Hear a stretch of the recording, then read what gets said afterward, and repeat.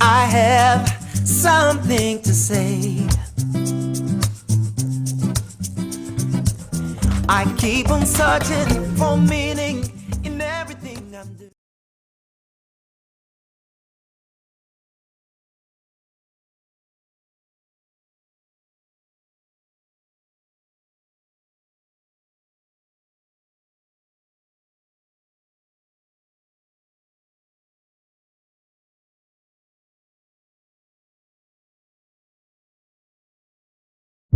I have the pleasure to present to you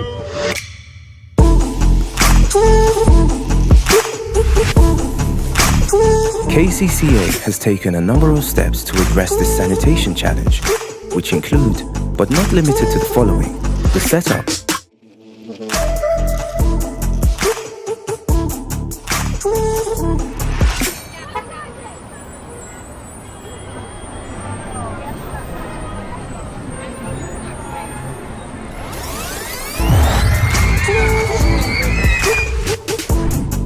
Hello?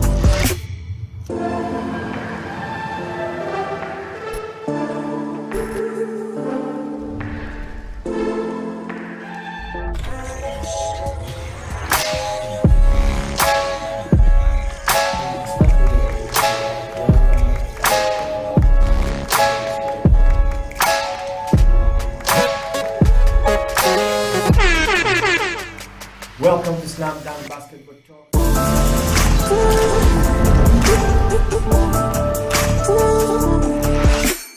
A wise man once said, "The future has a name, and its name is hope. A tiny flicker of light that feeds on hope is enough to shatter any shield of darkness." At Mandulus, we really believe.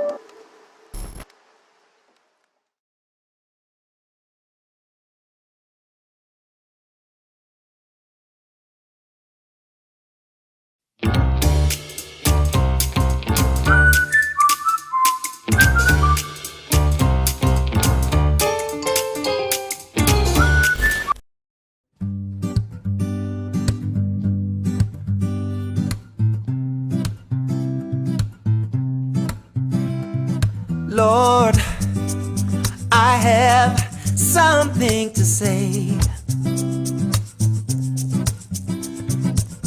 I keep on searching for meaning in everything I'm doing. They say you listen to everything we say. That's why I'm calling and asking for you to lead the way. Yeah, I'll keep on walking, keep on walking. Please, Lord, lead the way. Let the children sing now, yeah. Keep on walking, please lead the way. Yeah, I'll follow. And I'll follow. And I will follow. I'll follow. Lord, sometimes I get afraid. Then I remember what the scripture said. They say you listen to everything we say, and that's why, Lord. And now I'm calling and asking for you to lead the way. Yeah.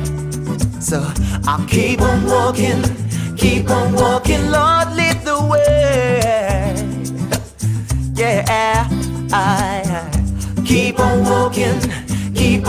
walking, Lord, lead the way. Yeah, and I'll follow. I'll follow. I will follow. I will follow. Yesu, mkwano wange. Yesu, tata wange. Yesu, subi yange. Kamugoberere, kamugoberere. Keep on walking, keep on walking, Lord, lead the way. Keep on walking, keep on walking. Please, Lord, lead the way, yeah, yeah, yeah. And you know that I will follow, yeah. Oh, I will follow. I will follow you, Lord, yeah. I will follow, I will follow. And I'll keep on walking, keep on walking. Let the children sing, let the children sing, yeah, yeah, yeah. Keep on walking, keep on walking. I will follow. I will follow you, Lord, yeah.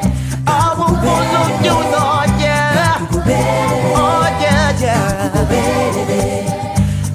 Kampala means follow you. And I will follow you, oh Lord. I will follow.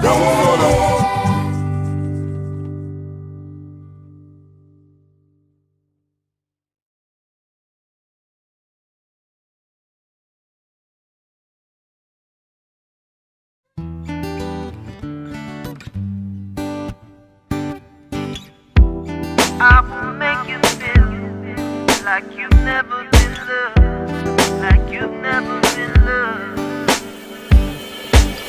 Hey baby, it will take a lifetime for us to be over, sweet baby. Heaven will sing when we have each other. You don't have to fear, 'cause I will make you feel, I will make you feel like you've never been loved before. 'Cause I'll give you love like you've never been loved before. I will make you feel like you've never been loved before. 'Cause I will give you love like you've never been loved before. So don't be bothered by what your friends say, 'cause they don't know my love. I'll hold you, I'll be your shoulder, and you will never cry. You don't have to fear. No, no, I will make you feel, I will make you feel like you've never been loved before. 'Cause I will give you love like you've never been loved before. And I will make you feel like you've never been loved before. 'Cause I will give you love like you've never been loved before. Listen baby, I know you've been searching for a real man who will love you for who you are. So don't look further, here I am, if you let me in. Mama told me if you find the one, she's worth fighting for, and here I am. I will give you all that I am, if you let me in. Love will set us free, yeah, if we'll let it be. And I will make you feel like you've never been loved before. 'Cause I will give you love like you've never been loved before. And I will make you feel like you've never been loved before. And I will make you feel like, yeah, oh, and I will make you feel like you've never been loved. 'Cause I'll forever ever give you love like you never had, like a blessing from above. I will always shower you with love, feel like you've never been loved. 'Cause I'll forever ever give you love like you never had, like a blessing from above. I will shower you with love. I will make you feel like you've never been loved before. 'Cause I will give you love like you've never been loved before. And I will make make you feel like you've never been loved. Oh, 'cause I will give you love like you've never been loved before. I will make you feel like you've never been loved, like you've never been loved. I will make you feel like you've never been loved, like you've never been loved.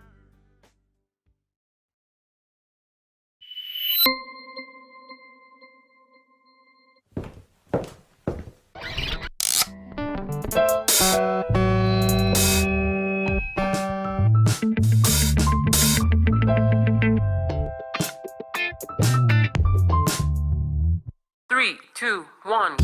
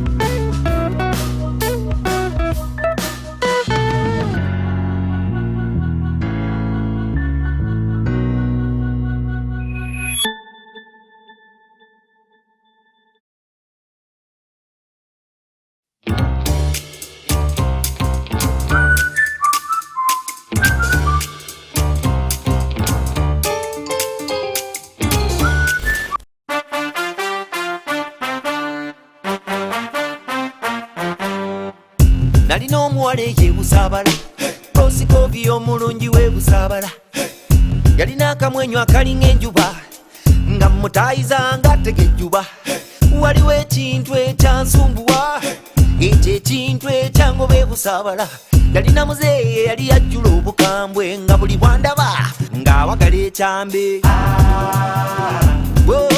kyekyangoba eyeebusabala kyekyangoba eyeebusabala kyekyangoba eyeebusabala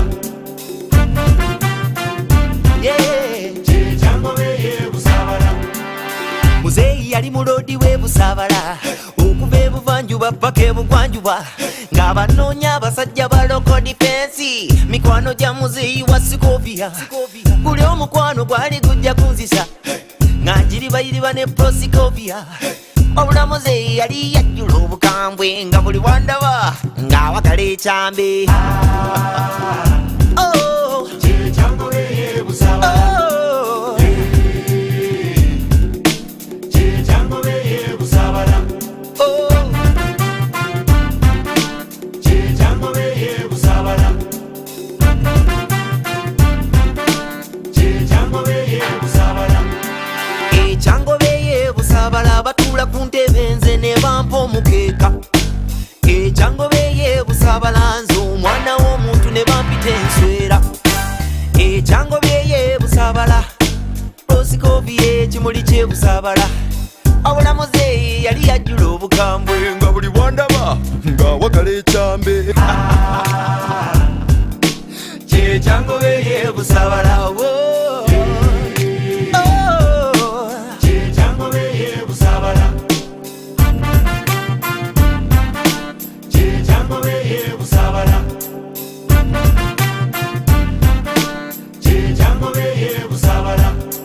ekyangoba eyeebusabala batuula ku ntebe nze ne bampa omukeeka ekyangoba eyeebusabala nze omwana w'omuntu ne bampita enswera ekyangoba eyeebusabala prosikovi ekimuli kye prosikovi oyo prosikovi ekimuli kyebusabala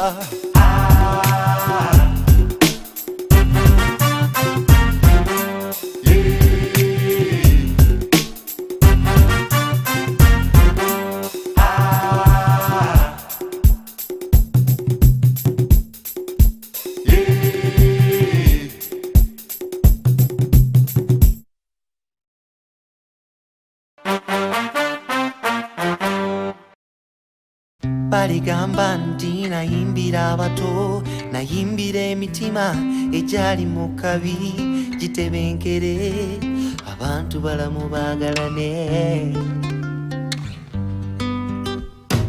Baligamba nti nafubira ku gita, abalala balwana, senga ndi ku gita, njagala bayige bewane nti twaliyo, twaliyo. Buli kyenkola kikolera balijja, Mungu anyamba abaana nneme kubaswaza, njagala bayige bewane nti twaliyo, twaliyo. Twakulira mu mulembe gwa kirya, twakulira mu mulembe gwa kirya, twakulira mu mulembe gwa kirya, twakulira mu mulembe gwa kirya. Children will rise taller than the mountains. I'd love to be a part of their foundation. I'd love to hear them say, we were there, we were there, we were there, we were there. Children will rise taller than the mountains. I'd love to be a part of their foundation. I'd love to hear them say, we were there, we were there. Every song I sing so they can be strong. My every heartbeat so they can love forever long. I love to hear them say, we were there, we were there.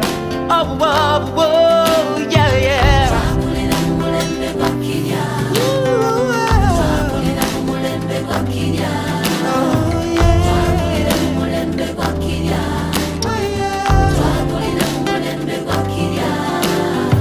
Mumulembe gw'ensozi empya baliwulira oluyimba luno ku rediyo, balijjukira ennyimba ezatuweweeza. I would love this song to be played on the radio for many years to come. Whatever it would be called then, we'll remember when we used music as therapy.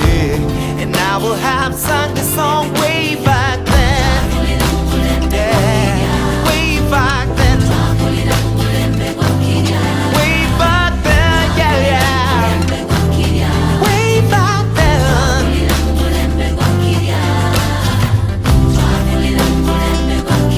Abaana bakule, abaana bayige, eggwanga likule.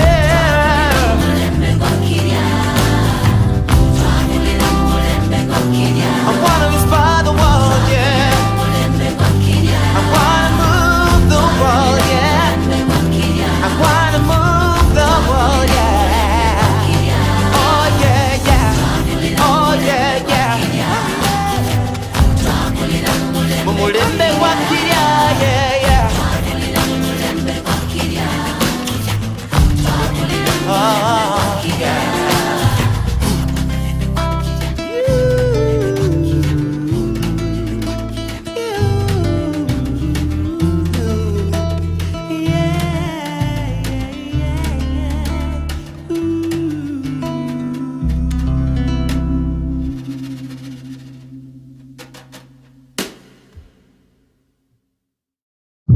I have the pleasure to present to you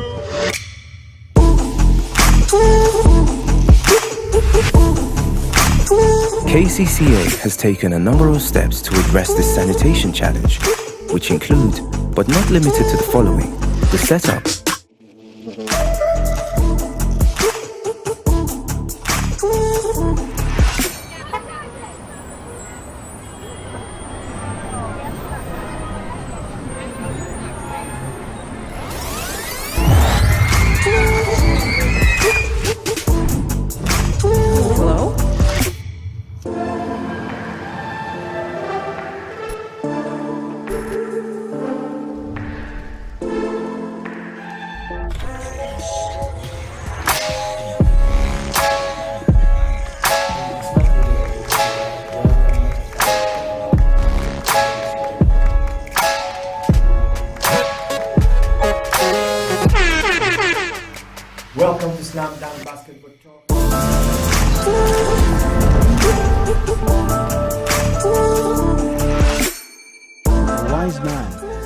say, the future has a name and its name is hope. A tiny flicker of light that feeds on hope is enough to shatter any shield of darkness. At Mandulus, we really believe.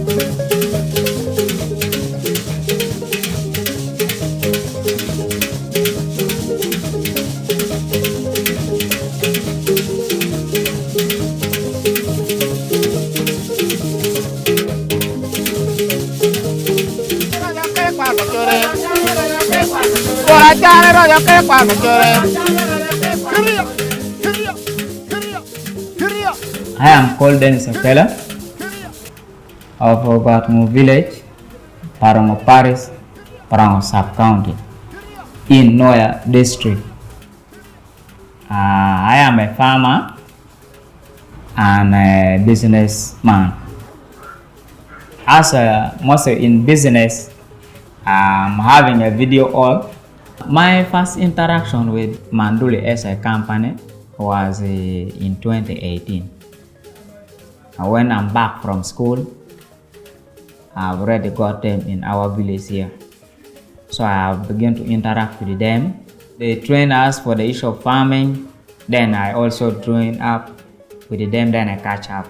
And as I talk right now, we are still moving with them. My name is Nyamungu Helen. I live in this community, which is in Gormu village, Parumbo Parish, Porongo sub-county, Noya district. I came in Noya as a farmer. Then I ended up with the school. I started the school in 2013 with 7 children. My first experience when Mandela came in 2000, it was 2020, when they came and told us that they are going to bring us light. We did not thought that it was true, but the good thing they did, they followed their procedure. They came and they brought us light. That's why we are very happy about Mandulis. My name is Dennis Upio. I live in this community, Guadnu, Porongo sub-county, Noya district. And I own this business, barber shop. Before, the community was using the generator. Immediately Mandulis came, we shifted from generator to power. Ever since I started using the power, my business began to grow. Because my customers, they came and cut their hair. That is one. They brought in phone for charging. My wife's also including in this business as salon for women. They just came and sensitized us that they are bringing light. But we were thinking that this Muzungu's thing doesn't come very fast. But the best thing they did, they came. Because the first house they built, air came and destroyed everything. We were thinking that maybe these people will not come because they wasted a lot of money. But fortunately, they came back because they were thinking of us who are here in this village.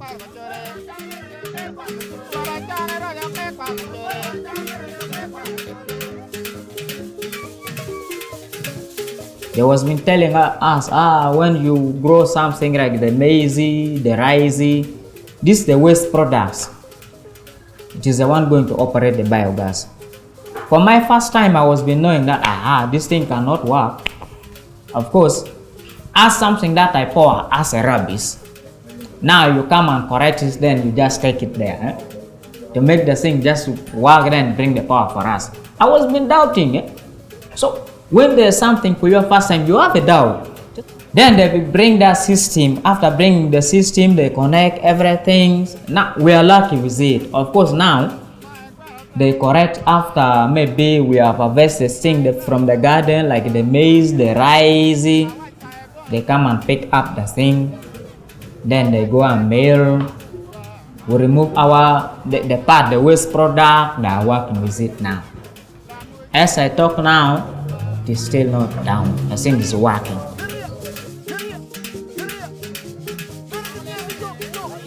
This power is at least giving some development here, because you see people are coming from many places just to do business here because there's power here.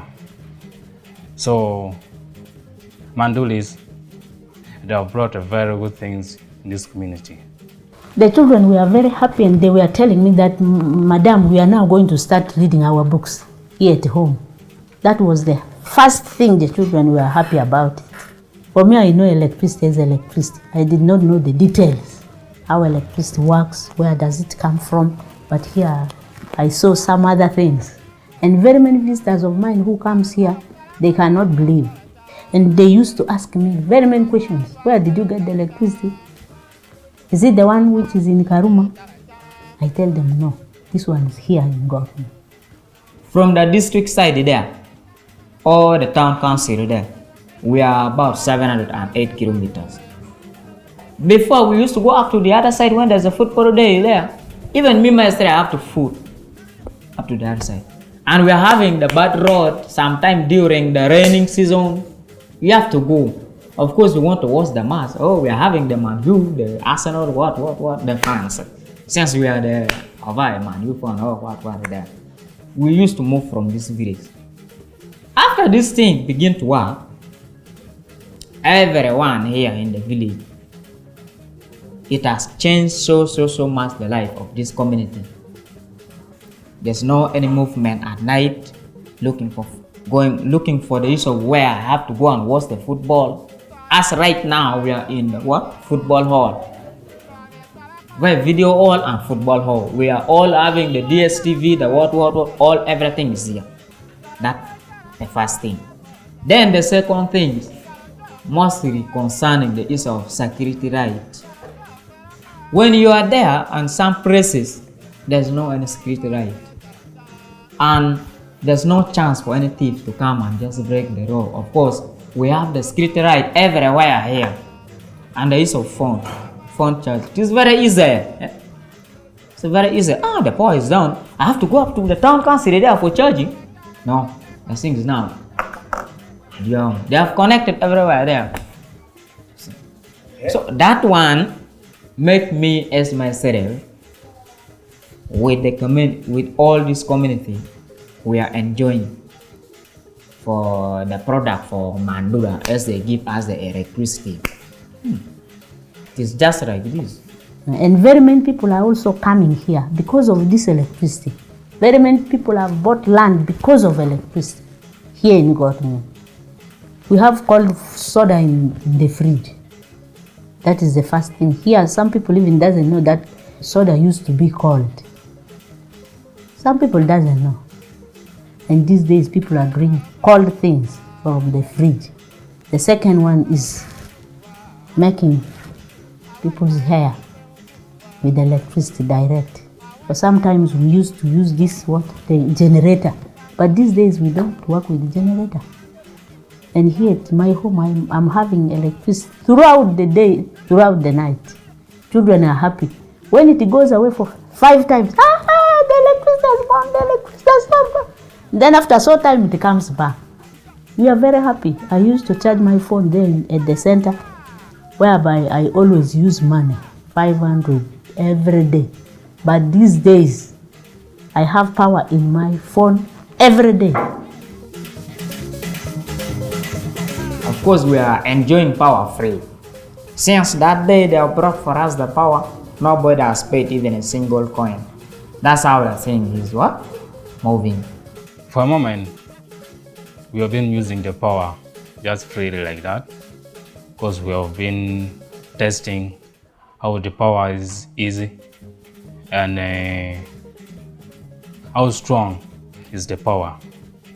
So now, when Manuel is now brought in the issue of payment, actually should not charge us higher.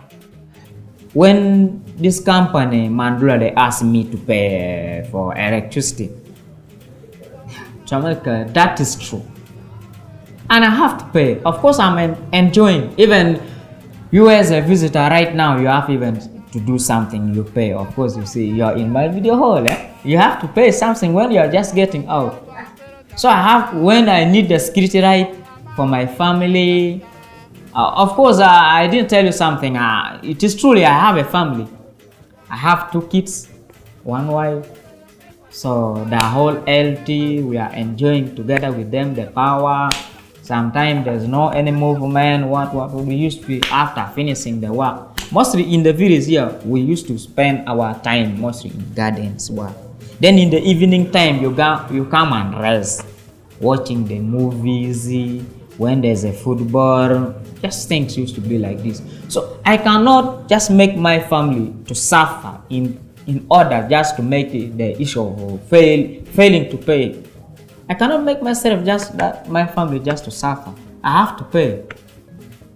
I so agree with them. Sympathy they have given for us. Even the government they said for electricity, that one from Ginger, they cannot give you once they have connected what I had. They cannot give you even 1 week that this connection and installation of what is free. Now you first just be like this, you enjoy power for 1 year as the company has given for us. So I'm so sure with me, myself, and as this community, of course, once they are doing business even, they will pay, and I will also pay as myself. I will be the first person to pay. I have to pay because I've worked with Manduli's electricity for 1 year. I have to say thanks for Manduli's also for what they have given us for 1 year. Because nobody can give you something for free here in Gotmu especially. This one, where do I see as this company Mandulas as they continue with us for something like 5 years? Anyway, I think it may be better than this. Of course, when I've started, the population of this community was few. Now, as I told, in business, they're coming up. So others are coming up from different places. They add that there's electricity here. So they have a chance for coming and doing the business here. What do you after 5 years? I'm expecting this one more than we shall be having more things than this one in this village. And even the local government or government themselves, they are going to construct for us the road. Of course, as I talk right now, before the power, before the electricity, we was not having the market day. We used to see them, the other side of Kampala, BRA, where there's those one. Of course, they even know by their side that when in Gotumu there, Parongo sub-county there, Parong Paris, when I reach there, everything is there. You can come and get the freezes there, you get a cold water, a cold soda, and such kind of those things make the attractions of those ones even to come and see how the place is. So we are receiving new faces every day in this village, and I'm so sure that maybe after some quiet years, not even 5, my expectation may be like around 3. The village is going to grow. Thank you very much. I want to thank Mandule in a special way for what they have brought here in Gotmu. I've seen very many changes here in Gotmu.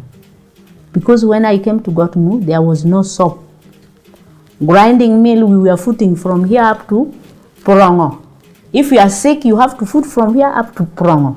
And there was no bridges. We were passing throughout the water. But nowadays, I've seen a lot of change. Thank you very much. If Chief's Mandulis continue like this, my business will go somewhere. For example, I want to extend this business into where people from different places will come and shave their hair here. And also on the level of my salon. So I want it to be somehow standard. I always thank Mandulis for what they have really done in this village. Because since other children were born, they doesn't know what electricity is, including my grandchildren. But what Mandulis has done, I really appreciate with them. I like it. I know we are going to get more things from Mandulis.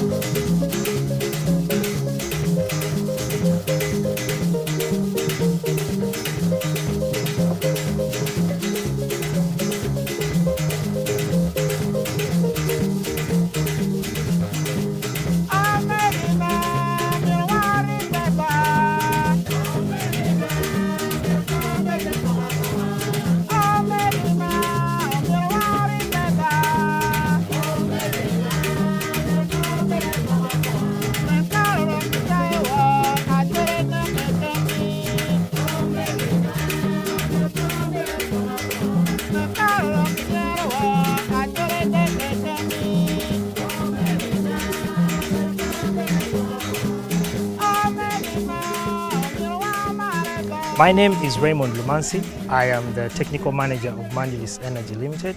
I am talking to you from our Gotngu Power Generation site here in Gotngu, Borongo Sub-County, Noya District in Uganda. After the farmers mill their crops, we collect the residue using the electric vehicles, which are actually charged here at the site with our renewable energy, and we utilize them in this machine, which is a biomass gasification plant. Let me show you how the whole process works, how we utilize the residues to generate electricity. So this is the plant, as you can see. Over here we have a reactor where the biomass is fed and partial combustion occurs inside here to produce a gas which is combustible. Now that gas is called a producer gas, and it is that gas which provides the fuel for this plant. The gas is sucked out of the reactor by this venturi system. The venturi system does that through a water circulation. As you can see, we have a pond over here that circulates water through the venturi system, which creates a pressure that pulls the gas out of it. In addition, it does cooling and cleaning of the gas. The gas is then moved to a cyclone, and as you can see, the gas enters at a lower level and exits at a higher level. This has the effect of letting the heavier particles settle down, and they can be removed through this valve after operations. The lighter particles, however, move up and they go to this combined filtration system. This system essentially has got 4 chambers. It has a coarse filtration chamber, which is filled with charcoal, 2 fine filtration chambers that are filled with rice husk, and a cloth filtration chamber over here. After this phase of filtration, the gas is moved to what we call the square filter. The square filter is essentially a series of cloth filtration. Now, once the filtration has been done, the gas is now clean and cool enough to be moved to the engine. After the gas has been cleaned and is now cool enough, it is taken through this pipe to the engine.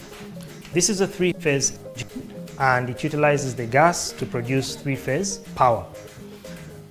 When the power is produced, you can see it is then stabilized by this machine. This is a power stabilizer, and is distributed through this main distribution board to the different loads on site. When the generator produces the power, it is stabilized by this stabilizer and then taken to the distribution panel, which connects to the control room where it's connected to the various loads. One of the major loads we have here is the non-carbonized briquette machine, and this is an anchor load at this site, and it is used to generate non-carbonized briquettes that cater to the Gotngu community cooking needs. On this site, we have got a total of 50.3 kilowatts generated. The biomass gasification plant produces 32 kilowatts of this 50.3, and the solar produces 18.3 kilowatts. Now, down here on the ground, we have 4.4 kilowatts of solar generated, and on the roof, we have got 13.9 kilowatts. Now let me take you inside the control room to show you how the power generated by both the biomass gasification plant and the solar is combined and distributed to the various loads on site and to the community through our mini-grid. The power generated by the biomass gasification plant and the solar combines in this room. This is our control room. Part of that power is stored on this battery bank. It's a 115 kilowatt hour battery bank, and this ensures that we have 24-hour power supplied when our generation technologies are offline. Then that power is also distributed to the various loads on site and to the community through the mini-grid. Some of the loads that we have on site include a water pump, and that supplies water for the community water needs. Another load we have here is a charging station for portable batteries. We have customers who are far away from the grid that we supply electricity through portable battery-powered ready boards. The batteries that supply those customers are charged from this charging station and are ferried to and fro their premises using our electric vehicles. And the batteries are ferried from the customer premises to the charging station by our electric vehicles. The electric vehicles are also charged here on site, and there's a charging port for 4 electric vehicles on site. Currently, Mandilis Energy is serving the community through the mini grid, and on this mini grid we have got 100 customers connected. Of these 100 customers, we have 28 businesses, including 9 retail shops, 4 hair salons, 4 video halls, 3 drug shops, 4 grain stores, 1 restaurant, and 2 schools and 2 bars. And this is how this project of Mandilis Energy is improving the lives of the people here in this community in Gotnu, Kurongo Sub-County, Noya District, Uganda.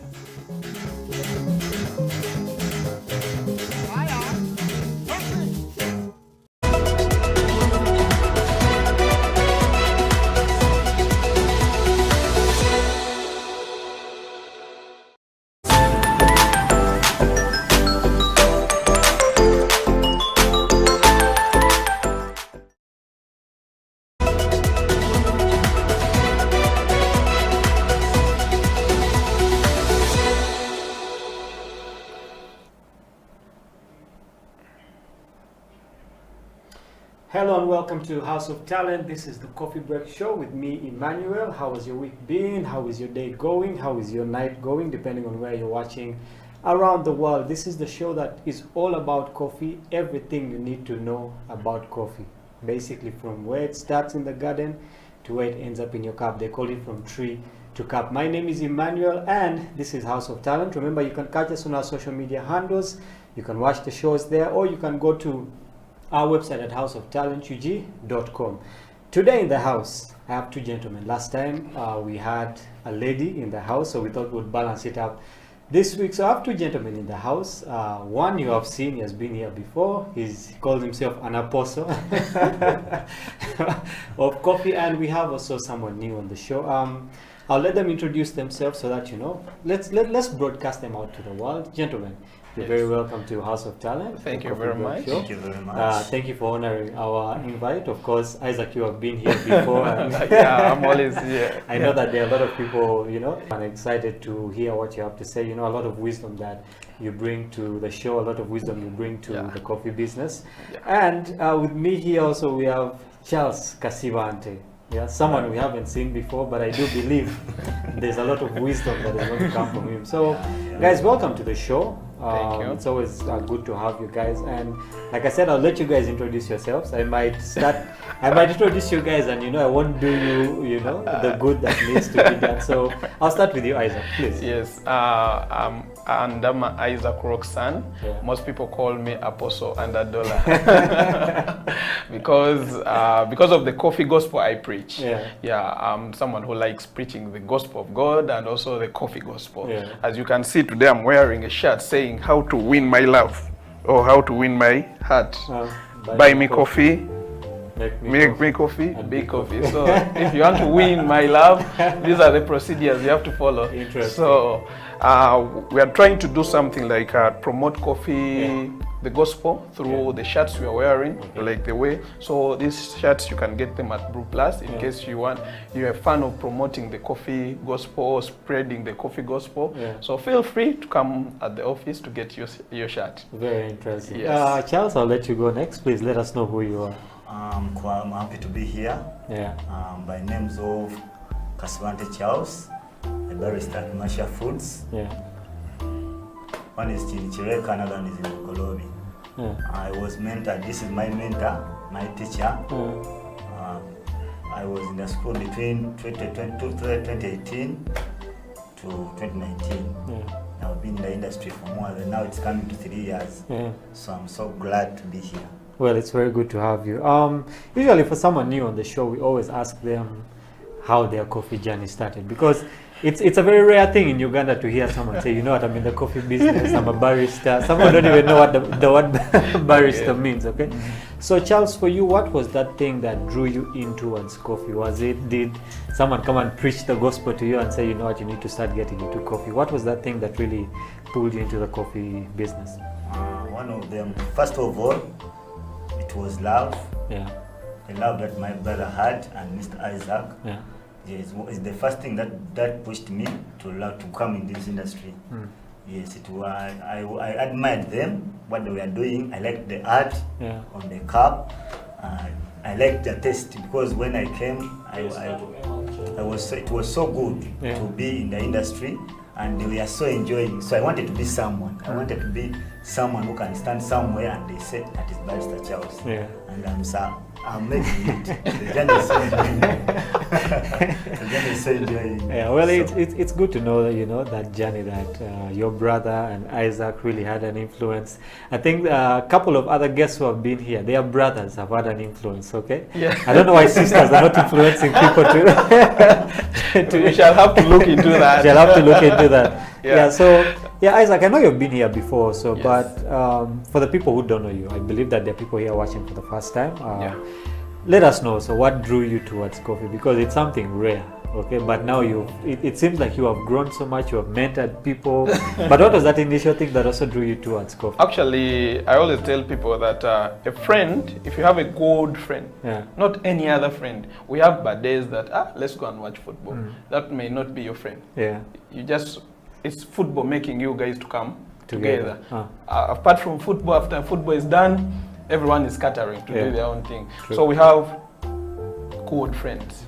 Now a good friend is someone who is going to look at your situation and tell you, man, there's this gig here. Can you manage to adopt to work? Can you manage to learn? So I learned coffee through a friend also. He's like a brother to me. So this guy also introduced me to his boss. At the end of the day, the boss liked me because I had that engineering part of it, and I also had adopted the new culture of coffee with me. So on the other side, I'm an engineer. On this side, I'm also a coffee gospel preacher. Well, it's interesting. So yeah, that is how he drove me into the coffee business, because he saw me as someone who could catch up quickly because I'm a fast learner. So, and at the end of the day, I never disappointed.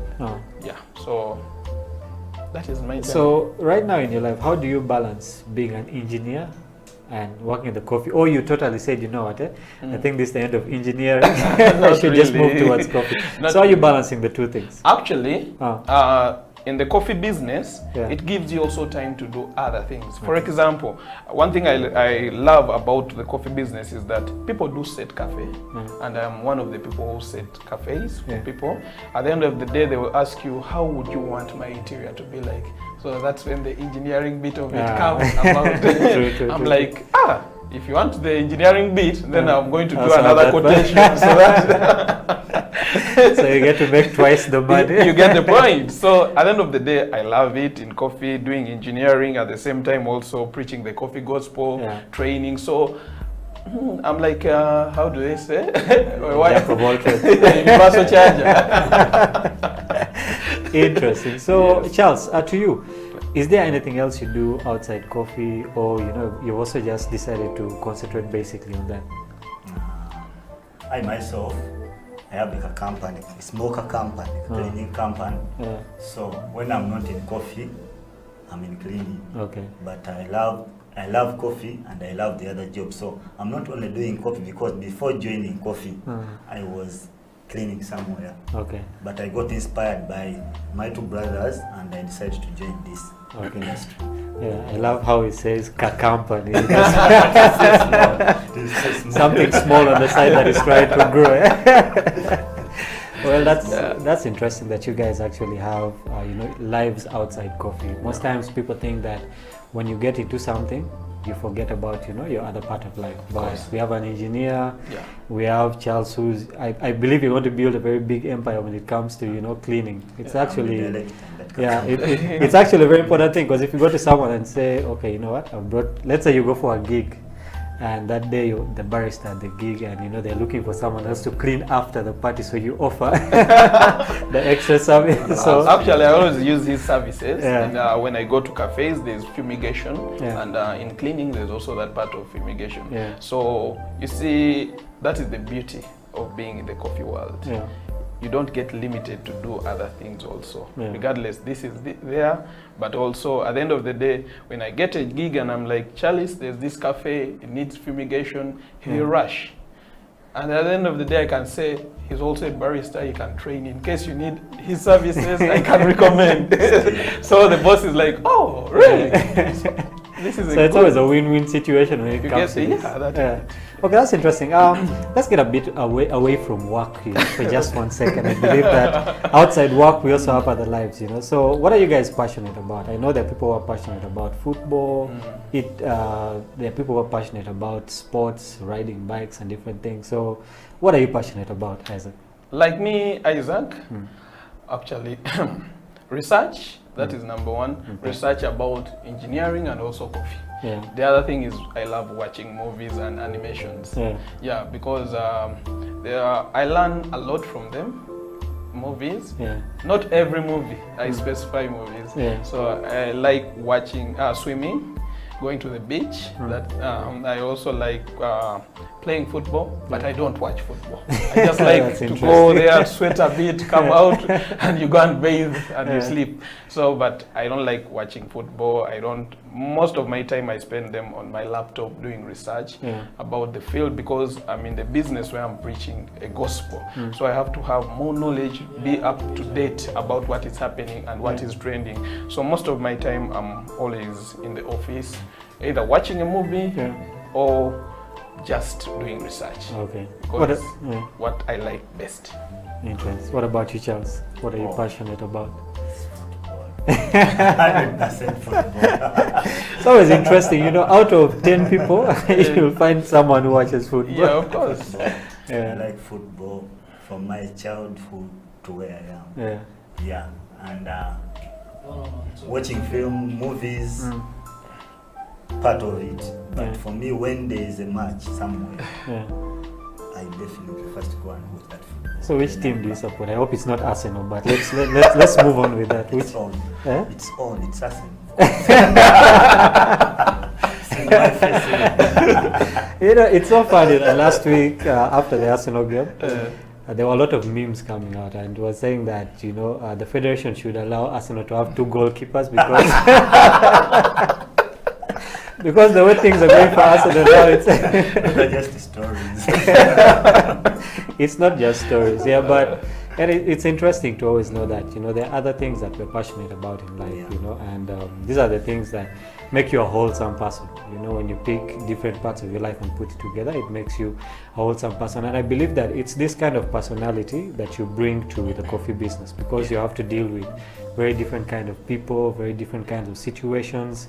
Imagine you get your barista at a certain gig, you know, you get this customer who's passionate about Arsenal. So, you know, so you end up making different connections like that. So to Isaac, we know that you're the CEO at Brew Plus Lab, which has brought out very many students, Charles inclusive.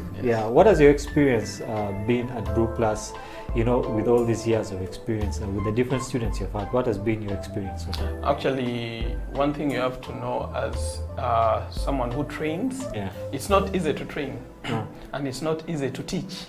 He can tell you that, because I know at some point he's at the cafe and the boss is saying, Charles, I brought in some new member, can you train them? So he can even testify about that. So at the end of the day, it's not easy. One thing you have to learn is, like, everyone that comes to the lab or the training academy has different characters and also come with a different mindset, because now you have now I have a doctrine I set and the syllabus I set to everyone that comes, whether you're from another coffee school, but here you come and learn the Brew Plus culture, coffee culture.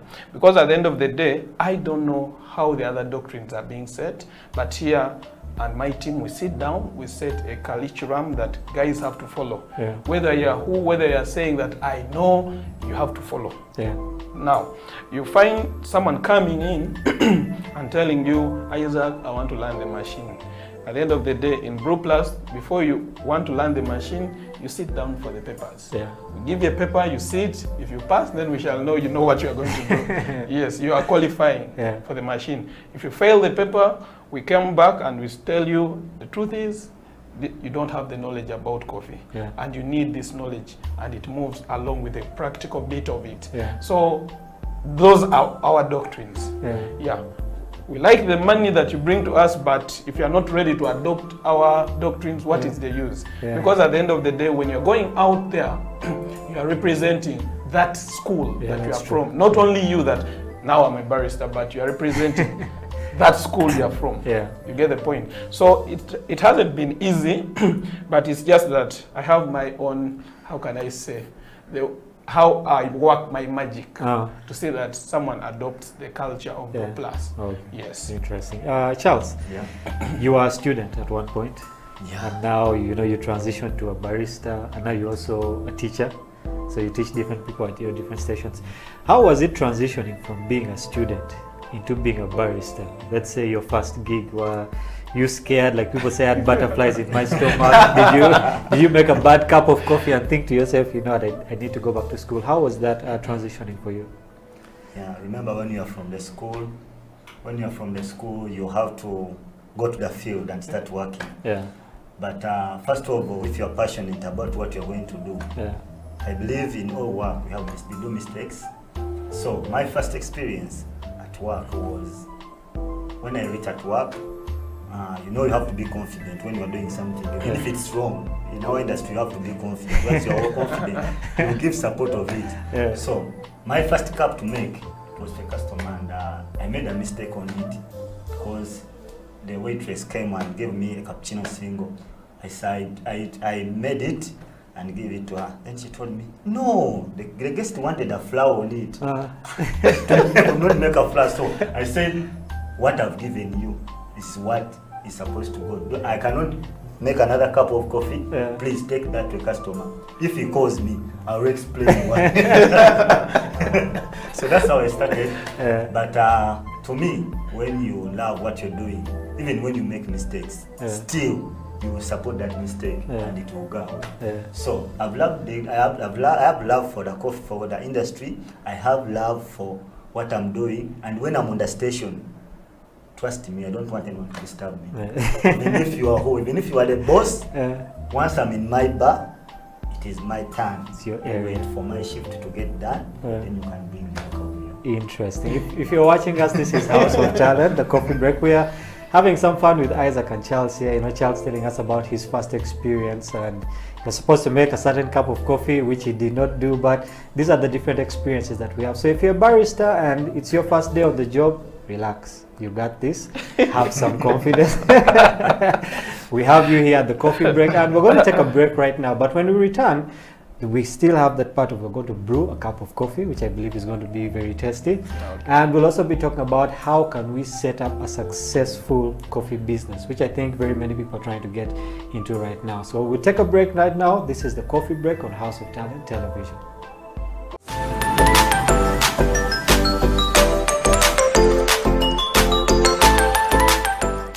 Welcome back to the coffee break on House of Talent Television. My name is Ateng Emmanuel, and this is the show that is all about coffee. Remember, if you know someone who's a barista, who's a kappa, who grows coffee, and you think they need to be on the show, you can always contact us. Let us know. We'll bring them here so that we can always change information. As you know, people in the coffee industry, it's a growing industry and we need to support each other. But if you just love the show, you can always tune into House of Talent Television.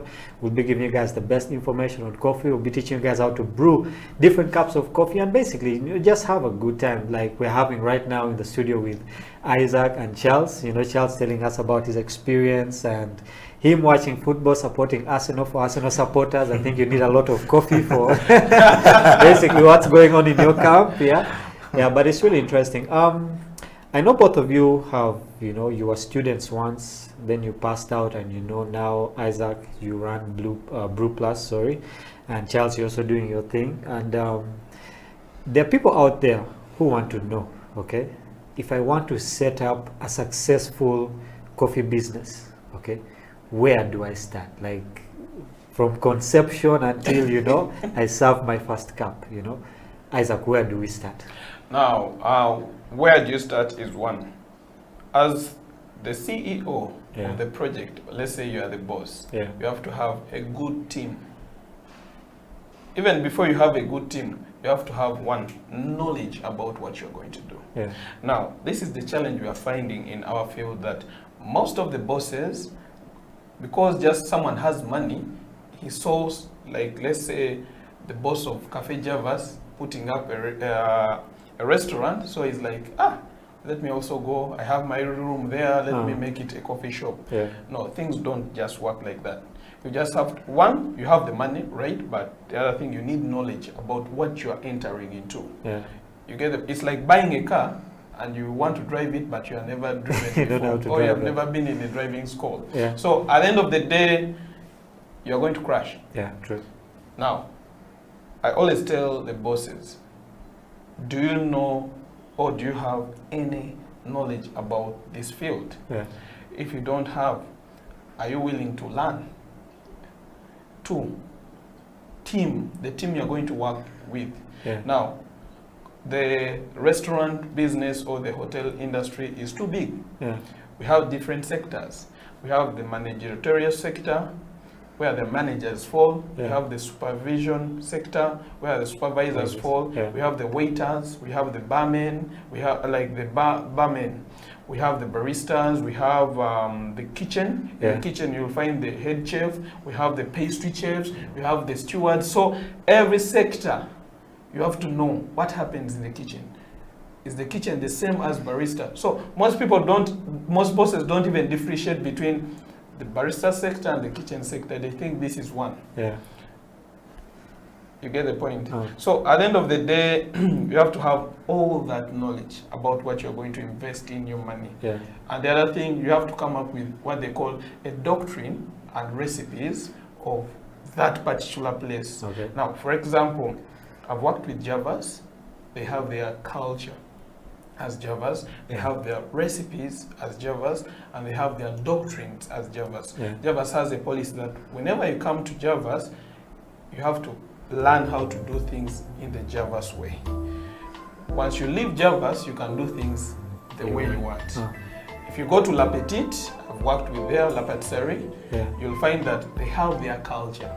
The way they serve certain things is not the same way that like Javas does it. So all these, as a person who wants to invest money in the restaurant business, you have to have a system and a team that helps you come up with either that system or you build up that system as you, so that you know that here, this is our recipe, here, this is what we do, here, when someone joins, this is what they do. Okay. To Charles, you're running 2 businesses now. Okay, you're running a cleaning business, then you're also doing it with coffee.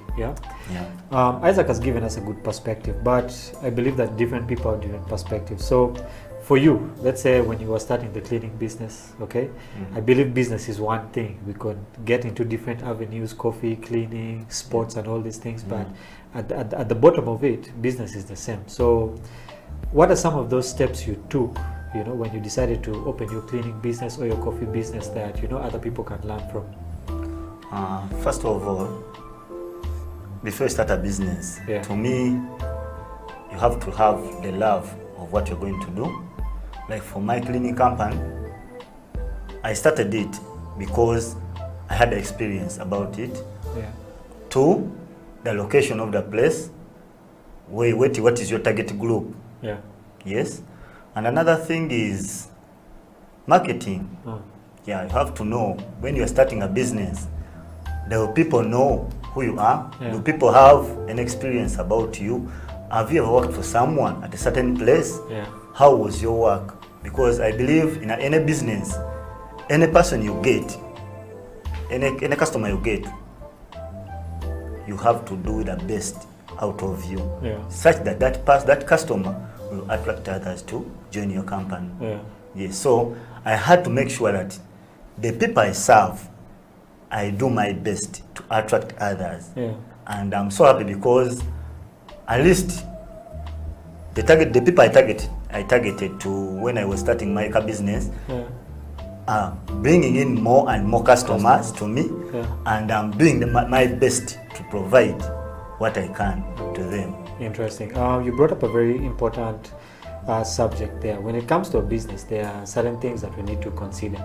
He talked about the target audience. Yes. Isaac, when you are starting the Brew Plus Lab, yes, what was your target audience? I believe you sat down and said, you know what, this is the group of people that I need to target, and this is the group of people that are maybe going to bring me the most income, or these are the group of people who are going to come for lessons and all that. So how did you come up with your target audience, and what is the target audience? One, around me, I had what they call friends. Now, the best people who are going to market your product are your friends. Now, once, like for example, Brew Plus, you train one person, they'll go and preach the gospel and say, I recommend you to join Barista. Now, class attracts class. True. If you have a good product, it will always attract people who want it.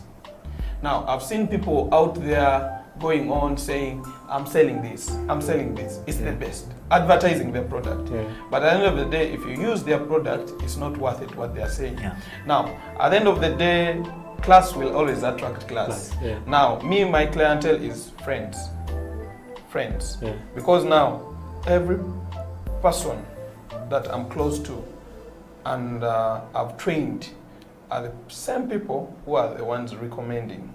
So majorly it's friends, family, because they support my hustle. You get the point? It starts with the people around you.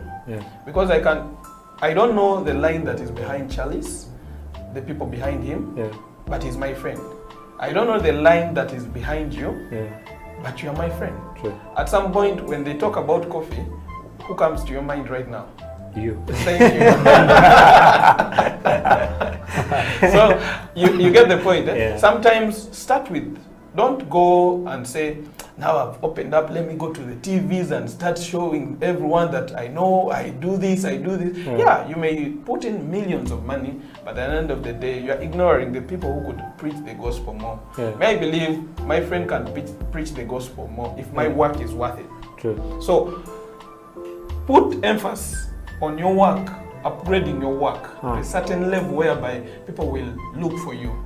You know, the poorest man on earth is not the man without money, but the man without knowledge. So at some point, knowledge, look at King Solomon. He's rich because of what? Knowledge. True. So at the end of the day, you need knowledge and money will find you. True. So a good name is also better than precious riches, not so? So which means make a good name, and because of your good name, everyone will come back to you. There's a scene that has been going on with Javas of recently. Javas is a big brand. But at the end of the day, if you have to look back on the scene, you cannot take it down easily because of something small. Now, a good name is better than precious riches. So work on your name, other things will follow you. That's very true. Just to add on what, please. Just to add on what Isaac has said, ever since I met Isaac in 2018, he has been the same person up to today. I think humbleness and putting yourself down with everyone you associate with is the best way to learn a business. For me, the people that I always serve in my company, I have to be always down. You have to be always down, equal to anyone you find in a place. Ever since I met him, and whenever I make a contact with him, whenever I call him, he's always there. He has never bragged at any one time on us that I'm here in a lot, I own a company, so you can't just come, you pass through this one to meet me. So he has always been there, even when I call him at night, in the middle of the night, because you know, in our industry, you keep researching and you keep contacting the people who are ahead of you, because I believe he's ahead of me in the coffee industry, so I always disturb him. I keep on disturbing him. I keep on disturbing him, such that I want to reach at a point where at least I'm sitting on the same table with him. Yes, because I believe even those guys who are coming, they're from down. meeting us, we have to be humble to them for them to learn. But if we brag, there's no way we can teach each other. Very true. I like what you're saying there. And we're going to go into another break. What we're discussing is really interesting. I know people don't want us to even go into a break right now, but we're going to go into a break. And when we get back, there are certain issues that are basically facing the coffee industry right now that we need to talk about. You know, for example, the issue that happened with Javas and all these things. And there are things that we should talk about that will help other baristas who are coming up. We'll take a break right now. This is the Coffee Break on House of Talent Television.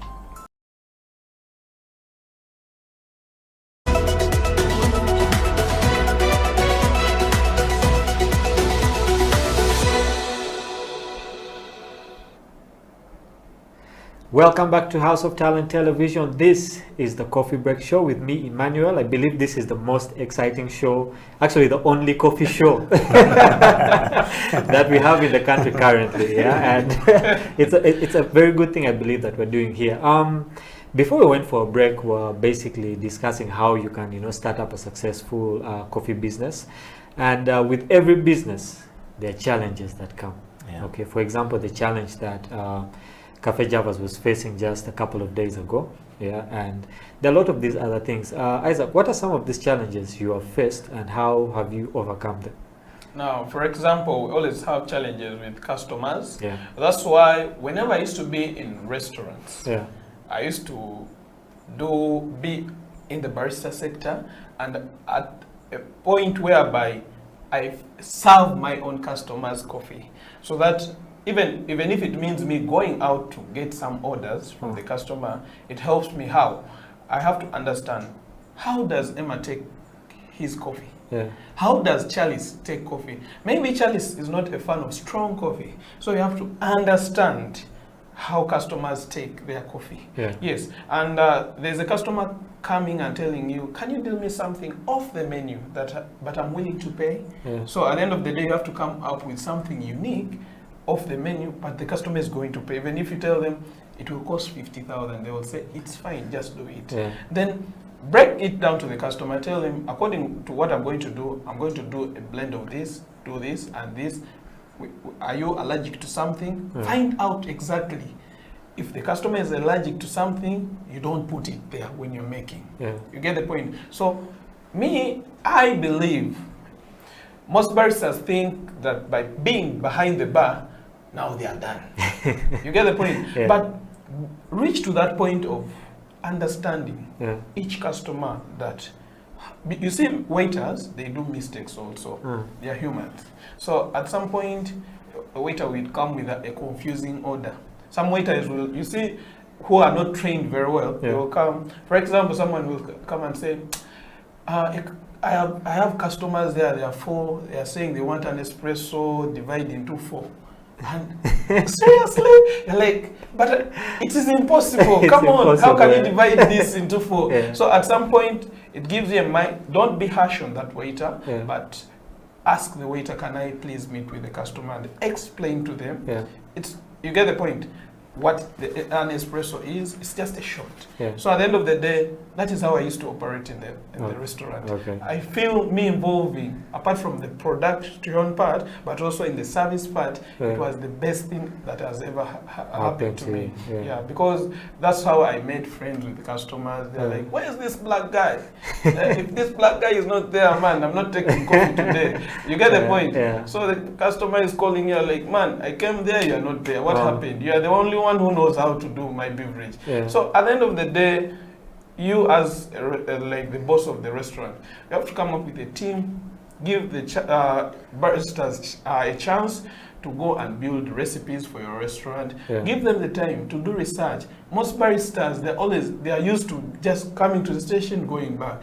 The only time they are meeting the boss is when there's something big that has happened. Maybe a client is saying, today this guy's coffee is not good. So you as a boss, love the baristas, be part of the team. I have seen bosses whereby he's asking, where is this going? He picks the tray, he takes, it is his business. Lead by example. Don't be in the office, say, I'm paying him. You see the point? Don't be harsh on these people who are doing production. You get the point? A barista is having a lot on the mind during production. Orders are flying in like jet fighters. So at the end of the day, you as a boss, you're also coming to stress him. So they're dealing with a lot. It's not easy to be behind there. I know what is there. The next day you're hearing a customer saying, man, I didn't order for this. What is this? Take it away, pouring it on him. So these guys are dealing with a lot. So at some point, you as a boss, you have to be calm with the people in production, or else you are going to make them hate their job. Yes. So a couple of things you've said there. One, you have to brand yourself. You know, people are looking for you. If you're not there, nothing is happening. So you have to brand yourself as a barista. Then too, you have to know how to work with people. Not only your customers, but also the people you work with, you know, in the station. And also, like he said earlier, you have to be down to earth. Even if you're a boss, you know, don't sit there in your office and, you know, throw out orders. Come down to the station and work with the people. I believe that when you work together, you can go further. Okay. Before we get into brewing a cup of coffee, I believe that for every industry, you know, especially now for coffee that is growing, okay, there are very many people that are starting to come into it, okay. And with all these different people, there are different perspectives, different recipes when it comes to, you know, the coffee shops, and different schools with different doctrines, different ways in which they do things. And I believe that at a certain point, no one wants to support the other because everyone wants to climb where? Up to the top. So everyone is being secretive about this and that, you know, not giving out, you know, the kind of stuff that they do at their school. Maybe I'm a barista, I came up with some very good recipe, I can't tell the next person because, you know, it might hurt me. Yeah, so to Charles, I believe that this is a problem that is there, okay? So how do we deal with such a problem whereby no one wants to support the other, yet this is an industry that everyone should come together and actually be growing? How do we deal with such an issue? First of all, I'll talk about the people who are feeling proud of themselves. Because in our industry, first of all, being down to earth, it means you have to help each other in what you're doing. In an industry that we are working from, but the challenge we are facing are the people who are lacking the love of what they are doing. Yes, you may be a barista, we are working on the same station, but you are looking out for money. Me, I have passion for what I'm doing, whereby I'll always feed you information that you are not going to take inside you. Now, when I come in the following day, we always do recapping. We always do briefing on what before starting a shift. You do a briefing and you find that someone is totally green about what you were doing, what you talked about yesterday. Now you lose morale on helping that person. Yes, another thing, Isaac talked about the customers. I thank this television for keeping people know about coffee. There are few televisions that give out such information about our industry. It is still low. People don't know total about coffee. You receive a customer in the restaurant, he tells you, I need, you give me a coffee beverage. For example, you give me espresso. He just reads it from the what? From the menu. You do espresso, you serve espresso. It calls you because in our restaurant we always go and make a follow-up to our customers. How was the taste of the beverage I served? So you go there, the customer tells, hey, what is this? I don't know what you gave me. You know, Bichi? I said, that is espresso. You have to explain espresso. Then at certain point, then he will tell you, I didn't know. Just bring me hot water and add on because I need too much of it. But this is too bitter. So we need to put up shows. I request Isaac to always make exhibitions, because by making exhibitions, a person who doesn't know any beverage, he will just know what espresso is, he will know what a cappuccino is. Different customers, they have different tastes. He talked about it. You go to a customer, you make taste, I need a cappuccino. If you don't make a follow-up, he will go. But at Java's, they are making a follow-up. Now, the problem you face, he will not come back. But when you go to him, I personally have a customer who needs a hot cappuccino. A hot cappuccino.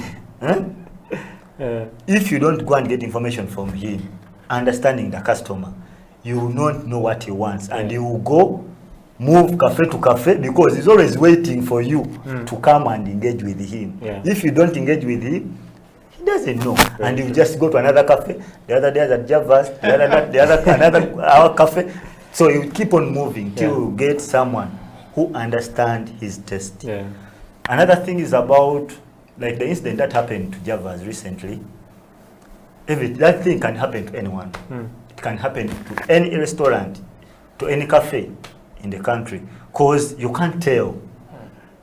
For example, you have come, I've made for you a milkshake, you have taken it away. How will I know what happened on the way? On the transit. Now, on the transit, in the process of taking it. Now, the more you come and you say, you put this in my, sincerely, we analyze that before the drink goes out, before the beverage goes out, we have to make sure it is clean and it is properly made. You get, so if you go out, you bring your information, the feedback that I found a rat in this, I found a cockroach in this. I cannot blame myself, the person who made it, and I'm happy if Javas didn't fire the people who made that milkshake, because you cannot tell. It was in the transit. The process of taking it, you don't know. You may go out and you put the back of You see, the challenge was, when you see that clip, the challenge was that it's very rare to find a rat in a shake, because I know how a shake is made. At some point, if it, not only a blend, even if you are using a shaker or a shake machine, trust me, you will end up blending that rat. In fact, you are doing a rat shake. So you see, if they found a rat's tail, it would be understandable. But they found a whole rat. But this rat was found after the milkshake was consumed. And it touched. And you went out, you came back. So it was funny. So one thing customers are forgetting, that we know how production is done. That's why I stand with Javas. Not that because I've worked there, but I know how the production is done. Even if it had happened to any other cafe that have been I know how things are done in the barista sector, and these guys are keen about. You see, the doctrine is like, before an order goes out, you have to triple check the order. You see, the order passes around in two hands. You have you who has made the order, goes to the head barista, who is always at the dispatch, and also the controllers. Now, up to the waiter. Now, 4 people, and you tell me one has not seen the problem there. So me, I stand with Javas. And I would like to say that those who have been going to Javas to have their meals, please go back, have your meal. And the other thing is, like, customers, please, before you leave the restaurant, first check your product. Yes, I know some mistakes happen. You find someone saying, I got hair in the food. Some slight mistakes happen. But at the end of the day, this one was really, I don't stand with this lady today. Well, it's interesting what happened, but also you can bounce back from that. I think we've reached to that part of the show where we get to brew a cup of coffee. I believe that there are certain people who wait for this part. They get their things together and say, you know what, I'm waiting to brew. And what we're brewing today is a French press. We have done this before, but I always believe that it's good to learn and it's good to drink, coffee from different baristas. So I'll hand it over to you guys, to just take us through what we're going to make, and just like we always do, just run people through the process, from start to finish. Over to you guys. Okay, so this is our French press. This is our goose neck kettle. This is our kettle. It's called goose neck kettles. Baristas outside there know what a goose neck kettle is. It's used for brewing coffee. Not like the other kettles you have at home. It's kind of different. So we have our hot water in the flask. Anyone can do this at home. You don't need to just have a big machine to do it from home. So I have my hot water in the flask. I open. I pour in my hot water.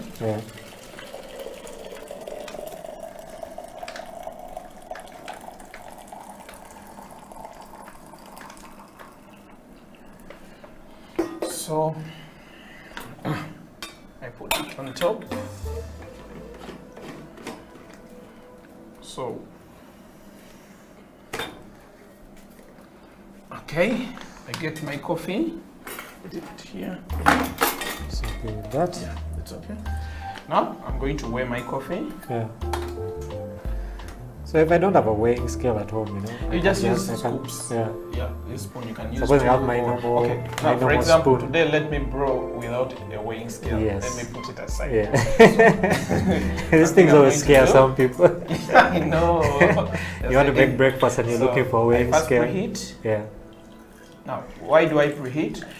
The rule of brewing hot beverages: never serve a hot beverage in a cold vessel. Or a cold cup. Oh. That is why we first preheat. Yeah. Now you can feel the temperatures. Yeah. They are hot enough. So after preheating, put that back.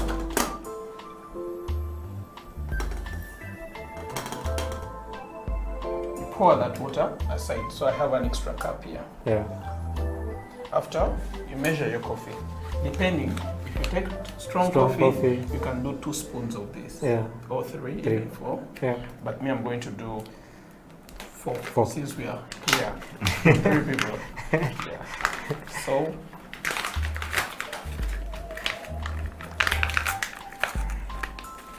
as we continue with the coffee, I just wanted to ask Charles, there are certain myths about coffee. The last time we came to Brew Plus, one of the guys in our production crew, he was chewing the coffee beans, and he said when he got home he couldn't sleep. Yeah. So to Charles, is it true that okay, not when you consume coffee, okay, there is that effect, sometimes you don't sleep, but if I chew coffee beans on a daily, does it have the same effect, okay, on me as if I've taken a cup of coffee? Would it kill that kind of sleep from me? Or it's different for different people? And that one happens to different people. Yeah. Like for some, you can find someone, a barista. Let me not talk about the people, the audience. Yeah. I'll talk about a barista. Yeah. He tells you, me, I'll take 4 shots of espresso to work out for me. Yeah. Now for me, when I'm at home, because I always have coffee at home. Yeah. So I always get 3 spoons of ground coffee, put in my cup, make a cup of coffee. I'll watch movies too. Now, chewing beans also almost the same, only that the other one doesn't have water. Yes, you chew it slowly, depends on that period of time you're going to chew your beans. Because you're not going to be like you chewing beanie. You have to chew slowly, taking your time, like our old judges, the old fellows, they used to take beans slowly. You take it slowly, you chew it slowly, it will work out for you. Okay. Yeah, so and the other thing you have to know about coffee, that coffee has caffeine. It's a natural acting stimulant, which means if you don't want to sleep, drink coffee. That's why I always ask people that, why do you drink energy drinks like, let's say, Rock Boom or Sting? Because you see, whenever I'm weak and I feel the body is weak, I should just take that. Take my Sting. Yeah. So if it's a stimulant, I believe that even for there are people who go to the gym. So if I take coffee before I go to the gym, will it have an effect? Yeah, because it takes you back to history. Look at the American G.I. Joes, where the history of Americano came about. Look at the athletes who used to go for to do the running thing. They used to drink coffee to help them boost their metabolism during that period of exercise. So it's always, I advise, once you're hitting the gym, first have a cup of coffee at least 30 minutes earlier, then you go on. It will help you boost that morale. And another thing to talk about, I don't need to we people who love football and who have ever played football, it is always advisable to take a cup of coffee after playing football, because it will bring back the energy that you have lost while in the field. So it is a good beverage to take after and before. Reminds me of a joke. I think your Arsenal guys need baristas. The energy they're using needs to be replaced. But so what level are we at brewing our coffee right now? We are done. I'm just serving the coffee. Okay. Yes. So if you're out there, you want to know more about coffee, we always have this show every week. You can always tune into House of Talent Television. We have basically hosted very many different baristas from different walks of life who have given us their experiences, their stories, and we believe that there are still many more who will be coming through here. If you're a barista yourself and you want to come onto the show, let us know. Send us a message. We will be very happy to host you because we want to grow this industry as much as we can. We need to support each other, just like Isaac is here, is supporting his students always. Charles is also here. And we've come to that part of the show where we need to say bye to the people until next time. I know that it's not a time that any of us likes. We could sit here and talk about coffee, you know, like someone said, till the cows go home. Yeah, but Isaac, any parting words before we go? I just want to say thank you to whoever has been supporting me, majorly my students, because they have really helped me in terms of recommending others to me. Now, I want to thank the team that is in Dubai, Kuwait, Qatar, Saudi Arabia, that is Musao, Abdul, that is Paul, all that, those are my students. I've trained them, they're happy, they have given me a lot of good feedbacks. And I miss those guys so much. I miss my lady baristas who are there that I trained, Jamila, that is Irene, Martha, all those, I miss them. Isaac, I miss them so much. Daniel, I wish they are home to see this. Charles, any parting words from you? Yeah, first of all, I will thank the House of Talent for hosting us, for putting up this show always. I'm so glad to be here. I will thank my mentor, my teacher, for allowing, because when he told me yesterday that you're going to be on the show, I said, because I've never been at one. So I'm so glad that I came and I shared my experience with the audience. I'm so glad with you guys. I'm glad with the team. So please, whoever out there, please keep trying coffee. It's a good beverage for everyone to take. I also just want to thank you guys for coming onto the show. I know that every time we call, you guys are there to come and be with us. I just want to say thank you very much. And to the production guys, I know they also can't wait to have this cup of coffee. They are waiting to get off the production just to get this cup of coffee, and we'll be sharing that with them. But thank you very much, our viewers, for those of you who have been on the show with us today. Remember, always tune in, always watch, send us messages. If you like what you see, let us know. If you need anything from us, let us know. If you want something that we should change on the show, let us also know. We are here for you. Isaac, Charles, and all these other baristas are here to give you different information. From us, have a blessed day. Thank you for spending time with us on the coffee break on House of Talent Television. We'll take it away with our cup of coffee.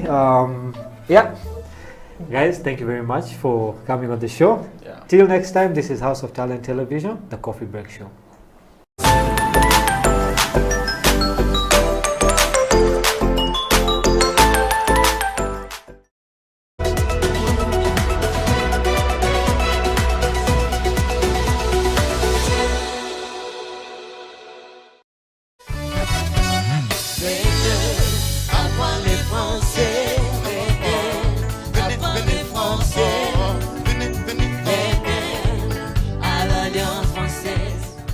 Bonjour, je suis très heureux de vous retrouver sur ce plateau de House of Talent TV pour cette nouvelle émission de Partage ton français.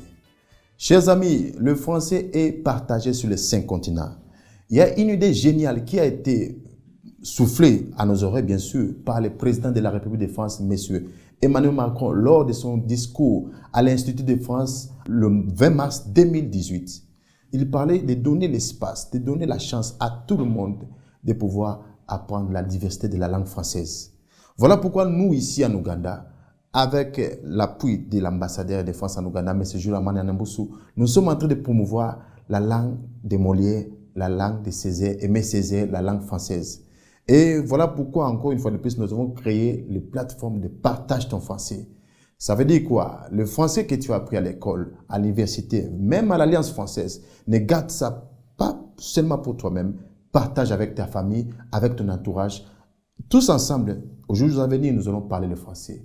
Merci, je ne suis pas seul, je suis avec mon invité d'aujourd'hui. Elle est ici pour partager le français avec nous. Elle s'appelle José. Et je pense qu'elle a une bouche, elle peut parler d'elle-même. Bonjour José. Bonjour Patrick. Comment ça va? Ça va bien, merci, toi? Ça va très bien, merci. Comment va la santé?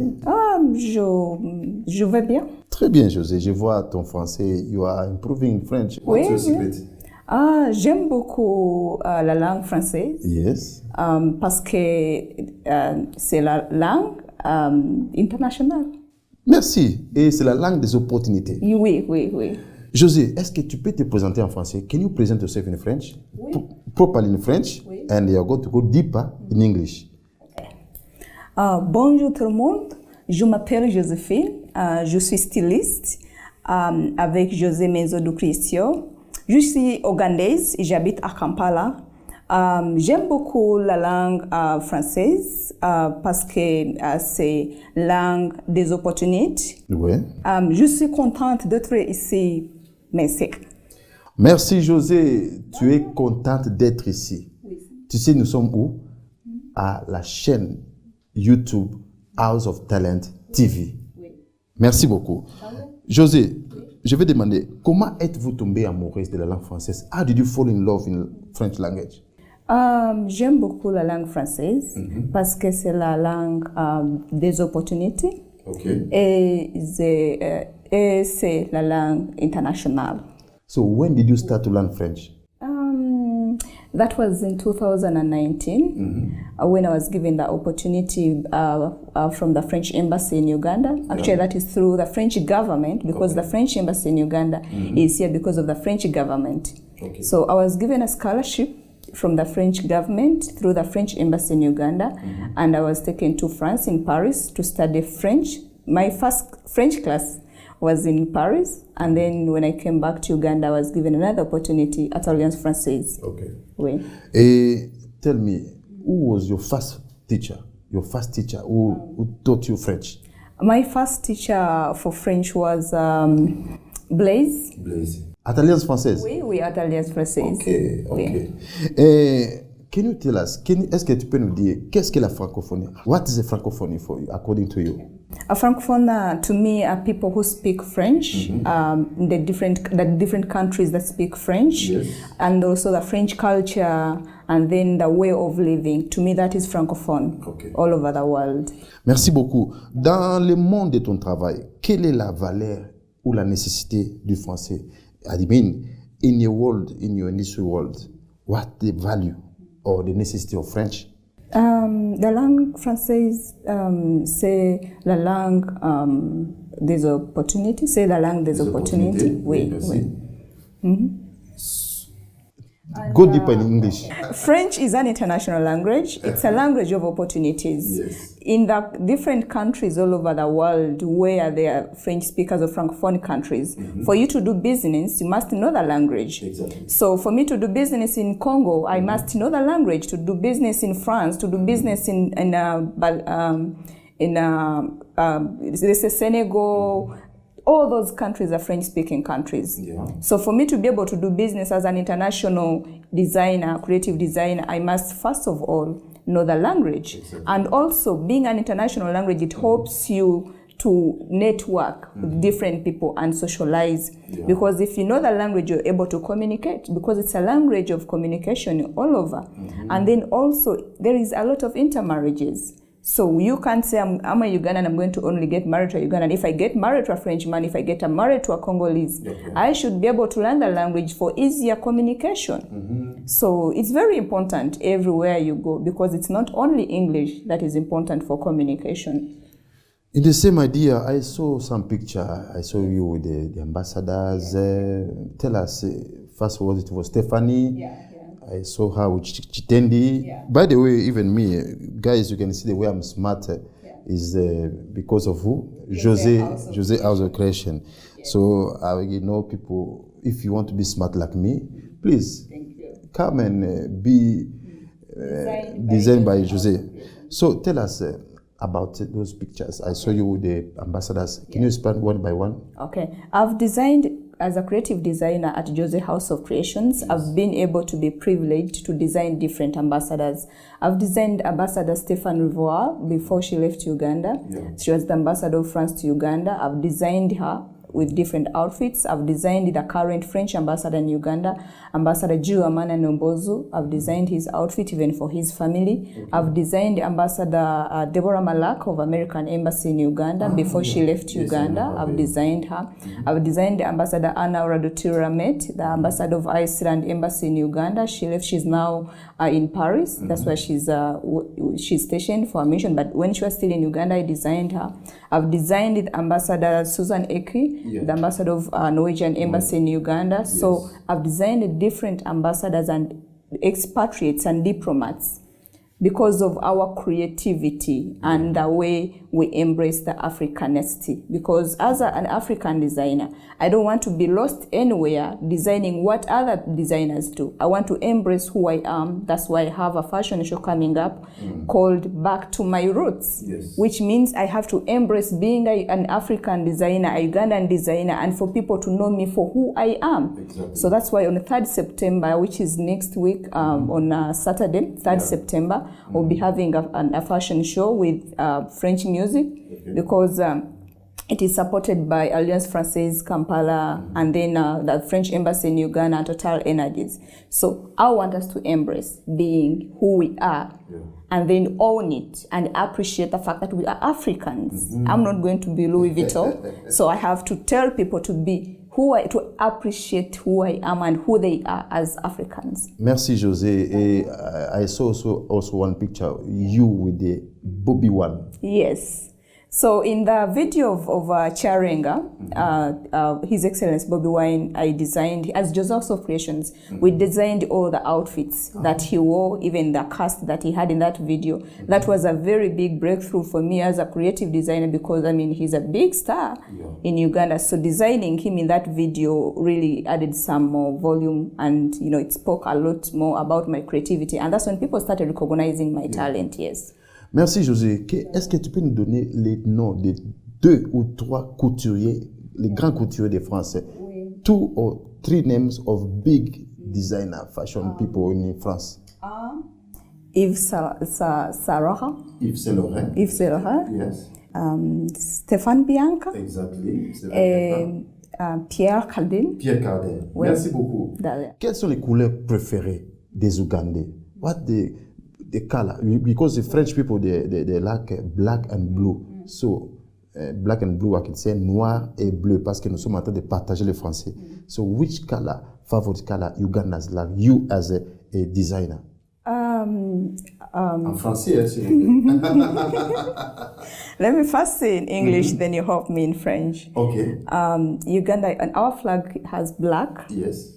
How does it black in French? Black, c'est noir. C'est noir. Oui. Et red. Rouge. Ok. Merci beaucoup.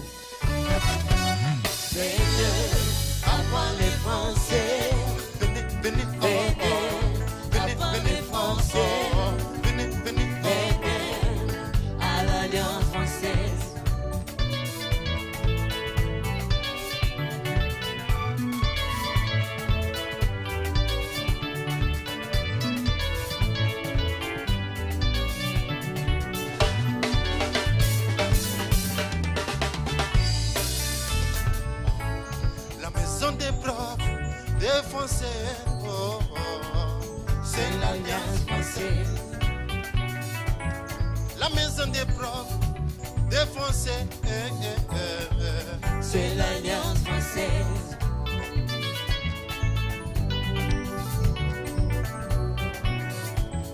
Une fille m'a posé une question. Pourquoi prendre le français alors que je lui parlais de la radio? Merci beaucoup. Josephine, what inspired you to join the fashion industry? And when did you start Jose House of Creation business? Tell us. What inspired me to join the fashion industry is my passion for fashion. So I love fashion so much. So before I was in media hosting a fashion program, but I wanted to do more than just being a TV presenter, but be able to do hands-on and more hands-on. So that's when that's what inspired me. And then I joined the fashion industry practically in 2017 when I quit my TV job, and I decided to settle into entrepreneurship as a fashion designer. I can see. Yes. How have you been able to establish yourself as a successful creation designer? First of all, my creativity in the fashion industry, it's more than what other people do. Yeah. Most people are just fashion designers. But I say I am a creative designer because I do more than just clothes, if you check through the different kind of works that we do. So that's what makes me different, and that with that I've been able to establish myself and be able to design different people. Also networking. So I do a lot of networking with different people when I go to events, and that sells me and my products, and the uniqueness and the passion I put in what I do gives it that unique touch that people find my work quite different from what other people do. The way you are talking, I can see you love your work. Yes, I do love it a lot. Thank you. Thank you. Thank you, because you can inspire many people also to love what they're doing. When and how was your turning point? My turning point came when I got that scholarship from the French embassy that saw me fly from Uganda. It was my first time in Europe. Okay. So going to France, staying there for that time, and everything was paid for by the French government. Mm-hmm. Like, imagine everything being paid for and you're not spending a single penny. That was my turning point. Wow. And also being able to get the entrepreneurship seed funding from the American embassy in Uganda, that is another government, American government, to finance my business. That was another big turning point in my life. So I treasure that a lot in my life. Thank you so much. You are mostly in the French networks. Yeah. Take us through that journey. Especially that day is going to, next month, what you say about connection between fashion and the French language. My network with the French community comes in through mostly the French embassy in Uganda, because I'm a beneficiary of the French government through the French embassy in Uganda. Mm-hmm. So that has opened many opportunities for me, and the ambassador has been promoting Ambassador Joe Amana Nombozo. I say merci beaucoup pour the opportunity. He has supported me so much through the embassy and personally, because I designed the ambassador. Even right now, he's in Paris. He traveled last week. But he left me with an order of almost 10 outfits that I'm designing for him. So that means a lot for me. And also through the French embassy, that whenever there is something, he makes sure they reach out to me to design a number of things that they want. Like during the time of COVID, I designed the branded masks for the embassy, and that is an opportunity that was so big for me in business.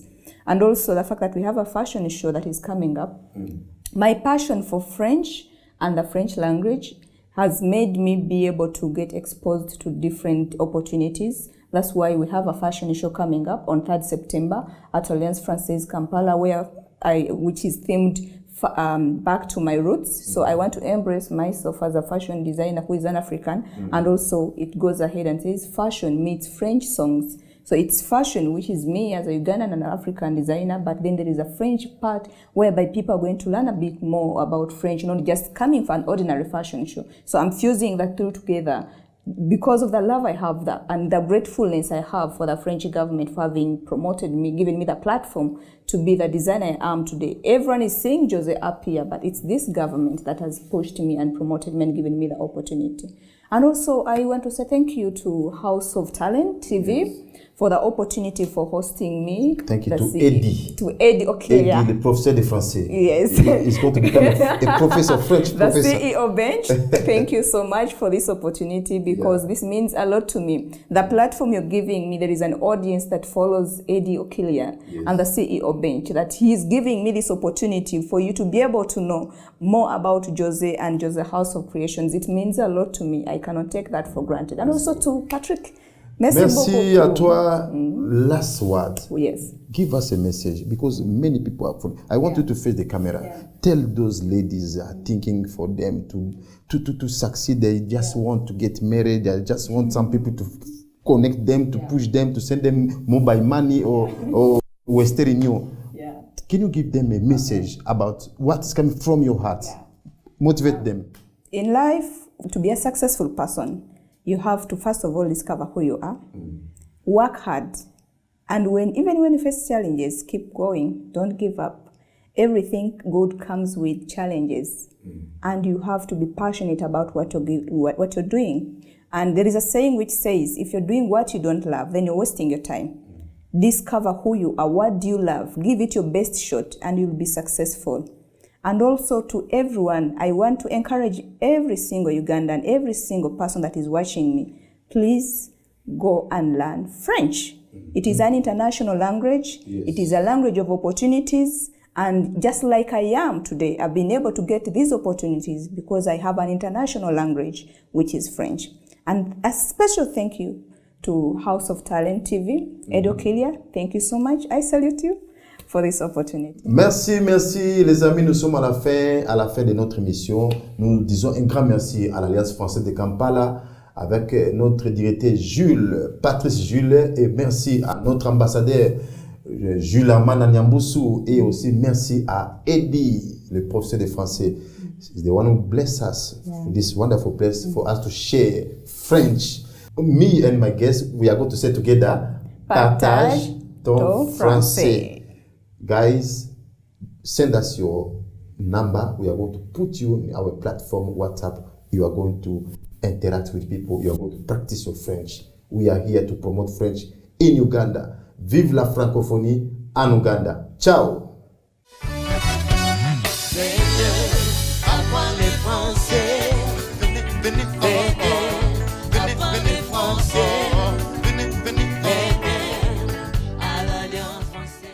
Baristry is not like something that you're going to learn and maybe at a point, yes, you may not get a job immediately, but it's a skill that you have in your head and you can actually invent and start your own business.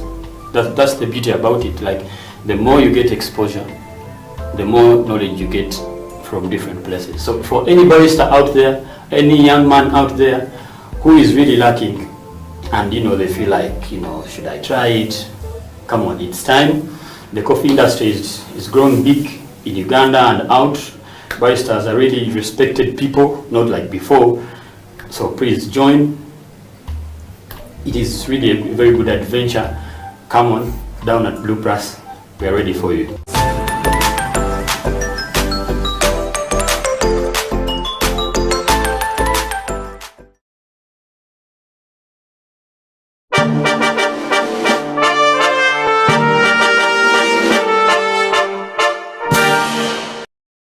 Even people are stuck in their own ways. For people who have had a chance to, say, work out of the country, you're dealing with people from different backgrounds, different cultures. Their view of the world is different. You cannot change that. The best you can do is get into that space and find a way of navigating through that. Okay. So I don't believe that what I've learned necessarily is going to go into, say, a big organization like Stanbic and change it. Yeah. If it may guide me along the way in terms of how to navigate, in terms of how to influence the leaders of that organization, but not necessarily kick the front door and change everything.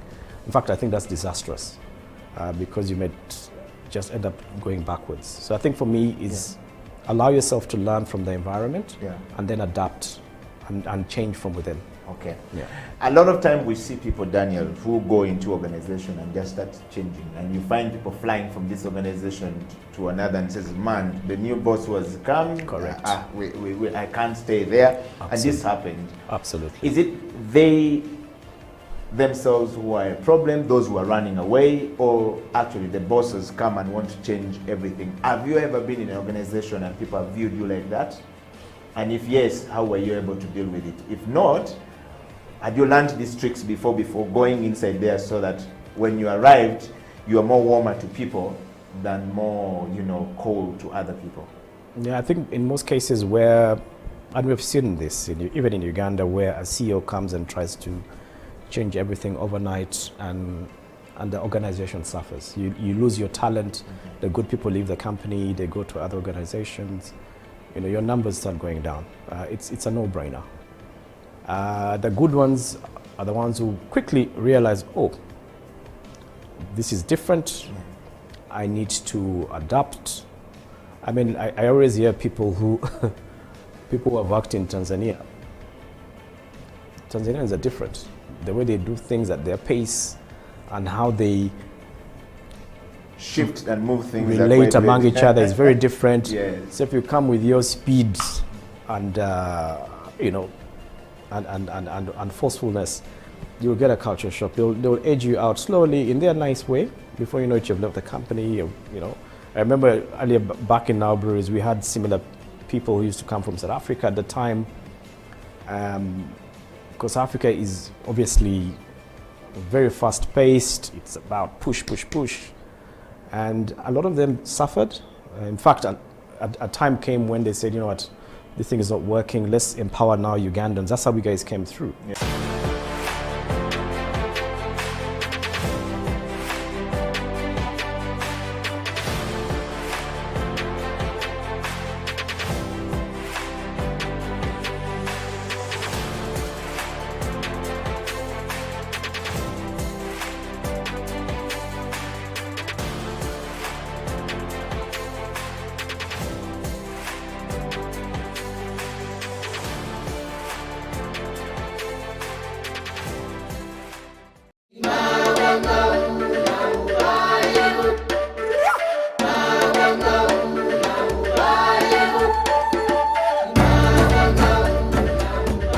I am Flavia Luanga.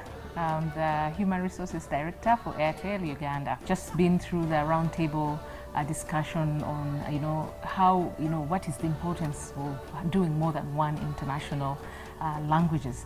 And we are doing this at Alliance Française. Personally, I believe it's important to know more than one international language.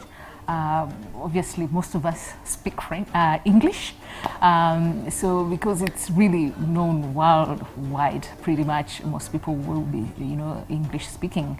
And personally, I choose, French because it's equally, largely spoken on the African continent, and so we have the, the Anglophone countries, then we also have the Francophone countries. And working at Airtel Uganda, we do have, countries that we operate in Africa, over 13 countries in Africa, and you could say almost 50% of those countries are Francophone countries. So I see there's a lot of value in learning more than one language. And like I said, I will speak more from my point of view, which is to learn the French language. And, at a point, we go to a situation where, the different countries would always reach out to each other to get talent for specific roles in their countries. Because, there are many reasons, but one of them being that, the roles are scarce in the specific country. So many people reached out to us from other Francophone speaking countries and other countries which are Anglophone, but Francophone especially, I felt hurt because I believe we have very good talent at Airtel Uganda, and we do have good talent in Uganda. So with the opportunity of knowing the French language and the fact that you're already a professional, it adds so much more to your life. So because you will find that if you have so many people who have the capability, how does the employer choose you from the next person? I think French language is a key differentiator. And like again, I said, I'm speaking about Airtel per se, because this is the opportunity I saw. And once I saw that opportunity and I realized, oops, our professionals do not speak French, then that's when we I approached Alliance Française, and for 5 years now they've come through, and we've structured some French classes at the place of work. So we have a stream of people coming through at different levels and trying to learn the language. So at least I want my people to be prepared. I want them to be ready, so that when these kind of opportunities come, that they end up to be the preferred, candidates for the jobs, because they already know English and they know it very well. But then, and they're professionals, they're very good at what they do. Now the only challenge is they can't speak French, and the opportunities are there. And I've sent some of my people to the French-speaking countries, but the ones where I've been able to send them are the ones where there's at least a balance of both French and English. So I've been able to send people to Seychelles. I even have a finance director in Seychelles today, Ugandan, who didn't know any French, but because they sort of, as a country, they've embraced both languages. So it was easy for me for this person to go. They didn't go as a finance director. They went as a financial controller, and today they're a finance director. I've also sent people to Rwanda, you know, and as you probably already know, Rwanda is also now really picking up on the English. So it's important to have at least two national or multinational, international languages. So that's the opportunity I see. My name is Bujingo Don Patrick. I work with Aloysia Organic Natural Health Products as the Managing Director. And I also work with Makerere University Business School as a lecturer of marketing and the French language. I think firstly this roundtable on French and employability for me is an opportunity to give a testimony. I'm a product of the benefit of having studied the French language. So I believe this roundtable discussion gives us room to look at the past, where we are, and the future. So it's a very, very strategic discussion. I did get the passion to study the French language. Firstly, I was exposed to this language rather young, not with much interest for myself, but rather the motivations of my teachers, French bread, things like this after class. But then as I went into the higher levels, I started to see the value of this language, the beauty of the language. So for me, the passion was mainly to see that we could fit into this global village. French is a beautiful language, and knowing the language itself exposes us and the opportunities of the world out there. Raymond Muhechi is my name. I'm a lawyer and a French student at Alliance Française de Kampala. I'm very much interested in French, and I love the French language because of the opportunities it presents to not only my profession, but also to the people I work with. I'm a lawyer, and my work is mostly into international law, as well as in Uganda. I do private practice in Uganda as well, in addition to the international work I do around the world. And my experience in my international law field has been challenging in the past because of not being able to speak the French language. I've been missing out on several work engagements, and I've also had challenges in some work engagements. Shared some experiences. One I had recently in 2019 in Benin, where I lost a job opportunity with United Nations because I couldn't speak the French language. And when last year I was in France, I was left on a train because I couldn't understand what they were saying on the train, and I missed my stop. So these challenges that I kept facing showed me why I need to learn the French language, why I need to add French to the English language. Not only is it important to my work, but also interacting with the other people around the world. When I saw this program being organized by Alliance Française and the partners on French language and employability, I realized that I must attend this event.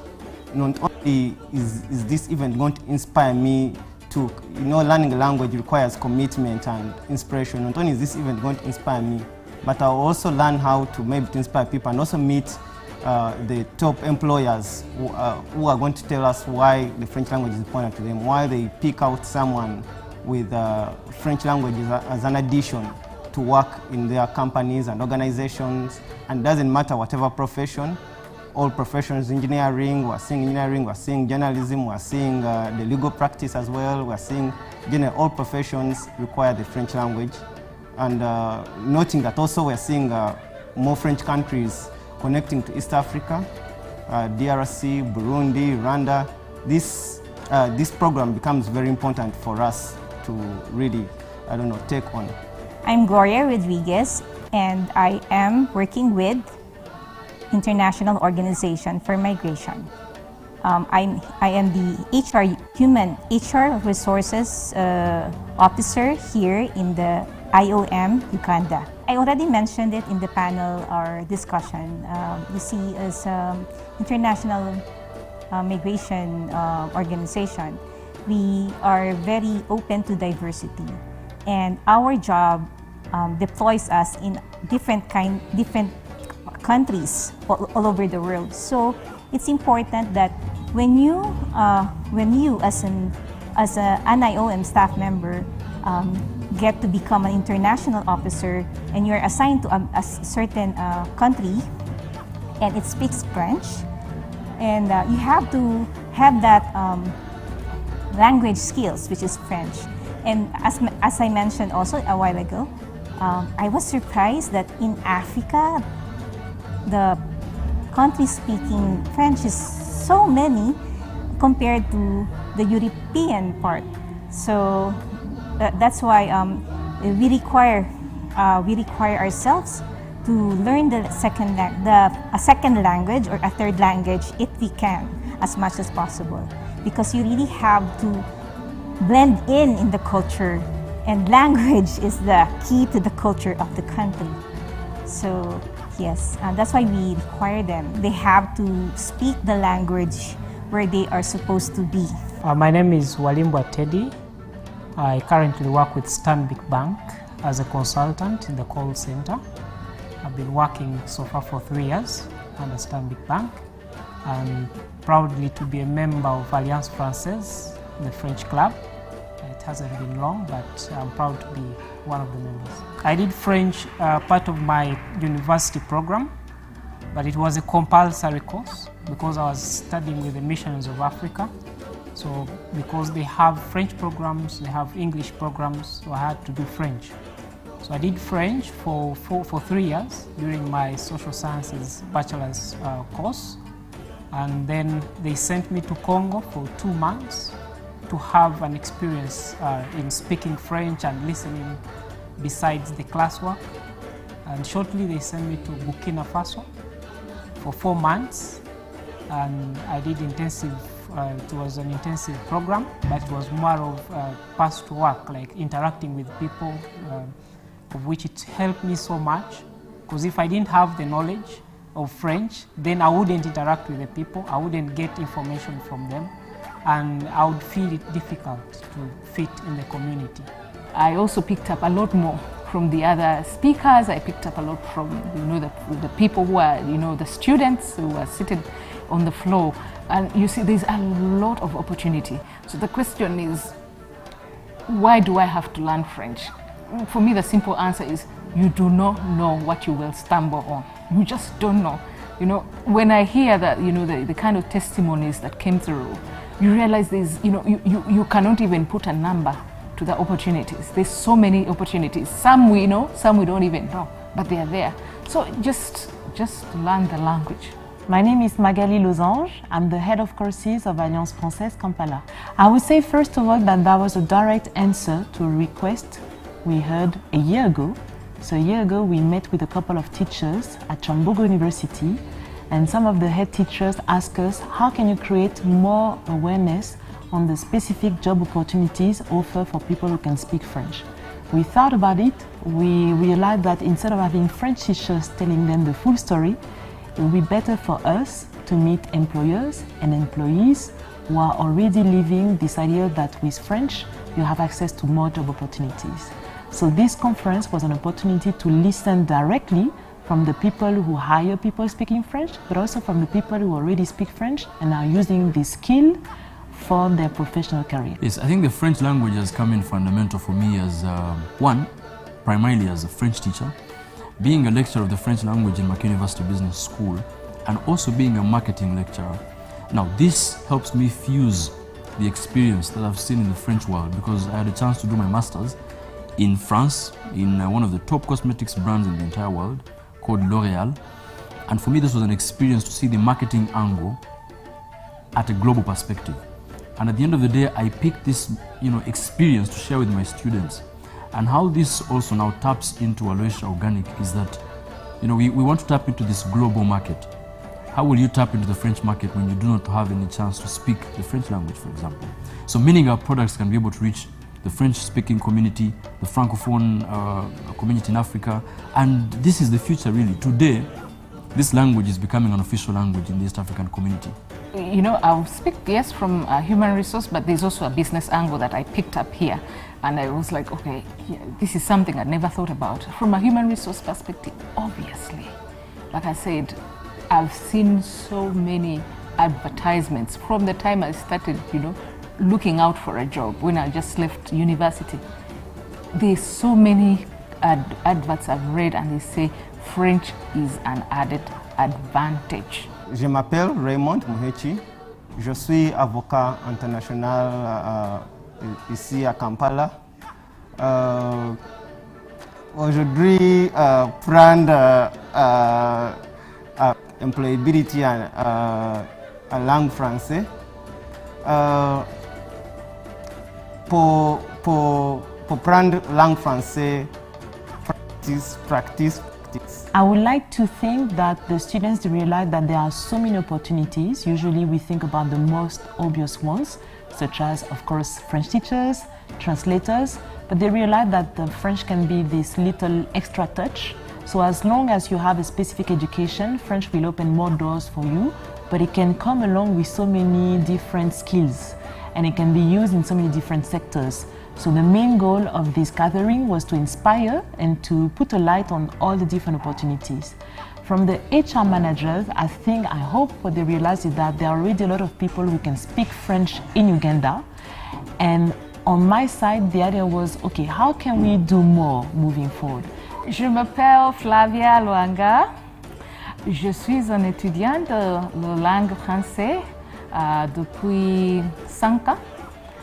Je suis apprendre avec l'Alliance française, mais je parle un peu de la langue française parce que je suis très occupée avec mon travail.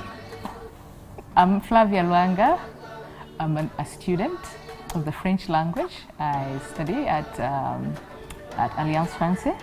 I speak very little of the language because I am too occupied with my job. So I intend to start taking up, classes, online classes. I intend to read French written books, and I want to also get into the videos, do movies, simple movies. And then I also want to join the French club here at Alliance Française. So we were sharing quite a bit with Magdalene and the director on some of the things they could do, given my experience, someone who's been loving the language and learning the language. So I shared with him some of the few ideas I had that could probably help, people like myself. My name is Guy Maza, and I'm the manager of this research center of Alliance Française, which is also called Library, which happened to be the biggest resources center with French and Francophone resources.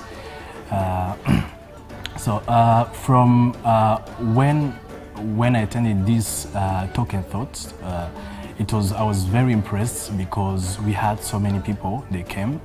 And when it comes to practice, people ask so many questions about how can we practice the language.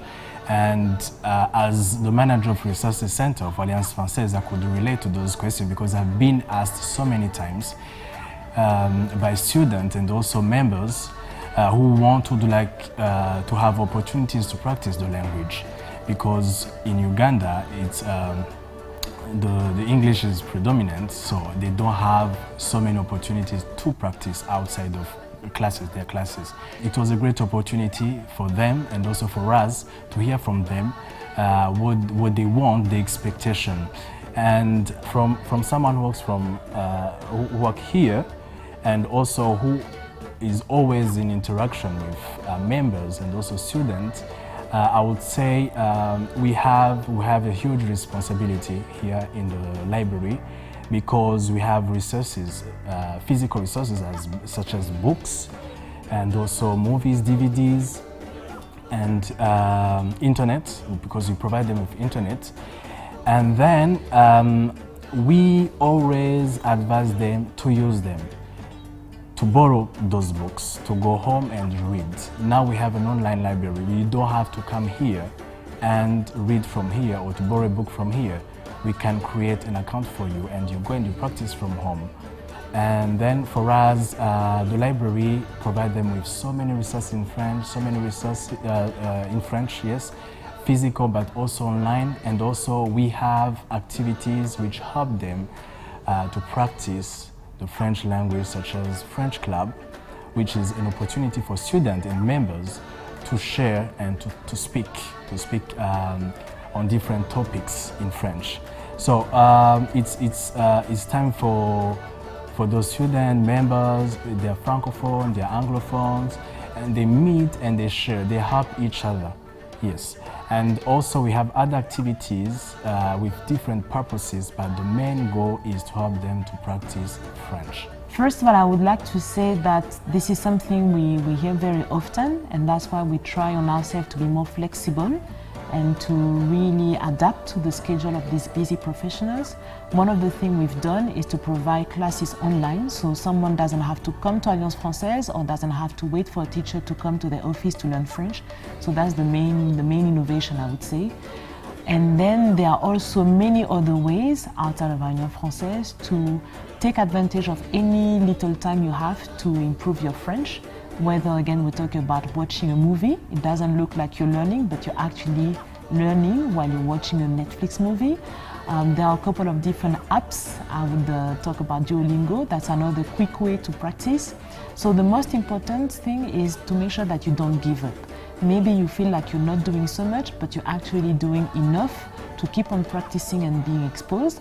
Of course, classes will help you to get a proper grasp of the language, but as long as you keep on trying to find a way to practice, you're good. Bonjour, je m'appelle Magali Losange, je suis la directrice pédagogique de l'Alliance Française de Kampala, et l'une des choses qui m'a le plus marquée aujourd'hui, ça a été le sourire du public, l'enthousiasme du public en découvrant toutes les opportunités offertes à ceux qui parlent le français. Donc merci à tous ceux qui sont venus aujourd'hui au Talks and Talks French and Employability. I say that one of the things that I really enjoyed was to see the smiles and the enthusiasm of the public who was able to discover all the opportunities offered for people who can speak French. Thank you very much to everyone who came to the conference today.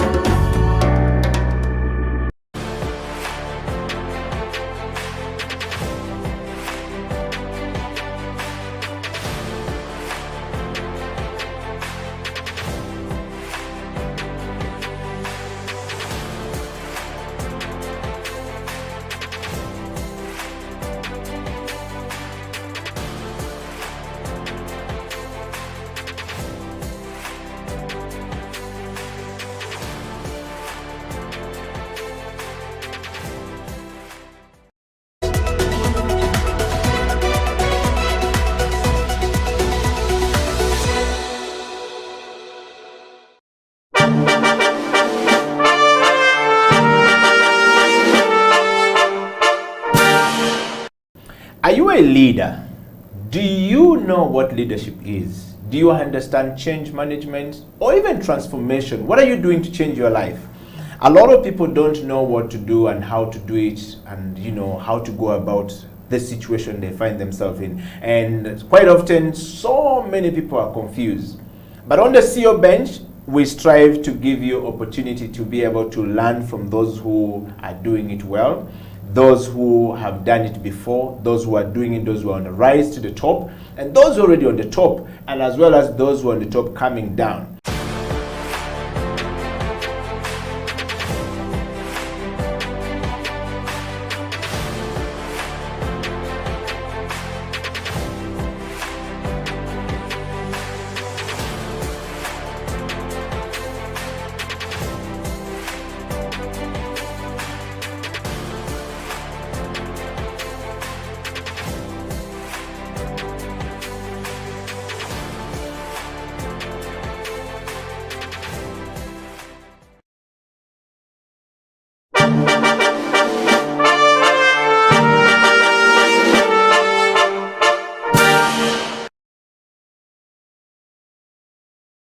This is the CEO Bench. My name is Eddie Okila and it's a Friday. Welcome to the CEO Bench. Of course, this week we bring you a very interesting guest, the third female on the show, and we will be talking leadership, change management and transformation. And of course, in today's rapidly changing world, learning to of course lead and design our organization to read the turbulence of time that comes with leadership challenges and change management is key in us making proper decisions that will take our organization forward, but also to allow us, manage impact of what we're trying to do. So today on the show, this program brings you Francis Birungi Odom, who is an executive director of Ukobak. I'm yet to understand how to pronounce the entire word from her, but Francis, welcome to the show. Thank you, thank you. How are you doing today? I'm fine, I'm very well, thank you. And welcome to the CEO Bench. Thank you, thanks for having me. You're welcome. So, in a nutshell, who is Francis? So, who is Francis? So, Francis is Francis Birungi Odong, as you said. I am, what should I say? I work in Ukobak, like you said. Ukobak in full, it's a mouthful indeed. It's Uganda Community-Based Association for Women and Children's Welfare. I am married to one man. We have 4 children. I was born in Kenya, but I'm Ugandan. My parents were exiled in Kenya for a period of time. So we are a family of 7. And 6 of us were born in Kenya, and then we moved back to Uganda. So I have been partly raised in Kenya and partly. So basically, that's who I am. I don't know if that's sufficient. Yes. It's always difficult for people to say who they are and what they stand for. Yes. So Francis, welcome to the CEO Bench. We want to know more about you as an individual. How did you end up where you are in what you're doing today? Since you said you were born in Kenya because your parents were exiled in Kenya, why did you choose not to stay in Kenya than to return to Uganda and to end up to what you're doing today? Yeah, really that was not my choice, that was my parents' choice. I'm sure them living in Kenya was not by choice, it was because of the circumstances at that time. And so when everything settled down, they chose to return to Uganda, and we were taken to schools in Uganda. Unfortunately, when I came into Uganda, when we came back as a family, I only spoke Swahili. I couldn't speak anything else. So getting into school, it was very difficult because, of course, in Uganda, we don't speak Swahili. It was very difficult to speak, to speak English, to speak the local languages in Uganda. So I had to go backwards. So many times in the classes as I was progressing, I was usually the older one in the class because I had to go back, a number of steps. But it was okay, somehow I was fitting in. Did my primary school here in a school called Nsube. Then from there I went to Tororo Girls School for secondary, finished my secondary, went to Green Hill, did my HSC, then went to university. Where I did a first degree, and while doing actually when I was in my senior 6 vacation, I asked my mom that I wanted to do some voluntary work. I wanted to, to do something other than sitting at home. So she was, at that time, she was working with a non-government organization as well called Forward, and I was taken in as an intern. So I worked there. It really kind of gave me the first experience of working in a civil society organization. They were focusing on work, supporting women to participate in leadership positions and so forth. So it was very intriguing at that age, but it was not yet my time to really, work. I wasn't very sure, but I was trying to figure out what it is that I wanted to do. And for me, it was very empowering seeing what was happening in this organization. And when I went to university, I did social sciences, majoring in sociology. So I think my choice for the university for the course that I took was because of what I saw that was happening in this organization. So I did my sociology course, finished 3 years, and after school I told, again I had a conversation with my parents and told them, you know what, I feel like I want to do the work that I did when I was doing my voluntary work. So do you think you can help to talk to your peers, because they were doing that? My father was in politics, but my mother was doing civil society work. And at that point, I was taken in Ukobak. Yes.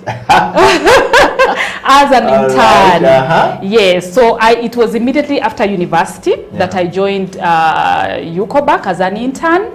And I started, you know, doing simple work. I was really doing support work in the organization. But I was very eager to learn about what they were doing. It was very interesting, but also the kind of work that they were doing, working with women and children. I thought that was something that was very powerful. I moved to the field with the staff that were in UCOBAC at that time, and did, you know, I would do the support work of giving out paper or serving tea or serving, you know, anything that I could be, you know, asked to do. But in the process, I always sat in the classes for the women and the children, and I would look at how the staff were impacting on these lives. It was very interesting to see how people's lives were transforming, you know, from nothing to something. So really it built, it built my interest. But also I felt that I wanted to know more about how I can contribute in a more meaningful way in this sector. Wow. Yes, so I worked there as an intern for some time, and I didn't feel like I wanted to do anything else. To me, because I had arrived, if I should say. So basically your mind was corrupted, and this is where I'm going to be. Yes, right. I had arrived at that point, because really for me what was very important to me was transformation, was seeing lives of people changing from nothing to something.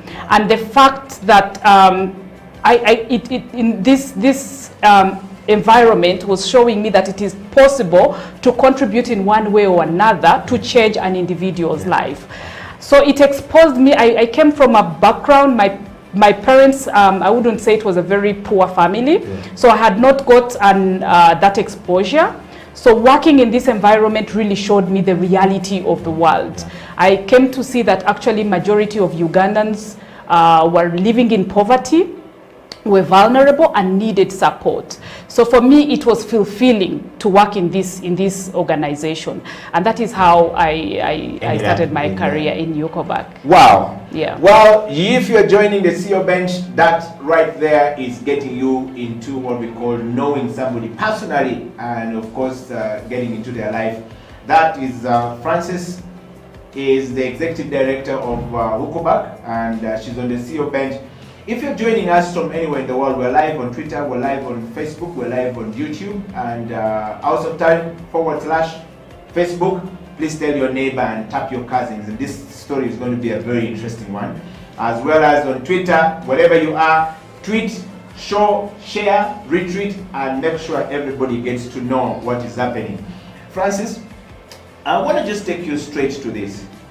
And in today's changing world, it's rapidly changing world, learning to lead and design our organization to read the turbulence of time creatively is critical to our ability to make positive impact.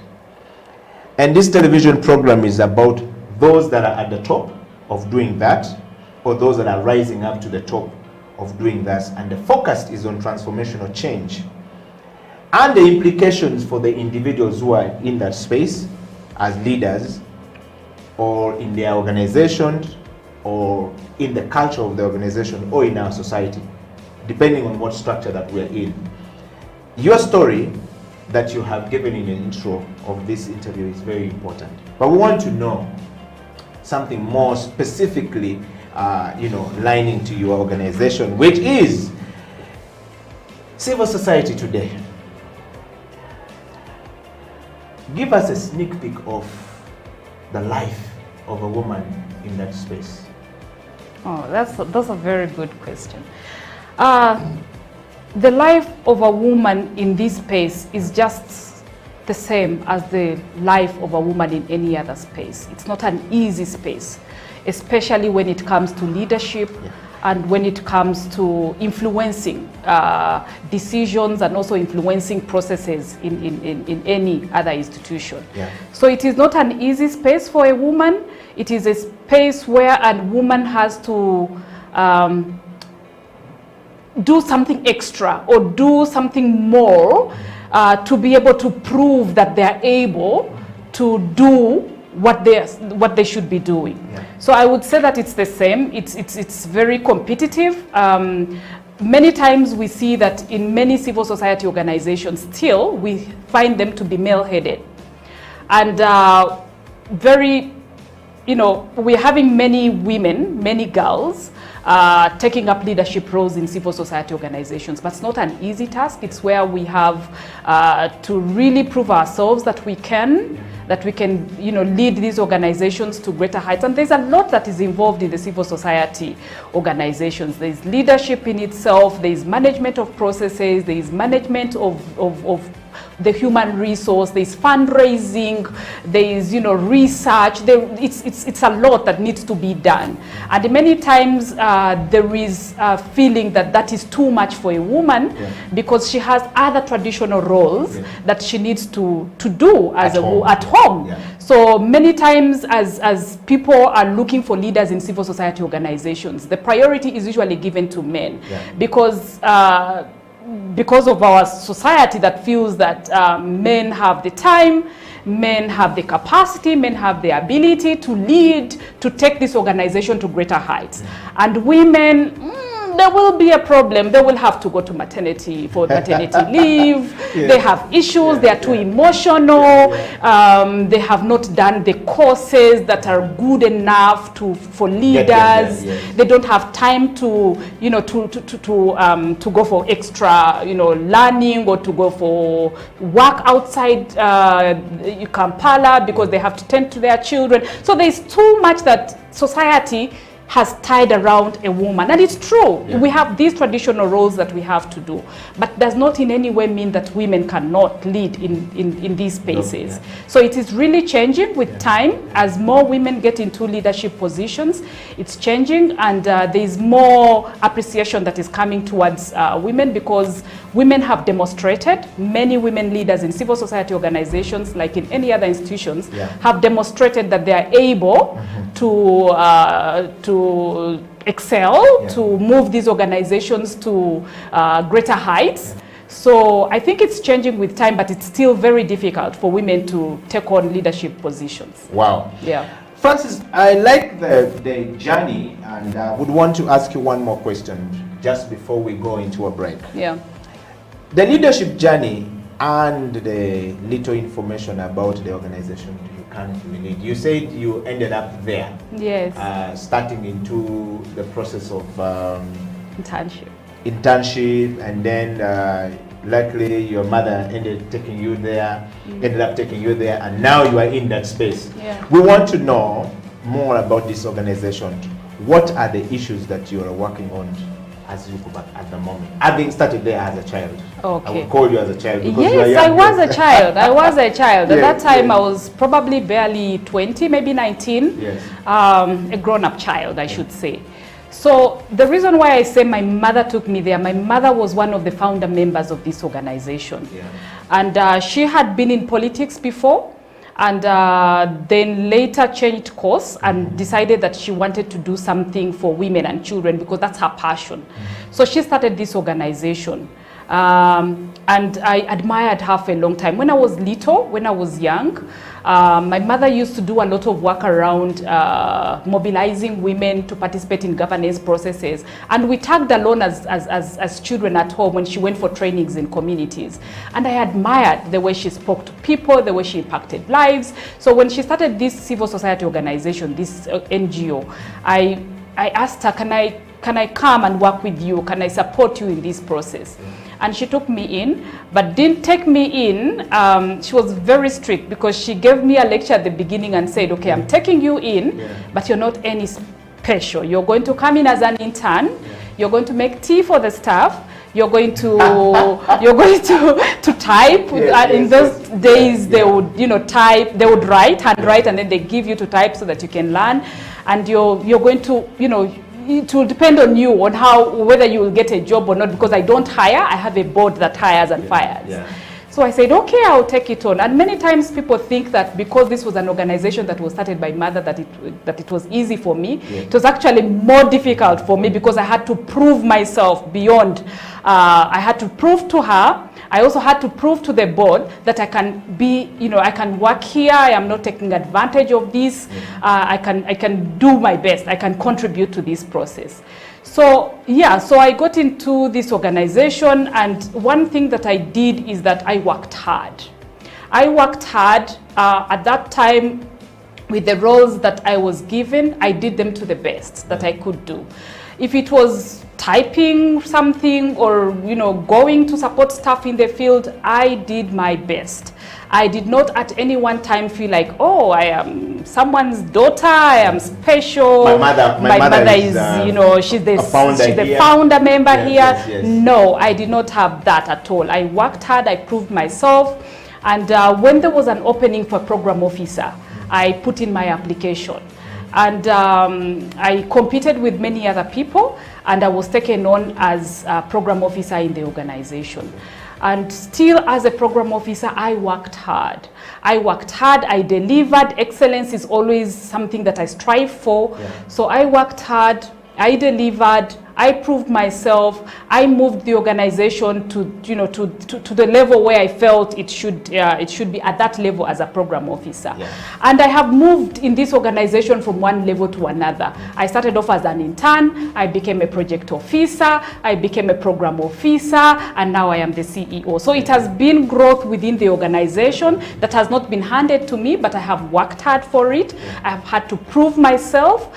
And and I think really what I can say around that is that many times when girls or people are given opportunities in the organization, we take things for granted and don't put in a lot of effort to make sure that we prove ourselves and grow our careers within that organization, or move the organization from one level to another. And for me, that's what I did differently, and that is how I've been able to reach where I am. Wow. Yeah. So it was not like come here, hand it over a silver plate, and receive it, go with it. No, it's been really hard work.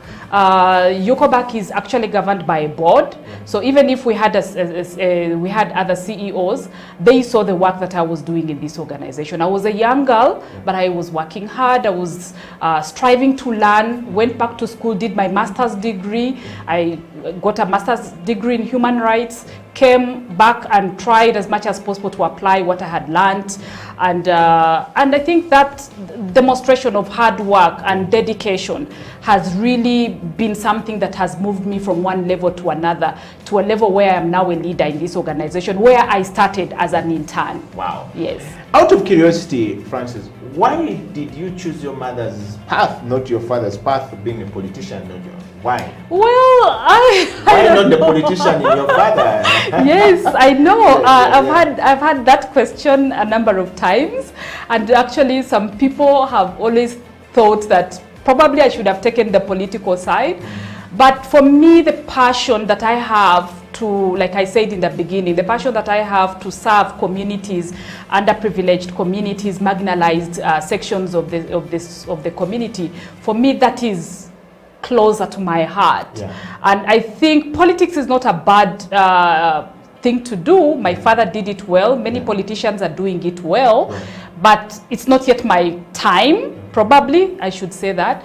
But what I'm doing right now is very satisfying. I am supporting women and girls because, as you know, our society looks down upon women and girls because it's a patriarchal society. Yeah. So for me, I use my experience to inspire girls, to inspire women to be better, to improve in their homes, to improve in their places of work, and to contribute meaningfully to the development of our country. And I feel for me that is also politics in itself. If we can support women to be able to participate in leadership positions in politics, that is politics itself. Yes. Wow, you've heard it from Francis right there. We're going to take a break. And when we come back, the CEO bench will continue the discussion with Francis. And of course, we'll be asking Francis more on the leadership, change management, and transformation, which is what the show really stands for. Stay right there. We'll be right back after the break.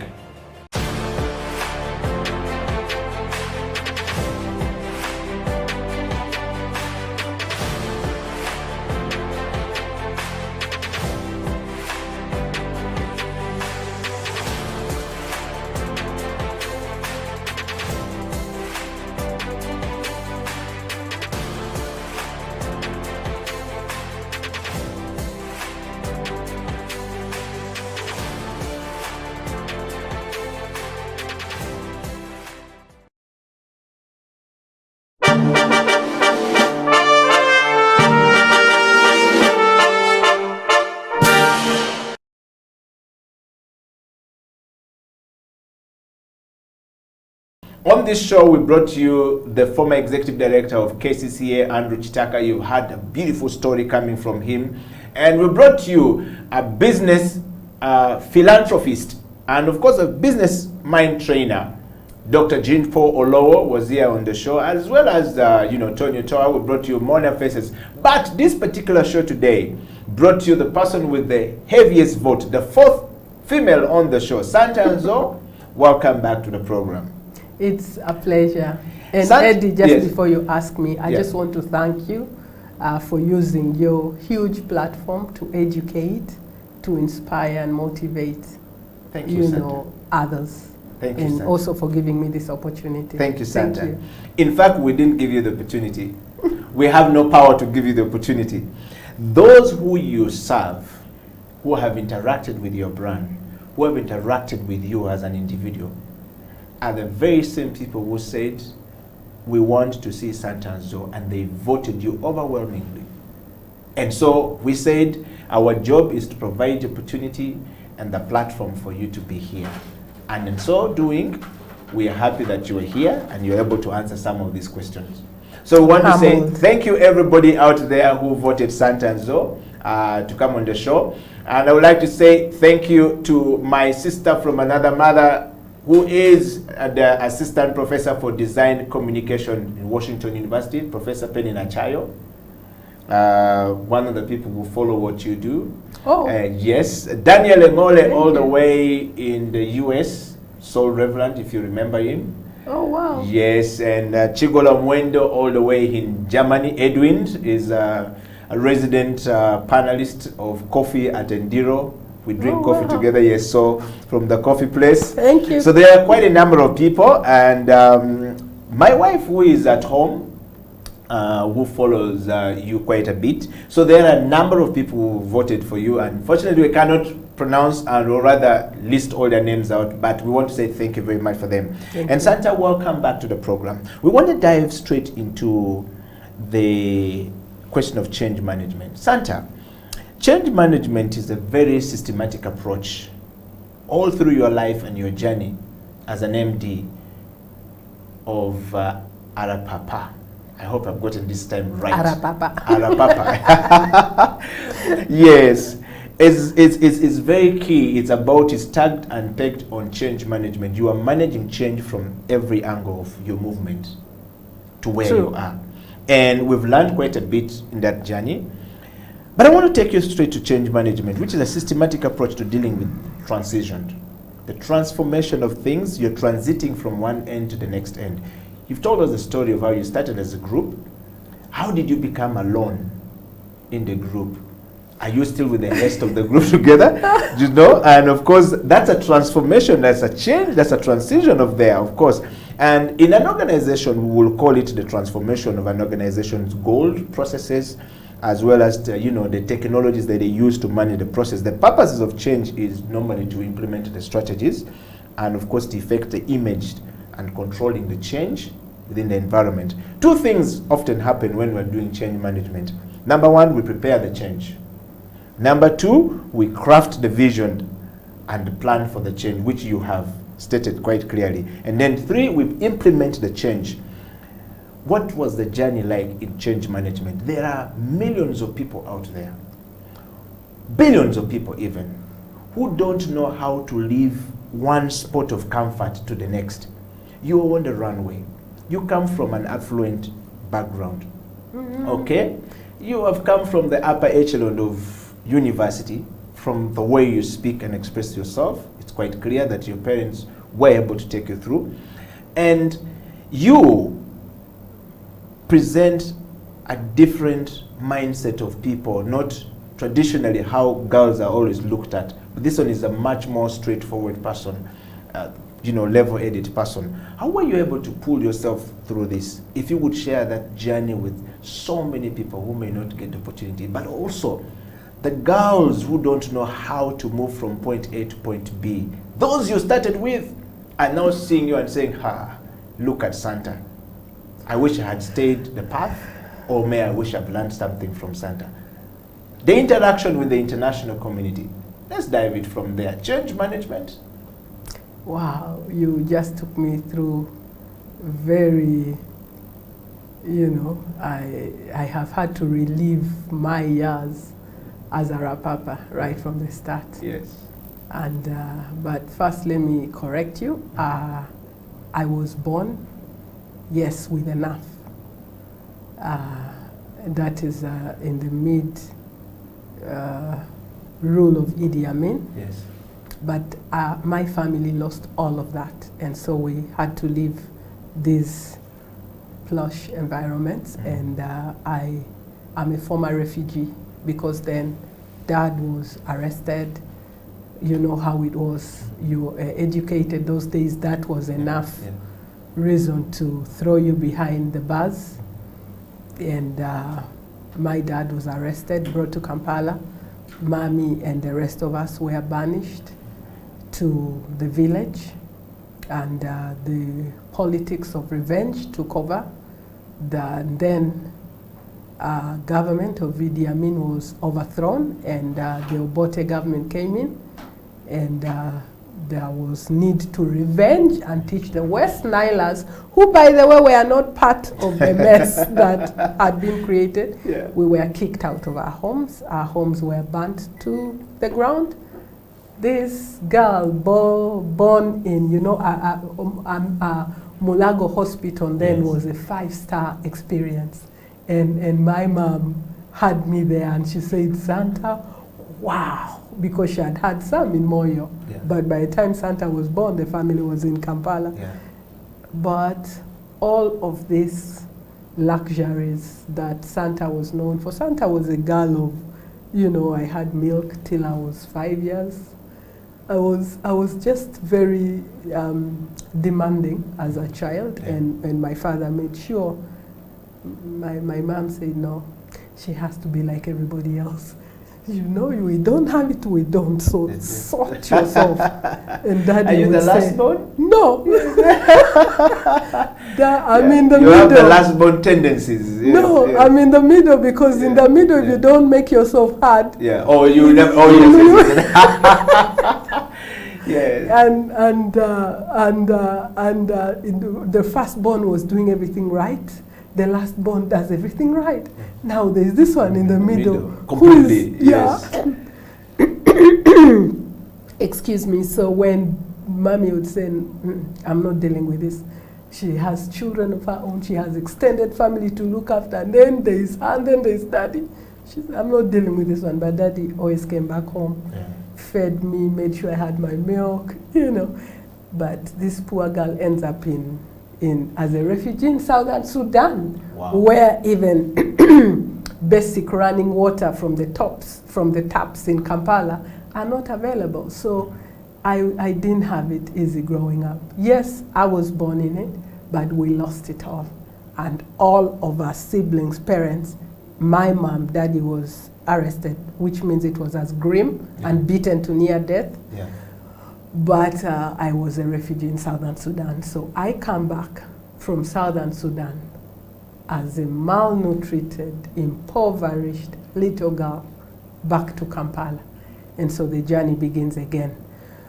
And so I just wanted to correct that. No, I didn't have an affluent background, but yes. You were born in it, so yeah, but yes, but losing it along the way is part of the change management. Yes. Which I'm lacking right now, and everybody watching the show, that's the part we're looking for. How do you manage that change?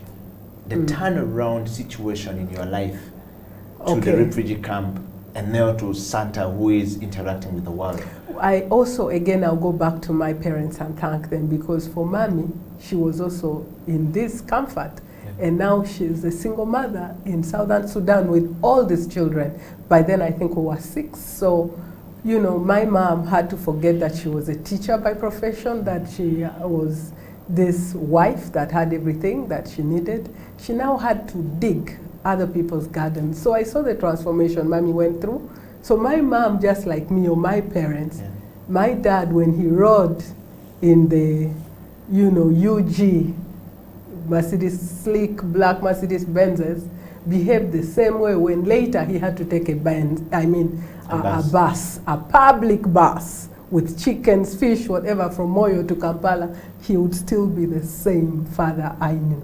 with the same dignity. And so I watched my parents lose it all, gain it all, lose it all over, but never stop to give and share whatever they had. So just to paint a clear picture that even when we came back to Kampala, it was struggle again to get up. And then we were right, we went through school, but then again, let me correct you, I am yet to get a university degree. So before my parents, I still owe them, remember, character, discipline, academics. Yeah, I still have to, you know, and I owe it to them, but also now to myself to get my papers in order. Although luckily for me, I called a university. I called 2 universities, one in Europe, another in the US, and I said, I am enrolling. I want to do this at a degree level. And they learned through my profile and said, what? Say, you have achieved everything with exactly, that's my point. So why would you be looking for it now? I've been offered a mastery PhD. So because of my 20 years experience and the things that I've gone through, and so now I may have to forego the much. Talked about, She talked about and demanded bachelorette. And when I finally go back to school, I am going to be rated at the level of mastery that I have earned in this sector. And yes, so I don't want nobody to get discouraged that because they do not have a degree or, you know, the highest standard of learning or schooling, even with a P7 certificate, one can still make it. I went, yes, up to senior 6. I did train as a fashion designer. I have a diploma there. But for me to be everything that I am, there's a wealth of expertise and excellence that is not taught in school. It's taught at home. You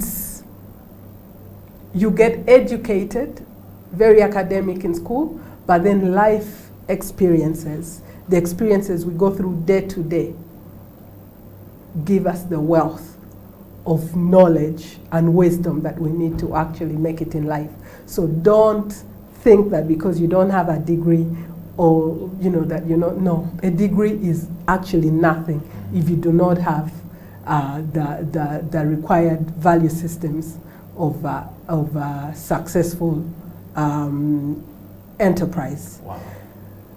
Wow. That already, let's just take a moment to just take in that one, Santa. I think that on the change management, on a scale of 1 to 10, to me, you've already scored 9, if not 10.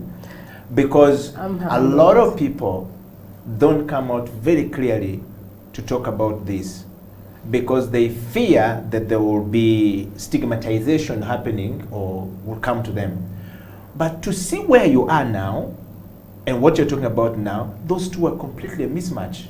I don't even think you should be thinking of it now anyway. Well, nobody, let me tell you this, nobody can stigmatize me or look down on me because of a lack of a degree. Because before they can do that, they have to beat me at my game. Across the board, not just design, across the board. And so I am very confident in my abilities and also in the lack of my abilities. I know what I'm lacking and I know what to do to get it. So we have to be very careful not to let nobody talk us down. The Christ we follow as a Christian that I follow, I don't see a master's or a degree anywhere. And yet, for us to get to wherever we want to go, He is the path. Be it business, be it politics, be it, you know, academia or a religious calling, you've got to go through Christ to get there if you're Christian. Wow. And so we are way beyond material attachments. So I can't be graded in that area. And by the way, I mark university students. I do mark university students. I don't think that you need anybody to give you a bachelorate for you to be approved, because I think you're way, way beyond the grade itself. Thank you. But also, I must add that this should not be taken to think that, oh, I can make it, I don't have to go to school. Yes, yes. I preach to parents that bring their children, because as it is now, you find that the person that wants to be the next Papa is in primary. Yeah. With General Katumba Wamala, yes, I was privileged to be invited with him to mentor students of Aga Khan. And I'll tell you, I was shocked that kids as young as 7 and they want to be the next Arab Papa. 12, they're already achieving it. And I'm telling them that, you know, I'm telling parents that bring them to me, no doubt, when I'm ready. However, I want them to go through all the grades of education, all the levels of education to the highest, if they have the opportunity. I didn't get my bachelor's degree at the time because I chose, against my parents' will, to not go to Makerere University. Daddy would have paid to the last coin of his pension to ensure that Santa gets a degree, but I said, Daddy, it's a waste. I want fashion. Yeah, so I'm very happy. I just want to hear, when you told your father, this is what I want to do, Daddy, I want to go into fashion, what was his words? I know your mom, you are two different paths when you talked about that. Fashion, from what I hear, being an academician and being a teacher, I'm sure that was not something that she wanted to hear. But I just want to hear, when you told your daddy or your father that this is not what I want to do, what did he say? My dad is a man of very few words. You're just about to help a child who is struggling with the same thing with the father or with the mother. The skill sets are completely designed to this. The gifting God has given are completely this, but the parent is saying this is where you're going. Yeah. I once, Santa, even before you answer that, I talked to a 12-year-old girl, and she said, my mom is everything to me. She's good. She always taught us to be who we want to be and everything. And she always tells me that I can do whatever I want to do. But then sometimes I get confused when she tells me that I have to be a doctor. So the young girl told me, so I don't know whether she wants me to do what she wants or she wants me to do what she has taught me to be, which is to be what I want to be. So I'm confused. So it's on that background that I actually asked this question to help that girl, that boy, that child out there who wants to be something else but don't know how to communicate with the parents, and how the response from the parents, borrowing from you, will help them to change and to make the right footing to the next step. Again, it starts on your knees. Talk to God about your desires. I want to, at this point, thank so much one of my godfathers, or actually my godfather, Dr. James Magara, for and everything good that I am. May he get the blessings, and for any mistake I've made, please exclude him, because yes, that has been on my own account. Yeah. If I was to follow the path, yeah, I would be a much better person. But let me simply say that he told me to talk to God. Just tell God what it is you want, and if it is within His purposes for you, you will be it. Yeah. So to that young girl and young boy, talk to God. Humble up. And don't fear. Don't get also religious and, first go, clean up. What? Just get in a corner. Like Christ says, close yourself in a closet. Pull yourself away from the crowd. And that crowd can be your lovely mama. Yeah. It could be your daddy. Yeah. But, your best friend. Pull away from them. Go into the closet. Tell God what it is you want in your heart. I did that amidst my chaotic life of a teenager. I did that. And I can tell you that Daddy in heaven, God listened. Because at that time, I was making this decision. God had nicely moved out my mom out of the equation in Kampala, yes, took her back to the village where she was so thrilled to take up more children younger than Santa and groom them, to grow her orchard, you know, to... Forgotten about Santa. She didn't forget about me. Her Forgotten ears were on the ground. Yes. But, what is she doing? But I thank God that my mom was not in Kampala, because I'm telling you that she went on national TV, on NTV to apologize and to advise parents. I think about a few years ago, she was called and she had to go and apologize and say, I am sorry. But if mom had been in Kampala, I'm telling you, she would have beaten me. Would have beaten this out of me. Wow. You had to be undisciplined for her. Don't forget, she also had a bit of her upbringing in the convent. She's very organized and very, even now when you go home, you find her in a very ironed, beautiful top and dressed well, tucked in. She's very orderly and lives by the norm. Now, that happened. Mommy was taken out of the equation, even Daddy. But when I told Daddy what I wanted to do, he also wasn't here. But his reaction was, he said, okay. But he was like, Santa is impossible to be successful, to divert once her mind is set onto something. But I believe when he went quiet, he was talking to God as well, like, help my little girl. And so I then had to get a job with a little pocket money he had left me. It ran out, I had to find a job.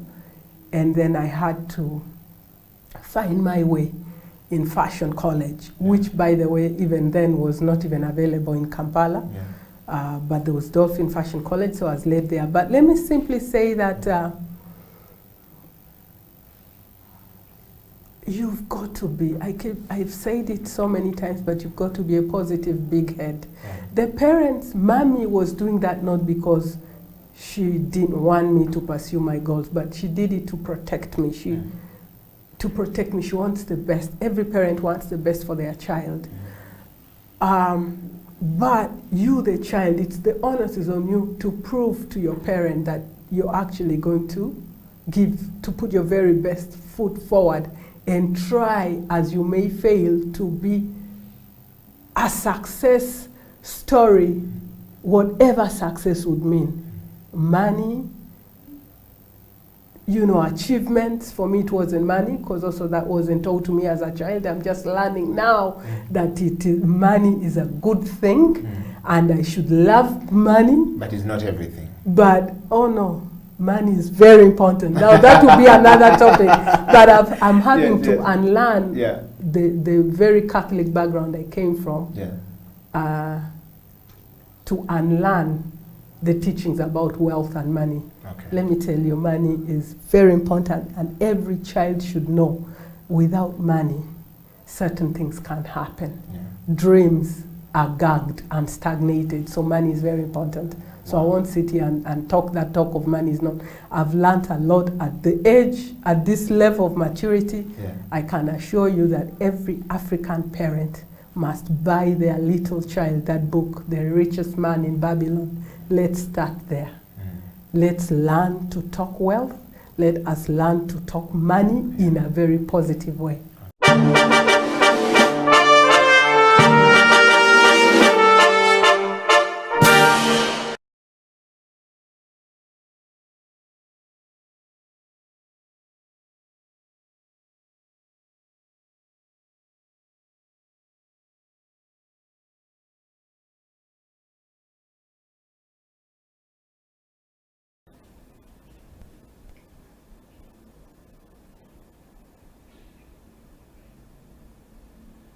Welcome to the CEO Bench, ladies and gentlemen from all across the world. My name is Eddie Okila, and of course the CEO Bench exists to bring you the stories of people who are on the top, doing it on the top, leading on the top, people who have been through change management, and of course are transforming lives, and they have transformed their own personal lives to reach there. as well as those who are headed to the top. What are their stories? What have they been through? What can we learn from them? Do they have some really interesting experiences to share with us? Yes, they do. And of course, on the CEO bench this week, this morning, or this evening, or this afternoon, depending on which part of the world you are located, is the one and only the man who needs no introduction, the African youngest man on planet Earth that is doing great and amazing stuff. Been over to the creative industry, done that, is now thinking for different businesses at different levels. Ladies and gentlemen, I present to you my guest this morning, Bedford Buyungo, aka Professor in the Making. Welcome to the show. Thank you so much. Great to have you on the show this morning. Thank you so much. How have you been? I'm great. You have been overwhelmingly nominated to come back to the CEO bench. Oh. Would you like to tell us why would these people overwhelmingly nominate you by over 30 votes to come back to the CEO bench, yet you have been on the CEO bench before? I wouldn't know, but I appreciate them. They are in a better position to let you know. Yeah. Well, thank you very much. Bedford, we want to just go straight to our interview this morning. And of course, I want you to just share with us a few of the things, the journey, and of course, what you have been through and what you're still going through as a person on the top.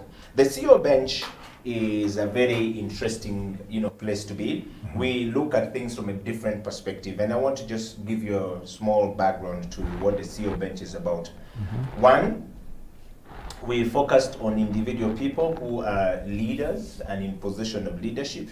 Yeah. The program, of course, is focused on discussion about leadership, change management, and transformation, both at individual level and as well as the corporation levels where you are, as well as the community where you live, and the nation where you lead or where you reside. All of us are leaders in our nations, but people often think that only people who are defined by political boundaries are the ones who are leading. But all of us are leaders at our levels, and it's important that we keep reminding people that even as a border man on the streets of Kampala or in the streets of any streets of the city anywhere in Africa, you are a leader. Because the things you're doing at that level is leadership. How you change your life from a border person to becoming a taxi driver, to becoming a bus driver, to becoming a pilot is what we're calling change management at that level. Mm-hmm. But also, if you're moving from being a creative person at your level to becoming a creative thinker, to becoming a strategist, to becoming a research and developer person, and for being that person that think for brands and think for businesses and create things, that's change management. True. When we're looking at transformation, we look at the foray of moving from this one space to the next space, to the next space is key for us going forward. And that is what the CEO bench exists for. And so this morning, I want to ask you this question, which I've asked you before. Yeah. If I am looking for a small and fast and quick definition of who Bedford Buyungo is, what would be your definition of who you are? First, I identify as a Pan-Africanist who has passion for research and development. Yeah. And yes, I'm an entrepreneur, and I think in there has many things. When you talk about Pan-Africanism, it means you're pro-Africa, you're pro-African progress. When you talk about research and development, it has an element of research, it has an element of development, developing products or brands or whatever field you're applying R&D. And when you talk about entrepreneurship, still it speaks to something.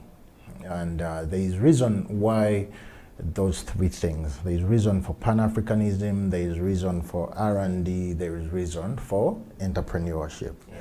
And for me, it is that I as a Pan-Africanist, I was like, the only way we can progress Africa is probably through the element of economics. So, yes, I know other elements work hand in hand, but yes, we've tried politics and people have played us. We've tried all other elements, even donor, funding, and we've not gotten to places we've gotten to. So I was like, why don't I get this craft, R&D craft, and be able now to birth products, of course with my marketing and brand knowledge, to birth brands from end to end and go compete in the world. And I saw that as an opportunity to birth brands and compete on a global stage. Like Andrew Garcia says, he said that Africa needs trade, not aid. So when you say Africa needs trade, not aid, it means that you need to put something on that table for the people to buy. There is a lot of things that work for you to be able to sell in the States, for you to be able to sell in Asia, for you to be able. But thank God that every region of the world, God has put something unique. So the avocado that I'm going to sell from Uganda is not the same as the one that someone I'm going to compete with from Asia has. So in a nutshell, and I'm reminding people who get confused of who I am, that I'm simple, a Pan-Africanist who has a passion for research and development and entrepreneurship. Wow. Well, you now know more about Bedford Buyungo. He's more of a professor than just a simple man you know. Of course, if all the professors were as simple as him in their making, I think would go far. And of course, the last time he was here, he said that, I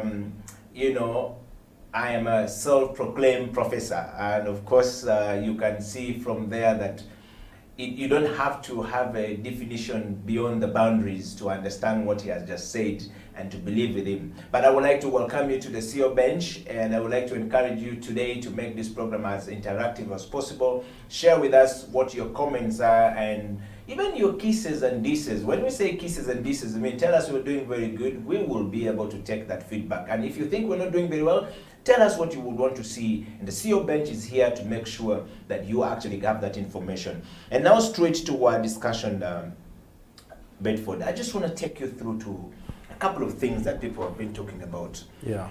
You have been the newest CEO on the bench of your company. And by definition of a CEO is not just that you have too many.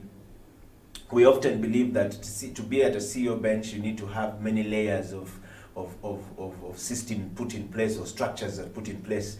And I'm saying, yes, that's true, but what about the CEO who still starts the company from scratch, gets it to a certain level, and start to cross the boundaries?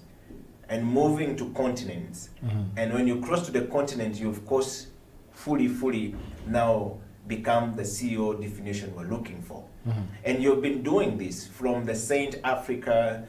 We've seen the brand cross the borders and become something of a development. You're working on another brand called the Voyage Africa, if I get the name very right. African Voyage, which is the boat building company.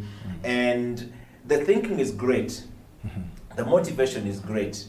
We just want to start from there. Where do you draw your motivation to think like this from? I partly tackled that in the first question. There's something called vision, and I think I talked about it last time we were here.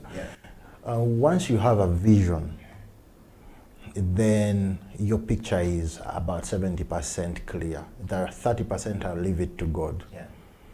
So when you have a clear picture, then the Mzungu or the white man says the end justifies the means. When I want to go to Kampala and I'm using public means, I behave differently from the man who is using public means from Kampala to Masaka. One is going far, one is going nearer. And by default, when you're seated in a taxi and you're going to Ntinda, the normal saying is Momasao. So you know that it's close, but because you're very clear of where you're going, your behavior follows automatically. It means I don't need to greet my neighbor because soon it's going to be the posture even changes. Yeah. When I'm, for example, at the front seat, I'm looking around, and soon I say, conductor, Masao. But the guy going to Masaka or Kigali using Masaka Road, by default, the posture is going to change. The first thing you do is, how are you, because anything can happen along the way. So the vision is very important, and my vision is deeply linked to where Africa is going. And no one has come out to tell us about where Africa is going. The 54 countries have not sat, or African Union, and probably made it clear that Africa needs to be this, Africa needs to be that by this time. It might be there, big documents, but not in one statement that Africa needs to be this. So many of us Pan-Africanists, the doers, the talkers, the many Pan-Africanists, or people who are pro-Africa, everyone has their contribution to African progress. Now mine is deeply linked to African economic, African progress. And since I come from the brand world, marketing world, I decided that I will champion the global brands that are coming from Africa. I know many people have gone before me, but mine is to contribute to African brands and see them compete globally, because I know when the African brands are competing globally, that means jobs, that means many things, and that means good life, good health, many things. Wow. Yeah. Bedford, a lot of the nomination that came this time around to bring you back to the CEO bench were a number of people who started their companies. From the data we're seeing at the CEO bench here, a number of people who started their companies, and just in 2019, some of them had great aspirations. Yeah. They had moved out from their jobs and started something else, and they were doing really great, and they had plans. The visions were clear, the missions were clear, and then the pandemic came from nowhere, and it is accounted for to have started somewhere in China, and nobody saw it making its way in January or by December 2019 and January 2020, it arrived here. Most of us were expecting it to be here a little bit much later because China is really far away from Africa. Yeah. But it made its way here quite faster and quicker. Yeah. And a lot of these companies, a lot of these individuals that started these companies, that moved from their former employment to start these companies, are now facing a big challenge of even extinction and slipping back to employment. Some of them are really running mad, and talking about guys who started the company by employing from 10 to 15 to 20. I met one of them yesterday that says he employs 45 people from when he started, and now he's going to have to cut down everyone because the vision is not going where it's supposed to be. Pandemic has happened. Yeah. How do we help such fellows move forward? How have you been able to do it? Because you've been in the same space. Almost around the same time is when the Saint Africa comes. True. And it rolls out and it's working. What would be the best advice to give from one, the background perspective of a marketer, brand developer, an advertiser, and now an entrepreneur, as well as a Pan-Africanist who is thinking from a different perspective altogether? Yeah. Thank you so much for that question, and for the people who nominated me along those lines. It's sad what is happening and what is going on in the world, then Africa, and of course our country. It is sad, and no one saw this coming. But even in what I call such career, there is always a blessing. So I'll start by encouraging these people to accept that the foundations are shaken. Yeah. You did mention around 29 people had started business. I think we were online in 2020. South Africa started selling globally. in 2020. And so the first thing is to accept. So acceptance really takes you far. It means it's going to manage your posture. It's going to influence your posture towards the issues. And I did, when you told me about this, I did write something. Probably that's the reason you call me professor. Yes, it's an interview, but I take the opportunity to teach. And I'm not a professor that has been awarded a degree, and it's just a nickname. So, like I said, the first thing, and our viewers can even get pen and paper, and then we write a few things down to guide us. So I did write 11 points on how to maneuver. I don't know if we have the time to, but I'll be fast. And feel free to interject, and we'll make it interactive, enjoyable, and quite something for our viewers. So like I said, mine was to first accept that the foundations are shaken, because now that is going to help you measure, where the cracks are. But if you sail through and like nothing is happening, then you have a problem. It's like an ostrich buried their head in the sun and think the whole body is not being seen, but the whole of the body is on the other side. So point number 2 is to by not making things worse, is to act. To apply action, to act. And first we said that you accept, and then now we are saying you act. Of course, businesses have different challenges. Like your friend you talked about has 45 guys. He has to think about how to survive the 45 guys, how to lay off the 45 guys. He has different challenges, but it's not just 45. It's the rent, it's the many things. So the thing is to act. Act. If you have a rent, then you need to write to the landlord. Is to act. And pick yourself up, be strong. I know where strength is going to come, because it's hard to tell someone who's lost even friends and family to be strong. But we need to be strong for each other. And part of why we're even spending this time is to help our friends be strong. Is to help them, strengthen their resolve in them, making a way through this pandemic. So the point number 3 that I wrote is dealing with reality, not fiction. Wow. You get what I mean? So reality, I talked about in a previous point about when you're talking about rent, for example, that's the reality. You probably or rent an office of say $1 million shillings, Uganda shillings, and yes, you need to deal with that reality. You need to write to your employees, to the landlord. That's the action we talked about.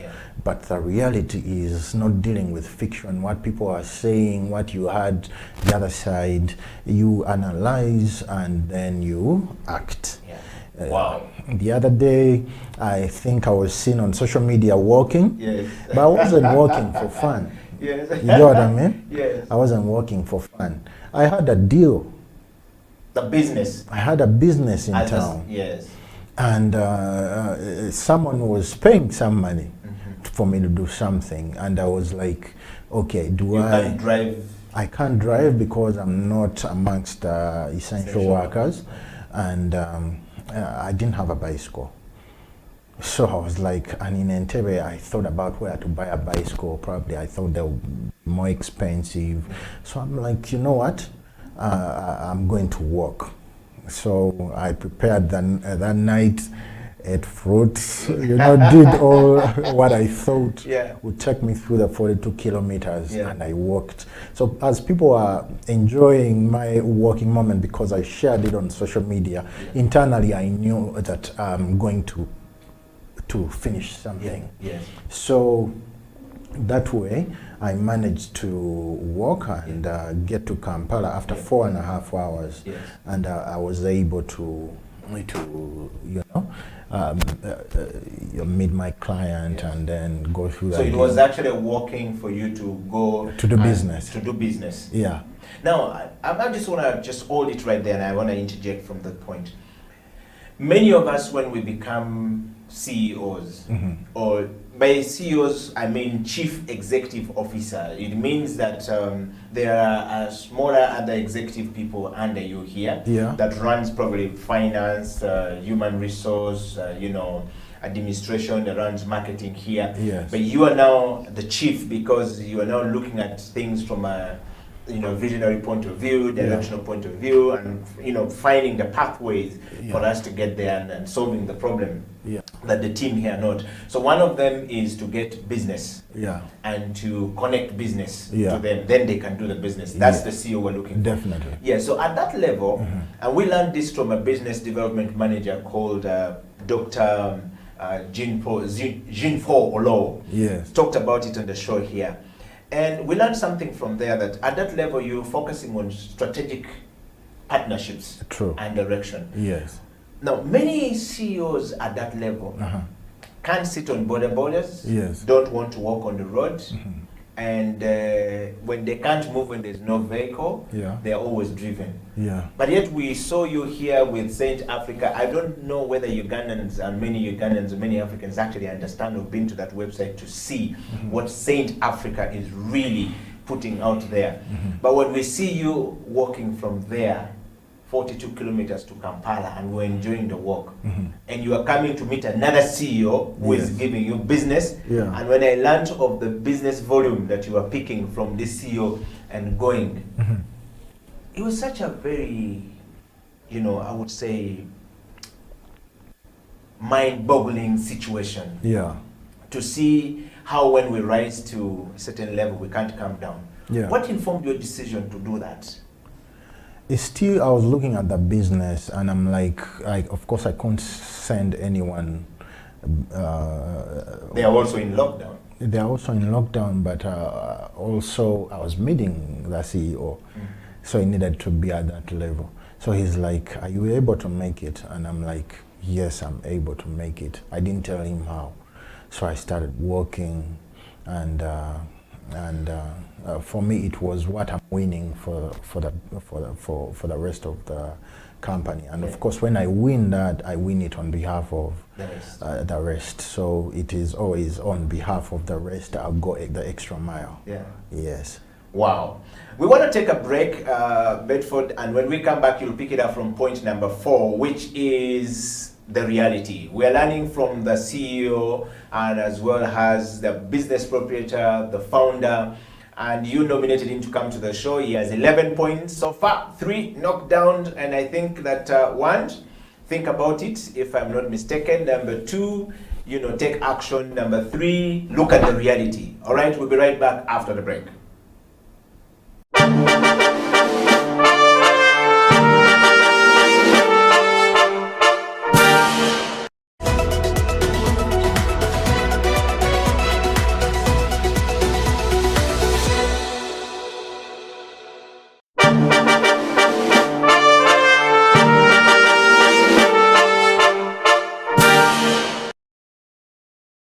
An army of sheep led by a lion will beat an army of lions led by a sheep. That's a fake. Yeah. So let's be very honest about this thing, and really understand that you need to understand where you lie and where you fall. So it's very important for us to understand that leadership has to be definitive. You can't be laissez-faire. It has to be definitive. You have to be strong, just like a lion. When a lion meets an elephant or a buffalo or whatever, the buffalo and all these animals run away, and yet, by the way, they are stronger than the lion, they are heavier than the lion, they are more intelligent than the lion, they are taller than the lion. They run away. The lion, because of its attitude, it sees lunch. That is a leader. Mr. Tony, thank you very much for coming to the CEO bench. And I want to ask you, so if you were elected the President of the Republic of Uganda today, what would be your first State of Nation address? now as you look into the camera and close the show? I think my first state of the nation address would first of all to I think I'll just close it down.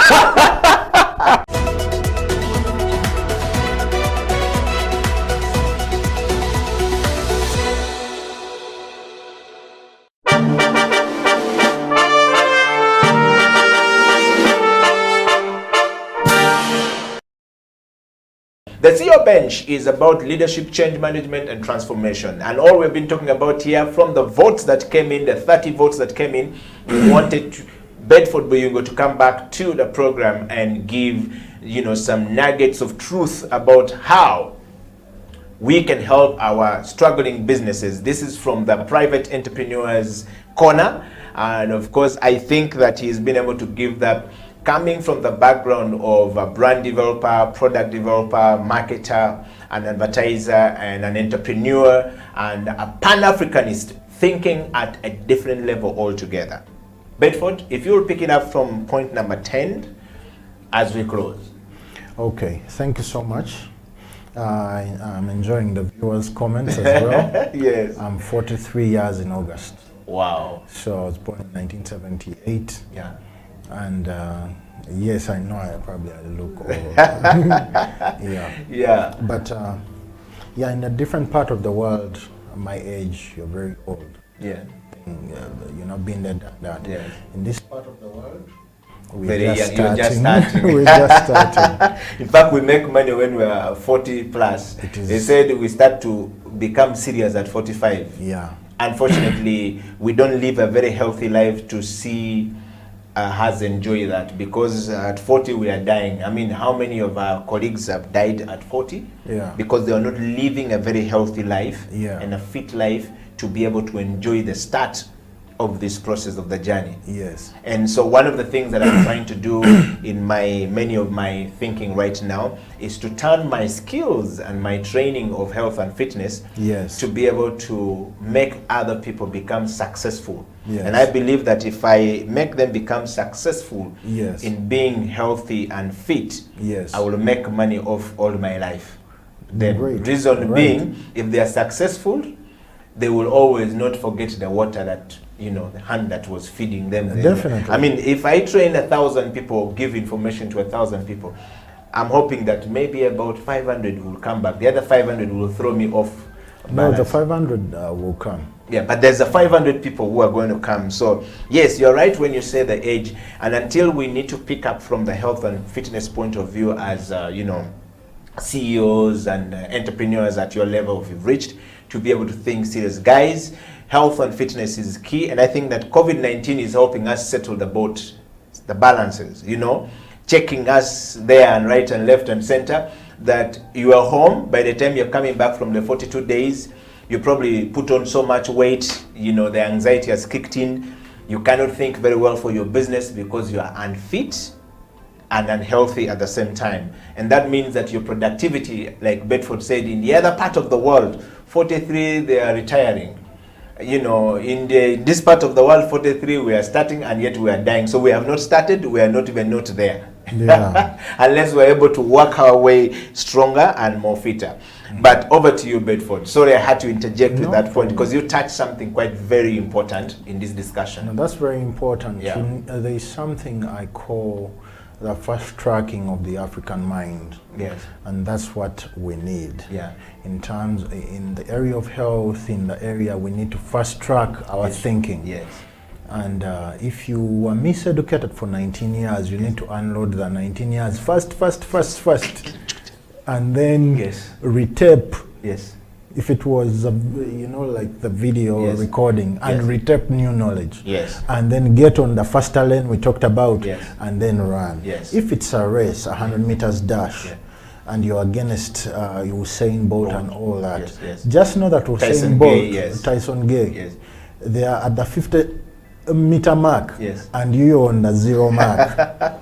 Appreciate it that way. That's how we started. Yeah. That you need to appreciate that you are locked down for 42 days. Yes. But the other world is moving, and they are much more better than you. They have system, they have addresses, which mean everything. They have social security, they have everything, and you are at the zero mark trying to catch up with them. So my 10th point is find someone to mentor you. My 11th point, I guess, find someone to mentor you. I touched about it a little bit, but let me stress it out that we need to find someone. That is actually point number 10. We wrapped up 10 and 11 years. You said you put 11 points. We need, you need to find someone to mentor you in the area of health. If that's the need you have. You in the area of business. Like I have a few mentors and I treat them like fathers. I told you the guy who taught me how to calculate, how to use the calculator was someone who even has no degree. But I appreciated his touch. I mirrored him against people who have degrees and economists, and I'm like, I'm going with this guy who employs 3,000 people, pays them every 2 weeks on time. And runs the company that supplies East Africa, and now I think it's Africa. He's in 9 countries. I'm like, this guy, he has to be my mentor in the area of finance, in the area of numbers. So occasionally I check on him. Even yesterday I sent him, MZ, I hope you're well. And he said, yes, I'm good. How about you? I said, I'm good. So in the area of spirituality, I have my mentor. In the area of excellence, I have the Michael Jackson guy. You know, he's 64. Dorian Hall is 64. He's retired. He's still doing, you get what I mean? But I'm making use of him. And guess what? If Michael Jackson paid him, he's giving me free knowledge. Wow. I have Professor Lumumba, because that is the direction I'm taking. As a Pan-Africanist, I need a Pan-Africanist who can easily introduce me to people. I need a Pan-Africanist who tells me, I think you're going on the wrong trajectory. I think this is it. We need Pan-Africanists who don't just talkers but doers. So that's what Professor Lumumba tells me. So occasionally, I think for you to hire Professor Lumumba to speak, you'd have to pay 6,000 USDs. He gives me that knowledge for free. You get what I mean? Of course, a mentor will have to appreciate your hunger and then start, you know, feed the hunger. But these are people who've done things, and I'm saying they are not leaving me behind. I'm going with them. Let me go under Kameme, but I'll reach. Eventually, I'll be able also to mentor others. Wow. Let's go to point number 11 as we close the show. Of course, point number 11 is learning from experience. We had the first pandemic, and if we didn't learn anything, the second pandemic is clearly telling us that the world is on reset.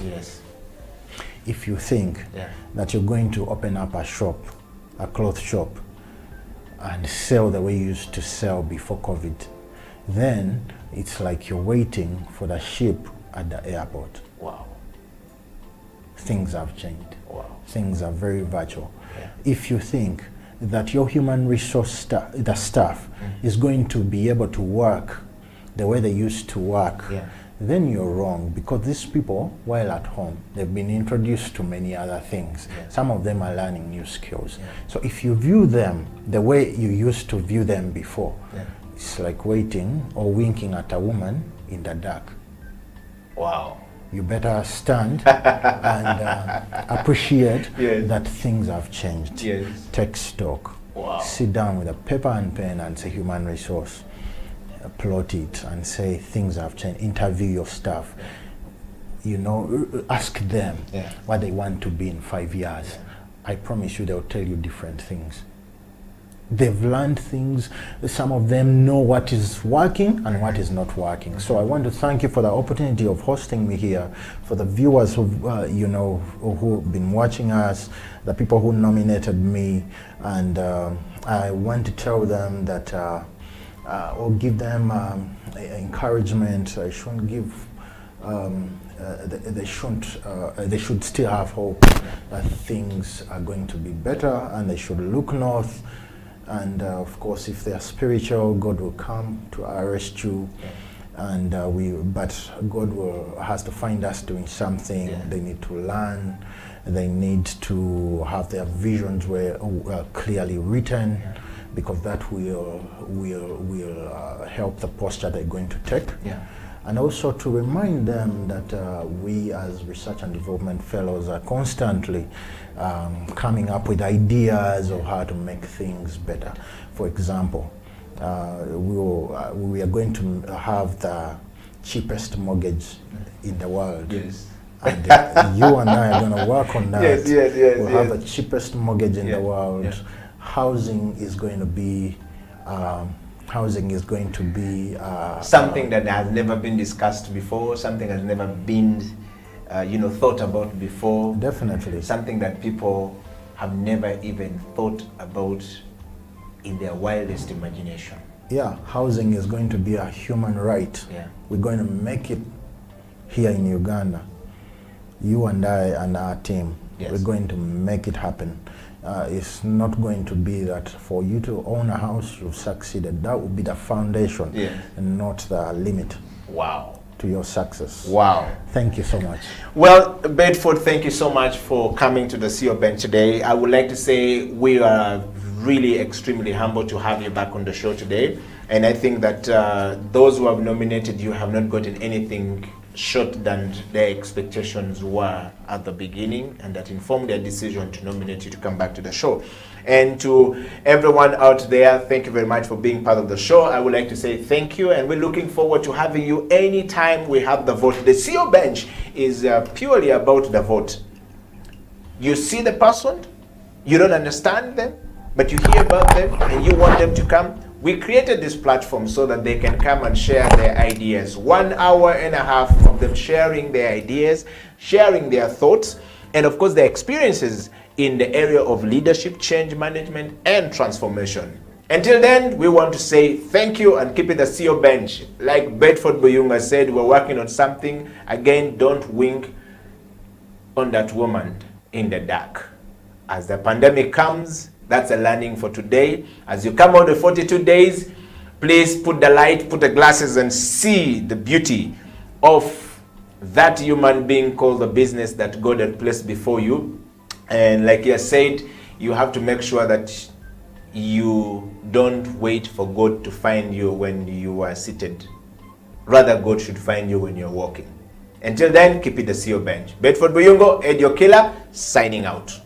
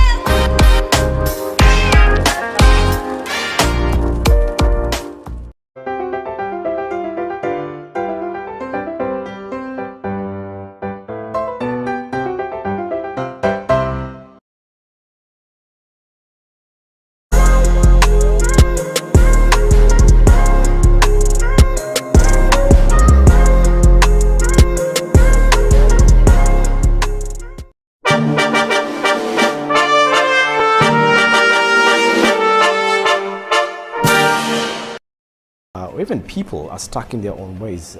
For people who have had a chance to, say, work out of the country, you're dealing with people from different backgrounds, different cultures. Their view of the world is different. You know, you cannot change that. The best you can do is get into that space and find a way of navigating through that. Okay. So I don't believe that what I've learned necessarily is going to go into, say, a big organization like Stanbic and change it. Yeah. If it may guide me along the way in terms of how to navigate, in terms of how to influence the leaders of that organization, but not necessarily kick the front door and change everything. In fact, I think that's disastrous because you may just end up going backwards. So I think for me is allow yourself to learn from the environment and then adapt and change from within. Okay. Yeah. A lot of time we see people, Daniel, who go into organization and just start changing, and you find people flying from this organization to another and says, man, the new boss was come. Correct. I can't stay there. Absolutely. And this happened. Absolutely. Is it they themselves who are a problem, those who are running away, or actually the bosses come and want to change everything? Have you ever been in an organization and people have viewed you like that? And if yes, how were you able to deal with it? If not, had you learned these tricks before going inside there so that when you arrived, you are more warmer to people than more, cold to other people? Yeah, I think in most cases where, and we've seen this, even in Uganda, where a CEO comes and tries to change everything overnight and the organization suffers. You lose your talent, the good people leave the company, they go to other organizations, your numbers start going down. It's a no-brainer. The good ones are the ones who quickly realize, oh, this is different. I need to adapt. I mean, I always hear people who have worked in Tanzania. Tanzanians are different. The way they do things at their pace and how they shift and move things relate among each other is very different. Yes. So if you come with your speed and and forcefulness, you'll get a culture shock. They'll edge you out slowly in their nice way. Before you know it, you've left the company. I remember earlier back in our breweries, we had similar people who used to come from South Africa at the time. Because Africa is obviously very fast-paced. It's about push, push, push. And a lot of them suffered. In fact, a time came when they said, you know what, this thing is not working. Let's empower now Ugandans. That's how you guys came through. Yeah.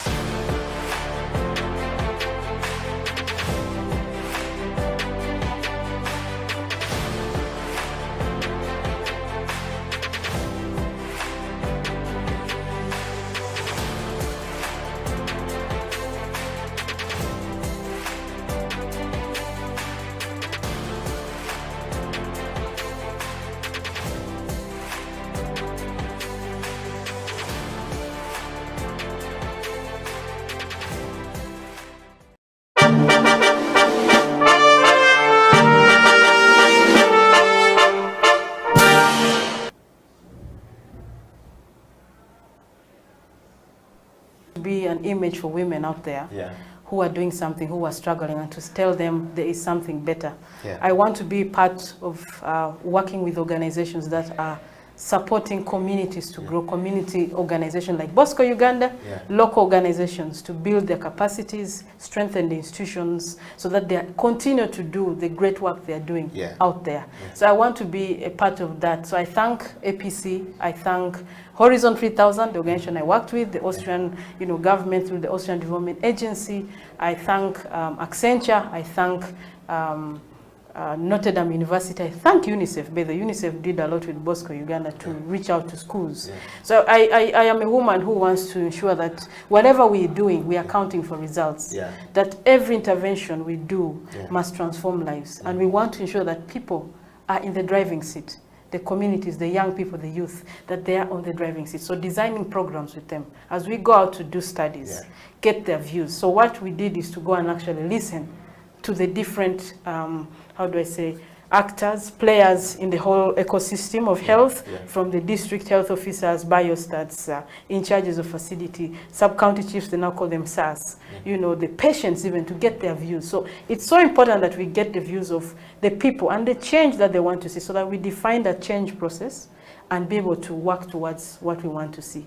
So you asked many questions, so I hope I am answering it. But I really believe that as a woman who wants to see my children and all other children, I'm really so passionate about young people children, women, men, who working together, whether it's at the family level, work together. Why do you fight? Put your efforts together, put your resources together. I have seen families where the man is working, the woman is working, but it's only the man who is spending the money in the family. What is the money of the woman doing? Why not work together? Because together you can go far. But if you stand as an individual, you're going to fail.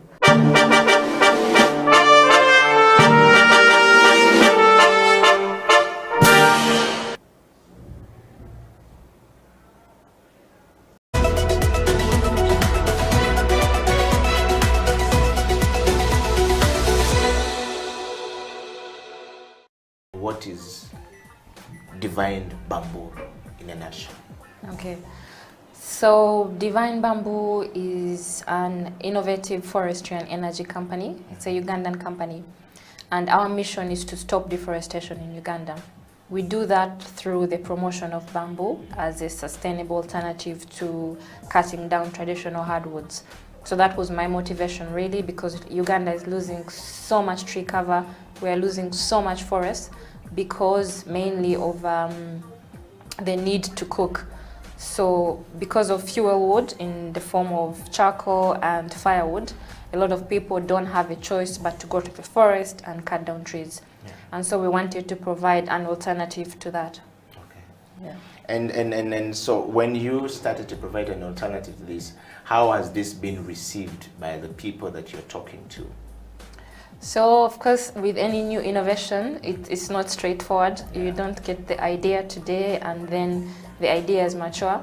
First of all, the idea, the business model takes time to develop. And in the same way, the audience, the customers also need time to adapt to the new products and like the new plant in this case. So it's a gradual process, but I would say that we are seeing very positive change. Okay.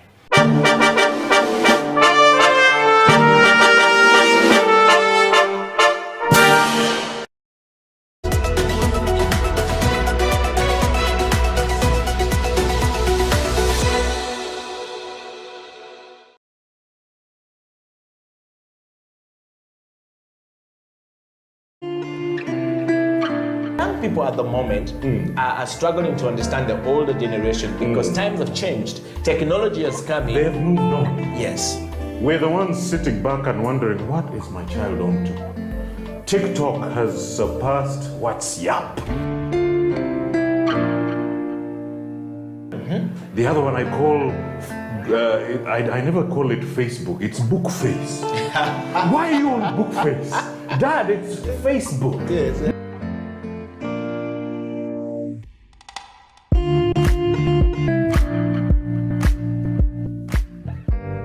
Me, I keep saying, I have a foot amongst the millennials. Yeah. And I understand the traditionalists. Okay.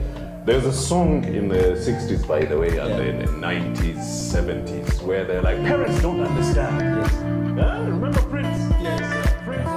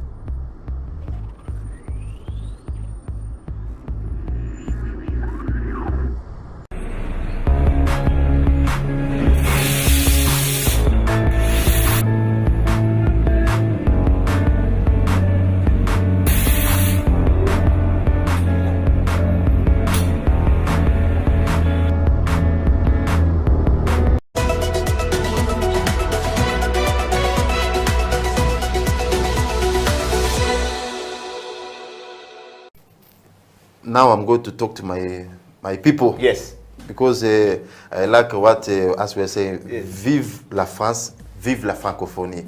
So, le leadership, c'est quoi? Le leadership, ce n'est pas le fait d'intimider les gens ou bien de dominer les gens, non. Le leadership, c'est le fait d'aider les gens à suivre le bon chemin. Parce qu'il y a des gens qui sont là, ils ne savent même pas par quel chemin emprunter. Il y a des gens qui ont même étudié, mais ils ne savent pas quel business ils doivent faire. Maintenant, l'idée, quand tu rencontres une personne pareille, tu vas l'orienter. Non, tu peux faire mieux que ce que tu fais. Non, la peur que tu as là ne va pas te tuer. Tu peux aller au-delà de la peur. L'idée, c'est comme j'avais donné l'exemple, j'avais donné l'exemple ici en français, en anglais, pardon. La vidéo que j'avais vue à propos de chiens, il y avait un groupe de chiens au niveau du Canada et il n'y avait pas de l'eau. Pourquoi? Parce qu'il y avait, la neige, il n'y avait pas la place pour que tout le monde puisse boire de l'eau. Mais il y avait seulement une petite place pour le boss que je vais appeler. Et il ne voulait pas que les autres puissent venir boire de l'eau, comme il était boss. Il intimidait les gens. Mais il y avait un petit garçon, un petit chien qui était là à côté. Il a eu l'idée de briser la glace, là où il y avait pas, parce que l'eau était en dessous et il n'y avait pas moyen de boire, mais le petit chien a brisé et tout le monde a vu ce qu'il faisait. Ils sont venus, ils ont commencé à briser et tous ont profité avec l'eau potable. Et le boss était laissé comme un vaurien. Personne ne le faisait confiance parce qu'il n'était pas là pour les aider. Il était là pour le faire peur, les intimider. Mais l'idée, c'est quelqu'un qui est là pour aider quelqu'un à avancer jusqu'à son destin, à sa vision. Parce que nous avons tous nos visions, mais c'est la peur des fois qui nous arrête. Merci mon ami.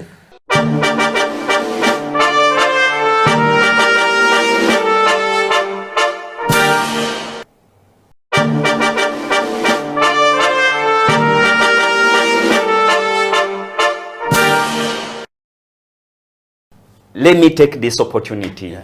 I know everybody is watching me. My fellow Ugandans, my fellow youth, my fellow brothers and sisters, please, everything is possible. You can never regret before you die. I know people, they have degrees, masters and what, but they are looking for something to do. They are waiting for their applying for job opportunities. But you can create your own project. You can create it. You understand? Yeah. You can do something, because for me, I came from the foot of the mountain. You understand? Everything is possible. So, however much you have a degree, you have what? You will be keeping on looking for job. No jobs. But you can start with something small. Think what you can do. Everything you can do. You can start with something small. You have seen the way how for me I started. I think you saw the park, the small park, which I started with. Now check. Right now Uganda is proud of that park. But I thought that park was mine at the beginning. I thought, man, I've made this park. But the day when I realized it, that is the time when the community came together and said, from the community, that park is no longer for the community. At the beginning, it was mine. It jumped off from me. It went to the community. It jumped away from the community. It went for Nakawa. It jumped from Nakawa. So now it's for the whole Uganda. Yes. You understand? Yeah. But remember where I started from. Yeah. That's why I say, my fellow Ugandan, my fellow brothers and sisters, sit, think what you can do. It can expand at any time.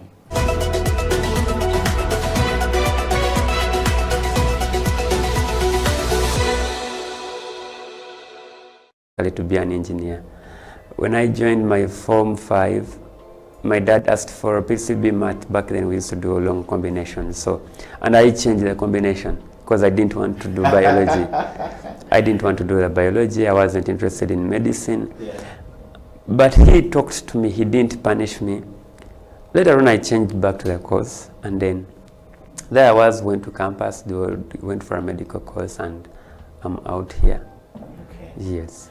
And doctor, before we get into our second part, which is the management of change and development within self, which is what I'm basically taking you through, either in a business or a similar organization and at the nation level. Right. You trained as a medical doctor, and we see you now transiting to another area which is very interesting that we have not seen many people in Uganda. That's managing change. Okay.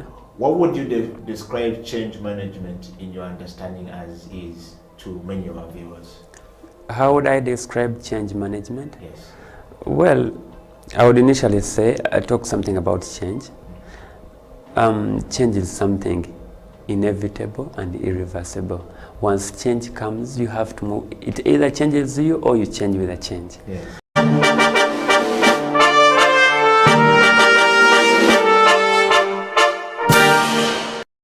What is that one thing that you want to leave us with on this program that we will remember you for and we can start practicing based on the leadership, change management and transformation we've talked about, but also from the, your experience as a CEO, employing over 60 people, and as well as teaching millions of people at the university?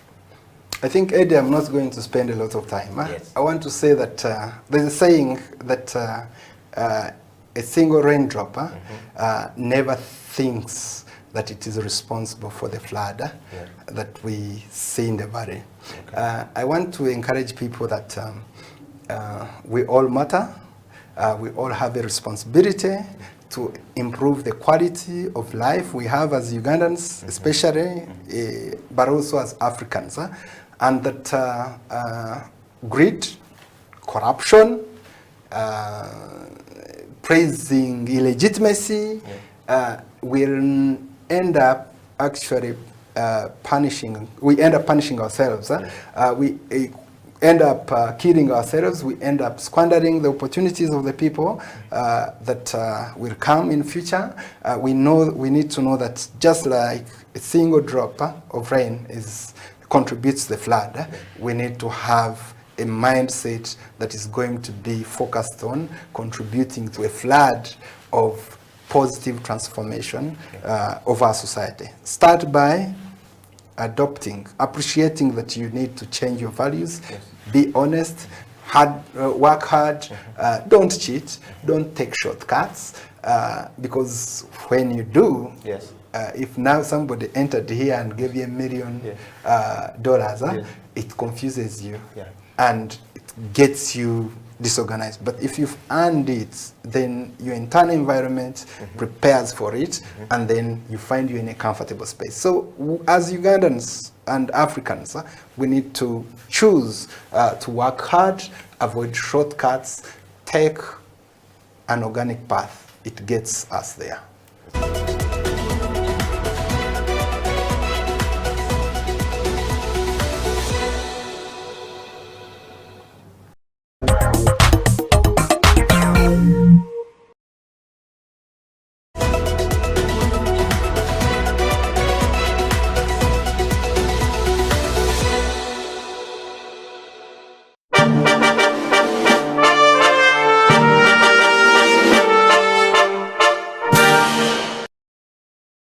It's a CEO bench, so usually people want to assume that all CEOs are overlearned and stuff like that. So I will change the script this time around. I consider myself a certified hustler. If I'm looking to know who you are you Ugandan? If yes, what are the values that define you as Ugandan? That's the easiest question, I think, to answer. I am a typical Lao man from a Rute North, in a place called Ogur, and where I will be laid to rest is in a village called Agweng. So if you go there and you just say Otoa Tony, they won't really know me because my father is also Otoa Tony. You have to ask for Junior, and when you're asking, you have to ask with an accent. Junior Tikwene, where is Junior? And they will identify me. But I'm typically Ugandan, only Ugandan, from Lira. I pride myself from being from Lira. Earlier on, I was joking and saying I'm the coolest Lago south of Karuma. When you cross Karuma, there are so many. But when you're down the south after Karuma, I think I'm number one. Wow. Well, now that you know Tonyo Toa is Ugandan, and of course, what are the values that define you as a Ugandan? I think it's the love for country, love for nation. You know, truth be told, the country is in a lot of, it's a crisis. Leadership crisis, economic crisis, social crisis. There's so many mismatching areas. Yeah. But at the end of the day, it's home. You know, you cannot run and abandon your home because of the issues in your home. I think that then creates an opportunity for you to do something to change what's happening and what you see as a crisis. So in terms of what I see as a value, or what I take out of that for me, I think is just the love for country, the need to serve country the best way I can. And I mean, I can't say I can change everything, but the little I can do to create a difference, I think is more meaningful. Wow. Yeah. Mr. Tonyo Toa, growing up, what did you want to be in life? And what was the journey like for Mr. Toa? Yeah, you know, my father is crazy. My father would call us and he would show me the compass. The idea was supposed to be a pilot. You know, the planes would fly over our house and my father would be like, yeah, you're going to be a pilot. Yeah. But of course, as you grow, you realize that you have so many things that really define you. I was never a sportsman. So I enjoyed a lot of debate and, you know, a lot of indoor activities. And that is, I think, what really drove me into some of the things that I do up to today. Public speaking, the love for debates and really a lot of intellectual discourse and all this stuff. But besides that, I think it's also the fact that I won't lie. I didn't know what I wanted to be.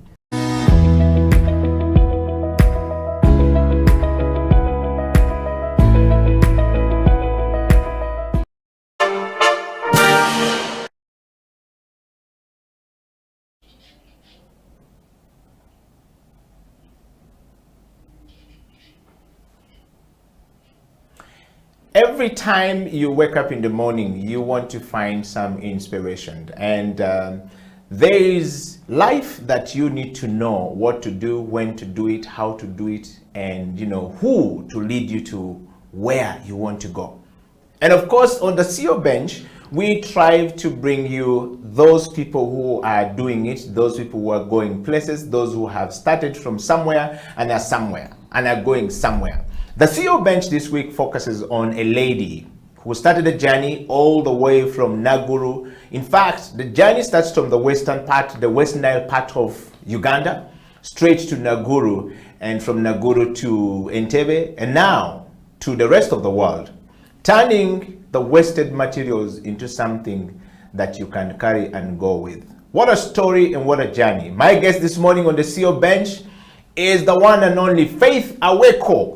Welcome to the show, Faith. Thank you so much. How are you today? I'm very fine. Good. So somebody sent me a comment and says, I want to see that lady on the show. On Facebook, she looks so aggressive and she looks too serious and she's so loud. I want to see, is she big? Is she small? Is she, you know, is she masculine? Is she feminist? But you're here. Welcome to the show. Thank you. And we want to dive straight to the show today, Faith. You're on the CEO bench. The CEO bench exists to give a platform and a space for people to express themselves. We're looking at people who are doing something, people who are on a leadership journey, people who have done it, people who are either going to the top or already on the top and coming down, you know. And we want to share that story with as many people as possible to give them inspiration. We want them to be inspired, you know, encourage and transform. And that's the journey of leadership, change management, and transformation. So on the show today, you have been overwhelmingly nominated to come onto the show. We are not going to talk much about the health and fitness, although we'll get there.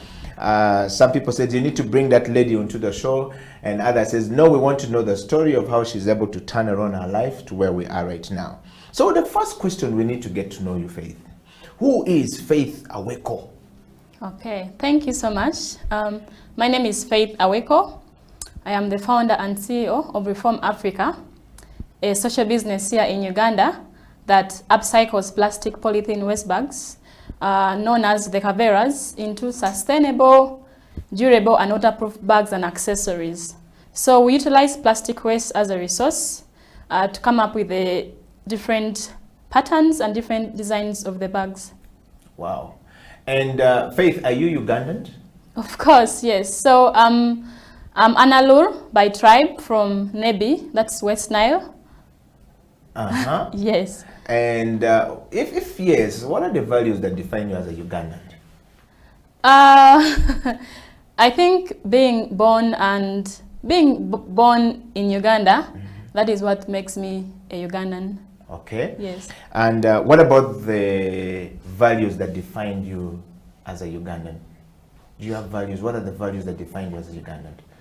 I think looking at how we are as Ugandans, we are more of like friendly people. I would say that because if we receive tourists who come to Uganda, most of them say Uganda is one of the lovely country because straight from the airport, people are already saying hi to you. So that also defines me as a person. I'm also very friendly with people. Yes. Okay. Faith, I want to take a moment to just take us through your life. You know, the journey of Faith Aweko from Nebi to Kampala. Nebi is found, for some of you who are watching the CEO Bench from all across the world, it's you know, the West Nile part of Uganda, found in the western part of Uganda.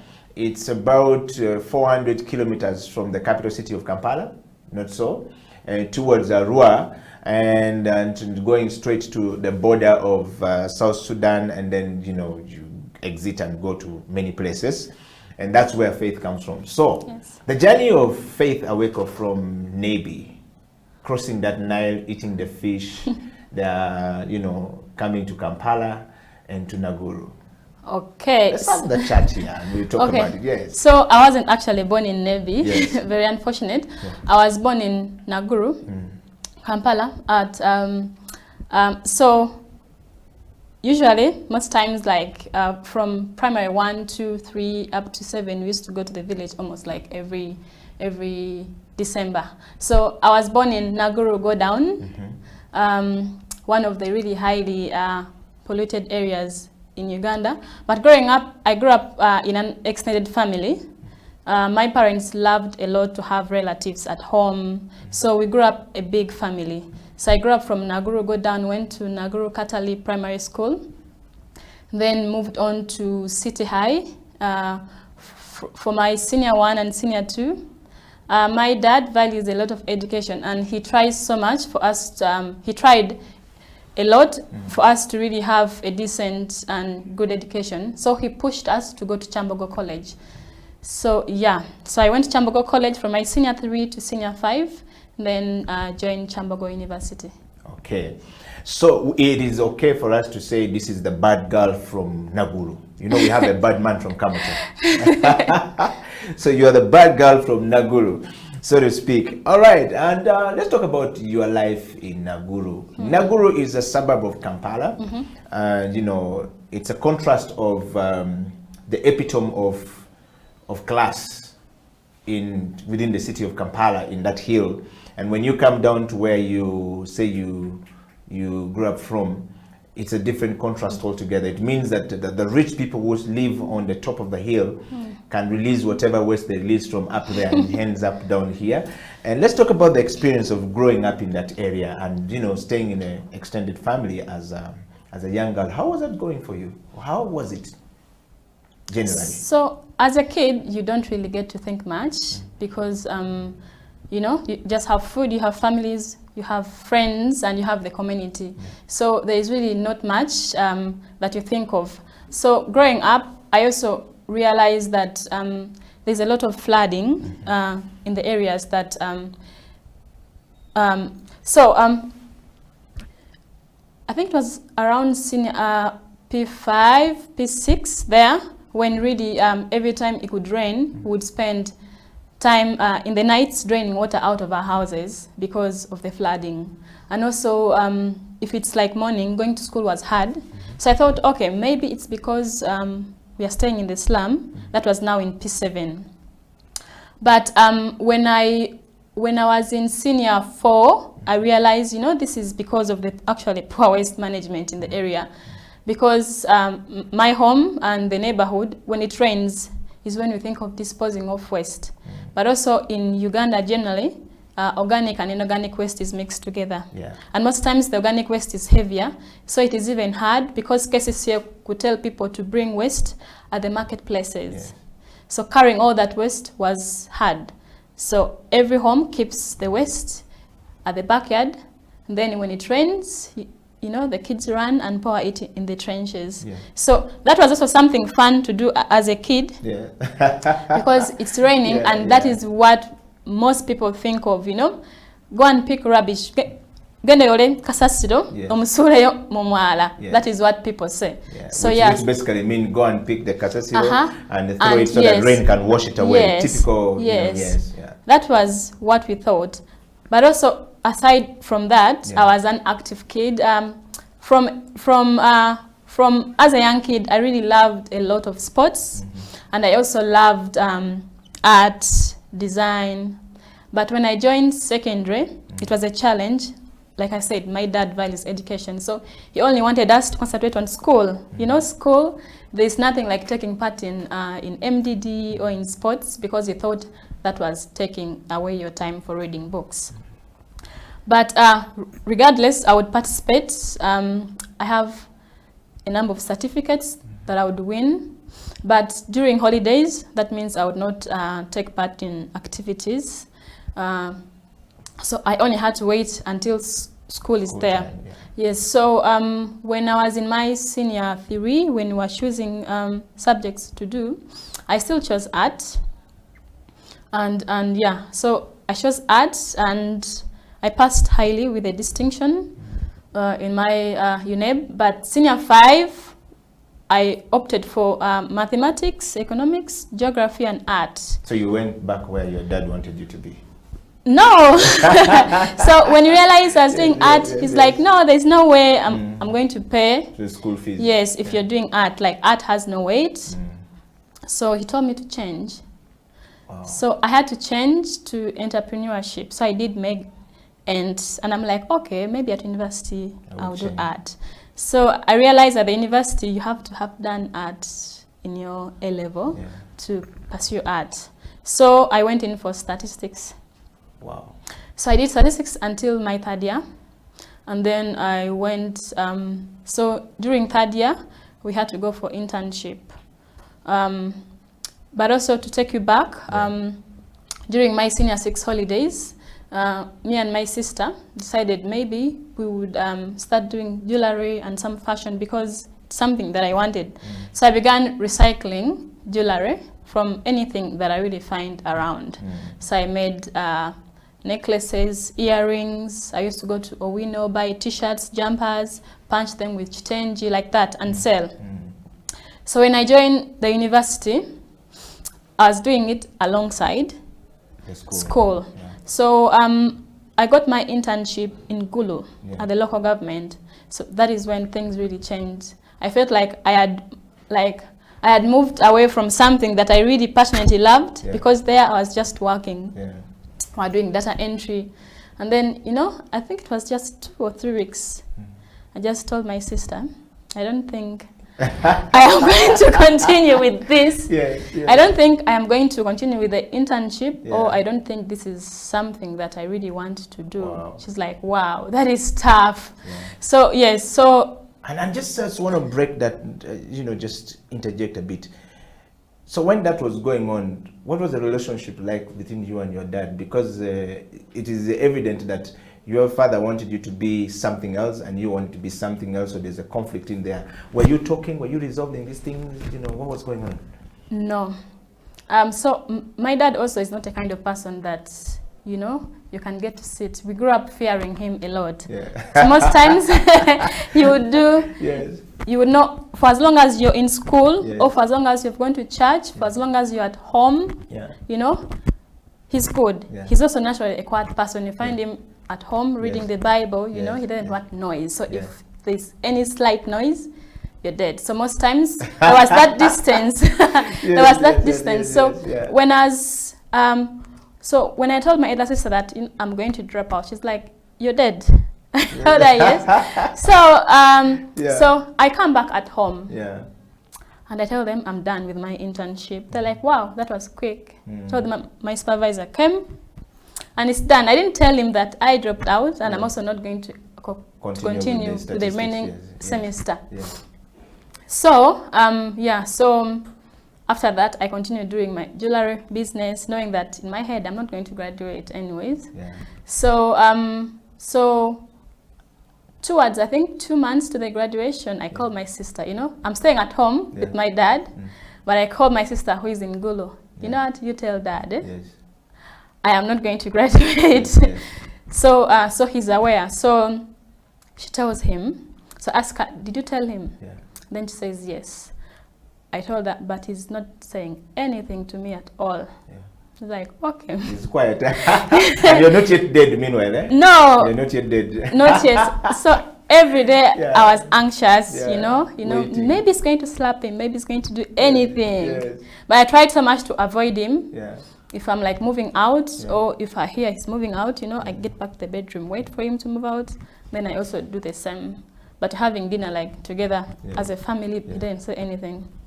So one day he wakes up furious and he's like, you know, I'm a disappointment. I dropped out of the university and look at what I'm doing and all those things. It's useless things.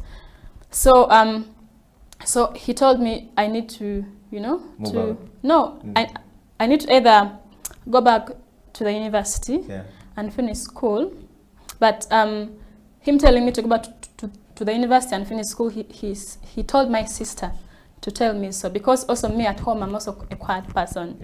So my sister told me, he said you should go back to school. So I told her, that is not possible. That is not something that I really want to do. So so we kept on having that conversation. He calls my sister calls me, you know. But like you're that. home and yes, with him. I'm home with him. He calls, I call her. Okay, that is still the same now. You know, sometimes I call my sister, it's like call Faith, and then I call him instead. So these days I don't call my sister, but I call him instead. And so after that, so when it was a challenge, he said he didn't want to be with school dropouts. So I should leave. So how old were you at that point? How old was I? Do I remember the age? Third year must be about... But that was in 2016. It was in 2016. I think I was 21. It must be about 21, 22 because you're about getting out of school, university. Yes. So I move out. I continue with what I'm doing with the jewelry and recycling, and it was working out well. And then a friend sent me a message and said maybe I should learn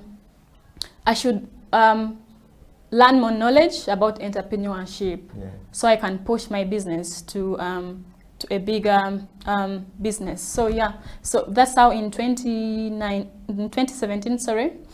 I joined the Social Innovation Academy. And that's how the story of this entire Transform Africa started. Faith, I want you to hold it right there. We're going to take a coffee break. This is the CEO Bench. We're talking to the newest CEO, voted, even with the vote from the International Monetary Fund, IMF, somebody sent 2 nominations from there. We don't know why.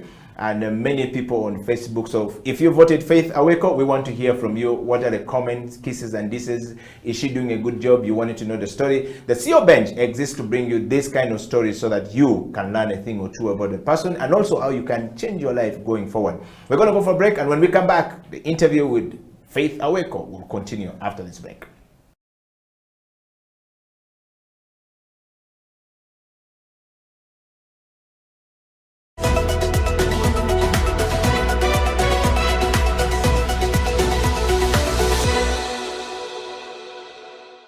My name is Dr. Jinpo Olowo. Thank you for watching House of Talent Television. I love to inspire people. I love to talk about my experiences and how God has been able to use me in the different exposures.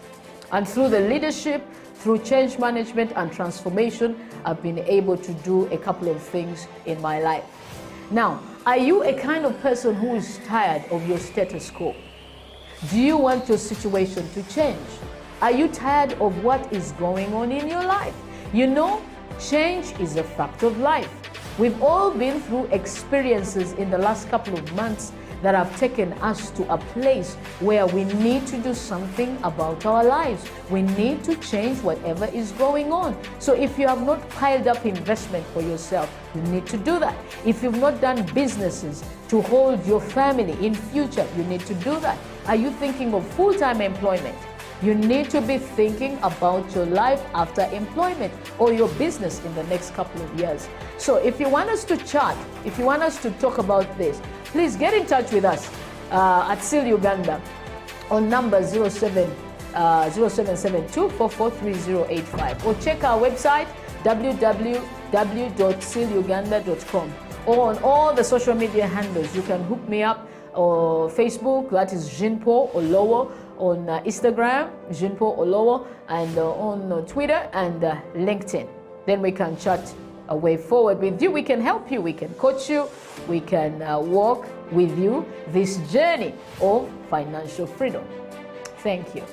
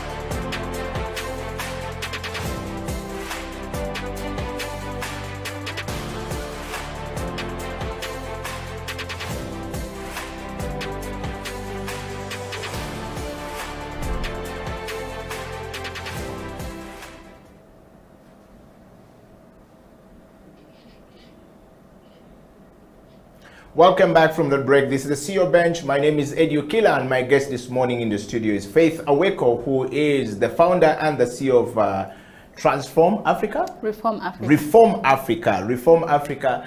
And Faith, let's pick it up from where we were. You were telling us about the personal journey of growing up in the Kampala suburb and the foray into, you know, Reform Africa. Mm.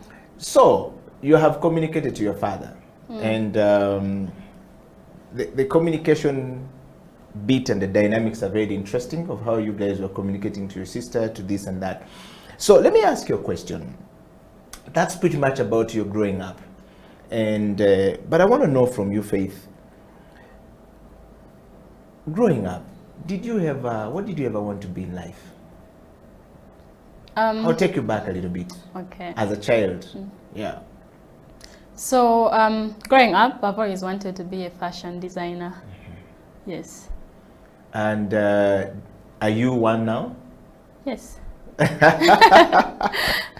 So let's talk about what excites you as Faith Aweko into this journey where you are right now. Okay, so what excites me is actually the moment I began doing social entrepreneurship, because that is something that I did not know about, is the moment I realized fulfillment in life, because knowing that the livelihood mostly of the people you work with, because we work with women in the communities who collect plastics, who sort, wash, and also we work with marginalized youths who we employ as tailors. So knowing that the livelihood of them depends entirely on you or on Reform Africa, that is where, that is what really gives me fulfillment. Yes. And Faith, talking of that, while we're still on the personal questions of it, by the way, I just want to ask you a question about 2021. What is the best thing so far that's happened to you in 2021? So in 2021, there are two things that happened to me. Focusing more on knowing myself, personal growth, and also really focusing on my fitness journey. I began it late last year, but this year, in January, I set up my fitness goals. and realized I have to read a lot about fitness to better my knowledge, so I'm able to really transform into the person that I want to be. Okay. And that said, most important thing that the people who nominated you would want to know is, you know, before I take you to the leadership journey, is the story of where you ended up joining the, you know, the social entrepreneurship class and stuff like that, and not going back to university. If you pick it up from there, what was the experience like when your father finally said, okay, I think I need to give up on this one, and then you ended up doing this other course where you went for? What was the experience like, and what did your father say to you? So when I joined the Social Innovation Academy, I actually did not tell anyone except my siblings. I told them about what I'm doing currently with recycling, and how I've moved away from just making jewelry to now recycling plastic polythene. So they did not understand until I sent them samples, and they were excited. So after a while, I thought probably I would go home and show my dad what I do. But it wasn't a positive experience from him, because he really still, you know, even after that, he told my sister, do you think she still has a chance to go back to school? Like, yes. So I thought maybe I disappointed him, but by then also I was still starting up the company, but I had hopes that it will be great. So I remember the first flight I took to represent from Africa. I did not tell them because I thought anyway, you know, but my stepmom was very furious. You know, she was angry. She's like, how would you not tell us? So that we can come to the airport and how would you not tell us? To the airport to see you go, because how would you not tell us? So I told her I thought probably you guys were not happy with what I do. And then she told me, you know, I'll always support you in any way. So there was also a time that my dad came to actually see what we do. Yes, he came with my sister, and he was very impressed. And also, when they get to see me on TV, on the newspaper, you know, they're the first people who call me that we saw you on the newspaper. Or if I tell them the show is on TV, they keep calling me, what time is it again? We cannot see it, what time is it? So that really says that they are getting to understand what I do, but with also being able to help them financially, because at first my dad thought, you know, this is just a small business that you would not be able to earn enough income, a living. So being able to see that I am sustaining myself, and I'm also able to sustain them as a family. So yeah, but still in his head, he still wants me to have a formal kind of education. Yes. Wow. So let me just take you back, Faith. I think this is a very interesting, you know, moment we're having on the CEO Bench today. And of course, I want to talk to all of you guys who are watching the CEO Bench from all across the world. I think this is a very fascinating story, personal journey so far, being told by the person walking the journey, Faith Aweko, who is the founder and the CEO of Reform Africa, a recycling bags from the waste materials, things we throw away. And I think, let me tell you, Faith will be given an award for helping Kampala, because we really have quite a number of those in the city of Kampala. So we want to hear from you. If you have a comment, drop it up there, and we'll definitely be able to read it. And Faith, I'm very much interested in taking you back before we go into the leadership part of the show. Your dad told you to, you know, get out of the home, and you go. So, I mean, how were you able to move out, and how long were you out of home without talking? We hear this story a lot from different people, and sometimes we don't understand how to go about it, and the reconciliation part of it, which we're definitely going to go into, the leadership, change management and transformation, and how you're able to lead yourself out of that, and the things that happen. But I want to know specifically, and of course to all our viewers all across the world, I mean, somebody could be going through the same thing and they don't know how to go about it. And perhaps their self-esteem is being put down very much, because the world says you must have a formal education, you don't have a formal education, but formal education often tends to kill creativity. And when a creative person is boxed, like in your case, you are able to get out, but there are people who are not able to get out of that situation.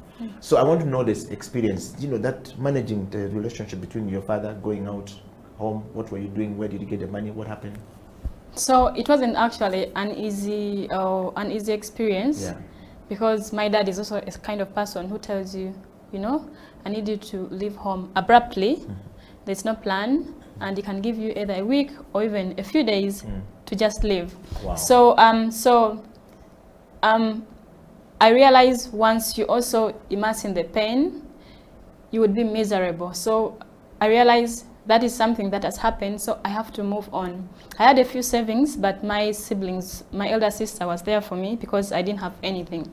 So she sent me saucepans, she sent me a mattress, she sent me a blanket, she sent me almost everything I needed to start. And then she also gave me some money.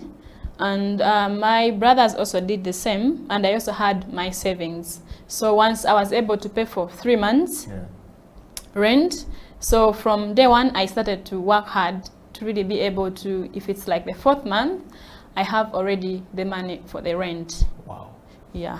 It's not very easy for girls, and I'm sure there's a girl outside there. I mean, such situations are usually for boys. We're good. We can go out, we can bustle thing up, and do whatever we want to do. Boys are usually, but for girls, they're not quite a very easy journey. So if you would just dive into it. As a girl, how did that make you feel? So I had, I was renting next to my friend, so I had friends around who I would talk to, who would be there for me. But also I just realized, you know, I have to focus my life, I have to focus on business.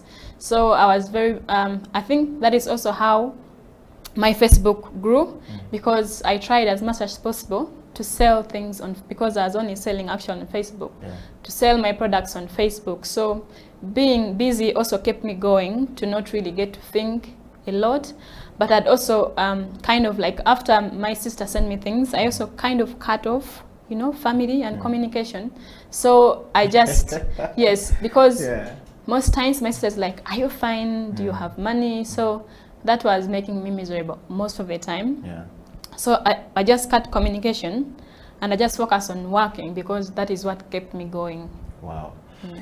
Well, you're hearing the story coming from Faith Aweko right there, the story of personal resilience, if we would say it, and you know, persistence and consistency in the process to be able to build, you know, reform Africa. We're going to take another break, and when we come back, Faith and I are going to dive straight into leadership.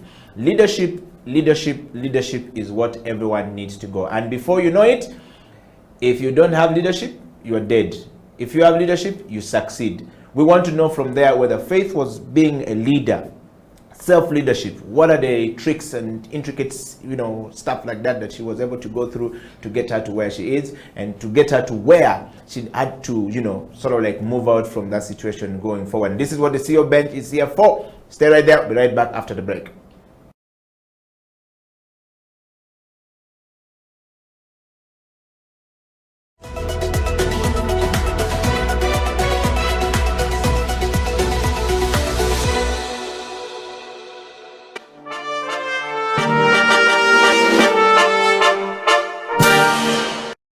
There's a lot that is involved in the civil society organizations. There's leadership in itself, there's management of processes, there's management of the human resource, there's fundraising, there's, you know, research. It's a lot that needs to be done. And many times there is a feeling that is too much for a woman, because she has other traditional roles that she needs to do as at home. So many times as people are looking for leaders in civil society organizations, the priority is usually given to men, because of our society that feels that men have the time, men have the capacity, men have the ability to lead, to take this organization to greater heights. And women, there will be a problem. They will have to go to maternity for maternity leave. They have issues. They are too emotional. They have not done the courses that are good enough for leaders.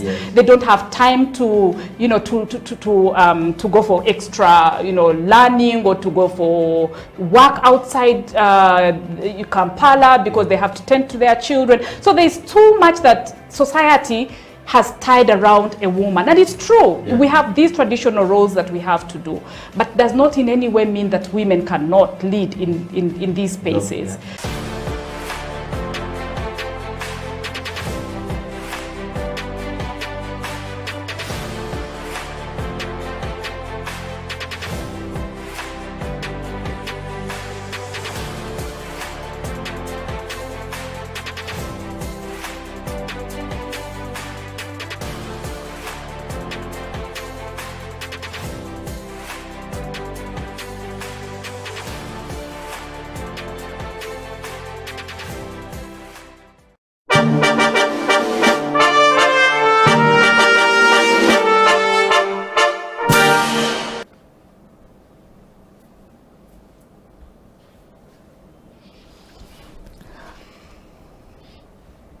Welcome back. This is the CEO Bench. My name is Eddie Okela. In the studio is Faith Aweko, a lady who sprang out of Naguru to the rest of the world, recycling, waste, solid waste, not solid waste, plastic waste, and what we called kavera in Uganda, and making very beautiful stuff out of it, and selling us for use to make our livelihood really better. Faith, welcome back to the show. Thank you. Let's go straight to the leadership journey. Leadership requires that the person is aware of who they are. And self-leadership is key to come out from the situation where you are, where you're trying to say, Dad, I want to do this, and Dad is saying, no, daughter, I want to do this, and there's a crossroad. And we want to know from that point of view. Of course, self-leadership, you can see it, that you are doing a great thing by leading yourself, and you're pointing yourself and giving yourself meaning. I want to ask you a very simple question here on leadership. On the leadership, what is your understanding of leadership and the definition of leadership by Faith Aweko? Okay, so leadership to me is being able to lead a group of people from one place to another, mostly like for me to make sure people are better versions of themselves from the time that I've met them and throughout the time that they are with me until the time that they are out of my reach. Okay. On that note, Faith, who is a leader to you? Are you one? And if yes, what type of leader are you, given your journey? So I am a leader because I lead a group of about 20 people. I'm one of like a coach kind of leader because I try as much as possible to see that people learn their potentials and they be the best versions of themselves, because sometimes we get women who you see potential in them, or also women who come like they really want to work as tailors, but then you realize they would actually be better in this kind of field or in fusing the plastics. Yeah. Also, we find people who have no skill at all, but they come, hey, I want to wash plastics, but you tell them it will actually be better if you come and learn this kind of skill. And from there and then, we find that most people who are fusing our plastic bags also learn to tailor, and then now they are supervising other women. So that is a kind of leadership that that I portray, so that people can move from from the level they are to become better and better in what they do, or even get to do more. Okay, so as a leadership coach, by definition, you are actually a transformative leader. A transformative leader is one who, sees what it shall be like and works up to what is that needs to be done to get there.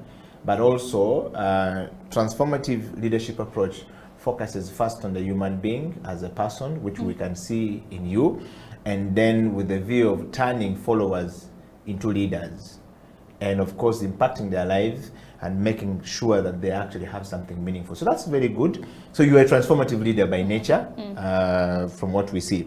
That's a good one. So Faith, on that note, what is your understanding of leadership at the personal level, and of course at the family level, given the situation you've gone through with your dad and your family, at the society level? And of course, as a corporation, now you're building a corporation, you're building an organization that is reaching out to many people. It's already 20 people you're employing, meaning that those 20 people have got people who depend on them. So when we multiply the 20 people individually, the chain are reaching far more people than the 20 that you have at the moment. But we want to understand from you, what is your understanding of leadership? Personal leadership, self-leadership, family leadership, society leadership, and of course, the organization.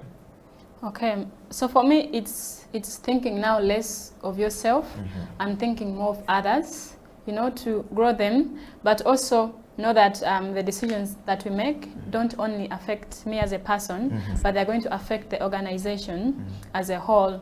And also putting in accountability for every action that we make. It's going to affect me, yes, but it's also going to affect generally the company, like for example, Reform Africa. So if there is any decision that I'm making, it doesn't have to be based on individual interests, but it has to be made based on my co-founders, based on our workers, based on their children. Like for example, if you are going to lay off some workers because of COVID, do we just think of laying off the workers, or do we also think of their families or their children who have been dependent, on their mother, like for the financial support in the family? Yes. Wow. Well, we want to know from you, Faith, and of course not just you, Faith, but also everyone who is online. You've had Faith Aweko. That last part of the leadership question actually just blows somebody up. And there are 5 different types of leadership approaches that we have in the world. And I want you to vote for Faith Aweko right now and tell us which one is she using best and why, given the explanation on this part of the leadership approach and the leadership question. 1, there's what we called, autocratic leadership approach. Is she an autocratic leadership approach? Do we understand what autocratic leadership approach is? And number 2 would be a transactional leader or a transactional leadership approach. Okay? Is Faith Aweko a transactional leadership approach? Is she, a autocratic? And number 3 would be a democratic leader or leadership approach. Is she democratic? Is she applying the same approach to her leadership skills? And number 4 would be what we called a charismatic leader. Charismatic leader. Is she a charismatic leader? And if yes, does she use the charismatic leadership approach in her day-to-day running of the business or leading herself? And number 5 would be transformative leadership approach. Is she a transformative leadership approach? Is that your view of her? We want to know from you. Please write us a comment down there, and of course make sure that we'll get back to you. I want to also inform all of you that the CEO Bench is doing a very special thing for the first time to Faith Aweko. That this particular interview is actually streaming on our own pages.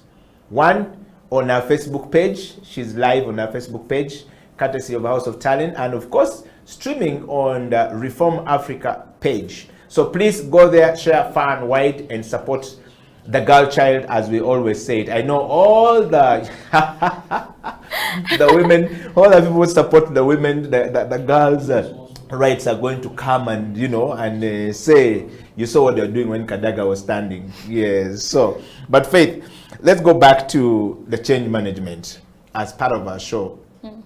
I'll ask you a question before we take another coffee break, just to go through this. So the CEO Bench is about leadership, change management, and transformation. Now, you had a journey before getting to where you are right now, and that journey requires you to go through as a child, go through school, understanding yourself. Like you said, when you were young, there was mwala, how do you call it? That's what they call it. That waste stuff in the trenches everywhere, water would flood, come, you will clean. As a child, you didn't understand. But when you reach a certain point, you began to understand what it was. Now, senior 4, you said, I started to see that actually there's a problem here. We're just not being organized. KCC say, we take this, for us, we wait for it when the rain comes. And then later on, when you get to university, says, you know what? I'm certainly not going to do statistics and finish. Whoever want to drop out of a statistics class? You could have been at the statistics house. You could have been a minister of finance. Your father had big dreams of seeing you as a minister. in the government of Uganda or working for UN or working for... Now it makes sense when somebody from IMF votes you to come on the CEO bench to hear your story. Because I was trying to make waste management and IMF, this money and this, they don't make sense. So perhaps it does begin to make sense. But, so we're going to go into that change management. What is your understanding of change management? So change is moving away from the position that you are right now to something else, like maybe also shifting from one place to another, or yeah, so change is something broad, but moving from where you are right now into a better position. Wow, that's your understanding of change. Okay, I want to just say this, Faith. If that is your understanding of change, how were you able to communicate the change that happened in your life, both from your, sister before you decided that you're going to turn around your life? Did you think through the process? What were your strategies to communicate that, guys, I'm stopping here, I'm not going to continue with this? Because there's also another person who is going through the same thing, who doesn't know how to go about it, and they want to learn from you. Number two, we want you to tell us, how were you able to manage that change between you and your father and your mother and your siblings? That's managing change. That's not a very simple change. You said that it's very difficult to deal with. How were you able to do so? So as humans, I think change is inevitable because life gives us change in many ways. Also, like during this COVID, people have had to change how they lived their lives to adapt to the situation. So most times also when change is calling us and we don't change, we remain in more of like a pain because we are not trying to adapt to the new life that is calling us. So most times also, like for me, when things weren't working out the way that I wanted them to be, and I wasn't being who I was then. So I realized I have to change in order to be the person that I'm destined to be. Yeah. But so managing it with with myself wasn't also easy because I also did not actually know what I was doing. I did not know who I was, or if actually what I'm doing is wrong or right. Because also now people are used to you in this kind of way. So if you're changing, mostly like the friends at the university, it was different because most of them are like, you should not really drop out of school. Business is not easy. So I had to also try and cut them because they knew me.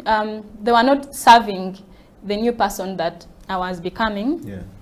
And also they were not trying to understand me. Yeah. So also in change, I realized I have to cut some people off so I can concentrate to being the better version of myself, and also be able to really understand the kind of person that I am becoming. Maybe it's also going to need new environment. Like when I went to Sina, I realized, this is where I am meant to be. And the community around were the same people, refugees, former street children who are trying to transform their lives. So also that community helped me a lot to understand who I was as a person, because also as a leader, if you don't know yourself, then it is hard to really lead other people. So that being able to surround myself with the people who are going through the same life changes or experiences as me made me actually find purpose in life. Yeah. Wow. Faith, change always can be difficult, and people can find it as something very challenging in life, and in most cases some people can take a wrong turn, and sometimes realizing that you need to make a certain decision that is good, that is not going to affect many people, are also quite a challenge.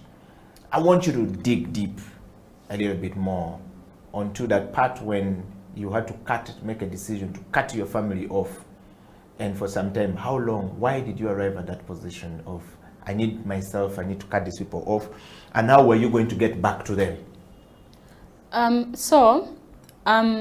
Like I was in a confusion state, and the more people call, the more people talk to you, the more advices you get, you just, you know, like it confuses you more and more. So I wanted to just concentrate, you know, but also with that, I was praying every day to God to really redirect my life and to really, so with prayer, that helped me a lot, but being in the environment, in the right environment that I was in PG, also gave me a clue that, you know, I am getting to where I want to be, or I am right here in this situation or in this place because I am meant to be. So when I cut off my family, after that, so I remember one time my my stepmom called me and she's like, it's better, you know, you start coming home and tell me what you are doing and all those things. So yeah, so the first time I came home was when my sister was going to have an ekuchala. Yes, how long was that? What was the period before you could return home? I left home in 2016 yeah. And I came back home in 2017. Those were 2 years. 1 year? 1 year. Yeah, 1 year, 1 year, yes. Yes, it was after a year. Yeah. Yes, so... Of no talk, nothing, yes, just quiet. Yes, but when I came home also, it was I was a transformed person because my stepmom told me, okay, so I really think you've changed a lot, and that was something that I wanted to hear, yes, you know, from people. And when I met a few friends from campus, it was still the same. But when they're also seeing what I was doing, they were happy with what I'm doing. So that also gave me hopes. Okay. You know, it's something that we need to talk about here, Faith. I see the great work, but I want to just take you back to that change a little bit. I'm your friend, and you're going to have to tell me that you're making a decision not to talk to me.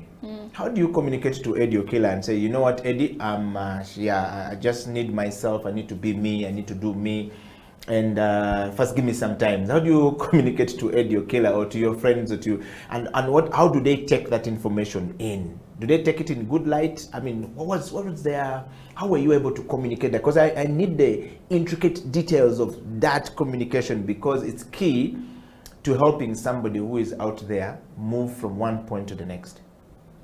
Yes. How were you able to tell your friend like Eddie Okela that, hey, you know what, I need some space? Because it's not easy to communicate that I'm changing, and then you come back when you're totally changed and everybody's saying, hey, I think you've changed. Did you communicate? How were you able to communicate that very complicated communication of, please give me some time? Some people will say, you feel you're proud. Some people will say, I think she's depressed. Some people will say, I think she's running cuckoos, she's running mad because you're withdrawing from people. How do you communicate that kind of change? How were you able to communicate it in your case? Okay, so with my friends, it was easier by just doing by just cutting myself off of what we used to do, maybe hang out with friends. You know, every time they call you, you tell them you would not like. So many times if friends call you many times and you're turning them down, they also just ghost out on you. So that was easier for them. But others also automatically, since I am not, you know, pursuing statistics, if I am not like on the journey into the professional world, they just cut you off. Yes. So with family, it was a little bit difficult, mostly with my siblings, because we were united, but I felt like I needed to just be me. So I just told them I just need time off. Or most times, you know, I kind of also changed my phone number and I would call them. Yeah. Like my sister, my younger sister, I told her, let me be the one to be calling you. Just don't call me, let me be the one to be calling you. But that also meant I wasn't going to call her. Yeah. Yes. So yes. Yes, yeah. But I just also communicated to them the situation that I'm in. Me, myself, I also do not understand. But I am very sure that, you know, things are going to get clear, you know, day by day. Yeah, because most times you also do not identify yourself at that certain period of time. Yeah. And you don't know if you need therapy or if you're running crazy or so yeah. So most times it's difficult, but with time, when you're on that personal growth journey, then you're able to identify and get to know yourself better. And then when you come out as the better version of yourself, then people would actually see. I think it was actually great that, you know, that she went to Mpiji. It was great that she took on this journey because the faith that we used to know wasn't actually serving her purpose anyways. Wow. Well, we're talking about change management on the CEO bench, and my guest this morning, or my guest this afternoon, or this night, or this evening, depending on which part of the world you are, is Faith Aweko. She's a girl who started out as, you know, thinking that I'm a creative mind, and so I need to be in a creative space. But yet, you know, the world says, no, no, no, no. You are supposed to be statisticians, that's how they call them.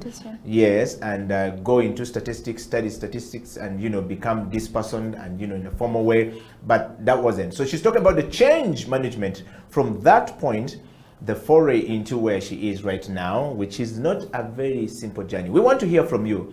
Do you have an experience like Faith? Are you learning something from Faith? The CEO bench exists to bring you intellectual rigor, fusing it with the common challenges of life every single day, so that you can be a person of you know, great repute, moving up. The challenges that you face will take you forward. So the CEO bench is here to bring you such stories, and today Faith Aweko is the person on the bench. Faith, we're going to take a break, but before we go for that break, I want to ask you one more question. Many people who go through what you're going through as CEOs and going forward, some people end up in drugs, others end up, you know, using substance, abusing substance, and so many things. Would you just share quickly how were you able to safeguard yourself away from it? Others have ended up into the, you know, for girls, the old trade, as we say in the holy books.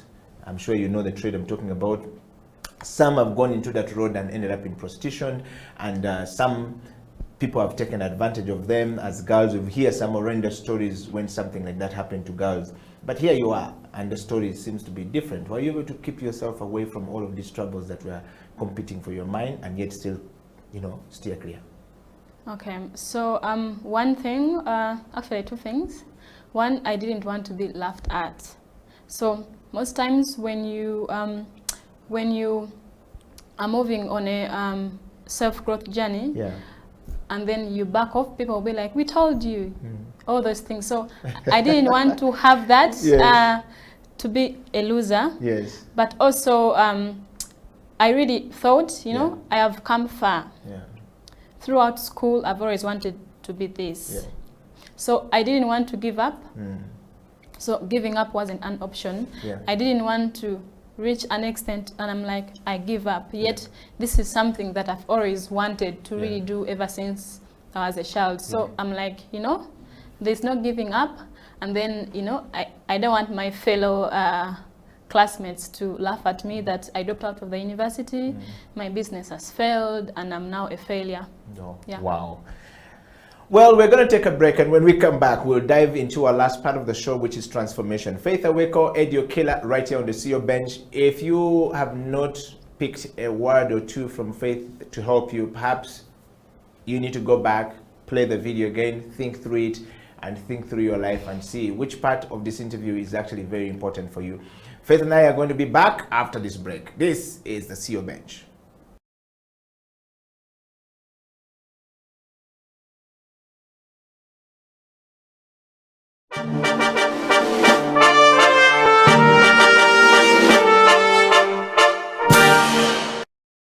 Even people are stuck in their own ways. For people who have had a chance to, say, work out of the country, you're dealing with people from different backgrounds, different cultures. Their view of the world is different. You know, you cannot change that. The best you can do is get into that space and find a way of navigating through that. So I don't believe that what I've learned necessarily is going to go into, say, a big organization like Stanbic and change it. If it might guide me along the way in terms of how to navigate, in terms of how to influence the leaders of that organization, but not necessarily kick the front door and change everything. In fact, I think that's disastrous, because you might just end up going backwards. So I think for me is allow yourself to learn from the environment and then adapt and change from within. Okay. Yeah.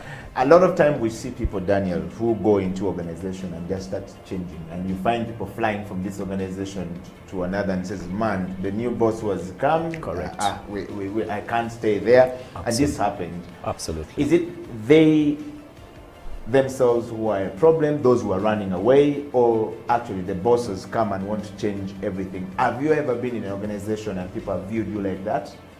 And if yes, how were you able to deal with it? If not, had you learned these tricks before going inside there, so that when you arrived, you are more warmer to people than more, cold to other people? Yeah, I think in most cases where, and we've seen this, even in Uganda, where a CEO comes and tries to change everything overnight and the organization suffers. You lose your talent, the good people leave the company, they go to other organizations, your numbers start going down. It's a no-brainer. The good ones are the ones who quickly realize, oh, this is different. I need to adapt. I mean, I always hear people who have worked in Tanzania. Tanzanians are different. The way they do things at their pace and how they shift and move things, relate among each other is very different. Yes. So if you come with your speed and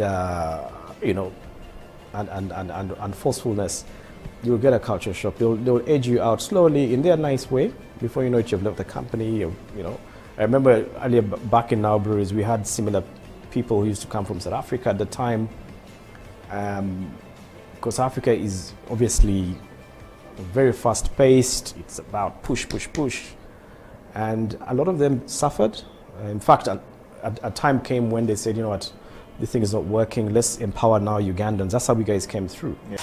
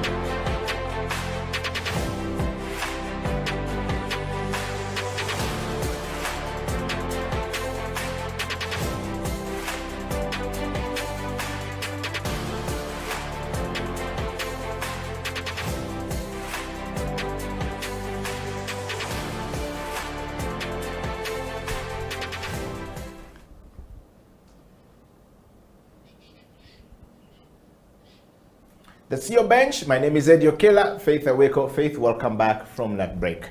I want to take you straight to transformation. What does transformation mean to you? I will explain transformation in a very simple way. You've been doing a lot of work, and the work you've been doing is leading to transformation. You yourself, you said you've transformed. But what is transformation to you? Okay, so transformation is changing from who you thought, like for example, from who I thought I was or who I was before to a better version, or to actually a more defined version of myself. Yeah. And in that context, we want to dive straight away to the work you've been doing. Tell us more about, Reform Africa. Why Reform Africa? What is the inspiration behind the name, and what is it doing? Where is it leading us? You founded it, you're the CEO, you got a huge nomination towards this. Obviously, you are a lady on a journey to some greatness in future. So when we were beginning, I shared a little bit of a story of the background of Reform Africa. But Reform Africa is a social business in Uganda here that upcycles plastic polythene waste bags into durable, sustainable, and waterproof bags and accessories. So like I said, I grew up from one of the slum areas in Uganda, that is Naguru Go Down. And I was very greatly affected by plastic pollution as a kid, because when it rains, my family and the whole neighborhood would think of disposing of waste in the trenches, and this blocked the trenches, and this was the major cause of flooding.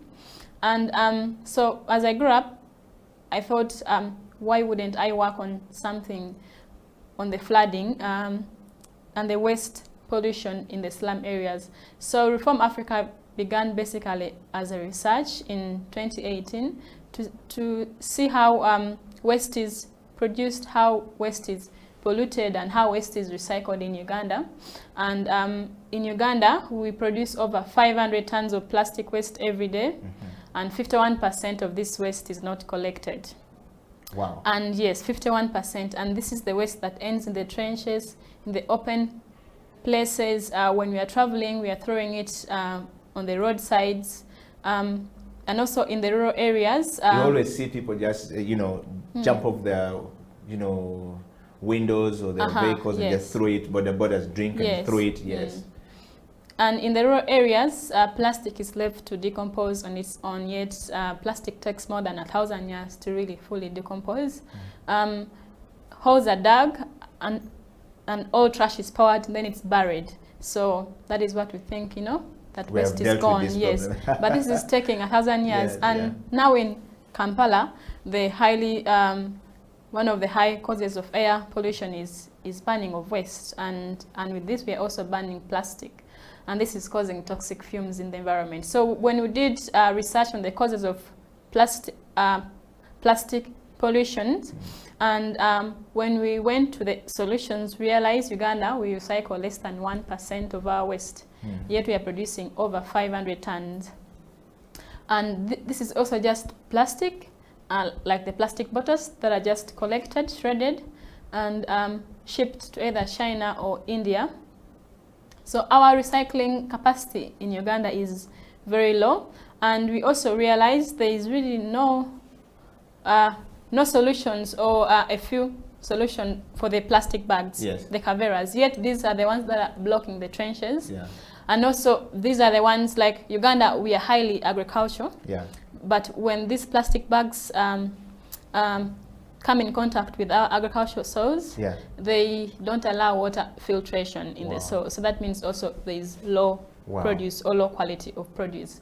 So we started to research more on plastic bags with zero experience, because we all come from different backgrounds. How many are you, by the way? I can share about my co-founders. I have two co-founders. One is a refugee from DRC Congo, from Nachiva refugee camp. In DRC, it's really worse than Uganda, because anywhere that is an open place is where waste is, dumped. And in the refugee camp, it's still the same. So another one is Nalima Shamim from Bwaise. We all know Bwaise is one of the highly flooded areas in Uganda. But also the trenches, you find plastics all over. When it finishes, when the rain is done, you see that plastic is like plastics bottles are floating, they are floating. So and this is the plastic that is thrown in the trenches, but as well as plastic that we throw on the roadsides, because when it rains, the water brings it all to us. So is that what the ladies are collecting that we're seeing on the screen? So yes, so the ladies collect plastic bags. Those are caveras. Is that you, by the way? Yes. Okay, That is me, and those are one of the two ladies who wash. Okay. Yes. Yes. Go on.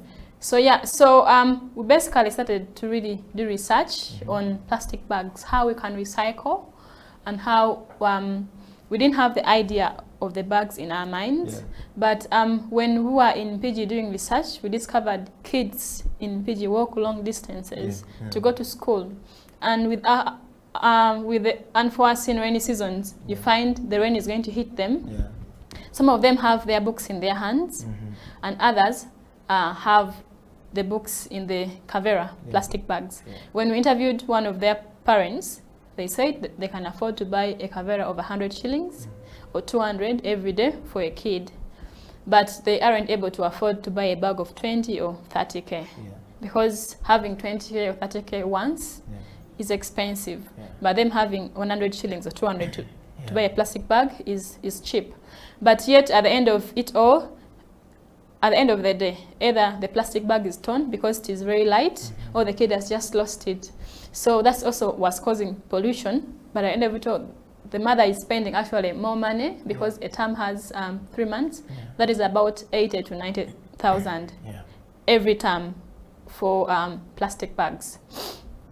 So we thought if we'd make a bag for the kids to have their books safely, because also our bags are actually waterproof, so the kids can also walk through the rain and go to school without their books getting wet. But at the same time, we wanted to provide dignity for the kids to have their bags, their books in the bags. Wow. Yeah, that's how we zeroed down to So make that's bags. actually one of your products we're seeing on the screen? Yes. All right, so how much do they go for? So we make backpacks. Backpacks, people can also use them to have like your laptop. For example, like and that come one. to and come to work. That one is 60,000. Is it a backpack? Is that Yes, yeah. that's a backpack. There's space for a laptop, and it's mostly actually used by tourists because they get to travel, and you have your camera, your phone, all safe in case you're going to Bwindi and it's raining. You don't have to worry. Because it's made out of the recycled bag. And then those ones? Those ones are cross bags. Yes. We also make school bags for the kids, and for every backpack that you buy, we give out one free school bag for a rural kid in Uganda. But we also work with organizations and NGOs that support production of also bags that we donate. Last year between November, December and January, we donated 1,000 bags in the refugee camp with support from UNFPA. They funded the production and distribution of the bags. Wow. Yeah, to Shakatu refugee camp. Wow. Yes. Well, that's the story of Faith Aweko right there, our CEO on the CEO bench today. And of course, we want to say thank you very much for being part of the show. Faith, just before we wind up the show, I want to just take you through some very interesting experiences that I see you've gotten here. And I want to go to the awards. What was it like when you were announced as the award winner that day? And they said, Faith, you are the winner of this award. And going back to where the journey started and your dad, did you announce this to your parents? No, I didn't. Yes, I didn't announce. So the first award that we got was Social Impact Award. Yeah. Yes, Social Impact Award happens every year. It's global. It happens every year. Yeah. And in Africa, it happens in Uganda. Yeah. So we were the winners of Social Impact Award. Most of the awards we've actually got has been funding, financial support. So that has helped also boost us as a company, more especially also during this COVID, that we are able to pay rent and we're able to pay our workers. And support those who are working with you. Yes. Okay. You have reformed that place. I'm seeing a house on the screen. Tell us about that. Is that your office? And that's how your homes are built? What's this? So that was our workshop in Mpigi before we moved to Entebbe. Okay. Yeah, that is just our workshop. So was that built out of the plastic bottles? Yes. Yes. The whole house? That is, yes. The Social Innovation Academy. Yeah. All the houses are built out of plastic bottles. Wow. Yes. Wow. And Faith, what would be your parting shot today? Where do you see, first of all, before you do the parting shot, where do you see yourself 5 years from now, 10 years from now, 50 years from now? How would you like to be remembered as the founder of Reform Africa? Where do you see Reform Africa? So, so there are two things. Where I see myself is someone of inspiration, to be able to inspire people, especially women, to reach out to their full potentials, because I believe a lot of women have dreams, a lot of women have potentials that are seated there, you know, because they are afraid of change or they are afraid of where to start from. So I want to be able to share my story fully so that people can be inspired and they, you know, when they become better versions of themselves and also live to their fullest potential. And with Reform Africa, we would like to open up a recycling hub because currently we just go trains in schools, but we want to open up a recycling hub where people come and learn about recycling. And we've partly moved away, not really moved away, but we are not only actually now recycling plastic polythene bags, but we've now, because that is soft plastic, we've now moved to recycling hard plastic. We acquired machines from Plastic Renewal in Austria that makes machines that recycle hard plastics. So we're currently making pegs for hanging clothes online, but that is made out of broken buckets and broken chairs. Wow. Faith, thank you very much. Let's talk about health and fitness. You said you dived into health and fitness last week. In fact, one of the people who nominated you is called Diwato Chom. He's a friend of mine, but also transformed his life when he went to do his master's in the UK at Swansea University. He came back a different person altogether, no stomach, looking really good, and then so he was one of the people who nominated you among about another 15 other people who nominated you to come. This is not Okila Health and Fitness, this is the CEO bench. So we won't talk very much about the Okila Health and Fitness things there. That's totally a different interview altogether. But is it important? Why did you pick on, looking after your health and put your health goals and fitness goals up? What turned around your mind to think about this? Not very many people find that very useful for them when they are in this kind of work. Okay, so I can first share like what fitness has helped me do. So fitness, putting away the goals of being fit and all that, it has helped me to really boost my confidence and discipline in life, consistency, because I believe if I am able, because I'm a bodybuilder, so I do lift weight, but if I am able to really push myself to lift from 5 kg, 10 to 20 to 50, I believe I am able to really, if I set my mind on something in the professional world, I am able to achieve it because I was able to achieve it through fitness. So, yes, so with also that, I've learned a lot through,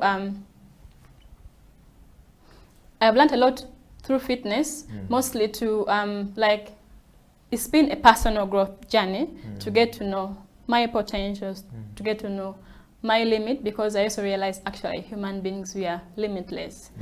Most times it's only our body that is tired,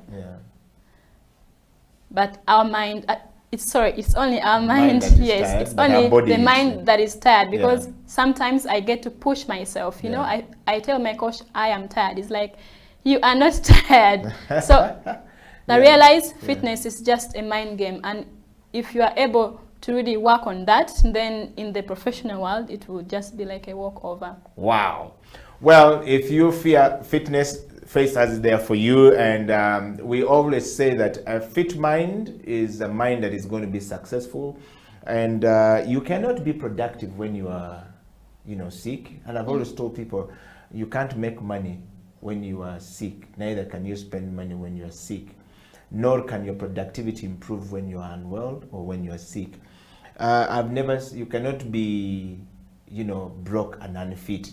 Certainly God will reject you, yes. So the point, but that's my philosophy. Faith, we're gonna have to bring the interview to a close, but I have a question here for you from one Frank Tugume. Says the best show on Friday and in the country. Welcome to the CEO bench, guys. Thank you very much. But Faith, I have a question for you. How do you manage losses while doing businesses?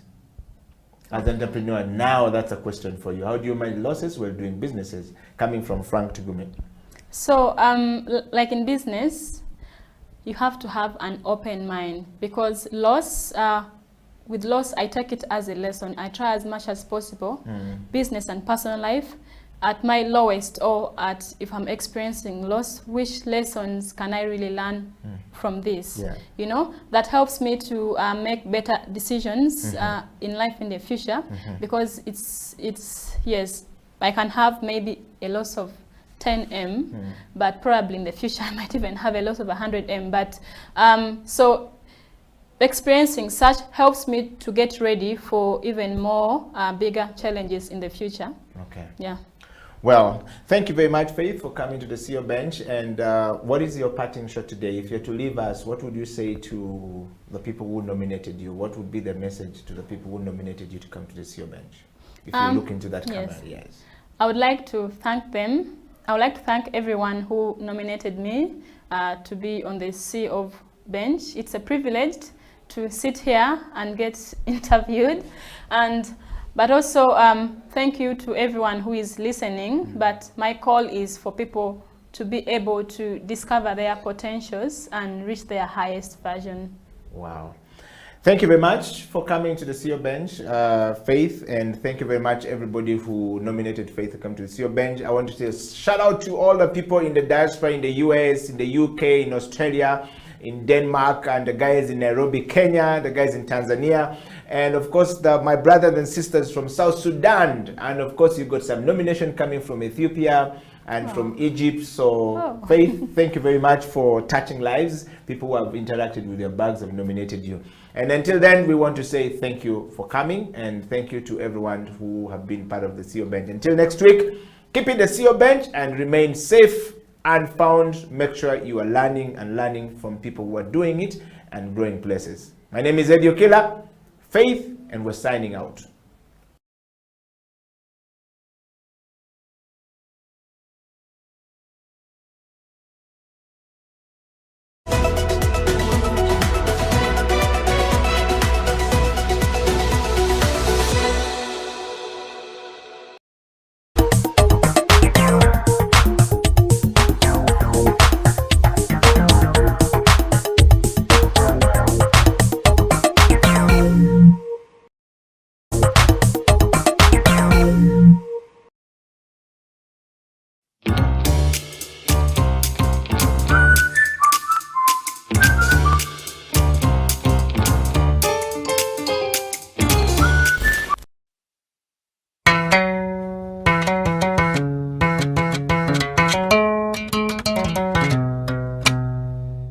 Taranto.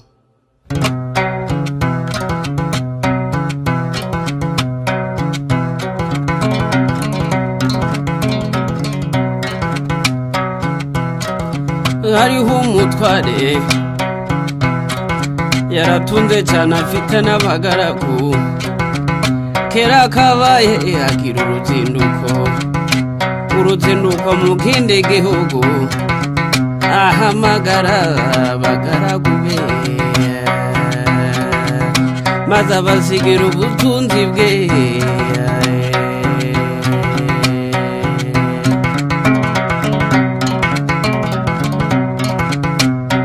Umwe amuha itarane eshanu, undi amuha ebyiri, undi amuha itarane imwe itagirira kabiri, maze umutware arazinduka.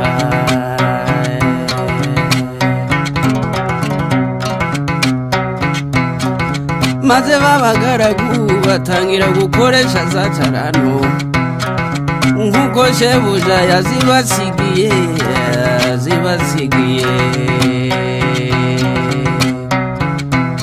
Uwahawe shana aragenda arazigenza, agenzura amesha hano. Uwahawe ebyiri nawe abigenza atyo, agenzuramo ebyiri, maze wa wundi wahawe imwe aragenda acukura icobo, ayishamo ya tarano, aratinyuka arayitabaye.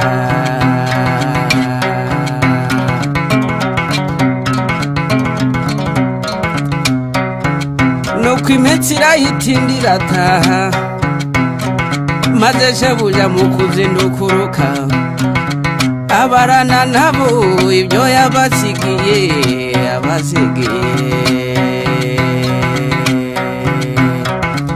Uwahawe shana araseruka ati databuja mwiza, wansigiye eshanu uzungutse izindi eshanu. Uwahawe ebyiri nawe araseruka ati databuja mwiza, wansigiye ebyiri zungutse izindi ebyiri. Shebuja ati bagaragu banje beza, nuko kuko mwakiranutse muri bike, nico gitumye mbekurira byinshi. muco nimuze mwinjire mu munezero wa shobuja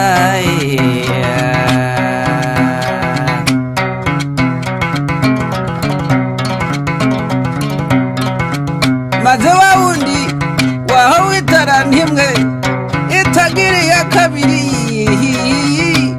adatera hejuru azayivovota cane ati databuja narinzi kuri umunyamwaga usarura utabibye na munagane itaranto narayitavye mu butaka dore ngiyo ufata ibyawe maze shebuja aramusubiza ati mbe mugaragu mubi niko wamunyabutewe esi ntiwari ukwiye kuyiha abagenza maze nkasangaho inyungu yayo nuko shebuja arayimwambura ayigabira wa wundi wungutse itara n'icumi igiye mu zindi agira 11 kuko ufite wese azongererwa ariko udafite azanyagwa n'utwo yari afite maze wa mugaragu mubi baramuboha bamujugunya mu mwijima hanze azize ubupfapfa mbega agahinda we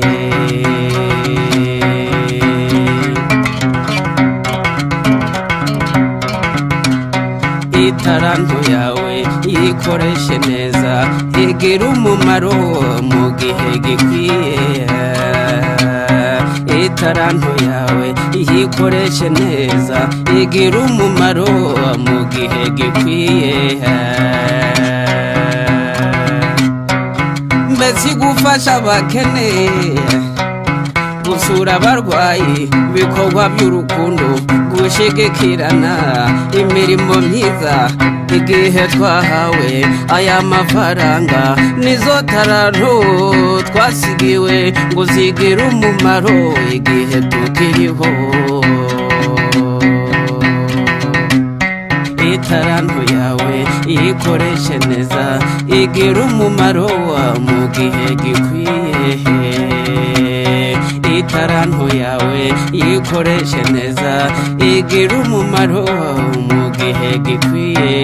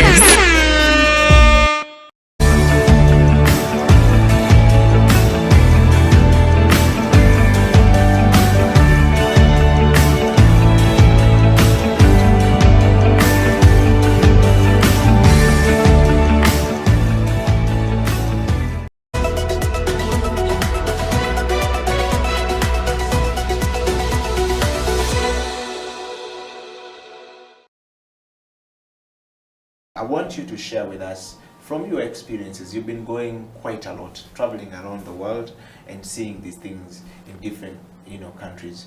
What would you share with us today that we can pick from your experiences where you've been going that we can do down here at home and make it better in Africa, and which Abdul can pick lessons from to go back and continue to impact the lives of people in these communities. Yes. Yeah, I think when we as we said at the beginning, like we are, as a community of citizens, we always like to be inspired. And graffiti normally is about inspiration. You might say piece of mask, a piece of but for example, for me, when I see most of the graffiti work, much of this work is conceptual, it's abstract. People don't understand it. But if we could start from the area where people understand, like for some of our icons, just imagine in Kawempe you have a beautiful graffiti wall of Geoffrey Riema, of Philip Bongole Utaya, of Paul Cafero, of Fred Sebata.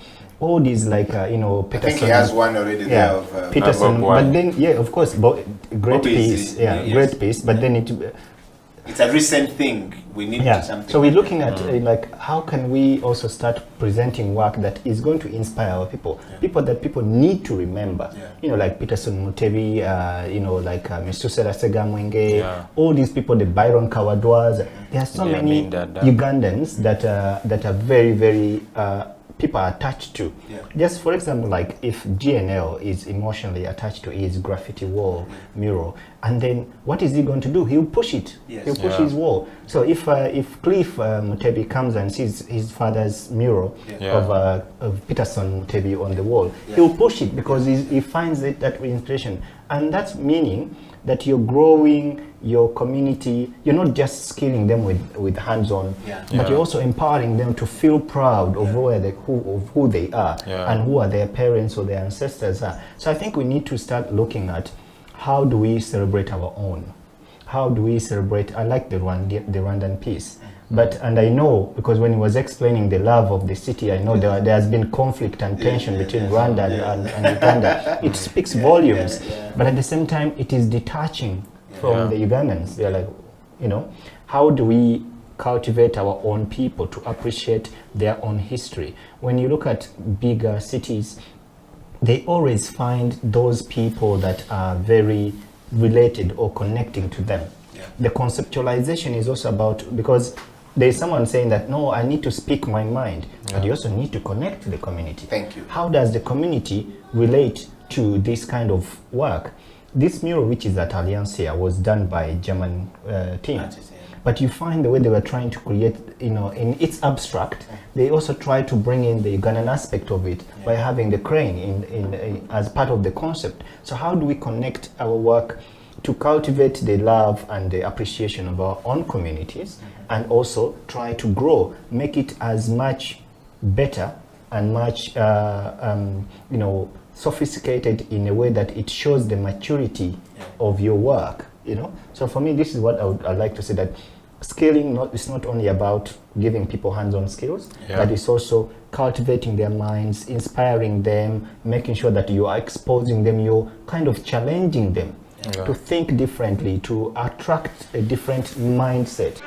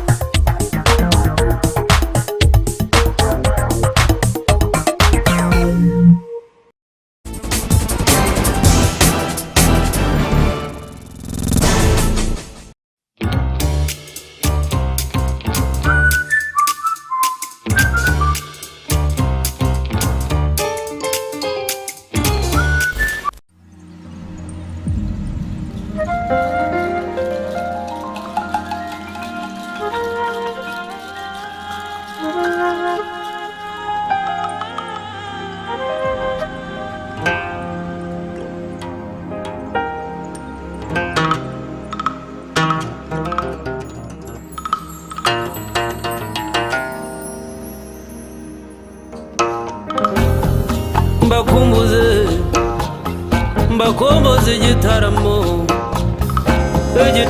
cy'iwacu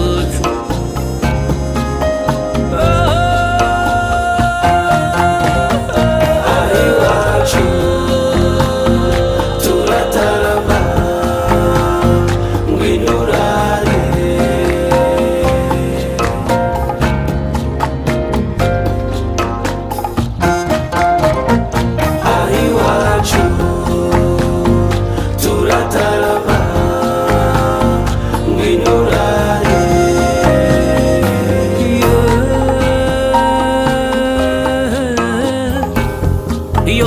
bamaze kunyamirya izubuhuha n'inkomangano biratwizihira cyane.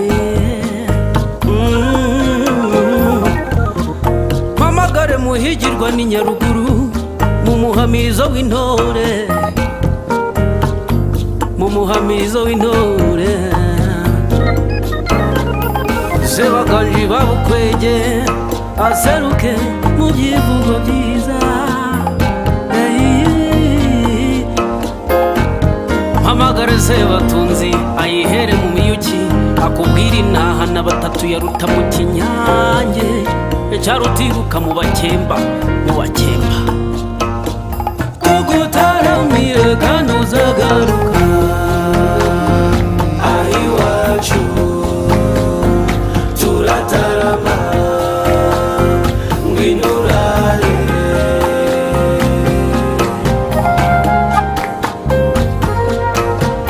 Kugutaramiye kandi uzagaruka turatarama ngwino urare.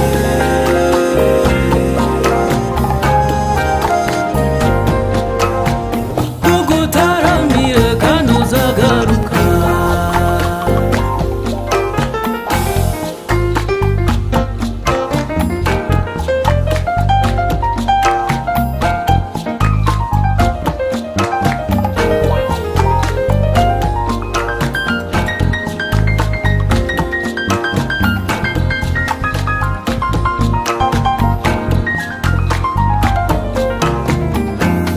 Epana biso tolinga kobina, epana biso tolinga kosepela ka elongo, tolinga tosepela tosangisa pe tolingana. Tugusogongeze ku ntango y'amahoro, nkwibutsa umugani wa Nyashya na Baba, inkuru ya Saruhara rwa Nkomokomo, Cyacana ndetse na Ngunda. Tugutaramiye kandi uzagaruka ahiwacu turatarama ngwino urare. Aho dutaramiye nta rungu. Tugutaramiye kandi uzagaruka turatarama ngwino urare. Tolingana niso kaka kosepela. Tugutaramiye kandi uzagaruka turatarama ijoro tukarita hanze. Cyambere wampaye inka cyuringanje cyuringanje. Reka ntugatsikire.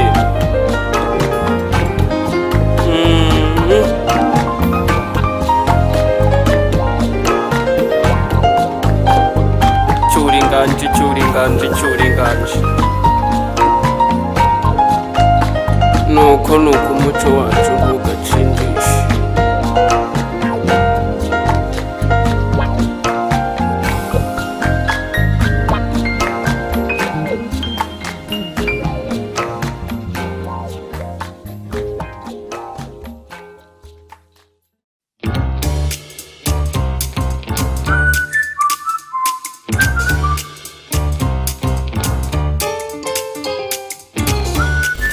Of Talent Television. My name is Ateng Emmanuel. If you haven't yet grabbed your cup of coffee, this would be a good time to do that.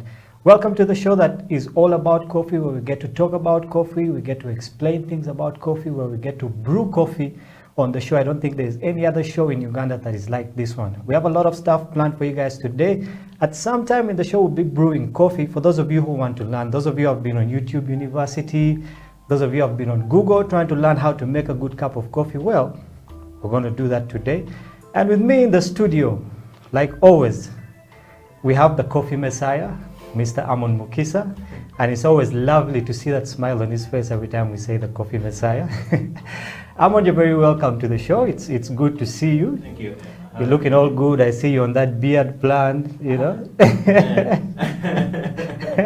I'm happy that I'm partially limited from the lockdown, so I'm enjoying everything. Actually, partially is a very partially good compared to fully being it's locked better down. than what was there before. Man, it was worse.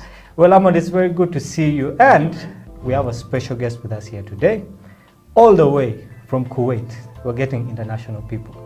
Ladies and gentlemen, welcome Mr. Derek Watiti. Derek, you're very welcome to the show. Welcome to House of Talent Television. Welcome to the coffee break. You know, this is a family that, you know, gets to talk all about coffee with the Messiah here. We're trying, what we're trying to do is to convert people, you know.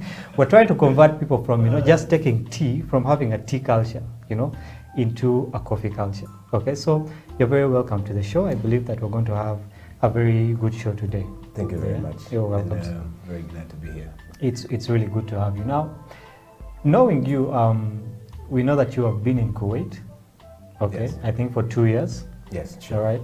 And we just want you to go through your profile, basically. We know you, but the people out there do not know who Derek is. Okay, so if you could just take us through your profile, who is Derek in a nutshell?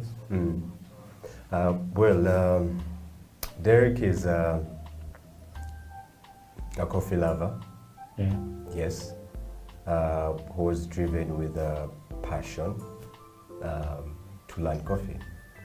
Coffee is an art. So basically, you create. So I was doing some other things, but I loved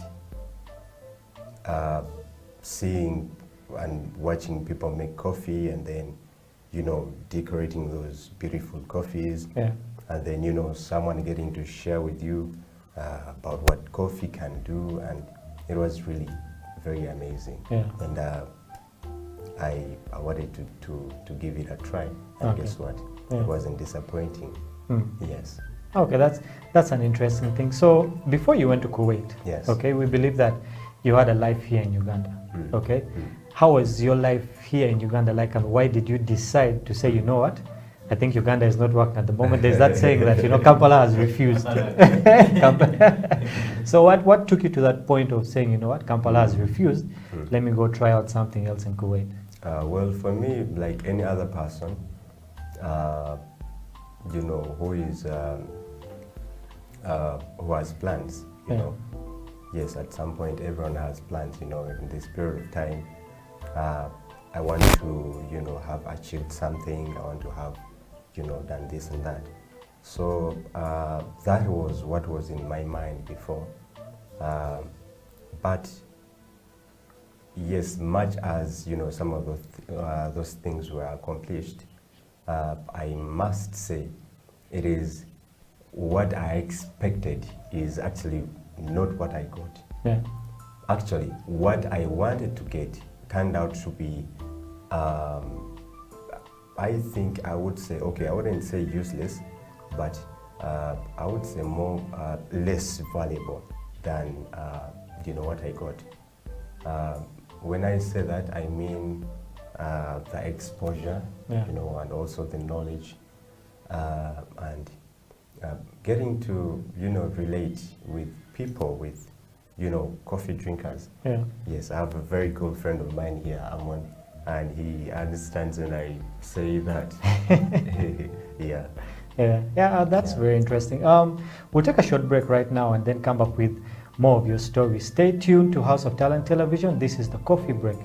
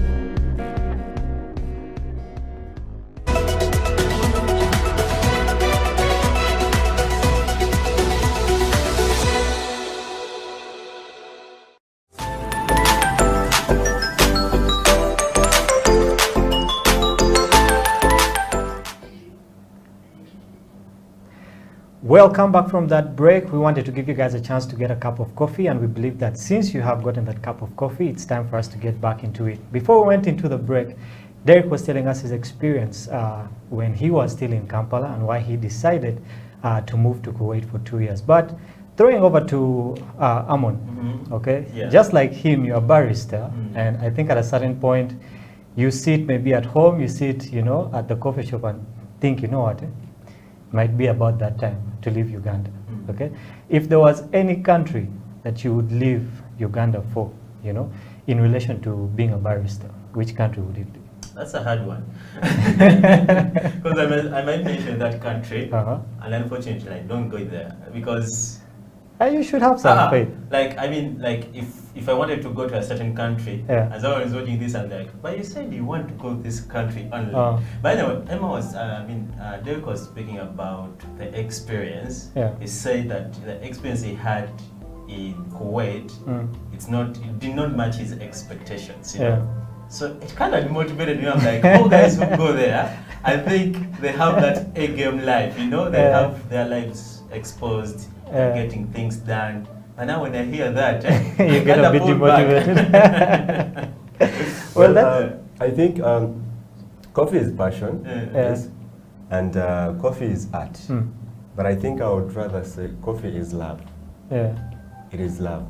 So when I don't know if this is okay, but when God created man, you know, He created and said, He created something good. He created something out of His own. He created us out of His own.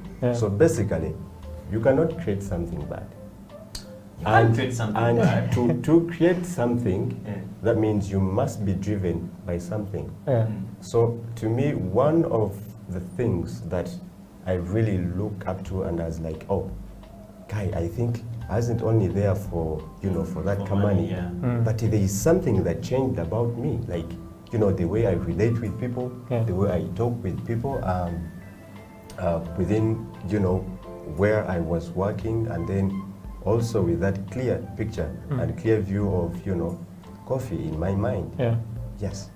So that's a very interesting perspective that you brought up. I mean, leaving Uganda, okay, was Kuwait the first country in your mind that you knew you had to go to? Because, I mean, there's Dubai, you know, there are other countries in the UAE region that you could have gone to. Why was it Kuwait? And did you have any other option, you know?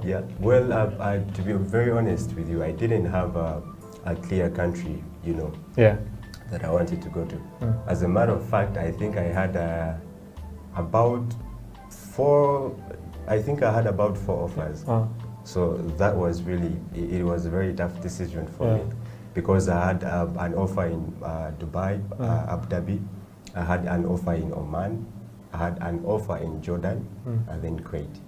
So, and then I don't know how it happened, but I mean, they all came in, you know, almost in the same period of time. So it was very hard for me to decide. But yes, away from coffee, I am a prayerful guy. I love to pray. So I think God directed me, and then that is where, you know, I had the courage to decide and then leave for Kuwait. So it was more of like a spiritual thing. God told you, no, this is the way you should go. Yes, He gave me directives. Yes.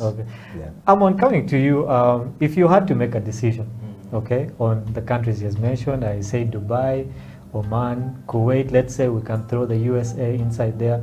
How would you make a decision and say, you know what, I need to go here? Would you get down on your knees and pray, or you say this country has the best coffee and this is where I need to go to? No, honestly speaking, I haven't been in a position to think that I would prefer going to UAE as a barrister. Because if that was the case, I mean, I would have put something in motion. But I would love to create something here. I would love to have something visible, something tangible down here in Uganda. So I don't think I would prefer going to any other country. I would love it here. So you'd be more of a homeboy? I would be more of a homeboy. I think actually many people in the coffee industry, many baristas should actually think that way, because people always think, you know, the grass is greener on the other side. And when you reach the other side, they have burnt all the grass. Yes, I mean, if you go abroad, we're speaking about the US, UAE, Italy, Norway, all those drinking countries. They have greener pastures. You're going to get dying. I mean money, you know. But the fact is, how are you going to get that money? First of all, you have to consider things like you're living alone, your family, you're living alone, things that matter to you a lot. You're just giving them up. I'm sure they, if he was to be honest with us, it was a difficult situation that took him there. It was actually, that is one of the most difficult decisions I've had to make in life. Do you regret it? Yes. Well, I don't think I really regret it.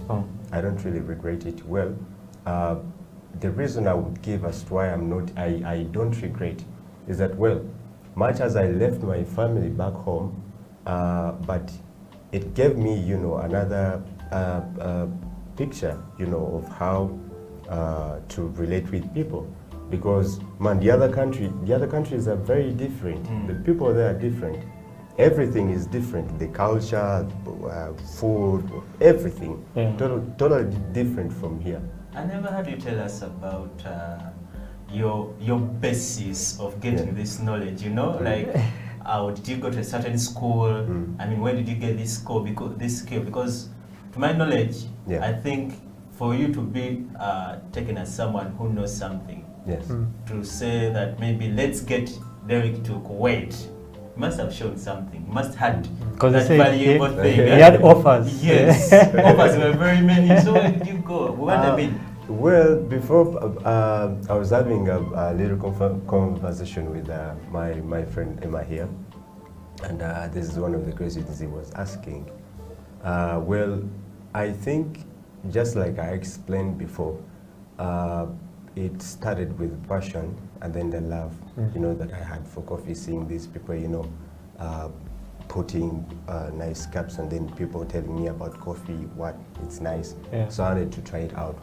But the main thing I think was, actually, I'm just seated to the main man here. This guy was calling you a coffee messiah, and he didn't lie about that. Yes. You guys are going to. So I joined a company that I won't mention a name. So I was working as a barman, yes, and then also dabbling as a barista. But the coffees that were made there were really mild. It wasn't that too much because it was just a restaurant and then a backpacker actually. So the coffee was for the breakfast for guests. But I mean I loved, you know, I don't know how and why, but I just loved, you know, operating that coffee machine more than, you know, mixing cocktails and then seeing people fall. So it was very nice. So can we say that your inspiration was a coffee machine to join coffee? Well, it wasn't a coffee machine, but I think the main thing was, you know, just like I said earlier on, was, you know, how people, the picture, you know, people used to paint, you know, about coffee. It really drove me very much. Like it I don't know, there is just that, you know, that passion and that love it created in me. And then I just wanted to, you know, to try and well, see how you finally got it. Yeah, how it is like. And man, trust me, with that passion and the love, I came to, I joined another company. So from there, from the other company, I joined another one, and then this is where I met, you know, a lot of coffee messiahs, including me himself. And and I just loved how, you know, how he was, you know, handling himself, you know, with that cup of coffee, and then, you know, relating to people, talking to, you know, different people with different, you know, cultures, but then you could see that they were blending because of that, you know, that love thing that I explained before. Excuse me, that coffee, you know, creates in you. So that also, you know, gave me a hype. I was like, oh man, I think I like what this guy does, because I joined as a waiter. Yes, I joined as a waiter, but I had because of this too much passion that I had for it, and then seeing my main guy here, you know, decorating all those nice cups, I was like, okay, I think I need to give it a try. That was quite a transition because from being a barman to a waiter, then to a barista. Yeah. That's quite a profile. Yeah, it's a very good profile. Yeah. Well, Derek, fast forwarding now, you've made your decision, okay? You've chosen Kuwait out of all the other options you had. Yes. Just run us through your first week or your first month in Kuwait, because I believe that must have been a cultural shock. You know, jumping from Uganda all the way to Kuwait. Okay, you're used to working in, let's say, the coffee shops here, and now I believe it's more commercialized in Kuwait, I believe. Okay, and you have to get into that environment. Okay, how was that first experience for you in Kuwait? It was a nightmare. Allow me, if I could say. Yeah. Well, it was something tough. It was something tough to do because basically everything was new. I was just, you know, getting. It is like introducing new food to, you know, to a toddler. It is very difficult. So you have a lot of work to do. Yeah. You know, a lot to do with, you know, learning how to talk to those people. You know, learning how to relate with them. Because yes, we are one people, yes, but we have different cultures, remember. So the other guys have their own cultures that, you know, we do not have here in Uganda, and we don't even never think they will ever come here, you know. It's things to do like, I want, well, a hot and then iced espresso. I was very confused. I was very confused on hot and cold espresso. But then yes, that is what he wanted. It was really very hard for me. And then the other thing also is, I think I'll talk about the weather. Yes, it was really very, very tough. Yeah. Because I think I got there in March, and usually March 2019. So usually during that month the winter is still on. Yeah. And if it's cold, the other side, it is really cold. Yeah. If it's hot, it is extremely hot. So there is nothing that you wish, you know, to have. Let it come. I want to have winter or summer. It is very difficult. Yeah. And then the other thing also is, I think about food. Yes, it took me some time to get used, you know, to the other side, because most of the foods there are not really fresh, as you know, it is a desert country. Yeah. So everything, like most of the foods, are actually packed. So you have to get used to, you know, to those. Yeah. That's a very it's a weird experience, because I know going out of the country and, you know, trying to get into a new culture is a very hard thing. But I'll throw this to you. You are a barista, and before you became what you are now, I believe that you had what am I now? I was a barista. You're Messiah. Now you're Messiah, senior one. Acquired another title. Yeah, well, I believe that you also had your first experience, not really out of Uganda, since you want to stay here, in a coffee shop. Okay, how was that first experience for you? Was it a nightmare, or for it was like, man, this is just something I do on a daily? Man, the first experience when I remember that day. It was a Saturday. I can't remember. I can't forget that day. Yeah. So all these guys got sick. I was just training on station. You know, when you're done with school, the barista school, it's not like having that real experience of handling maybe a shift or a station at work. So unfortunately, all these guys got sick. So I was the only guy who was there to run that station. My bosses were like, you know what? We have no option. And those days, Saturdays, we were busy at work. Oh my God. So you'd get orders come through. Morning, people taking coffee in the morning, lining up on your counter. I'm like, now I'm dead. So I get to work. The first order I got that morning was a cappuccino shake. I'm like, how am I going to do this? How can a cappuccino be a shake? So I had to ask servers around. You know, that's one thing, by the way, about being a barista. You have to accept that maybe something that I don't know, someone knows it. So you have to seek out for help, because these people are working with you and they know some things. Given the fact that they go to clients, take orders, come they explain to you the orders. Yeah. So they might not be knowing them like practically, but at least they have an idea. So as a person, if they give you an idea, you know how you can play around with it. So with my customer experience, the guy asked for a cappuccino shake. I don't know what I can put in a cappuccino shake until I called my head barista that day. After like 20 minutes of struggling, my friend, shaking.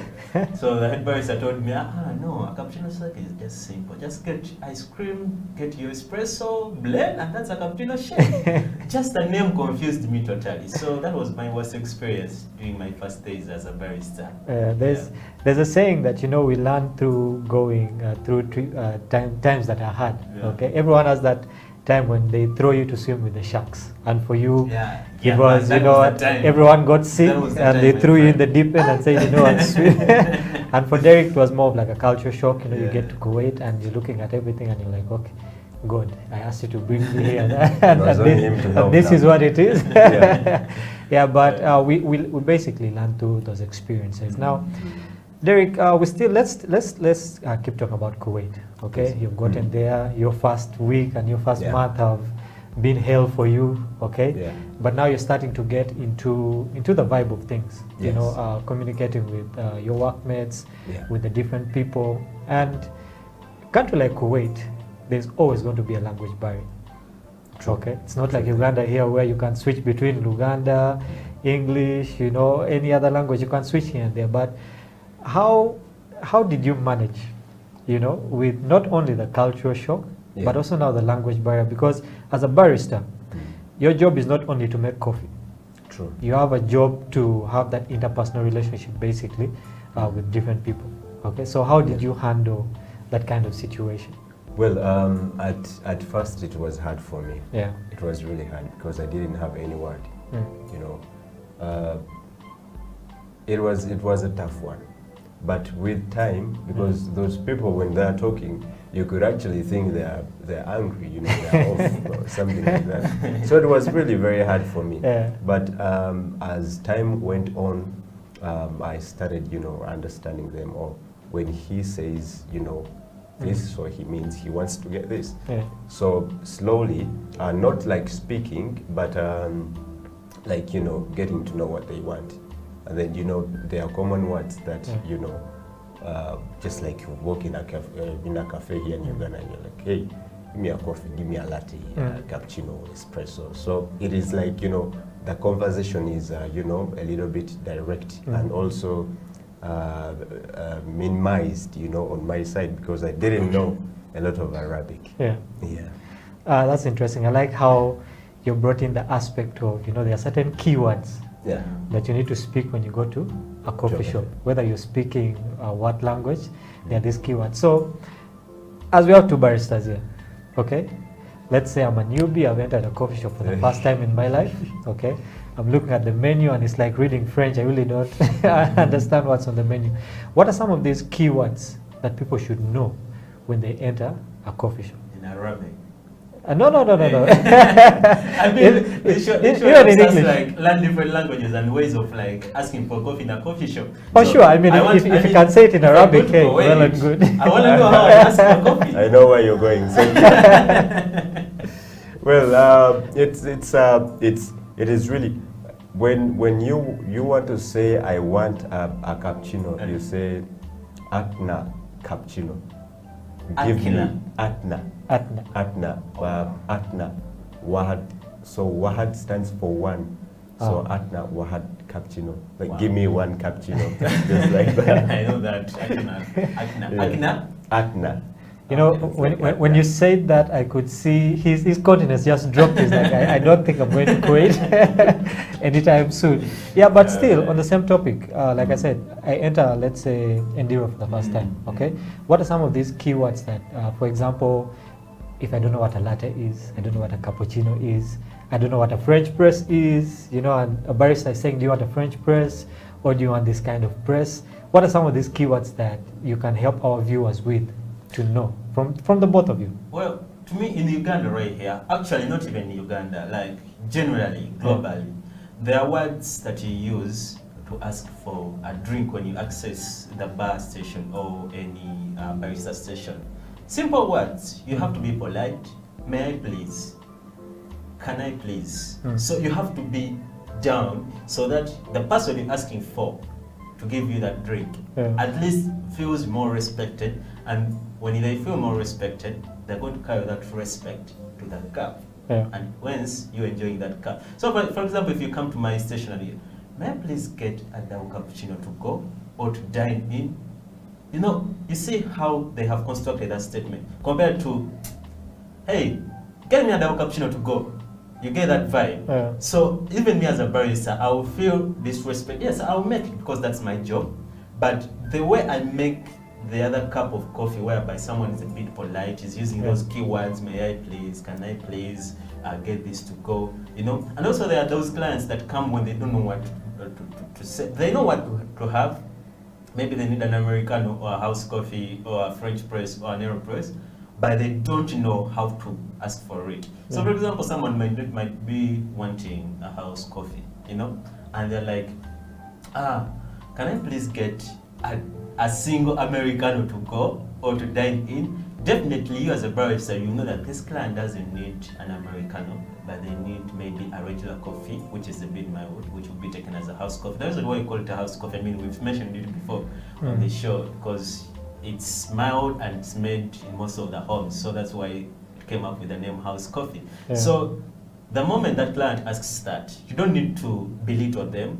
You just have to understand what they want and you give it to them, because they used a certain word or a certain keyword that you as a person understands, but for them they don't understand.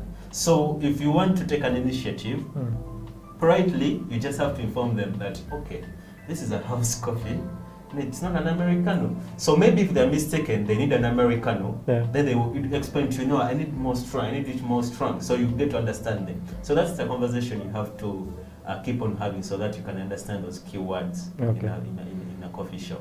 All right. Derek, before we go for a break, what are some of those types of coffee, okay, that I, as a beginner, should ask for? You know, there are different types. There's a strong, you know, there's a mild.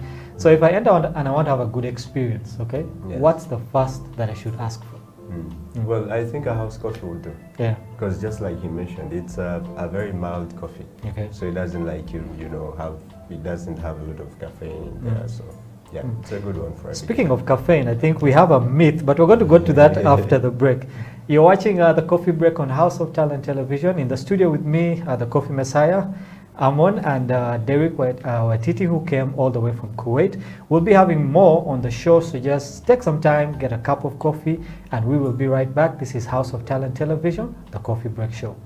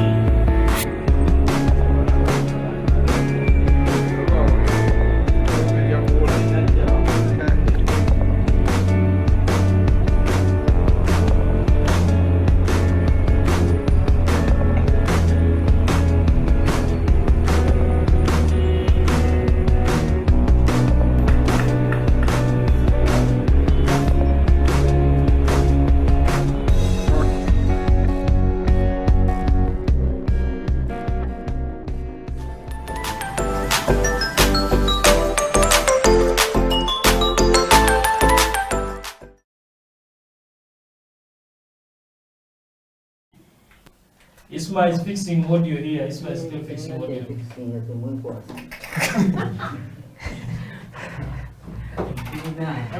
Welcome back to the coffee break. We hope you've gotten your cup of coffee. And still speaking about coffee, we're getting into the part of the show where we teach you guys how to make a good cup of coffee. Okay, and this is a tutorial all the way from Kuwait. We have had the Coffee Messiah giving us the Uganda tutorial, but we're getting into a tutorial from Kuwait. So I'll hand it over to Derek to take us through what kind of coffee are we making here right now? Well, I'm gonna make a French press. Okay. It is actually one of my favorite. Yes, and yeah, I think. Yeah, if you could just walk us through, because I know there's someone there at their home who has their, French press. They have their kettle ready. They have their cup. So just walk us through, from where do we start until we get it into the cup. Well, of course, the very first thing is you're going to need coffee. Yeah. Basically. Yeah, which I think we have here. Which I think we have. Yeah. Good enough. So, and then you're going to need your French press. Yeah. Maker. Okay. The coffee itself. I prefer using about 25 grams of coffee, and then about 400, 12 ounces of water, or 400 grams of water, if you can call it. Okay. Yeah. So you also need hot water. Yes, really hot. I like, making it hot first, because that will really keep my my coffee. It will keep it hot just a little bit. Doesn't really have to. It doesn't have to be that hot. And then I will also heat my cup.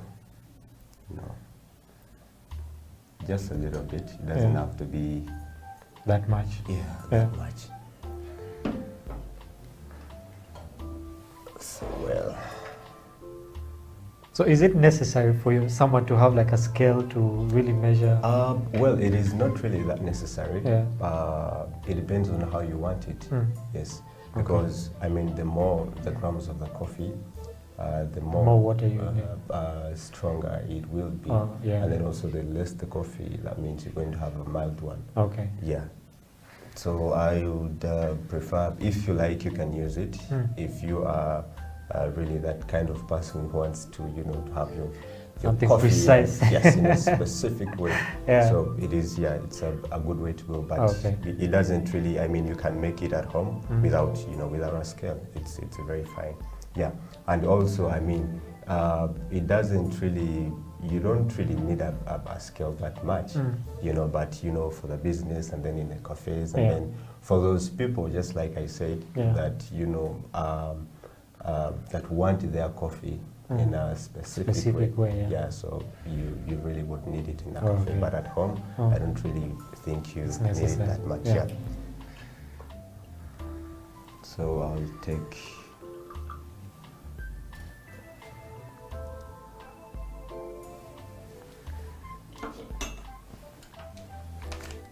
So we'll use, this is a coffee. I'll go for, it's like I said, I think I'll go for 25 grams of that. Grams, yeah. I think Amon is watching and wishing. I'm learning, my friend. And waiting, honestly, for the cup of coffee to come out. This one is a coffee messiah. You can't be a messiah and then you. One thing about coffee is you think of learning something else. You can never stop learning. You can never stop learning. Every day that's very true. Something, yeah, by the way, that is very true. Yeah. I've actually learned the last time we made a coffee here, we didn't heat up the press first. But the first thing we did was put some hot water in it and heat it up. Then heated up the cup. So there's always something new to learn. Yeah. Okay. So why are you doing that? So I'm doing this because I must have a specific time for my coffee. Okay. Yes. And that also gives me a good taste. Now, why do you like pour in that circular kind of motion? That's why. Well, I'm doing this because I need to, I need all my coffee. I need the coffee, the whole coffee in there to, to brew. Yeah. Yes, because if I pour in, some other parts, then I leave others. That means I won't have a balance. Yeah. There's something that's called the body of the coffee. Yeah. Yes, that is, you could talk of, you could term it as the thickness. Yeah. Yes, in a simple language for someone out there. Yeah. Yes, I need it to be strong. Yeah. Yeah. Yeah, so for all our viewers out there, you see the kind of way that he pours the water into the press. It's in a swirling motion, basically. So don't just get your water and, pour it there, because you won't really get the best out of the coffee, So there is a way that it should be done. Okay. So how long does that process take? I mean, from getting your coffee, from maybe a pack of coffee, to measuring, to pouring in water, how long does it have to take for you to get your final cup of coffee? It will take you about 3 minutes to get a perfect one. Yes. So this is really something good, like in the morning when I'm, running to work and I don't want to take a lot of time. Very true. Making a very serious coffee. Yeah. And then I'm gonna have to, stir it. Yeah, stir it a little bit. Yeah. Just like I said before, just to make sure that it is well brewed. Yeah. Yeah. Then I'll continue with. So does that amount of water, the ratios of water to coffee affect the taste of coffee? Yes. On this exact French press? Or in any other coffee you're making? Absolutely, it does. Because now you used 25 grams of coffee? Yes, I did. So how much of water do I have to put in that? Just like I said, it really depends on how you want it. Okay. You want it strong or mild? You want it mild. Yeah. Yes. So I think the ratio really depends on how strong you want it and how weak you want it. Yeah. Yes. I can't wait to have this. It already looks like a very good cup of coffee. So yeah, but I'm done with this. Okay. So what I will do is take off, my coffee.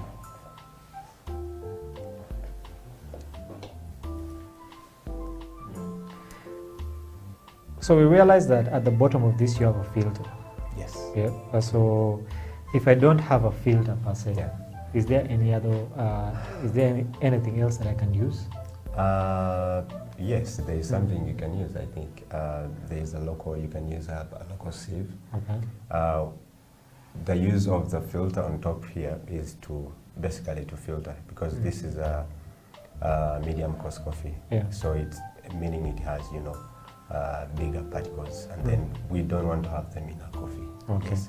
Yeah. So that is why. Okay. So you have to gently do it. Yeah. Yes. I love doing it gradually. Yeah. Yeah, because that also improves on the taste of my coffee. Yeah. Yes. Like you said, it's an art. Yes. There's a kind of gentleness that you have to do it with. I think it's almost the same thing as cooking. The attitude that you bring towards making the coffee, I think, in a way infuses with the coffee. Because if I was angry that morning and made, a cup of coffee, I think that the one I serve it to can actually taste, that kind of attitude that I had while making it. So it's a peaceful process. It's something out of passion and love that really has to go into the coffee. Yeah, maybe as also Derek is getting ready to serve us with this coffee. You spoke about the coffee myth before we went for a break. Yeah, I was actually going to get into that. So, like we have different types of coffee, okay? So people say, okay, this type has caffeine, this type does not have caffeine. The doctor said I take this type. So the myth I talk about today is decaf, okay? People say that decaf has or does not have caffeine, okay? What is your perspective on this? So we need to bust this myth and know whether it has or it does not have what? Caffeine. And if it does, how much caffeine does it have in relation to other kinds of coffee anyways? Okay, do I go first or you go first? You can go first. Okay. I think the message. Well, I think that's a myth. Because someone coming out and say that I'm taking decaf because it has no caffeine is totally not true. Yeah. Because the process of decaffeinating this coffee is like 97% accurate to remove that caffeine, which means you have around 3% of that caffeine. So if you're like taking 8 or 5 to 10 cups of coffee of decaf, that's when you feel the caffeine. Yeah. Which means I have to take like 5 or 6, 7, 8 cups a day for me, my body to start feeling that caffeine, compared to taking an 8-ounce cup of coffee, which is caffeinated. Yeah. So that's when I will feel the caffeine compared to taking the other decaffeinated coffee. Because most people go to coffee shops and ask, I need decaf because it has no caffeine. Yeah. No, that's a myth that we need to debunk from here on the coffee break. Okay, so yeah, some decaf has some residual caffeine in it, but for you to feel that caffeine, you have to take like 5 to 10 cups of coffee a day. And who takes those cups? I know you take that much coffee in a day. So Derek, do you have the same perspective as him, or there's something different? Yeah, I think I won't sound very different from what he mentioned. Okay. Yes. Yeah. In most cases, actually, most people think ordering for a decaf, you know, I'm going to have my sleep. I'm not going to lose my sleep. Yeah. But yes, you will lose some of it. Yes. Well, not everyone that takes coffee loses their sleep, but you know, just saying there is caffeine in there. Okay. Yeah. Yeah, so that is a myth that we have debunked. Yeah. There is a certain percentage there of caffeine in decaf. Yes. Yeah. All right. As Derek serves us the long-awaited coffee, I know the Messiah can't wait to have it. But we're going to get into our main topic of the day. Basically, Amon has been a barrister in Uganda for a while now. You've been a barrister in Uganda, and you've been a barrister in Kuwait. Okay, and I believe that the two places are really different when it comes to coffee culture, when it comes to commercialization, and all these things. And picking from your experience, okay, what are they doing in Kuwait when it comes to the coffee industry that we are not doing in Uganda? And what are some of these strategies that we can actually pick up from them that will improve our coffee industry here? Yeah. It is business. To be straight to the point, I think in the other side, it is basically about business. Yes, even down here. I mean, of course, the main point of someone making a business is, you know, to generate some income. Yes, but I think the main point, the other side, you know, of cafes, is making money.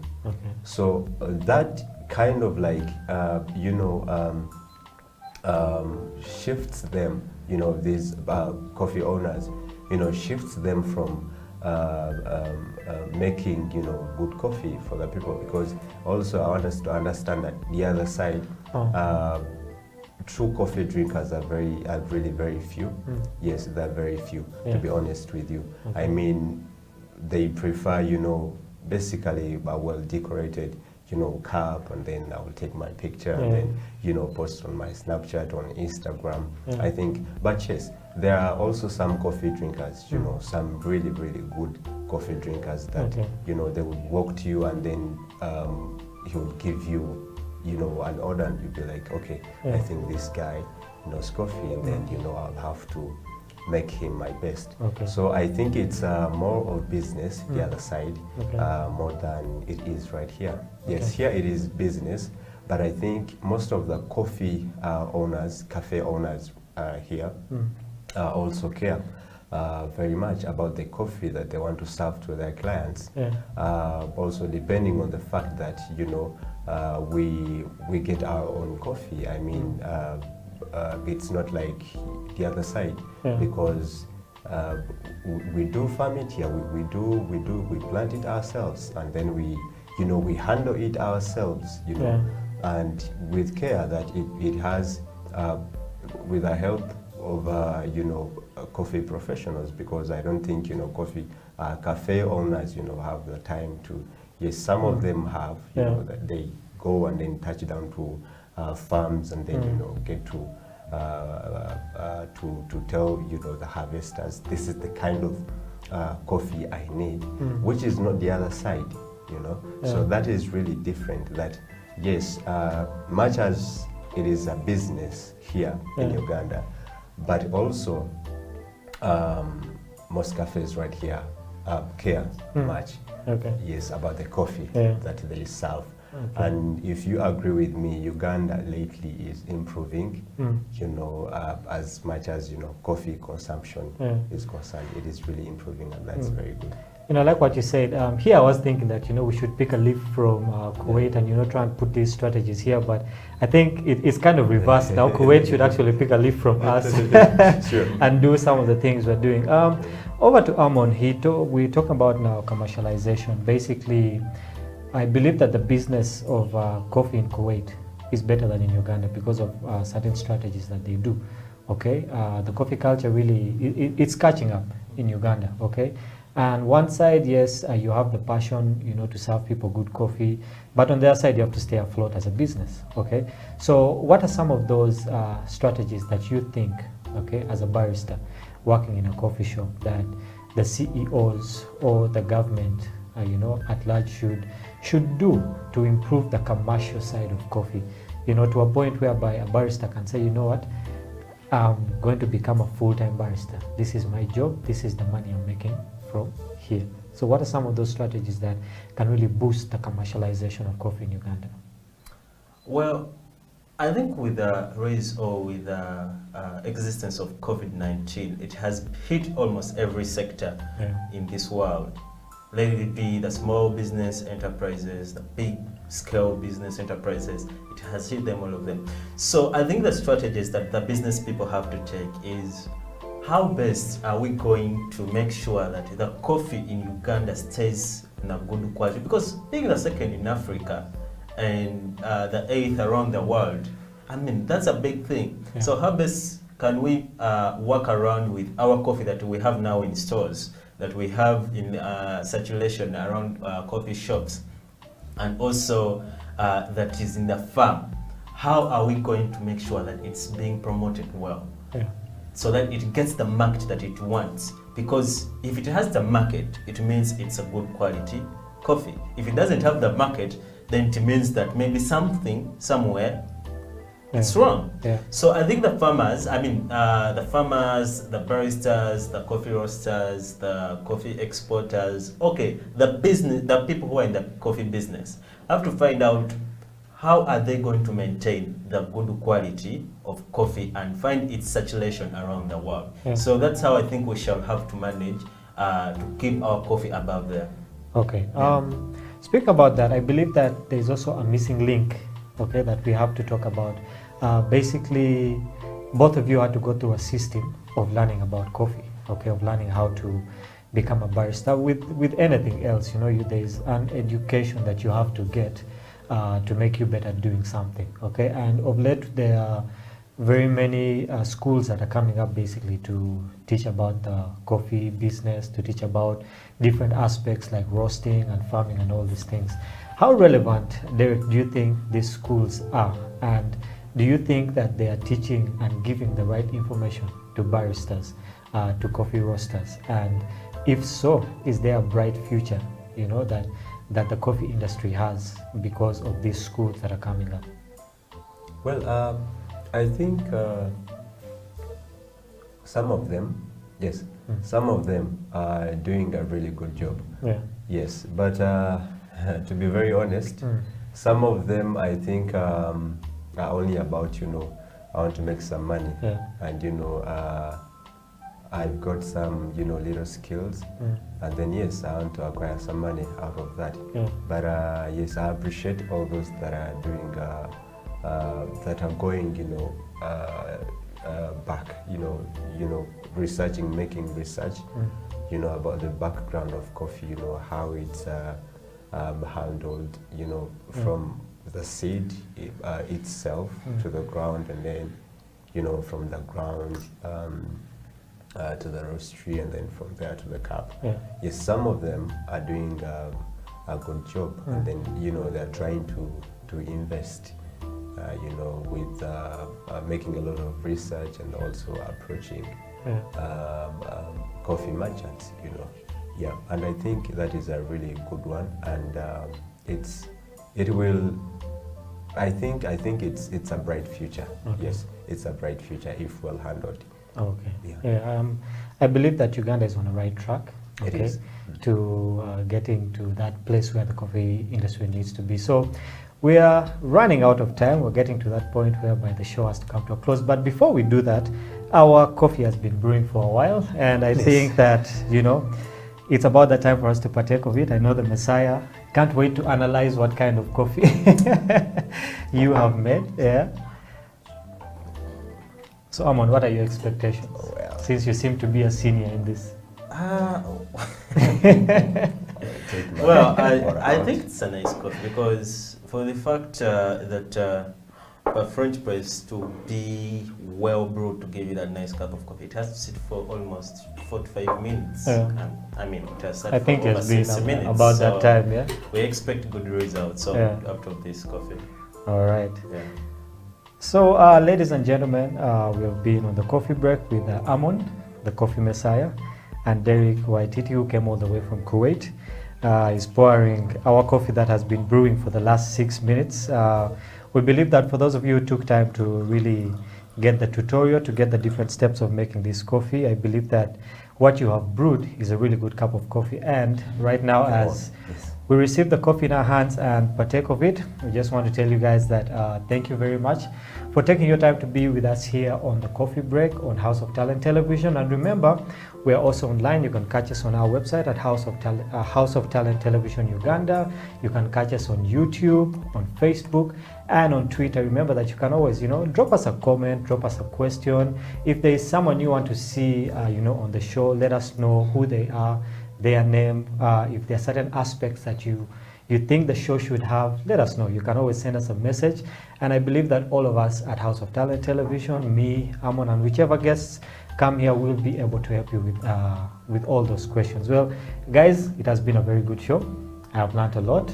Derek, thank you very much for honoring us and gracing us with your presence. I believe that it is not really the last time that you'll be here. Please. Yes, and Amon, Messiah, we believe that you're going to keep converting many more people. You guys have really given me that name, eh? Coffee Messiah. Coffee Messiah. I think it's something he should embrace. We'll have to start with you. To convert you. It comes a lot of, he converted me, so I mean, it comes with a lot of pressure. Yeah, I do know it comes with a lot of pressure, but thank you very much for having us in your living room, on your phone, wherever you watch this from, whichever part of the world. Have a good morning, have a good evening, or have a good night, and remember, always have a good cup of coffee. Thank you for watching the Coffee Break on House of Talent Television.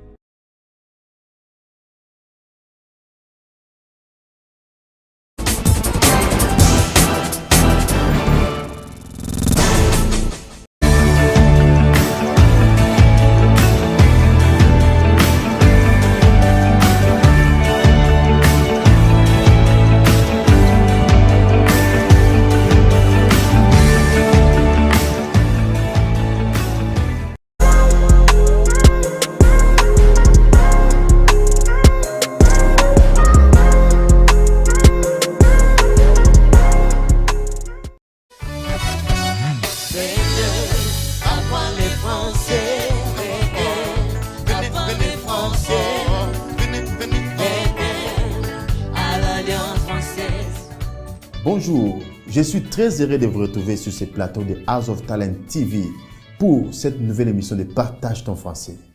Chers amis, le français est partagé sur les 5 continents.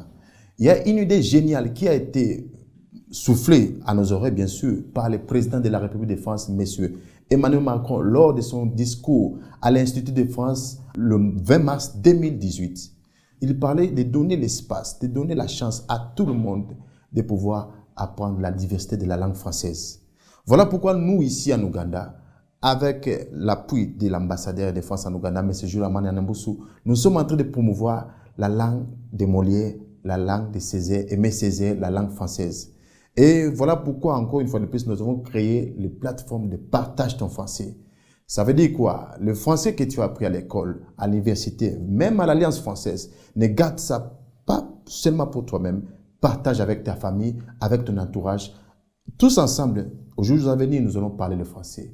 Merci, je ne suis pas seul, je suis avec mon invité d'aujourd'hui. Elle est ici pour partager le français avec nous. Elle s'appelle José. Et je pense qu'elle a une bouche, elle peut parler d'elle-même. Bonjour José. Bonjour Patrick. Comment ça va? Ça va bien, merci, toi? Ça va très bien, merci. Comment va la santé?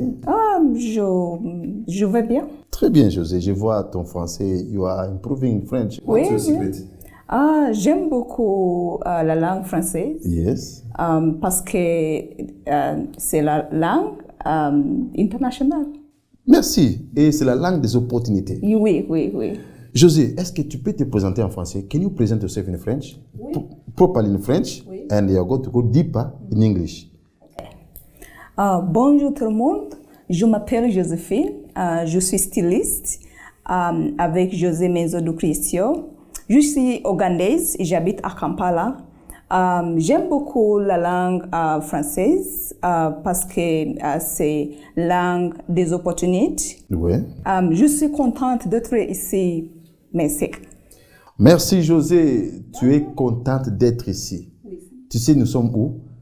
À la chaîne YouTube House of Talent TV. Oui. Merci beaucoup. José, je vais demander, comment êtes-vous tombée amoureuse de la langue française? How did you fall in love in French language? J'aime beaucoup la langue française parce que c'est la langue des opportunités et c'est la langue internationale. So when did you start to learn French? That was in 2019 when I was given the opportunity from the French embassy in Uganda. Actually, that is through the French government because the French embassy in Uganda is here because of the French government. So I was given a scholarship from the French government through the French embassy in Uganda, and I was taken to France in Paris to study French. My first French class was in Paris, and then when I came back to Uganda, I was given another opportunity at Alliance Française. Okay. Oui. Tell me, who was your first teacher? Your first teacher who taught you French? My first teacher for French was Blaise. Blaise. At Alliance Française? Oui, at Alliance Française. Ok. Oui. Can you tell us, est-ce que tu peux nous dire, qu'est-ce que la francophonie? What is a francophonie for you, according to you? A francophone to me are people who speak French, the different countries that speak French, and also the French culture, and then the way of living. To me, that is francophone all over the world. Merci beaucoup. Dans le monde de ton travail, quelle est la valeur ou la nécessité du français? I mean, in your world, in your industry world, what the value or the necessity of French? La langue française, c'est la langue des opportunités. C'est la langue des opportunités. Oui. Go deeper in English. French is an international language. It's a language of opportunities. In the different countries all over the world where there are French speakers or Francophone countries, for you to do business, you must know the language. So for me to do business in Congo, I must know the language. To do business in France, to do business in Senegal, all those countries are French-speaking countries. So for me to be able to do business as an international designer, creative designer, I must first of all know the language. And also being an international language, it helps you to network with different people and socialize. Yeah. Because if you know the language, you're able to communicate, because it's a language of communication all over. And then also, there is a lot of intermarriages. So you can't say, I'm a Ugandan, I'm going to only get married to a Ugandan. If I get married to a Frenchman, if I get married to a Congolese, I should be able to learn the language for easier communication. So it's very important everywhere you go, because it's not only English that is important for communication. In the same idea, I saw some picture. I saw you with the ambassadors. Tell us, first of all, it was Stephanie. I saw her with Chitendi. By the way, even me, guys, you can see the way I'm smart is because of who? Jose House of Creation. So you know, people, if you want to be smart like me, please come and be designed by Jose. So tell us about those pictures. I saw you with the ambassadors. Can you explain one by one? Okay, I've designed as a creative designer at Jose House of Creations. I've been able to be privileged to design different ambassadors. I've designed Ambassador Stéphane Rivoire before she left Uganda. She was the ambassador of France to Uganda. I've designed her with different outfits. I've designed the current French ambassador in Uganda, Ambassador Amana Nombozu. I've designed his outfit even for his family. I've designed Ambassador Deborah Malak of American Embassy in Uganda before she left Uganda. I've designed her. I've designed Ambassador Anna Radotiramet, the ambassador of Iceland Embassy in Uganda. She left. She's now in Paris. That's where she's stationed for a mission. But when she was still in Uganda, I designed her. I've designed Ambassador Susan Eki, the ambassador of Norwegian Embassy in Uganda. So I've designed different ambassadors and expatriates and diplomats because of our creativity and the way we embrace the Africanity. Because as an African designer, I don't want to be lost anywhere designing what other designers do. I want to embrace who I am. That's why I have a fashion show coming up called Back to My Roots, which means I have to embrace being an African designer, a Ugandan designer, and for people to know me for who I am. So that's why on the 3rd September, which is next week, on Saturday, 3rd September, we'll be having a fashion show with French music, because it is supported by Alliance Francaise Kampala and then the French Embassy in Uganda and Total Energies. So I want us to embrace being who we are and then own it and appreciate the fact that we are Africans. I'm not going to be Louis Vuitton, so I have to tell people to be to appreciate who I am and who they are as Africans. Merci, Jose. I saw also one picture, you with the Bobby one. Yes. So in the video of Charenga, His Excellency Bobby Wine, I designed, as Joseph of Creations, we designed all the outfits that he wore, even the cast that he had in that video. That was a very big breakthrough for me as a creative designer, because I mean, he's a big star in Uganda. So designing him in that video really added some more volume, and you know, it spoke a lot more about my creativity. And that's when people started recognizing my talent, yes. Merci José. Est-ce que tu peux nous donner les noms des 2 ou 3 couturiers, les grands couturiers de France? 2 or 3 names of big designer fashion people in France. Yves Saint-Laurent. Yves Saint-Laurent. Yves Saint-Laurent. Yes. Stéphane Bianca. Exactly. Pierre Cardin. Pierre Cardin. Oui. Merci beaucoup. Quelles sont les couleurs préférées des Ougandais? What the color? Because the French people, they like black and blue. So, black and blue, I can say noir et bleu, parce que nous sommes en train de partager le français. So, which color, favorite color, Ugandans like you as a designer? En français, Let me first say in English, then you help me in French. Okay. Uganda, and our flag has black. Yes. How does it black in French? Black, c'est noir. C'est noir. Oui. Et red. Rouge. Rouge. Ok. Merci beaucoup.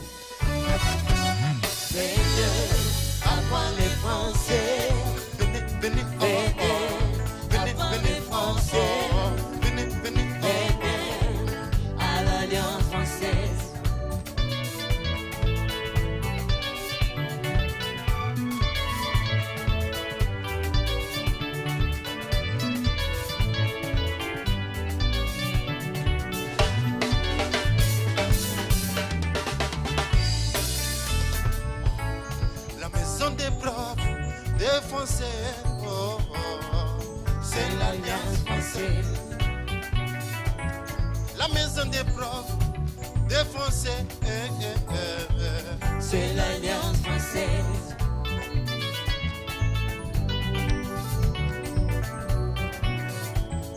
Une fille m'a posé une question, pourquoi prendre le français alors que je lui parlais de la radio. Merci beaucoup.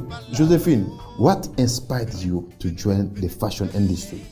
And when did you start Jose House of Creation business? Tell us. What inspired me to join the fashion industry is my passion for fashion. So I love fashion so much. So before I was in media hosting a fashion program, but I wanted to do more than just being a TV presenter, but be able to do hands-on and more hands-on. So that's when that's what inspired me. And then I joined the fashion industry practically in 2017 when I quit my TV job. And I decided to settle into entrepreneurship as a fashion designer. Yes. How have you been able to establish yourself as a successful creation designer? First of all, my creativity in the fashion industry, it's more than what other people do. Yeah. Most people are just fashion designers. But I say I am a creative designer because I do more than just clothes. If you check through the different kind of works that we do. So that's what makes me different, and that with that I've been able to establish myself and be able to design different people. Also networking. So I do a lot of networking with different people when I go to events, and that sells me and my products, and the uniqueness and the passion I put in what I do gives it that unique touch that people find my work quite different from what other people do. The way you are talking, I can see you love your work. Yes, I do love it a lot. Thank you. Thank you.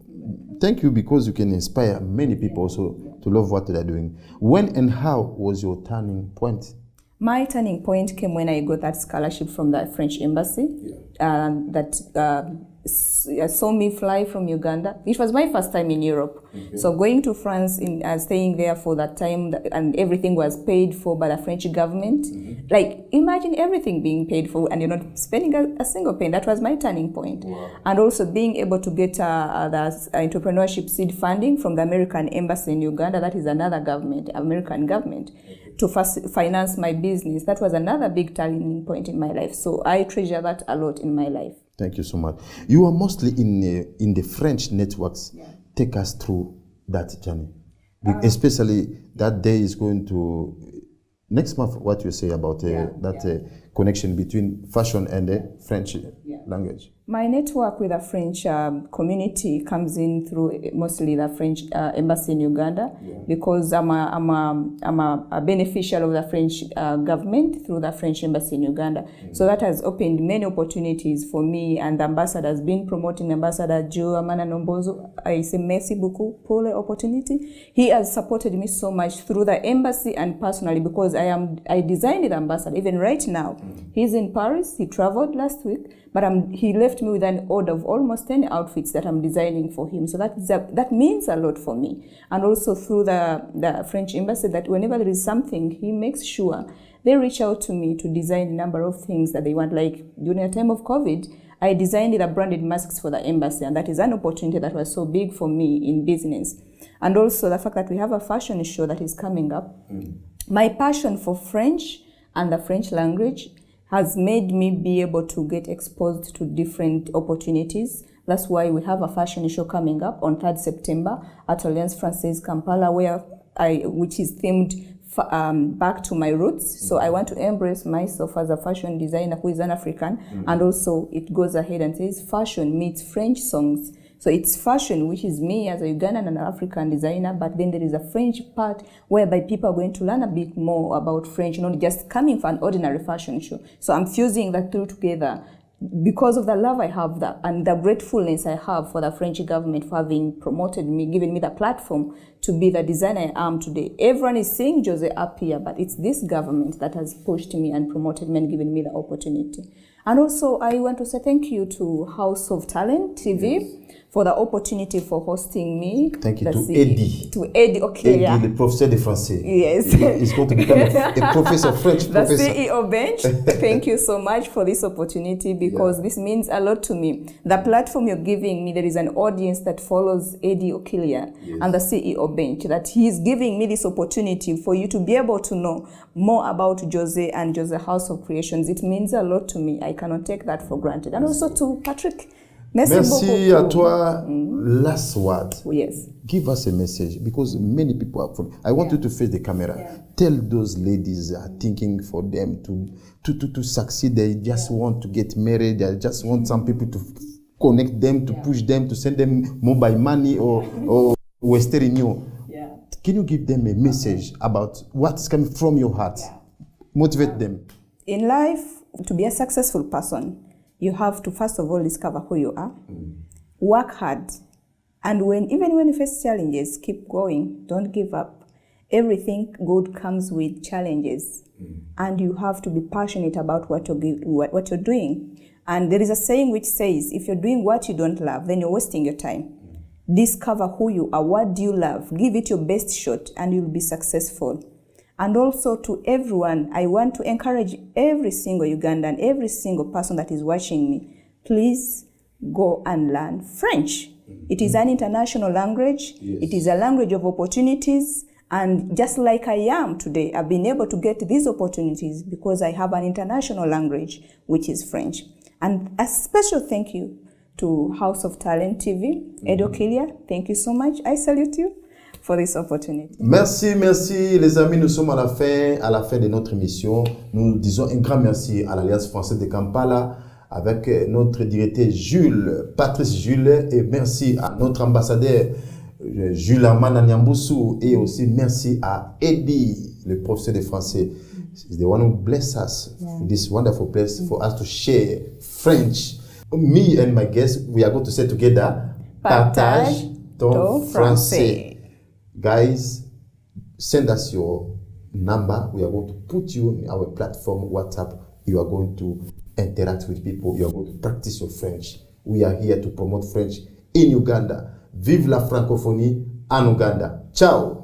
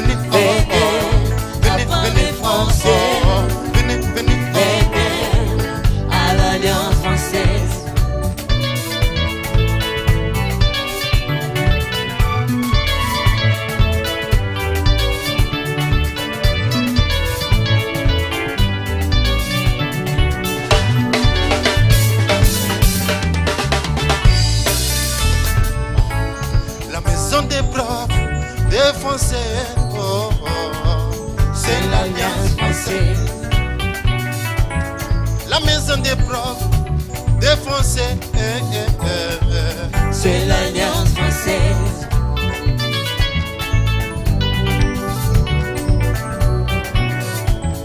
Une fille m'a posé une question, pourquoi apprendre le français alors que je lui parlais de la radio bonjour Kampala. Oh, venez, venez, venez, venez. Venez apprendre le français. Je vous invite à venir. Venez à l'Alliance française. Viens mon frère. Venez. Viens ma sœur. À l'Alliance française. Venez à l'Alliance française. Venez, venez. Venez apprendre le français. Venez à l'Alliance française.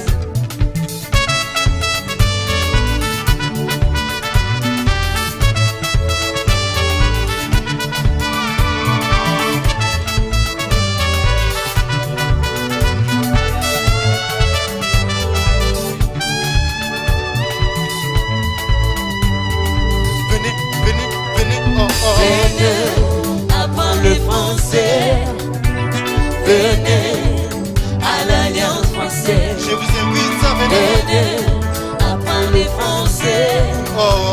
Venez à l'Alliance française.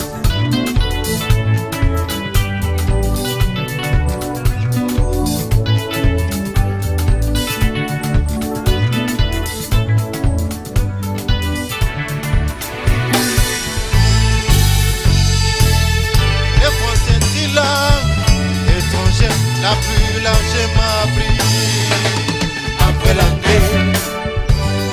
Le français est langue étrangère la plus largement appris après l'anglais.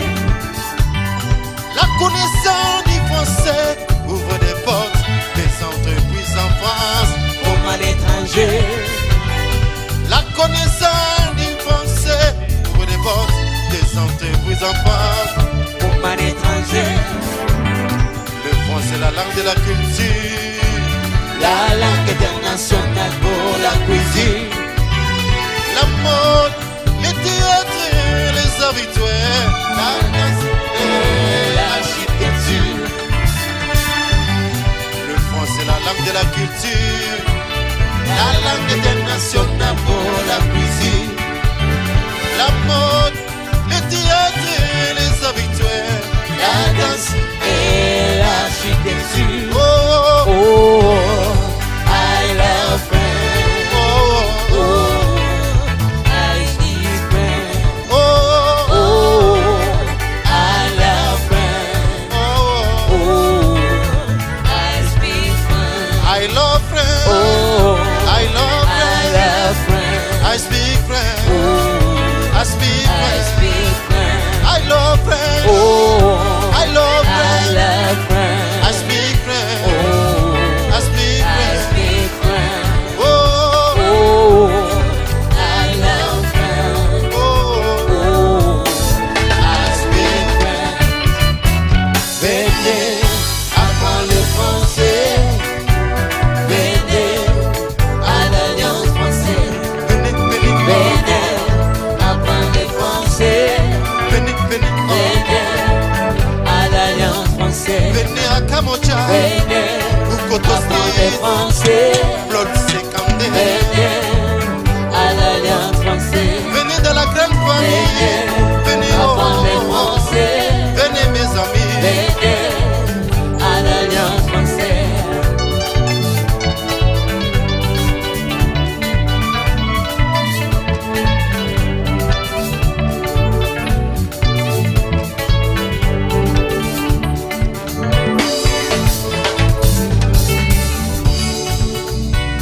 Molière, c'est l'idiot n'a pas pris. En face à pareil à Kampala. Pourquoi tu penses que les Français tirent la internationale? Que tu sois les tours du four, du plaisir. Dis-moi le bonheur en abondant et là, en pleine évolution.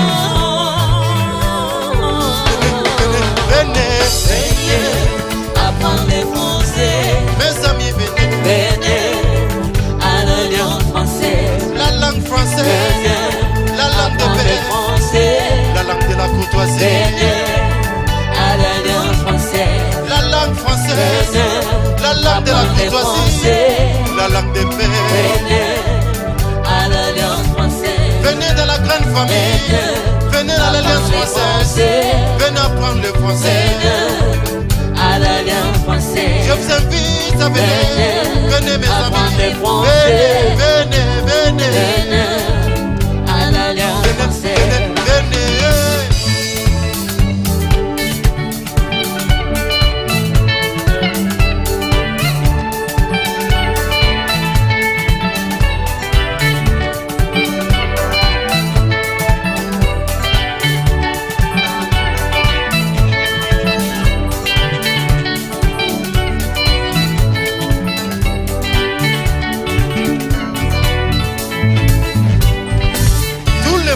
Parlez français.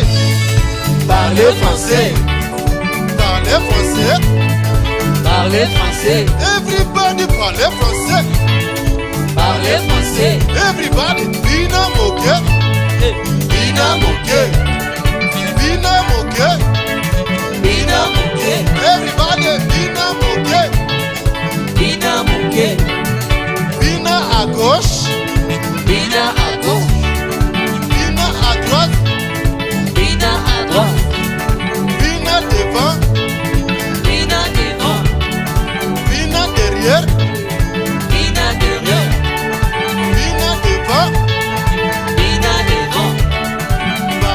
français. Parlez français. Parlez français. Parlez français. Parlez français. Venez, venez. Venez, apprendre le français. Venez, à l'Alliance française. Je vous invite à venir. Venez apprendre le français. À Kamochao. Venez, à l'Alliance française. À Bukoto Street. Venez, apprendre le français.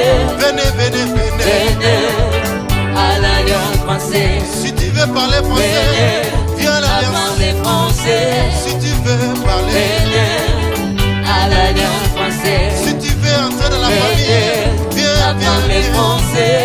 Viens, viens, viens, venez à l'Alliance française.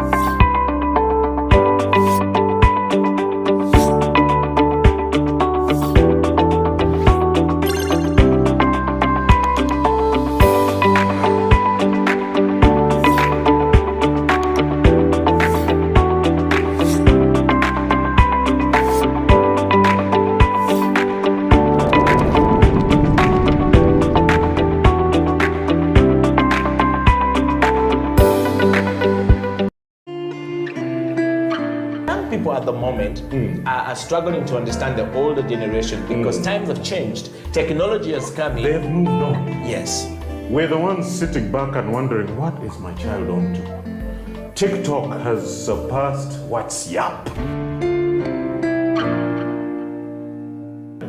The other one I call, I never call it Facebook, it's Bookface. Why are you on Bookface? Dad, it's Facebook. Yes.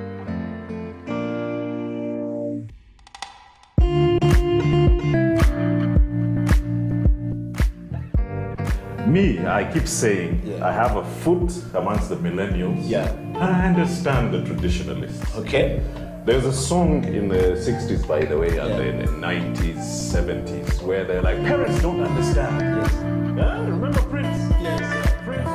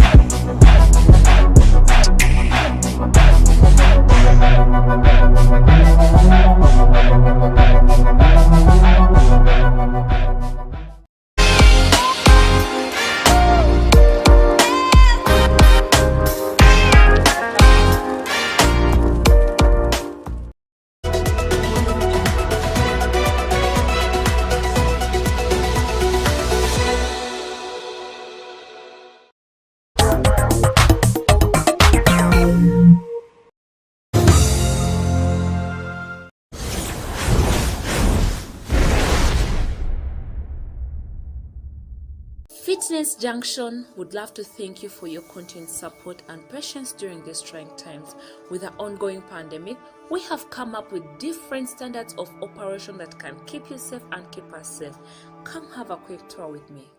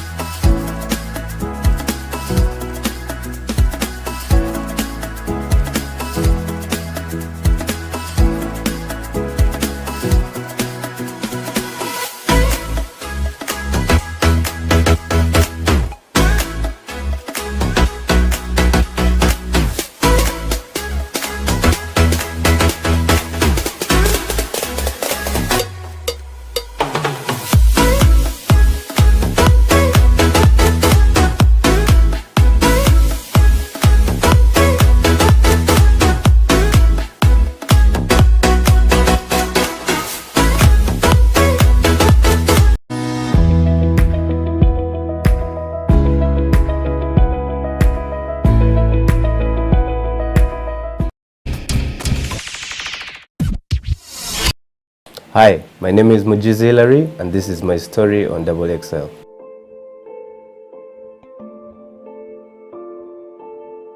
How did I become an artist? I was born an artist, I must say. I've been doing art since I was year high till now, so it's one of those things. I was born to be an artist.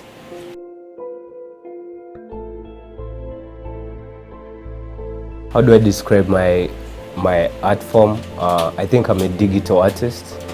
I use computers. The computer is what I use to create this amazing work I have. But I can draw and paint, but I'm focused on the digital kind of work.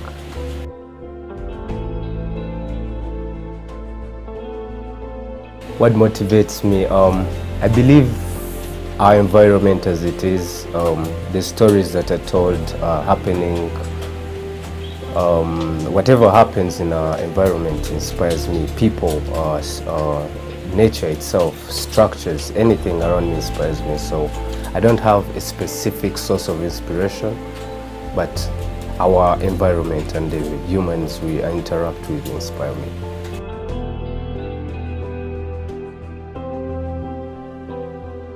Does my work impact community? Of course, you know, recently there's this art piece that was done at a big cultural event.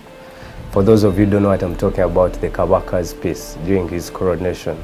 It was unveiled. It made so many people happy. My phone was buzzing every minute or second. They're like, yo, we have seen your work at this event, congratulations. Many were happy. They go, some money, of course some were like, some money, but it was the impact at which, actually the reason at which I did it that made so much to me. I wanted to give something to the Kabaka. How do you say happy birthday to a king or congratulations on what you've done? I did something that changed the norm on what society embraces as art. 2, James Cambridge Butabika. I'm sure you people have heard of it. The buses that move around, definitely we haven't thought of buses with artwork. My work is on buses, you know. UAP, Old Mutual, it's an insurance company. Their office is branded with my work. And this is just art, you know. So how do I impact the community as well? Kids or the young generation looks up to me. I'm a symbol of hope to some. People stop me while I'm walking and shake my hand. They're happy to be around my presence. Those are things that inspire me as an artist, and I feel I'm a symbol of hope and I'm creating a shift in what the community sees as an artist.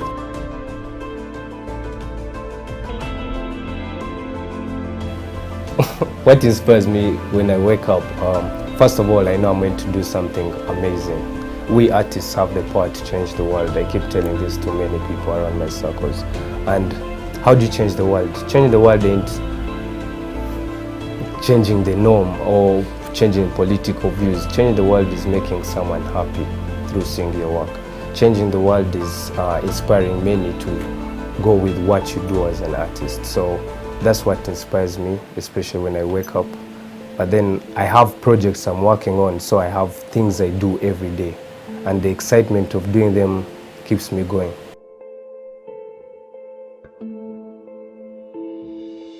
Where do I see myself 5 years from now? All over the place. I have plans to do so much. You know, I would want to have a foundation.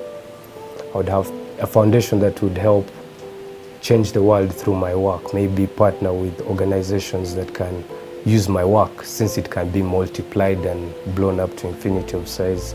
And we see what we can do for certain communities, you know. How can we help a community of kids? Can we create a center for kids to come together and do stuff? But it's beautiful because it has my work. Couldn't we help the hospitals use art to heal? Medicine ain't the only way that helps people. I would want to have a school that would maybe teach the next generation what we as artists do, but at a fundamental level, to the biggest level. So 5 years, if I'm alive, definitely I intend to do so much with my work and hope people will be able to support me as an artist and see what we can do together.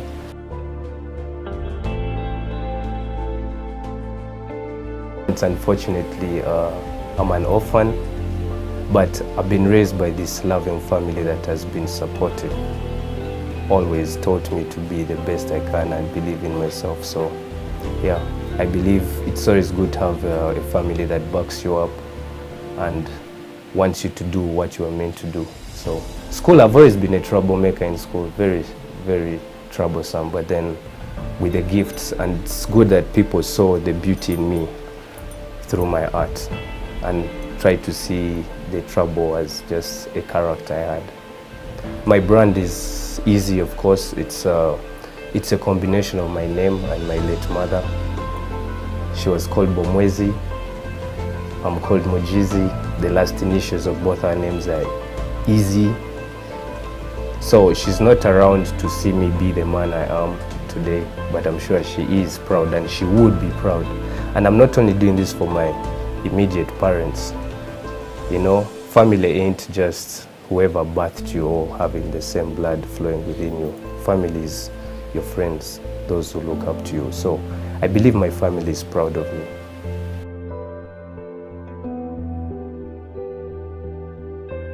I believe my character has been something that came up through my upbringing. My friends, the society I'm with, I keep around myself. So yeah, I believe my character has come up from my upbringing, mainly not through a parent specifically.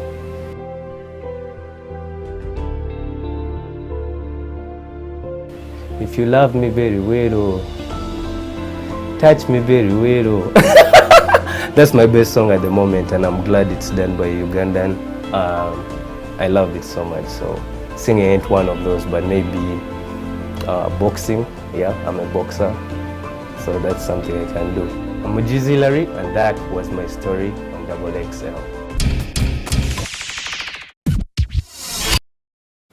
You see, I think there's been a lot of growth and transformation. I appreciate the work National IT Authority is doing, and also, of course, they come up with policies that people are supposed to comply with. You know, when it comes to with cyber security, like I said, we have a layer of compliance and governance, whereby government will come up with policies and say, okay, we need you, each and every person should have at least a basic thing, which is antivirus on their devices. Because at the national level, they have what we call cyber threat intelligence, whereby I think UCC has a solution. Because I remember I was involved in that tender for procurement of a cyber threat intelligence solution, whereby we could be able to identify this is the new attack, it's coming from Russia, it's attacking our bank here, then they could be able to block that traffic at a national level. Well, the government is doing something. But then also, as individuals, like I said, we need to also be vigilant. Because the government will not be able to understand which new VPN client has come up, or which new VPN solution has come up, probably because they will not know. But for you, go ahead and download it and install it on your device. And then you try transacting. You actually go to, then you say, oh, I've stolen money from my account. Oh, my information was stolen. Oh, I see nudes on social media. People steal nudes from people's devices, and actually they ask for a pay. Someone says, if you don't give me $100,000, I'm going to publish your nonsense on the cyberspace. You know, so people need to be vigilant. But of course, the government is also doing something.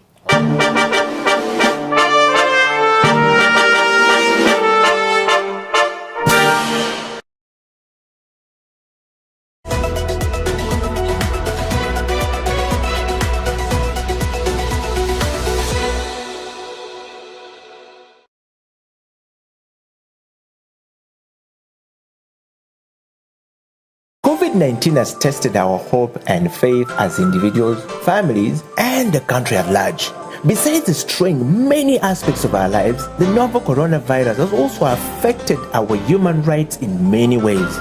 You and the Law, the COVID edition, is a 30-minute weekly television program that focuses on the impact of COVID-19 on human rights in Uganda. The program engages experts to explain the importance of rights-based approaches to the success of any public health response to ensure the respect, protection, and fulfillment of human rights amidst the challenges presented by COVID-19. You and the Law, the television program brought to you by Legal Hub Uganda, taking the law to the last mile in proud association with I4C Africa Hub and House of Talent Television.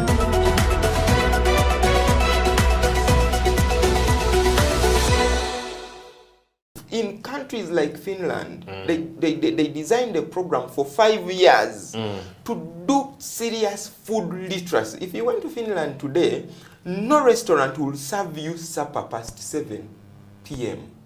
No restaurant. Here in Uganda, you can eat at midnight. 2 p.m. You go back home and sleep. You see? And wake up to have breakfast at 8.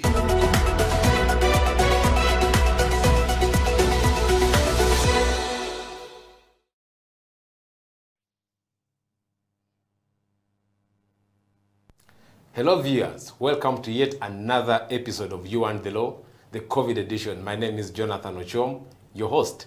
As you all know, You and the Law is a 30-minute weekly television program that focuses on the relationship between human beings, Ugandans, yourselves, and the law in Uganda.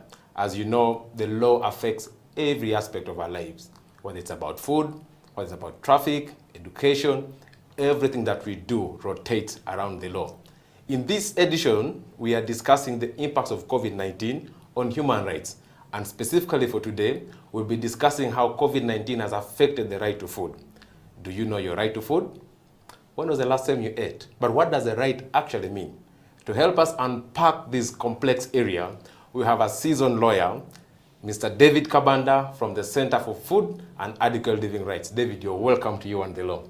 Thank you so much. How have you been? I'm fine. How have you been? Great.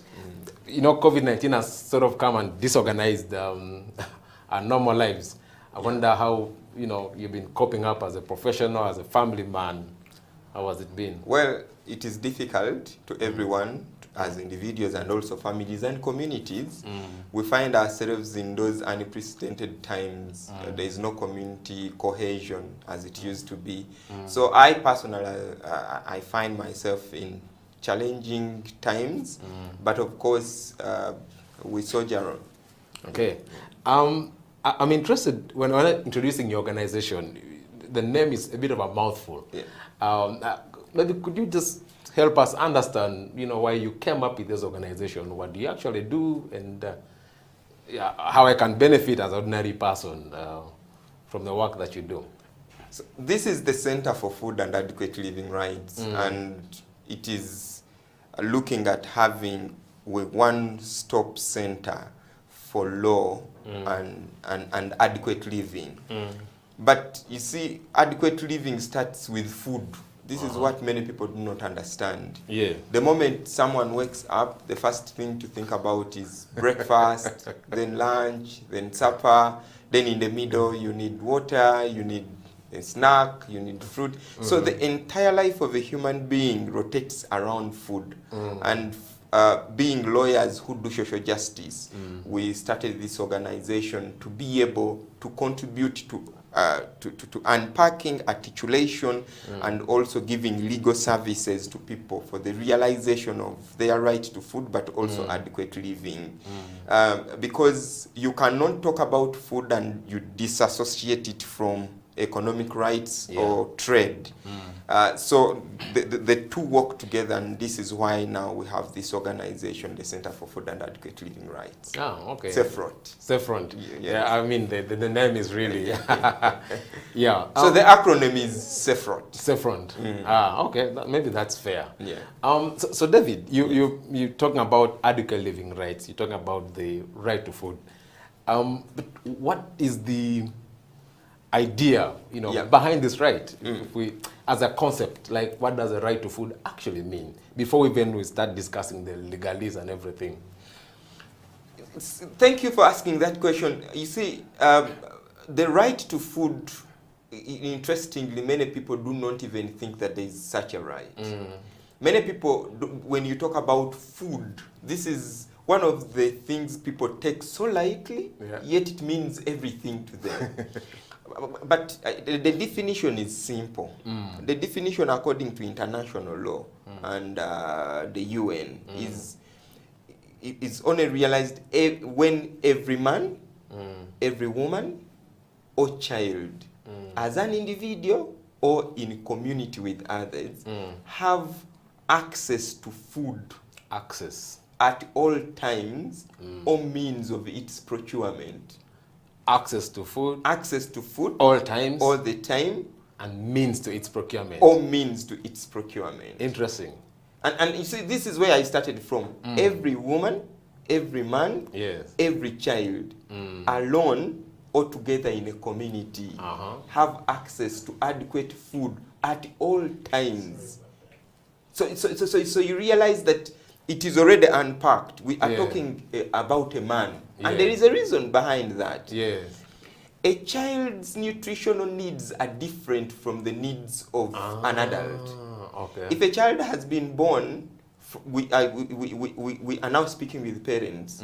From the day they are born to the 6th month, they must be exclusively breastfed. If you take that breast milk, it is not beneficial to you. So every man, every woman, or child, whether alone or together, and the together component comes in, some people live communally. And we have other also organized institutions like schools or like prisons. Portion bins. The moment you take me into prison, then you have an obligation to take care of me. You cannot just abandon me in prison. You cannot take me to prison and you don't feed me. So whether alone or in community with the others, have access to adequate food at all times. That is also very interesting and important. At all times and all means to its procurement. And that last one is also very important. Means. All means how to to its get procurement. Because procurement is a bit bringing in the economic issues. Not everyone has a garden. And you see, it is a choice. Not everyone wants to go to the garden to dig and get food. But you must make sure that your population has means to the procurement of food. I mean, interesting. I think for me, access, the means, and then the time, like at all times. All the time. Very interesting. So you've sort of unpacked the idea for me in a very basic and simple way. But then I know that for ideas to work, they need to get some force of law. So I'm wondering, do we actually have like a legal framework, be it global, be it African or even national level, that guarantees this right? Because some people could say that those are just your ideas, your wishful thinking. Without a law, how do we enforce it? So I'm wondering, is there any legal backing for this right that you're articulating very well? Actually, what I've just talked about is picked from the law itself. Oh, okay. Yes. Now, this is the legal framework. At international level, many people, because now we are talking with everyone, we have the Universal Declaration of Human Rights. Under Article 25, we are talking about the right to adequate food. You understand? Article 20. This is way back in 1948. So there's a new word there, adequate. Adequate. Not just food, adequate food. No, and I'm going to be speaking about that. We are talking about adequate food. And I'll be, explaining that. Then, after that, in 1966, we have the International Covenant on Economic, Social and Cultural Rights. Article 11, also articulating that state parties to the convention, to which Uganda is a party because we signed it in 1981, that every state party must respect the right of everyone to adequate food. Then after that we have the African Charter on Human and People's Rights. Now we are getting home. Yes, we are getting home. Under Article 16, it is also well articulated. Then after that we have the East African Community Treaty. Our friends Uganda, Kenya, Tanzania, Congo, Burundi. It was signed in 1999, and the many other protocols that have come along the way. Under Article 130, 118, 113, 100 itself. they talk about nutrition. In fact, I have taken a lot of time without suing the East African community. I don't know what I'm doing, because in it, every country that is state party to the East African community must have, they even give it a very exotic name. Yes. Strategic food reserves. Strategic food reserves. Yes. I think they were deliberate on picking that word. Strategic food reserves. For us in Teso, we have granaries. Are you suggesting that the state should have a huge granary where food is reserved? What would that mean actually in practical sense? Yes, in practical sense, the government must have a system of having its own granaries. Of course, we call it food reserves. There is no country, even if we go to at individual level, I don't know what happens in policy making and what our leaders think. Even in my personal house, the first thing I check out is food. Yeah. Do we have food for an entire month, a week? You understand? Yeah. So every country must have those strategic reserves. In case there is drought, in case there is that hunger, then you release some food to your people. You control the price. You understand? But we don't have now here. We used to have, but I think they were sold. Okay. And then at the country level then? At the country level, okay, you took me to that. Then when we come back home here, we have some laws. Some laws are not very good. And I'm going to tell you why. But let us start with the Constitution. Yes. In the directive principles, the objectives, it is clearly spelled out. One, that government must establish, we call them national reserves in our Constitution. Okay. National food reserves. Then secondly, it is government's obligation to make sure that every Ugandan eats nutritious food. Yes. Okay. And it is government's obligation under the Constitution to create massive awareness about this critical component called the food. Massive awareness. Yeah. Then if they are doing that, then they have dispensed their obligation. And beyond that, when you go to chapter 4, we are talking about human rights now. Yes. Under Article 20, the government has obligation to respect freedoms and fundamental rights of every Ugandan, including the right to food. Yes. And although it is not it's specifically mentioned from Article 20 to 45 in chapter 4, but under Article 45, we are talking about other rights that are not specifically mentioned. Yes. That is our Constitution. And in the amendment of 2005, when they were scrapping all those other things, I don't know who smuggled into Article 8A. Because Article 8A operationalized the objectives. Yes. And in fact, the Chief Justice, as he then was, Bart Katrebe, in Nyakana's case, they have come up to articulate that now all these objectives are justiciable. So when we come back home, the legal framework is very expansive and very accommodative, because we even have the Food and Drugs Act. Oh, yes, yes. I mean, you know, quite a revealing, explanation from you, and you've even touched on the aspects of the state obligations, which, raising awareness. I don't know how many people have been aware that actually the government of Uganda has a duty to let you know about nutritious living, about the kind of food that you should eat. But maybe that's an interesting point for us to pause for a quick break, after which we'll resume the conversation with David Kabanda, who is Executive Director of Center for Food and Adequate Living Rights, a non-government organization here in Kampala. Let's go for a break. We'll be right back.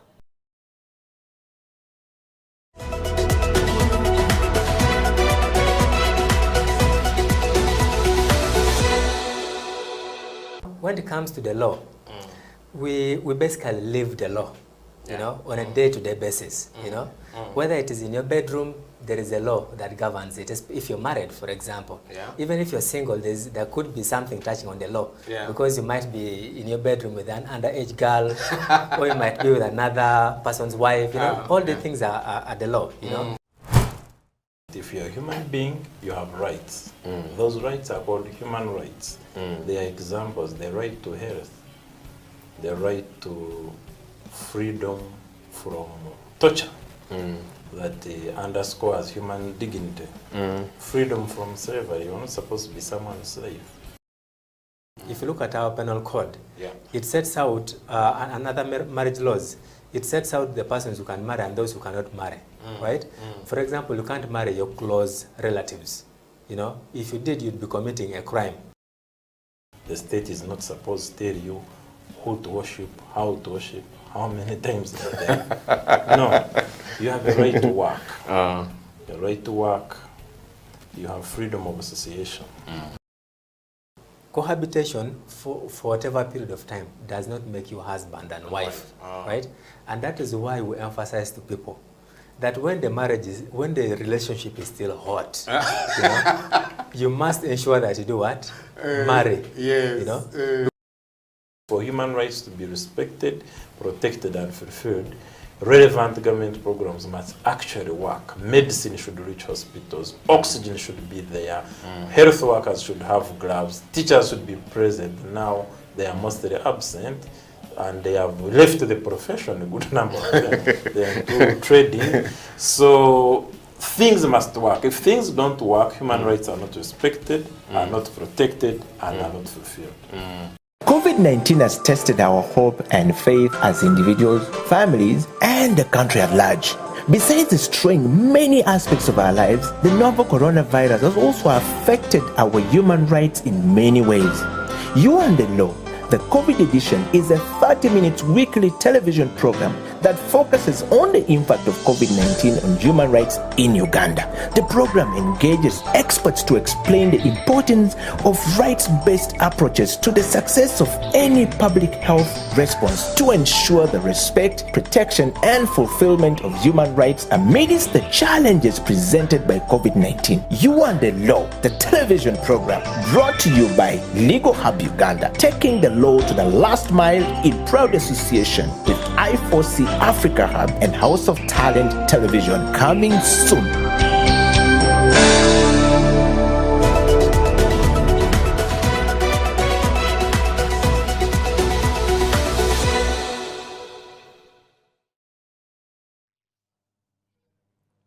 This is You and the Law, the COVID edition here on House of Talent Television, brought to you by Legal Hub Uganda in partnership with I4C Africa Hub.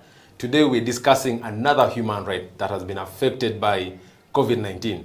And I know for many viewers this seems like obvious because we're talking about the right to food. And who else than David Kampala can help us unpack this right, because David has been a social justice lawyer and has been working on the right to food for a long time.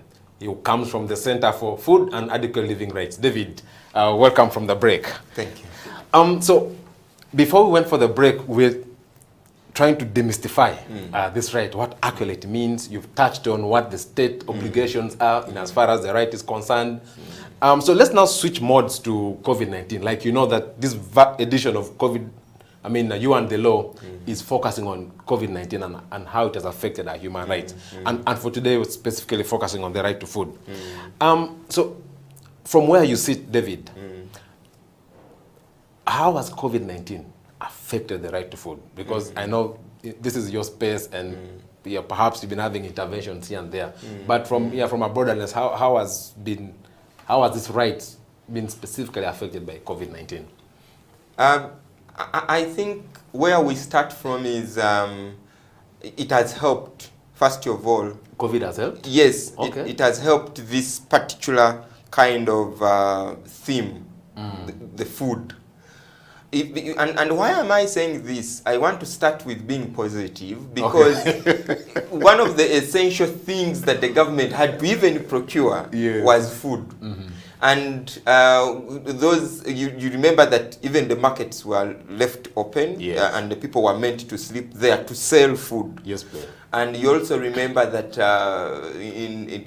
government also declared that farmers are essential workers. Oh yeah, so more than lawyers. More than even us as lawyers. But for me, that one is a positive, because it shows how important farmers are, how important food markets are, how important making provision in terms of emergencies is. But we have seen many violations. We have seen many you know, hunger and death, by the way. It is just because we haven't done an audit. Yeah. But I know many people have died because of hunger in COVID-19. And why am I telling you this?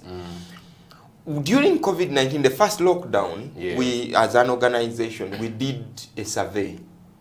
And we found out that 65% of the people, at least in Wachiso, were in their homes and they did not have any hope of 60%. 65. Yes.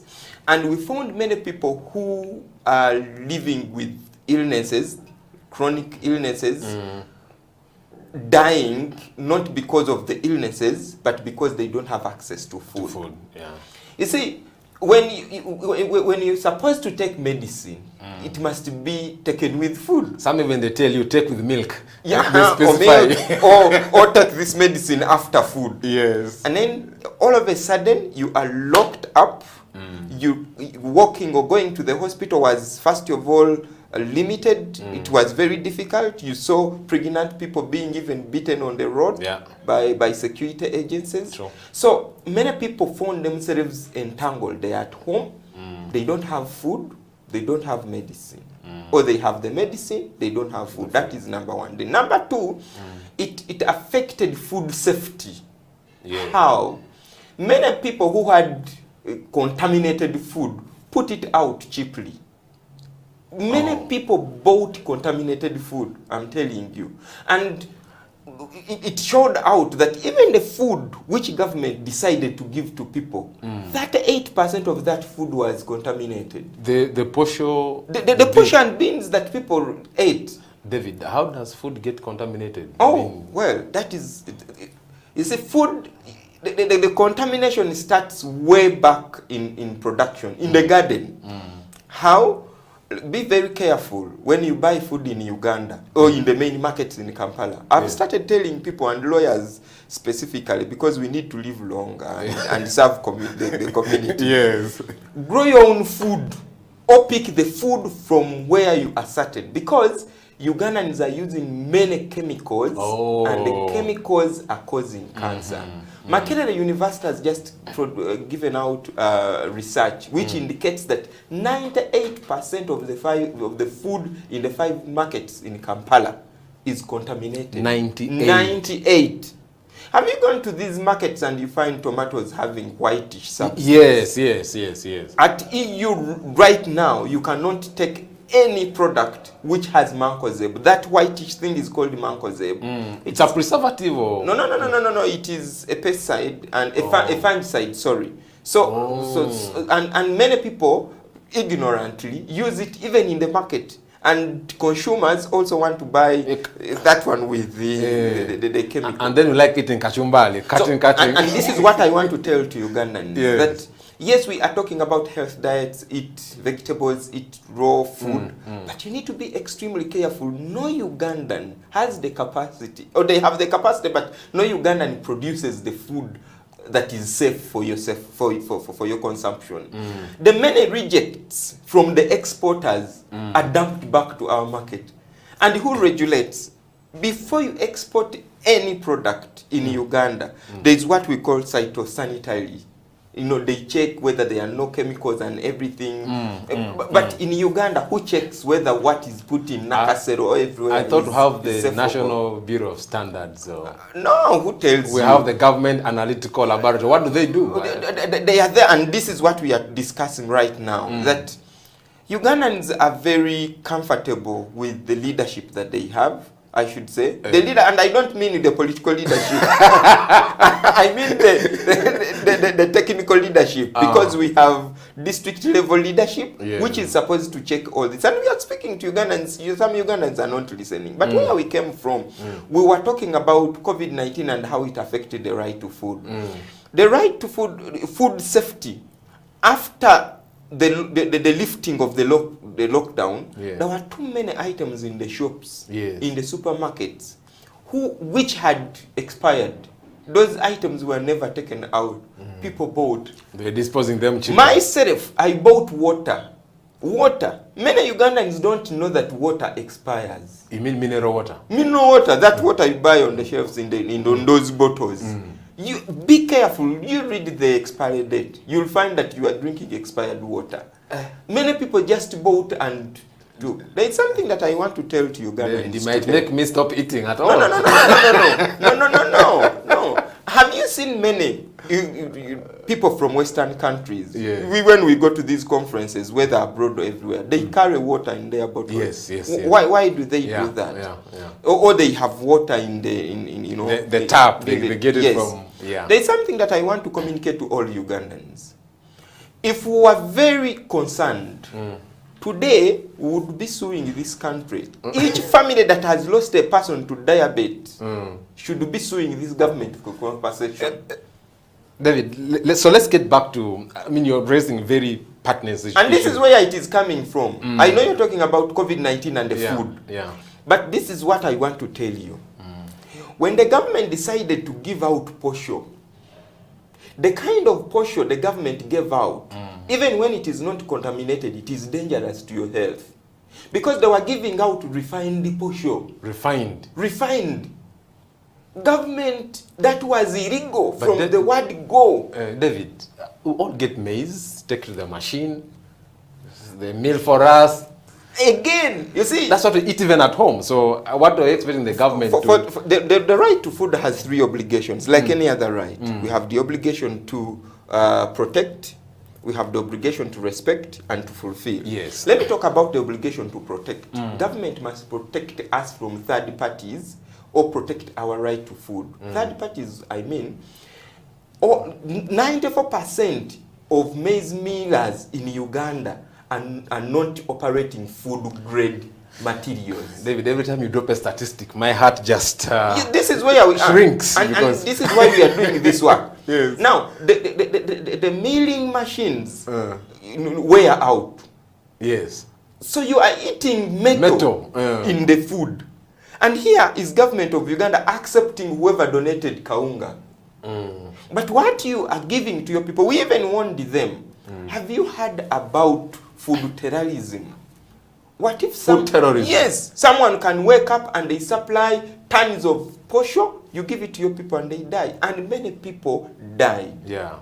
If I'm talking about 38% of the food being affected or contaminated, it was contaminated with metal, it was contaminated with aflatoxins. Yes, I think there was a time they rejected our maize in Kenya. You know? Yeah. He was, and so many other things. The beans, you couldn't eat them. So it left many people beyond what government supplied, but these suppliers also. But again, also prices. Yes. We even went to court to challenge Yes, government. yeah, I wanted to ask you about that. Yes, case. Our organization went to court to challenge government on its failure to regulate food, COVID and the food. Because if you decide to give out people food, and this is public expense, it must be with guidelines in the Gazette. Yes. But that didn't happen. But maybe there was no time, David. No, We're all in rushing. But we have regulations about you going to hospital, spitting. Yes, spitting. You must report whoever you've seen having. Did you read those regulations? Yes. If a minister sat and passed regulations under the Public Health Act, wasn't it proper that government ought to have passed regulations under the Food and Drugs Act? We will have time to talk about the legality of all these things that. But you've touched on government interventions so far. And I wanted to just ask, is there anything good that came out of the government interventions? Because you seem to paint a very scary picture. What would you think worked in as far as government interventions to protect the right to food during COVID-19? No. Anything that government that you think is... No, I want to tell you that whatever was positive was just circumstantial. It was a mistake. Yes. But if we are talking about deliberate intervention, whatever government did was illegal in the first place. Seriously. And I want to speak to the face of government and I tell them, whatever you did during COVID-19, giving people food, was illegal. It killed some people. If you want to do audits, do them. If you don't want to do, of course, Ugandans don't care. They will sleep in their grave and that is it. You cannot wake up and just give me a parcel that there is food there when you don't know actually what is in the parcel. And this is what I'm saying. So meaning the government's duty to ensure that food is safe, of good quality, yes, is adequate, nutritious. They didn't do that. They didn't do that. They didn't do that. David, I mean, it's a heart-wrenching, revelation. But I think let's go for a break at this point, and then when we resume, we'll then try to tackle a bit of the challenges and look forward, cast a picture that if we got into the situation in future, what are the lessons we learn? What do we need to do best? We'll have that after the break. Viewers, you're watching You and the Law, the COVID edition, and today we are hanging out with Mr. David Kabanda, the Executive Director of the Center for Food and Adequate Living Rights, a non-government organization that focuses on ensuring the right to food in this country. This is You and the Law, the COVID edition, proudly brought by Legal Hub Uganda in partnership with I4C Africa Hub. Let's go for a short break. We'll be back.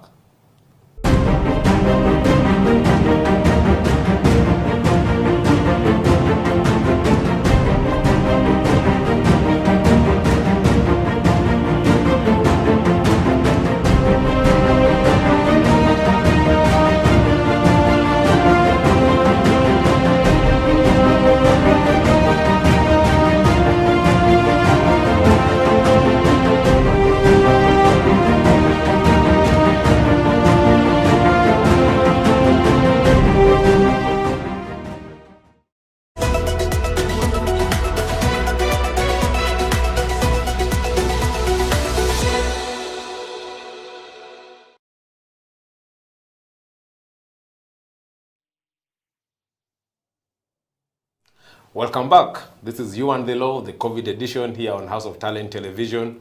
My name is Jonathan Ochom, and today we're having Mr. David Kabanda, the Executive Director for Center for Food and Adequate Living Rights, to expound for us the right to food, which I think is ably done from the start. Explain how it has been affected by COVID-19, what the state has done, what has worked, perhaps what are the challenges that we encountered.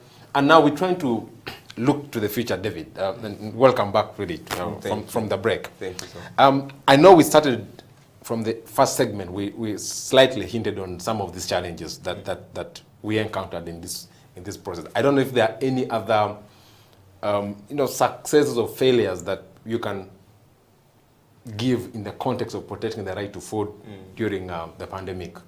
Well, I think the government ought to have also understood, because when we are talking about right to food, there are three critical elements that we must put on table. I already talked about availability of food, that the food must be available. Then the food must be adequate. Adequate in terms not only that it is enough to fill the stomach, but nutritious. But it must also be accessible. Yes. Now, during COVID-19, we had very disturbing facts. We had food rotting in people's gardens. Yeah. You could even find on the road when people have even powered cabbage. You understand? We have places like Isingiro where we had matoke, a batch was going to 1,000. Yes. You understand? So what government ought to do, and a system that government must put in place, they should now own up the system. The food system? The food system. We have private and government hospitals. Yes. We have private and government schools. Did you get what I'm talking about? Yes. What is failing us here now on the right to food is we do not have a government arm when it comes to food. Because do you know what ought to have happened is, if you know that food in this particular place, we are in a pandemic, but it is plenty here and here people are dying, then you must facilitate its transit to places where there is scarcity. Yes. Right now, we have Kalamajongs who are dying because of hunger. Yeah. I have seen World Food Program, crying out loud. But we have food here. We have food in some spaces. So we think that if government puts, you know, its mind to these three elements: availability, accessibility, and adequacy. We'll go there. And I want also to mention something on adequacy. Yes. I made a statement that each family that has lost a person to type 2 diabetes, they need to sue this government for compensation. And do you know why? Many people in Uganda don't know what and how to eat. What and how to eat? Yes, including us who think that we have gone to school. Yeah, for us, I come from Teso, we get our cassava flour. You leave the Teso. Mix it and No. You leave the Teso thing. I don't know what you want us to do again. When you leave Teso, you come to Kampala. Yes. And when you come to Kampala, you get accustomed into the lifestyle that happens in these streets. But here it is matoke, David. I don't know what you're talking about now. Are you sure it is matoke? No, it is the chapati. Oh. It is the Rolex. Didn't we have a minister for tourism who was promoting Rolex? But I want government to come here and challenge me on where do we grow wheat in Uganda? Yes. This is all imported. Wheat. Did you hear about people who were given food in Pade and Amdat and died? They ate food and died. They ate food which was imported. And we are questioning, we are asking government, where did this food pass? People are just consuming chapati, but chapati is going to eat into our communities. Chapati is going to kill people. And you know why? It is delicious, people want it. Yes. But I'm telling you, this refined flour is going to kill all our people. You know, David, I studied in Busoga region. So Yes. now I'm concerned when you say Rolex is problematic. We might be dealing with, it will be a genocide of sorts, because then it's a popular snack in Jinja, if someone cares to do an audit on how chapati and rice is even rice, David? Yes. Yes. Do you know the growing kibimba as you go to Tororo? First, listen to me. The communities or rice-eating populations don't eat rice the way we eat it. I've been in India. The way they eat chapati is not how we eat chapati. The way they eat rice is not the way we eat rice. People eat vegetable rice. Here, you just put in the saucepan, you get a mass of white stuff, and you put it in your stomach, and then you sleep with it. It is going to kill you. Let me tell you, seriously speaking, many Ugandans are going to die before 60 years. Do you know that 85% of Ugandans are dying between 45 to 60? You know, every time you drop a statistic, David, yeah, my heart disappears. For me, I'm telling people, but people don't want to listen. And this is where government must come in to regulate. Yeah, regulation. Regulation, but also create massive. In countries like Finland, they designed a program for 5 years to do serious food literacy. If you went to Finland today, no restaurant will serve you supper past 7 p.m. No restaurant. Here in Uganda, you can eat midnight. Until 2 p.m. You go back home and sleep. You see, and wake up to have breakfast at 8. Yes. So what we are talking about, that COVID-19 found us with our problems. Yes. It has increased them because we are now talking about low COVID-19 and food. Many people couldn't even get inputs to grow food. Because you see, the entire ecosystem rotates around my mother. I work in Kampala. I work, get money, buy inputs and send to my mother. Yes. That didn't happen during COVID-19. There's no movement. There's no movement. Shops are locked down, and the entire chain was, disturbed. But of course, we are now talking about a new season. People are planting. Perhaps we'll have enough food. But when they grow the food, is the food safe? Is the food transported? Many people here are eating beef from these cows from Western Uganda, from Chiboga, from everywhere. But do you know how those cows are transported? Have you ever found a cow shivering? Yes. Do you know what that means to that meat? The moment that meat is slaughtered, it is already toxic.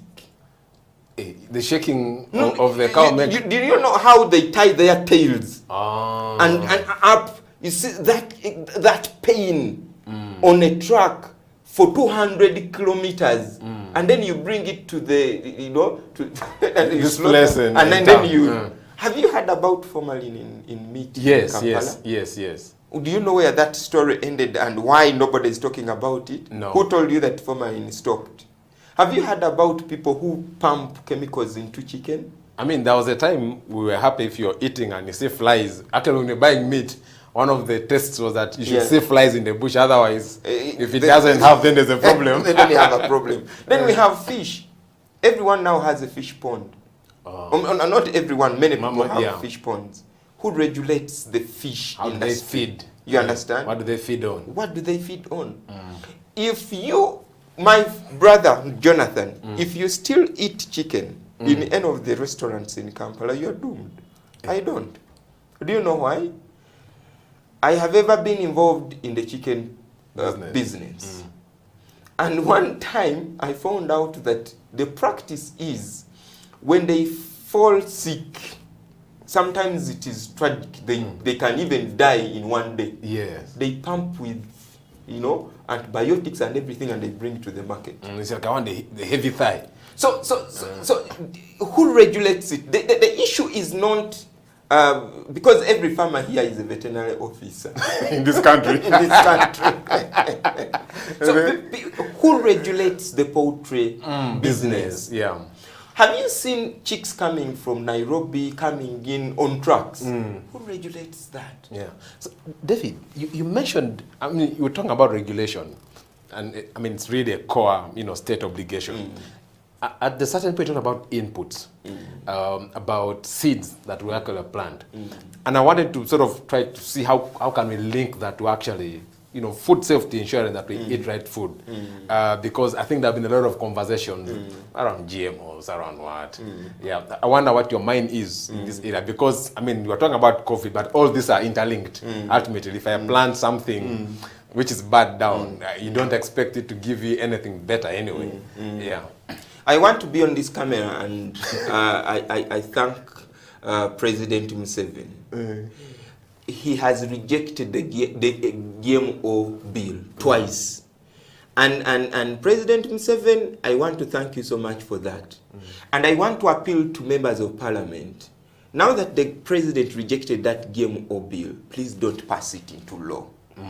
What we need to work on is to advance community seed banks. Community seed banks. People don't have seeds. Companies have come here, they've introduced hybrids and other varieties. Yes. And our indigenous seeds are being eroded away. It's a curious case because, again, where I come from, we used to have one groundnut. It was called etesot. Like, etesot would mean like from teso. And then suddenly these days we're talking about Serenat 1, Serenat 2, Serenat 3. Like all the local names, all the things that we used to have local names for, you can't find them. I can't ask you, where have they gone? So I think now that takes us into another discussion of food sovereignty. Because it borders on food security and everything. But the only thing that I want to thank President Museveni for, he has been for our indigenous knowledge, our indigenous food. But what defeats is policy implementation and plans. Because, President, if you want us to have safe food, then you must also implement the extension workers' policies and agroecological practices in our communities. Because people no longer have the seed to plant. True. And when we get the seed to plant, we are getting these hybrids, and we do not know how that are created in laboratory. Yes, and how. And by the way, people must be very careful. This food is affecting our genetic makeup. Seriously speaking, and this is why it must be regulated to the core. It must be regulated. Listen. We are going into a generational crisis. And you know why? Science has indicated that we have what we call the 1,000 critical days of a human being. And where am I reading That's about this? 3 years. No. From the day you are conceived to your second birthday. That is the first phase. And where am I reading this? I'm reading it from NDP 3, National Development Plan 3. Yes. You understand? Talking about human capital development. The moment someone conceives, or before they conceive, they must prepare the body using nutrition. Yeah. You understand? Not swallowing some... You understand? Pills Then immediately after conceiving the baby, you must change diet. Yes. You understand? And after that, throughout pregnancy and giving birth, I have already talked about exclusive breastfeeding. But what do children eat after? We did a study and people picking sodas and everything to give to their children. Poison. Poison. Dangerous. David, man. Let's move now, looking at the future. Worst case scenario, in another 5 years, we get another pandemic. I mean, I hope it doesn't happen. What are those lessons that we pick from COVID-19 that can enable us safeguard the right to food? What those recommendations that you would give so that, because you know when the thing started, we thought it is fine in China. So, and I thought we had enough time to prepare. But now, just caught us off guard. So in, say, 10 years, if this ever happened again, what would be those things that you say, you know, for us to manage, if something of a similar magnitude came, this is how we would protect the right to food? Of course, the right to food creates obligations and responsibilities. Yes. I have talked too much about obligations, but there are also obligations on people. The people, if government tells you it like this, you realize that the pandemic has killed many people who had underlying illnesses. Yes. If you had diabetes, it was very difficult for you to survive.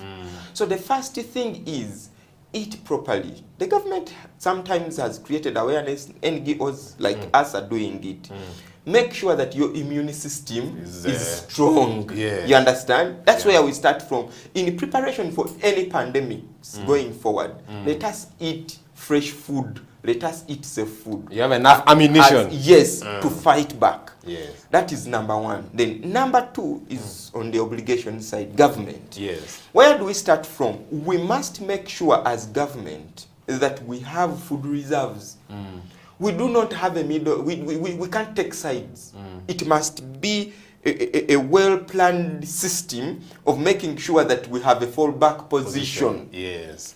Because the government was caught off guard. They didn't know where to get food from. They called the suppliers, donors, and it couldn't help. Even MPs were looking for food to buy for their constituents. So why would we be going into that mess? We ought to have our system. That is number one. Then number two, I know that Uganda is a liberal economy. But when it comes to food, government must have some level of control. It may not be upper hand, but it must have a level of control in terms of prices. Do you know I have colleagues who are lawyers who called me, Kabanda, what are you doing? The prices of food, the price. And people were crying about the price. Do you know that we ran out of salt during that time? It was Kenya that saved us. Even lemon. Even lemon. People even started selling wild fruits as lemon. You understand? So government must retain some control over prices and over food. So I think the point I want to make here, COVID has taught us that the capitalistic approach to food does not work. We need to respect smallholder farmers.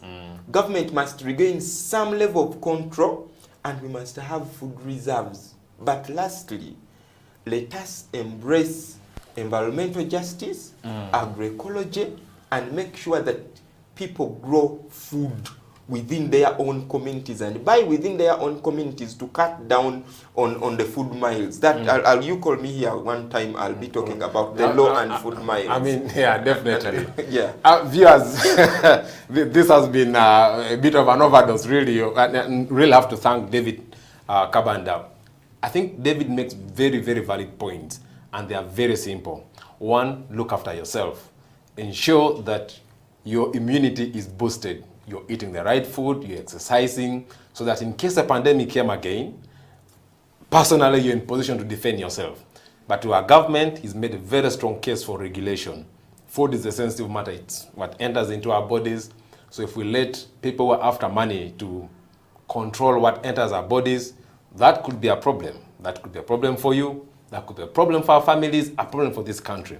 With that, viewers, we come to the end of today's edition of You and the Law, the COVID edition. I've been your host, Jonathan Ochom, and we've been having Mr. David Kabanda from the Center for Food and Adequate Living Rights. Thank you so much. Next week, we'll be looking at another topical right that has been hit by the virus. Tune into House of Talent Television, and you'll get to know what that is. Bye for now.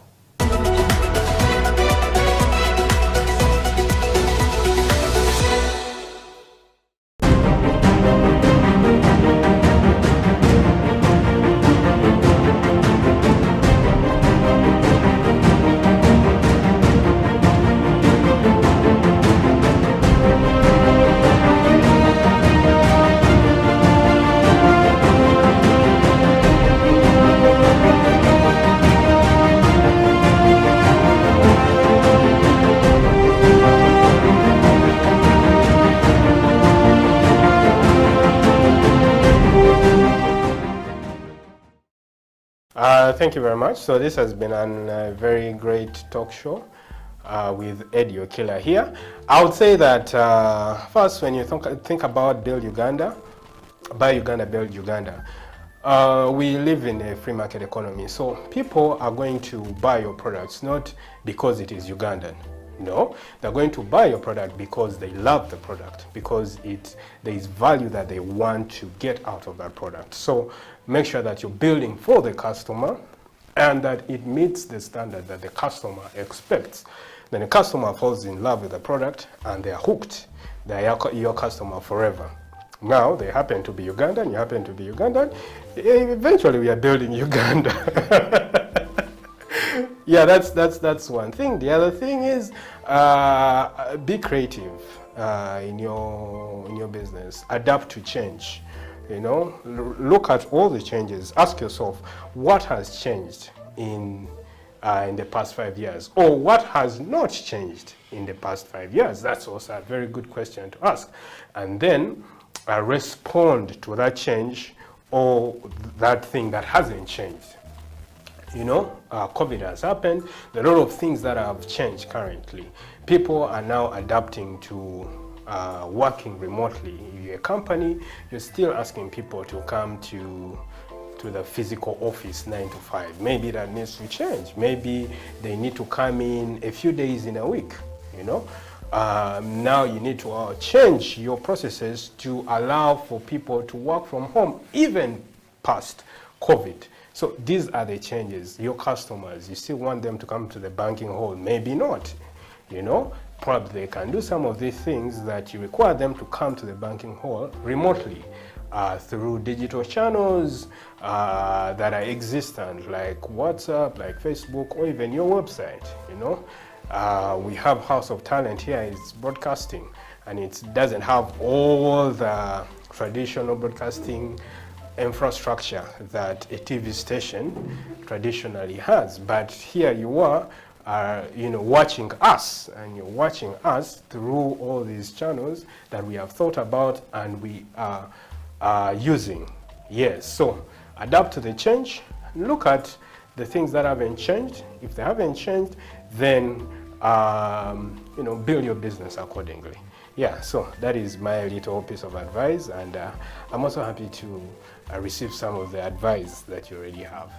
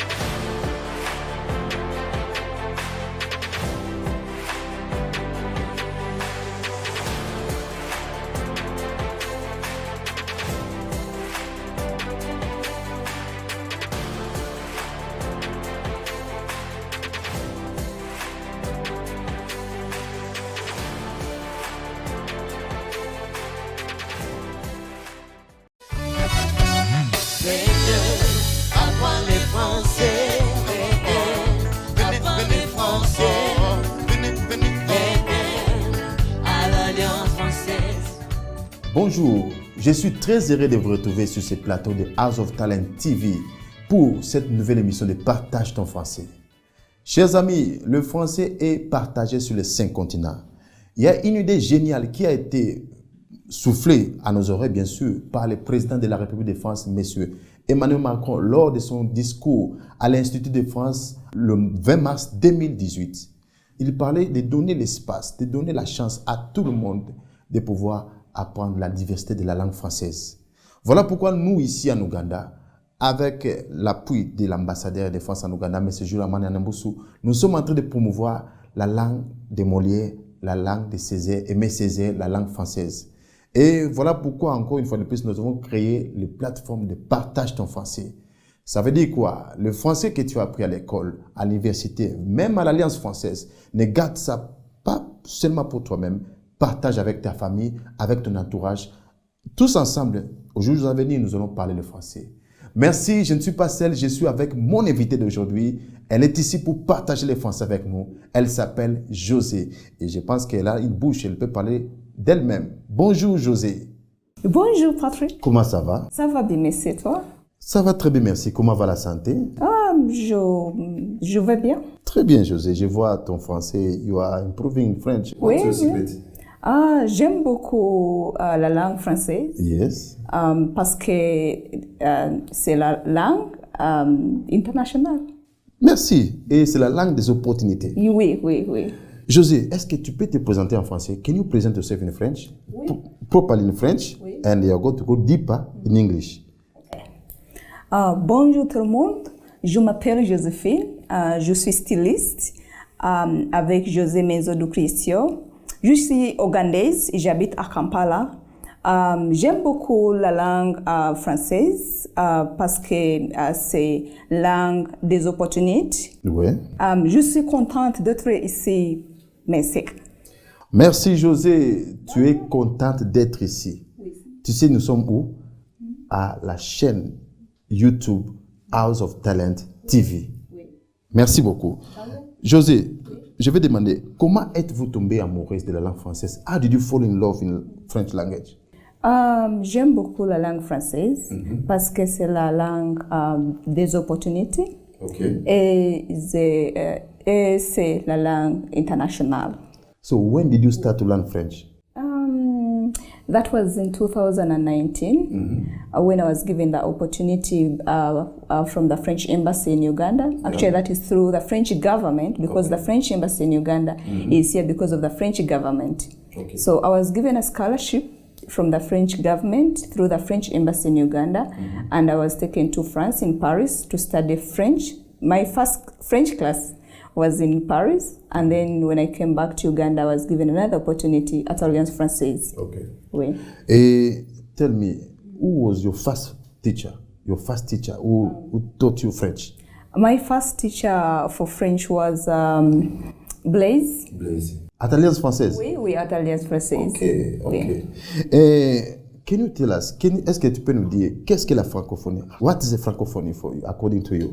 A francophone to me are people who speak French, the different countries that speak French, and also the French culture, and then the way of living. To me, that is francophone all over the world. Merci beaucoup. Dans le monde de ton travail, quelle est la valeur ou la nécessité du français? I mean, in your world, in your industry world, what the value or the necessity of French? La langue française, c'est la langue des opportunités. C'est la langue des opportunités. Oui. Go deeper in English. French is an international language. It's a language of opportunities. Yes. In the different countries all over the world where there are French speakers or Francophone countries, for you to do business, you must know the language. Exactly. So for me to do business in Congo, I must know the language. To do business in France, to do business in Senegal, all those countries are French-speaking countries. Yeah. So for me to be able to do business as an international designer, creative designer, I must first of all know the language. Exactly. And also being an international language, it helps you to network with different people and socialize. Because if you know the language, you're able to communicate, because it's a language of communication all over. And then also, there is a lot of intermarriages. So you can't say, I'm a Ugandan, I'm going to only get married to a Ugandan. If I get married to a Frenchman, if I get married to a Congolese, I should be able to learn the language for easier communication. So it's very important everywhere you go, because it's not only English that is important for communication. In the same idea, I saw some picture. I saw you with the ambassadors. Tell us, first of all, it was Stephanie. I saw her with Chitendi. By the way, even me, guys, you can see the way I'm smart is because of who? Jose House of Creation. So you know, people, if you want to be smart like me, please come and be designed by Jose. So tell us about those pictures. I saw you with the ambassadors. Can you explain one by one? Okay. I've designed, as a creative designer at Jose House of Creations, I've been able to be privileged to design different ambassadors. I've designed Ambassador Stéphane Rivoire before she left Uganda. She was the ambassador of France to Uganda. I've designed her with different outfits. I've designed the current French ambassador in Uganda, Ambassador Amana Nombozu. I've designed his outfit even for his family. I've designed Ambassador Deborah Malak of American Embassy in Uganda before she left Uganda. I've designed her. I've designed Ambassador Anna Radotiramet, the ambassador of Iceland Embassy in Uganda. She left. She's now in Paris. That's where she's stationed for a mission. But when she was still in Uganda, I designed her. I've designed Ambassador Susan Eki, the ambassador of Norwegian Embassy in Uganda. So I've designed different ambassadors and expatriates and diplomats because of our creativity and the way we embrace the Africanity. Because as an African designer, I don't want to be lost anywhere designing what other designers do. I want to embrace who I am. That's why I have a fashion show coming up called Back to My Roots, which means I have to embrace being an African designer, a Ugandan designer, and for people to know me for who I am. So that's why on the 3rd September, which is next week, on Saturday, 3rd September, we'll be having a fashion show with French music, because it is supported by Alliance Française Kampala and then the French Embassy in Uganda and Total Energies. So I want us to embrace being who we are and then own it and appreciate the fact that we are Africans. I'm not going to be Louis Vuitton, so I have to tell people to be to appreciate who I am and who they are as Africans. Merci, Jose. I saw also one picture, you with the Bobby one. Yes. So in the video of Charenga, His Excellency Bobby Wine, I designed, as Joseph of Creations, we designed all the outfits that he wore, even the cast that he had in that video. That was a very big breakthrough for me as a creative designer, because I mean, he's a big star in Uganda. So designing him in that video really added some more volume, and you know, it spoke a lot more about my creativity. And that's when people started recognizing my talent, yes. Merci José. Est-ce que tu peux nous donner les noms des 2 ou 3 couturiers, les grands couturiers de France? 2 or 3 names of big designer fashion people in France. Yves Saint Laurent. Yves Saint Laurent. Yves Saint Laurent. Yes. Stéphane Bianca. Exactly. Pierre Cardin. Pierre Cardin. Oui. Merci beaucoup. Quelles sont les couleurs préférées des Ougandais? What the color, because the French people they like black and blue. So black and blue, I can say noir et bleu, parce que nous sommes en train de partager le français. So which color, favorite color Ugandans like, you as a designer? En français, Let me first say in English, then you help me in French. Okay. Uganda, and our flag has black. Yes. How does it black in French? Black, c'est noir. C'est noir. Oui. Et red. Rouge. Rouge. Ok. Merci beaucoup.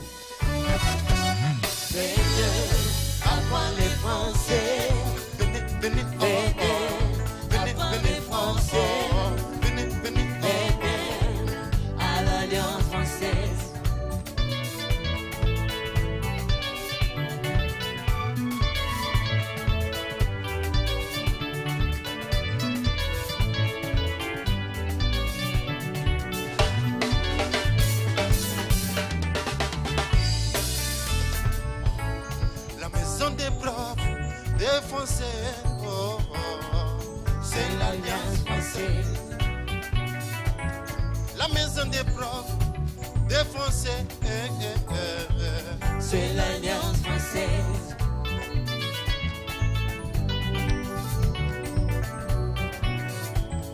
Une fille m'a posé une question, pourquoi apprendre le français alors que je lui parlais de la radio. Merci beaucoup.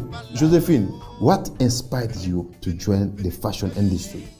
And when did you start Jose House of Creation business? Tell us. What inspired me to join the fashion industry is my passion for fashion. So I love fashion so much. So I before I was in media hosting a fashion program, but I wanted to do more than just being a TV presenter, but be able to do hands-on and more hands-on. So that's when that's what inspired me. And then I joined the fashion industry practically in 2017 when I quit my TV job.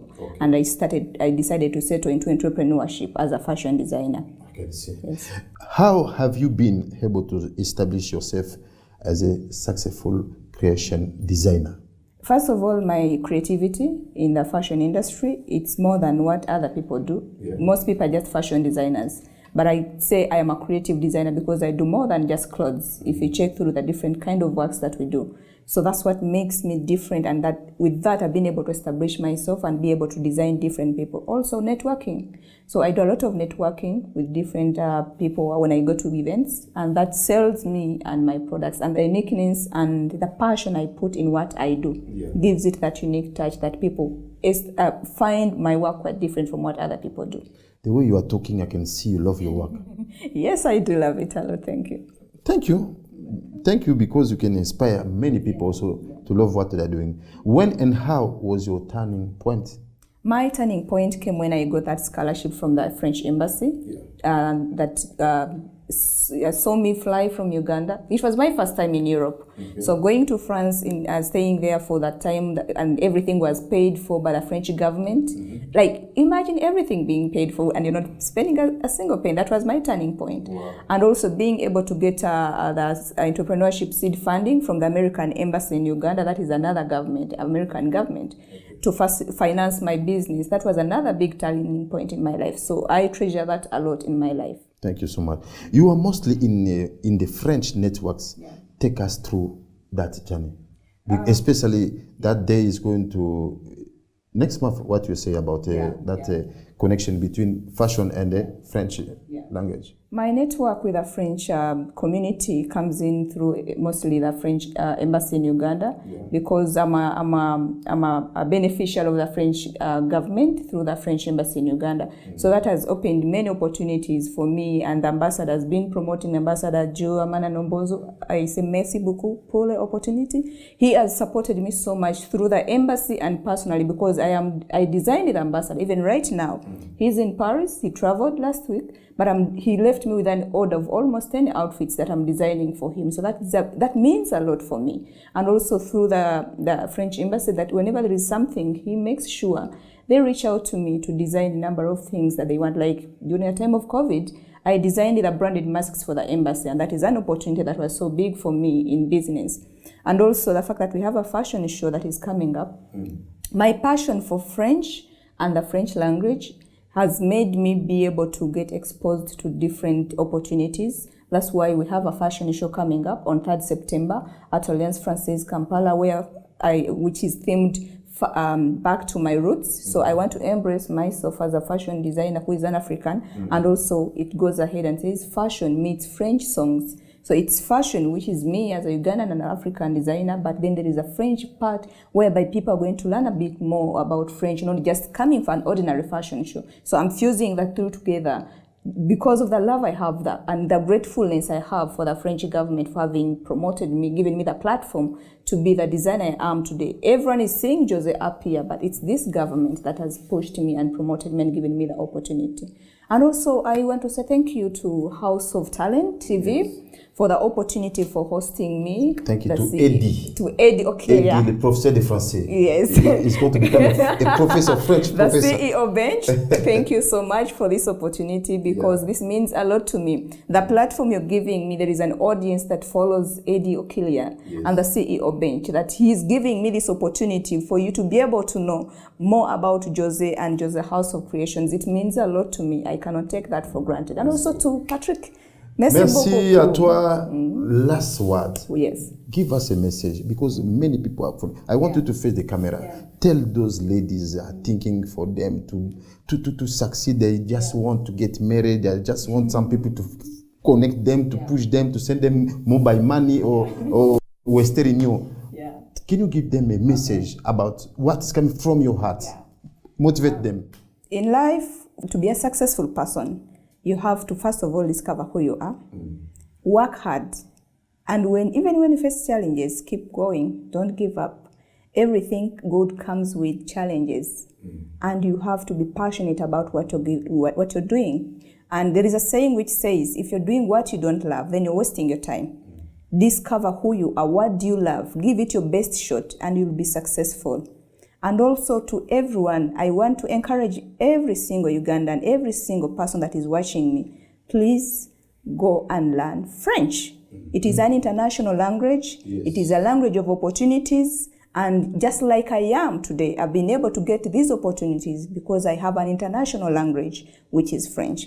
And a special thank you to House of Talent TV, Edo Kilia. Thank you so much. I salute you for this opportunity. Merci, merci les amis, nous sommes à la fin de notre émission. Nous disons un grand merci à l'Alliance française de Kampala avec notre directeur Patrice Jules, et merci à notre ambassadeur Jules Amana Nyambusu, et aussi merci à Eddie, le professeur de français. He's the one who blessed us with this wonderful place for us to share French.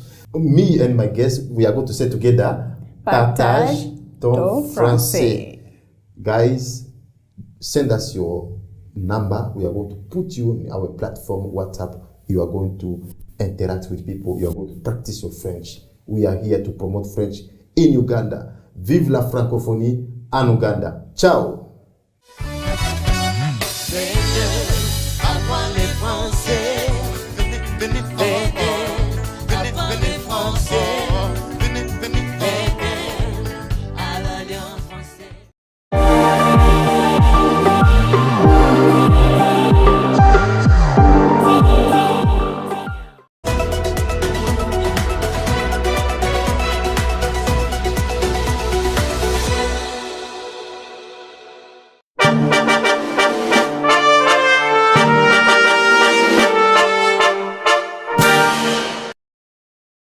It's a CEO bench, so usually people want to assume that all CEOs are over-learned and stuff like that. So I will change the script this time around. I consider myself a certified hustler. If I'm looking to know who you are you Ugandan? If yes, what are the values that define you as Ugandan? That's the easiest question, I think, to answer. I am a typical Lao man from a Rute North, in a place called Ogur, and where I will be laid to rest is in a village called Agweng. So if you go there and you just say Otoa Tony, they won't really know me because my father is also Otoa Tony. You have to ask for Junior, and when you're asking, you have to ask with an accent. Junior Tikwene, where is Junior? And they will identify me. But I'm typically Ugandan, only Ugandan, from Lira. I pride myself from being from Lira. Earlier on, I was joking and saying I'm the coolest Lago south of Karuma. When you cross Karuma, there are so many. But when you're down the south after Karuma, I think I'm number one. Wow. Well, now that you know Tonyo Toa is Ugandan, and of course, what are the values that define you as a Ugandan? I think it's the love for country, love for nation. You know, truth be told, the country is in a lot of, it's a crisis. Leadership crisis, economic crisis, social crisis. There's so many mismatching areas. But at the end of the day, it's home. You know, you cannot run and abandon your home because of the issues in your home. I think that then creates an opportunity for you to do something to change what's happening and what you see as a crisis. So in terms of what I see as a value, what I take out of that for me, I think is just the love for country, the need to serve country the best way I can. And I mean, I can't say I can change everything, but the little I can do to create a difference, I think is more meaningful. Wow. Mr. Tonyo Toa, growing up, what did you want to be in life? And what was the journey like for Mr. Toa? Yeah, you know, my father is crazy. My father would call us and she'd show me the compass. The idea was supposed to be a pilot. The planes would fly over our house, and my father would be like, yeah, you're going to be a pilot. Yeah. But of course, as you grow, you realize that you have so many things that really define you. I was never a sportsman. So I enjoyed a lot of debate and, a lot of indoor activities. And that is, I think, what really drove me into some of the things that I do up to today. Public speaking, the love for debates, and really a lot of intellectual discourse and all this stuff. But besides that, I think it's also the fact that, I won't lie, I did not know what I wanted to be.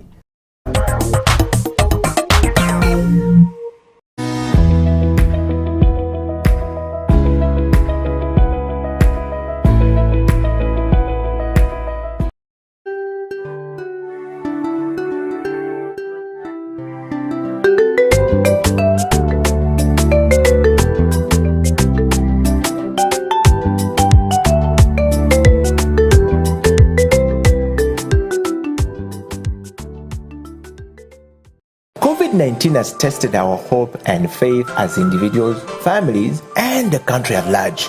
Besides destroying many aspects of our lives, the novel coronavirus has also affected our human rights in many ways.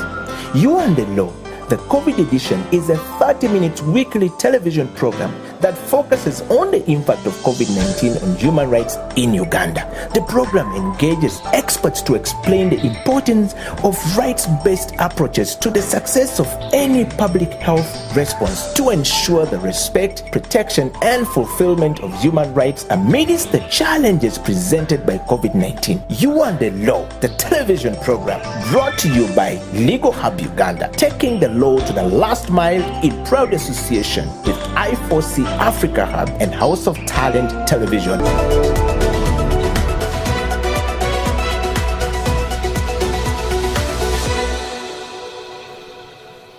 What would you tell an ordinary person, a border rider, teacher, a doctor, soldier? What would you tell them about human rights? What is this animal? Why is it important? Why should I know about it anyway? I would simply tell them that if you're a human being, you have rights. Those rights are called human rights. They are examples: the right to health, the right to freedom from torture, that underscores human dignity. Freedom from slavery. You're not supposed to be someone's slave. You're born free. The right to basic education, like primary education, A-level. The right to your religion, if you're a Buddhist, Hindu, Muslim, name it. Worship your God. The state is not supposed to tell you who to worship, how to worship, how many times a day. No.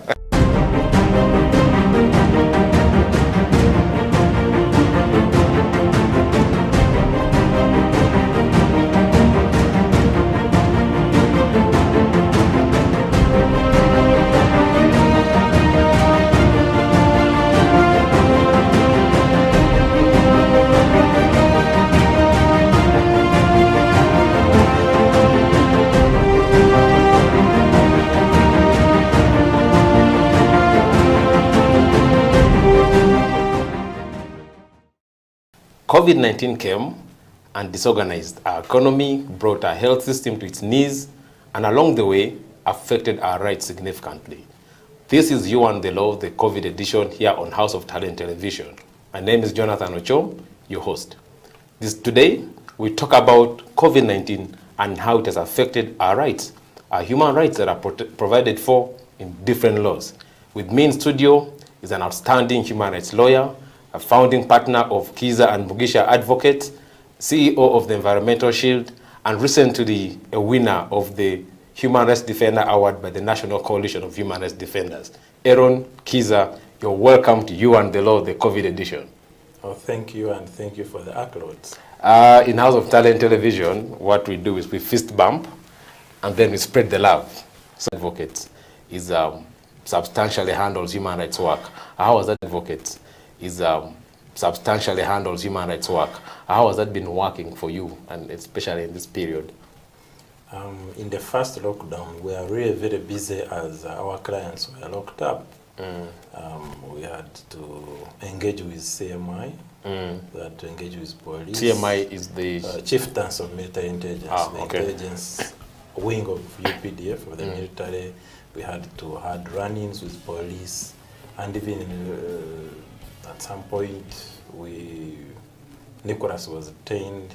Nicholas Opio. And together with Odu and the Somo,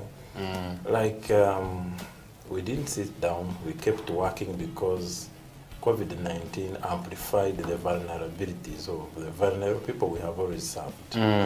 Yes. I mean, it's sad because those are some of the people who really work hard to defend our rights in Uganda, and having them, locked down in this period, should be a sad trajectory for our human rights as a country. It highlighted the struggles of human rights defenders in Uganda and the risks that they face by the very virtue of defending rights. We become a target of anti-rights people in Uganda. Yes. Well, I'm happy that you're here and you could, make it to House of Talent Television. So you talked about human rights defenders, and that sort of brings me to, first conversation around understanding, unpacking this animal called human rights. What would you tell an ordinary person, a border rider, a teacher, a doctor, soldier? What would you tell them about human rights? What is this animal? Why is it important? Why should I know about it anyway? I would simply tell them that if you're a human being, you have rights. Those rights are called human rights. They are examples: the right to health, the right to freedom from torture, that underscores human dignity. Freedom from slavery. You're not supposed to be someone's slave. You're born free. The right to basic education, like primary education, A-level. The right to your religion, if you're a Buddhist, Hindu, Muslim, name it. Worship your God. The state is not supposed to tell you who to worship, how many times a day. No, you have a right to work. The right to work, you have freedom of association. So this Bobby Wine, just like himself, should be free to organize political parties, political activities, and persuade Ugandans that each of them is the best candidate on a level field. But we could also associate in football clubs. We could associate. I know Ugandans are good with yes, European football, especially. Yes, so we can fight over money and Arsenal. AC Villa and Express. And Express. And we form associations around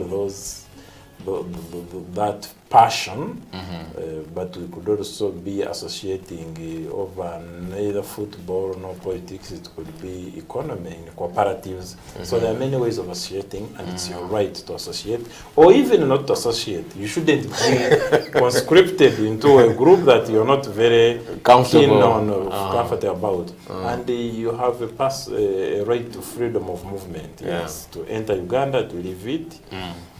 You may need a passport for some countries, a visa even for others, a national ID if you're just going within the region. You have also personal liberty to move within the country, to move without restraint. Because now when you're restrained, when the police says you're under arrest, then that's arrest. That's detention.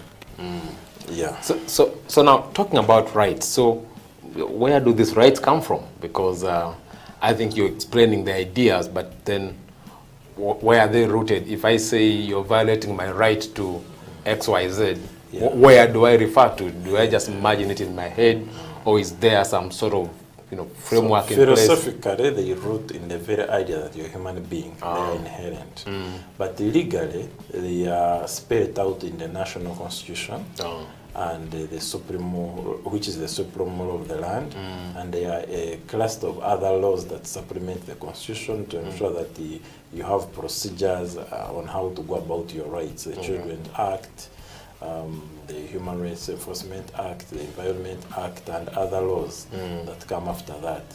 So that then there are court decisions that also clarify and interpret those rights. So The freedom of religion was talked about, judicial review, access to remedy, Father Mashchire. So there are many court decisions that have pronounced themselves affirming freedom of expression. Like Onyango Bo is a famous case. Onyango band Andrew Mwenda, when the state was harassing them over their speeches, journalistic work. So courts' decisions, the Constitution of Uganda and other laws are the legal framework for human rights in Uganda. Okay. And then slightly out of Uganda, is there a framework within the region, Africa, East Africa? At the East African level, we have the Treaty for the Establishment of the East African Community, which talks of rule of law, of good governance, of accountability, of democracy, and even respect for universal human rights. And the broader African continent wide, we have the African Charter on Human and People's Rights. At the international global level, we have a UN system of the International Bill of Rights, of the International Covenant on Civil and Political Rights, the rural rights, or the civil liberties, then the red rights, preferred mostly by China, formerly the communist bloc, and even Africa and Asia, the Convention on Economic, Social and Cultural Rights. And before those two, we had the 1948 Universal Declaration of Human Rights. Universal, that sort of cuts across the... Yes, and I think that's the most important human rights instrument. It has all shades of human rights, and it was it reflected the global consensus on human rights. Okay, I think that's a good, point to go for a break, because you've provided the concept and the legal framework around this. Viewers, you're watching House of Talent Television. This is You and the Law, the COVID edition. Let's go for a break, and we'll be right back.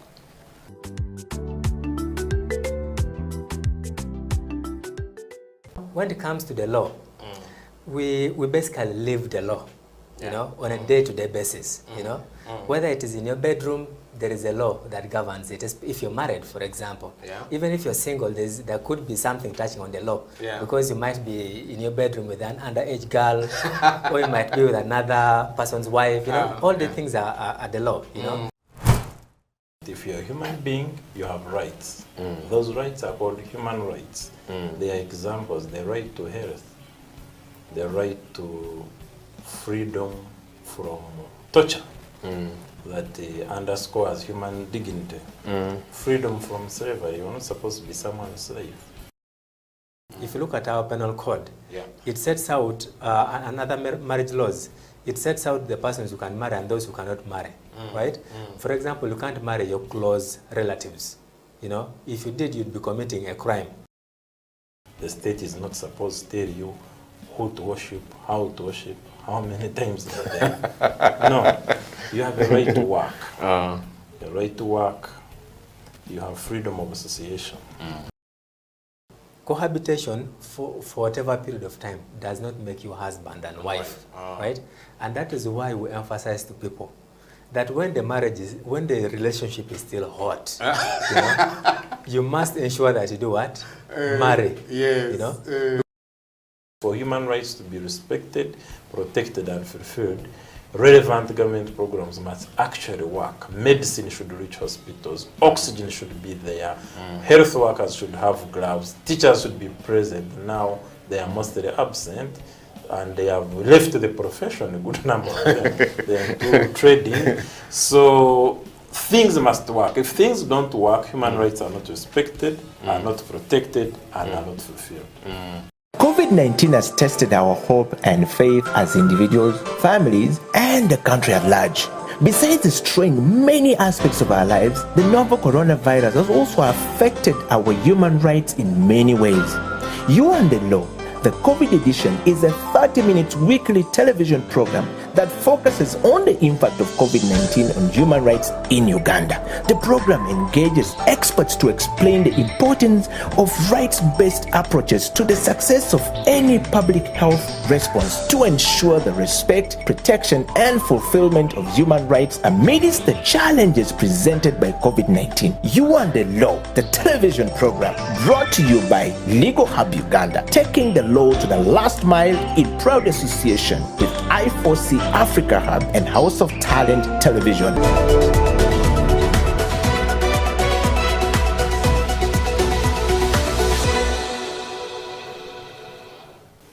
This is You and the Law, the COVID edition. My name is Jonathan Ochom, your host. Today we are privileged to have Mr. Aaron Chiza, an outstanding human rights lawyer, helping us to unpack the interplay between human rights and COVID-19 pandemic. So Aaron, we're still at the level of discussing these rights. And you kept mentioning the state, you mentioned state organs like the CMI. So I thought maybe you could give us a sneak peek into the obligations, who bears human rights obligations in Uganda or even across the world. Primary duty bearer is the government of the day, what they call the state. The state. Yeah, so the state of Uganda has a duty to respect your rights. So it shouldn't infringe your rights. It shouldn't illegally detain you. It shouldn't stop you from moving out of the country. It shouldn't stop you from coming back to Uganda, as they have sometimes. I mean, there's a time they stopped Besigye, and I think Chingi can't even dare come here. Yes. Yes. So respect. Yeah. Respect. They shouldn't torture you, and unfortunately they fail a lot on that. Yeah. The military fails a lot, the police fails a lot. You saw even police torturing a magistrate on video. So they should respect, they should stay away from infringing your rights, from violating them. Then they have a duty to protect your rights, or the full spectrum of rights.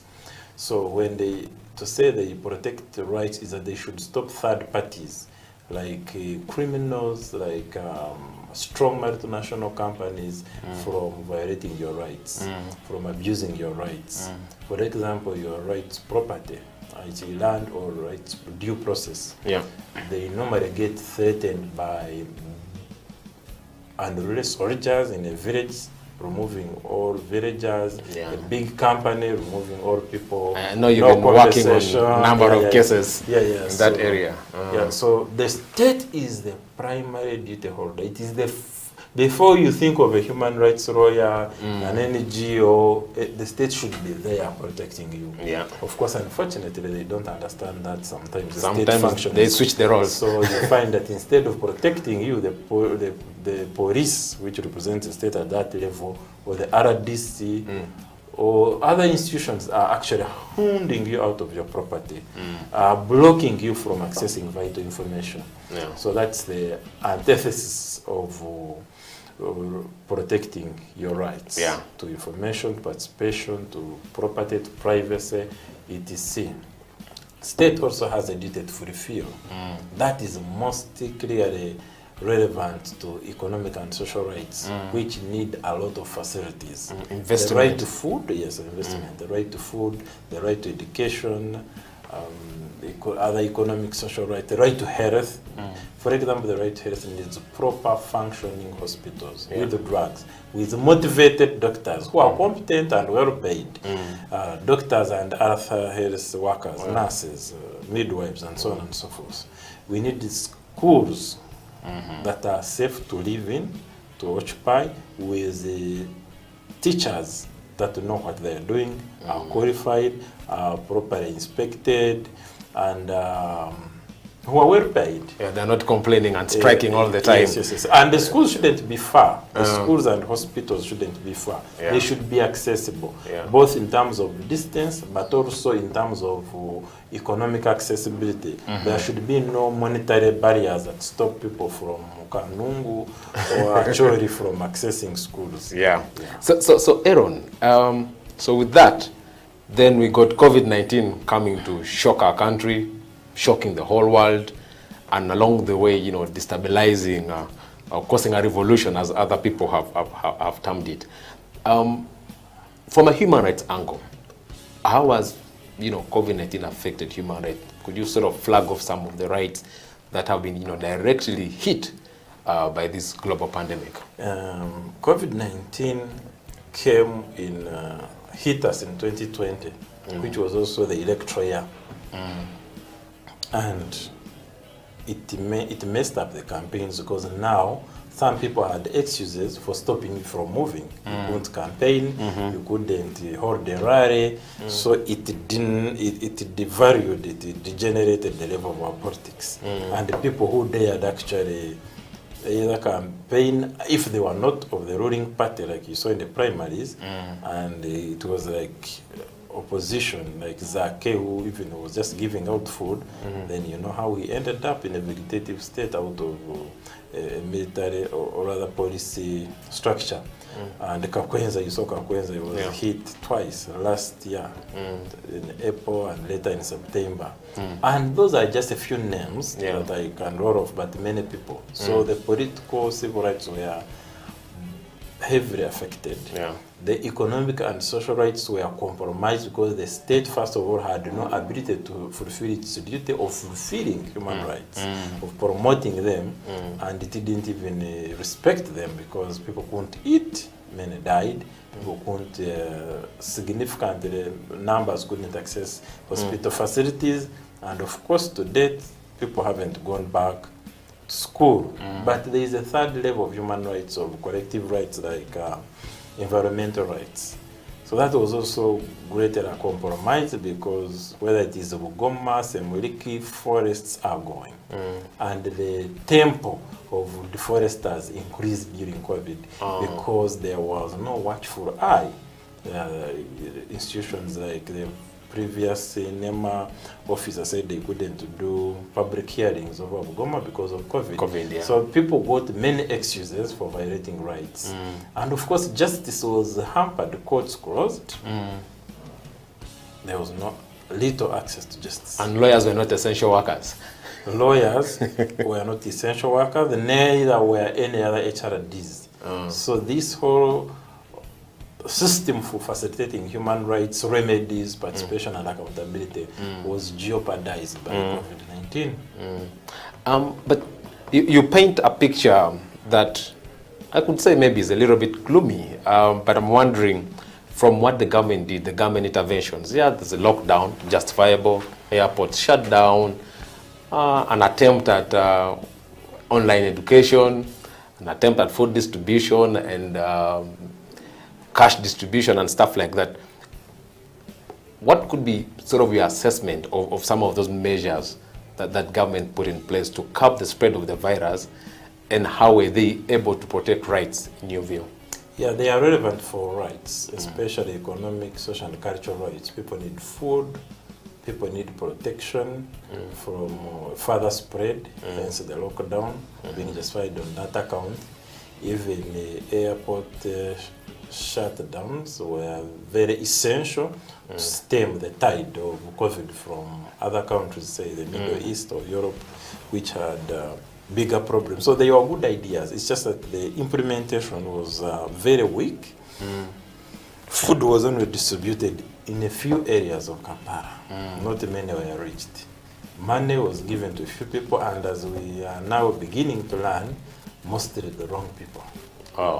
Well, if they are Ugandans, can they be wrong? That's another question. But the thing is that the ideal targets, the vulnerable people, the most vulnerable, in Kasese, the best minority didn't get money. And the other, even in your area, you just need to call and they will tell you, no, we are still waiting for the Nabanja money, and it's not coming. And of course, unfortunately, it is thought as a government gift. It's a government duty. Government needs to do that for it to continue being government. If it doesn't, it stops. I also know that from the aspect of the law, there was an attempt at e-justice. I think I saw some videos of people appearing in court through video link. There was an attempt, and I am happy you call them attempts because they just barely scratch the surface. The justice system, like some other systems, substantially shut down. And the video conferencing for criminal cases is very limited. You will tell you Uganda Road and maybe anti-corruption. Even then, you had to book it. Those e-systems were problematic prior to the pandemic. Within the pandemic, they were completely overwhelmed. So you still have political detainees who are still in prison to this date. Yeah, whether it is a Nook or someone who tried to flog Museveni's refugee, there are many people. Yeah, so it was a good idea, but it didn't work. But it didn't work, and much of these are guarantees under the law and everything. So those are negations to fundamental human rights.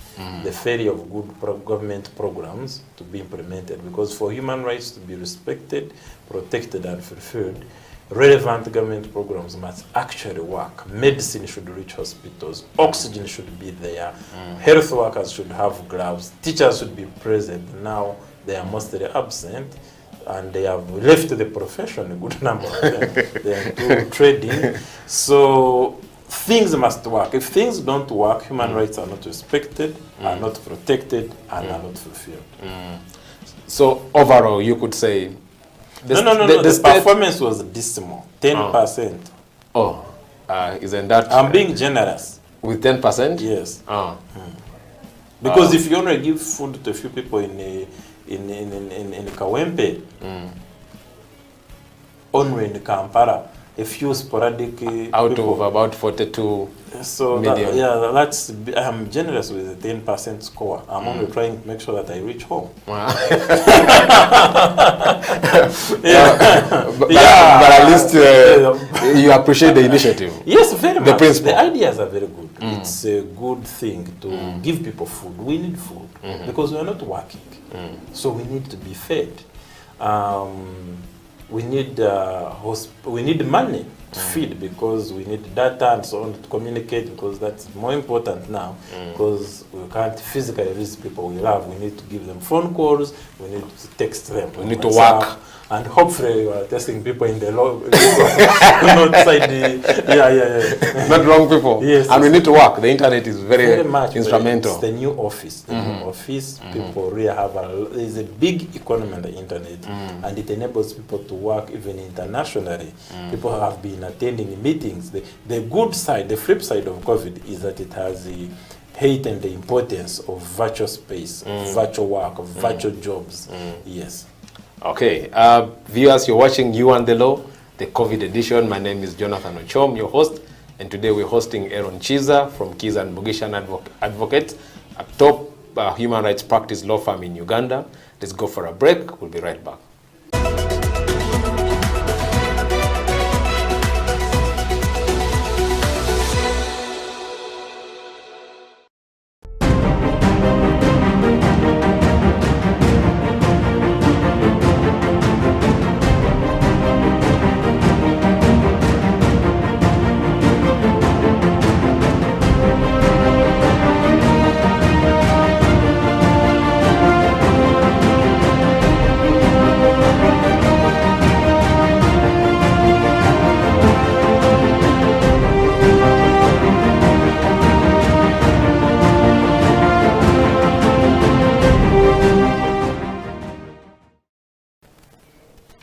This is You and the Law, the COVID edition here on House of Talent Television. My name is Jonathan Ochom, and today we're hanging out with Aaron Chiza, a human rights lawyer in Kampala, who's done outstanding work safeguarding people's rights across this country. And today we're discussing COVID-19 and how it has affected our human rights in this country. Aaron, before we went for a break, we're talking about government interventions. You even attempted to give a score sheet. I don't know based on what parameters, perhaps the obligations that you explained at the start of the show. But we need to now sort of move forward and think about that next 5-10 years, we could be perhaps in a similar situation. What does it look for the country? How do we protect human rights? Because, I mean, these are extraordinary times.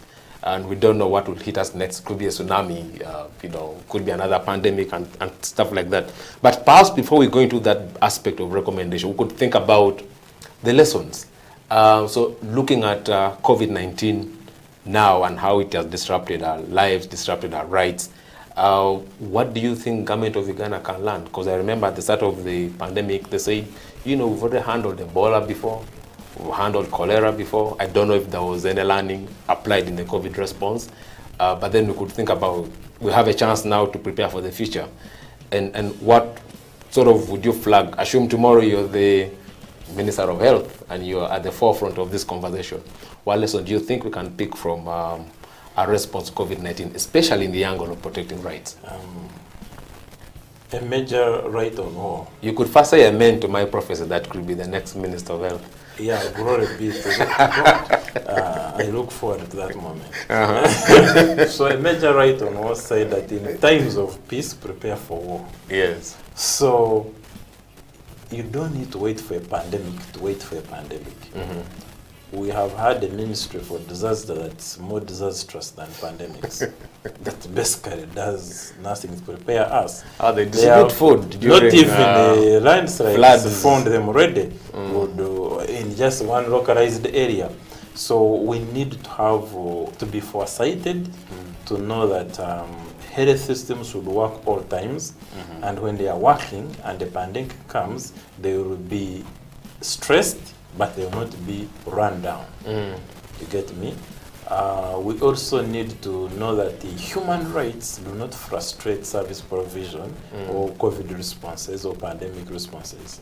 They actually augment and mobilize the entire population to respond, because the whole point of human rights is to encourage participation, to encourage accountability, so that less or no money meant for COVID is stolen. And when all money that is meant to build the country is put in education, in health, in the right places, then we are better able to fight COVID and any other related disease. We need to look at other countries which are doing well. We need to know that the military is a good, but it cannot be a substitute for professional services like doctors, lawyers, journalists, and so on and so forth. And that there are wars that the military simply can't fight. That Are you suggesting that we put the army at the forefront of our current response? Is that your suggestion? That's what we did. That's what we shouldn't have done. The military cannot help you to fight a virus that is fighting inside the bodies, including of soldiers. You need doctors to diagnose the problem. You need the researchers to come up with Covidex and others. You need to, yes, another lesson is indigenous knowledge. It's very important. We shouldn't be too colonial in our thinking that we demonize as witchcraft people who come up with remedies. And here I have to thank Vesige. His remedy prescription has proved to work for many, including for myself. Yeah, people who took COVID, a good number of them, Covidex, have good testimonies. And there's also another lady from Guru Hospital, I think, Guru University, who also developed a working, she was working on a remedy for asthma, and now it was applied. So indigenous knowledge, that's how China gets to develop, that's how India develops, must combine with modern or imported knowledge, and they work together. Those are some of the lessons. And you talked about at the start of the show, you mentioned a couple of principles of human rights, talked about participation at some point. And I'm wondering, if we're talking about fighting another pandemic or learning from this, how have those principles been utilized in the current response against COVID? And perhaps how would they inform our next intervention? When people participate in decision making, even lockdown, either directly or through their parliaments, or their representatives, they will easily buy in. You do not need a military barracks out of the barracks to ensure that they stay home. Now, because they have participated, they have the relevant information about the dangers of a pandemic. They know if you go out, you're finished. Then because they need life, they will keep in. But when they don't participate, they will perceive this as a political project. And you don't want to fight a pandemic through politics. You need to fight it on health information. Science. Yeah, on science, yes. And then you talked about accountability in the course of our conversation. How do you think that sort of helps us respond to extraordinary times like this? Accountability helps on two levels. One, there will be transparency on the way the ministry officials, the health guys, they do their work related to COVID. They will do it transparently. People will see them. If asked questions, they will respond. The media spotlight will enable that they answer questions, they guide people. But also those who steal our money in so doing will be brought to justice.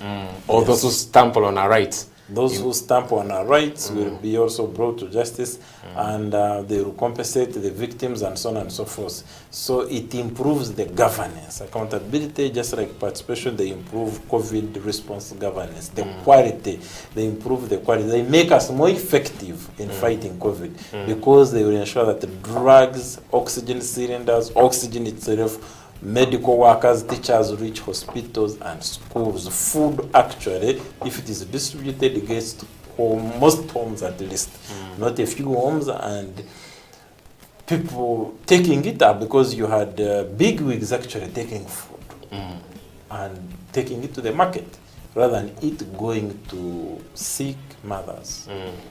Someone asked, children. Yes, someone asked me that what informed, for example, the decision to either give cash or distribute food, and they were saying, you see, perhaps if the people had participated in that decision-making process, maybe we could be having a different story than what we're hearing these days. In our start, again, we had a conversation around equality, and I'm wondering, how do we promote equality or non-discrimination in a COVID response? Yeah. Because you correctly said, some people are vulnerable, and then they are not sort of getting the attention that is commensurate to their need compared to perhaps yourself, who can survive a few months without under lockdown or whatever.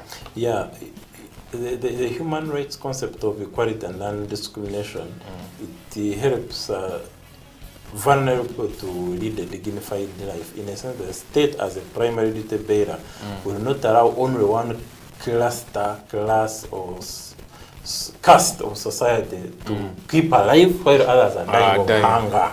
You get me? To one class to access medicine while others are not accessing medicine just because they are in far-flung areas or because they cannot afford the money to buy it. Or they can get a travel pass to fly out of the country. Fly out, or because they cannot fly out because, first of all, they will not have a passport. Or they will not even afford the means to go to the... It's not easy to move from Chisoro to Entebbe airport or from Kabaramaido. Yeah, it takes some money. It takes even some knowledge, some education. It takes privilege. Now, human rights, especially equality and non-discrimination, ensure that even those people get the basics of life. They get the medicine, they get food, they have clothing, regardless of whether it's a pandemic or not. Yeah, and it's precisely the duty of government to ensure that these social services reach these people wherever they are at all times, including in a pandemic. People should never stop eating because it's a pandemic. People should not die miss school, avoidable death. Miss school just because it's a pandemic. The duty of government is to ensure that people get all these amenities regardless of a pandemic. If it means providing free internet to all villages in the country, ensuring there is electricity throughout, and active distribution of food to all families, so be it. And when we, in the course of this conversation, we had a chat around the legal framework of human rights. During Uganda's COVID response, which is still ongoing, there was a debate at a certain point around the issuance of presidential directives, and there was people saying that, we're enforcing the directive. And then there was a school of thought that no, actually, the power to make these laws and regulations is actually vested in one person, like the Minister of Health and things. I thought I could pick your mind there as a lawyer, because I know legality is a core aspect of human rights. It's an underlying principle.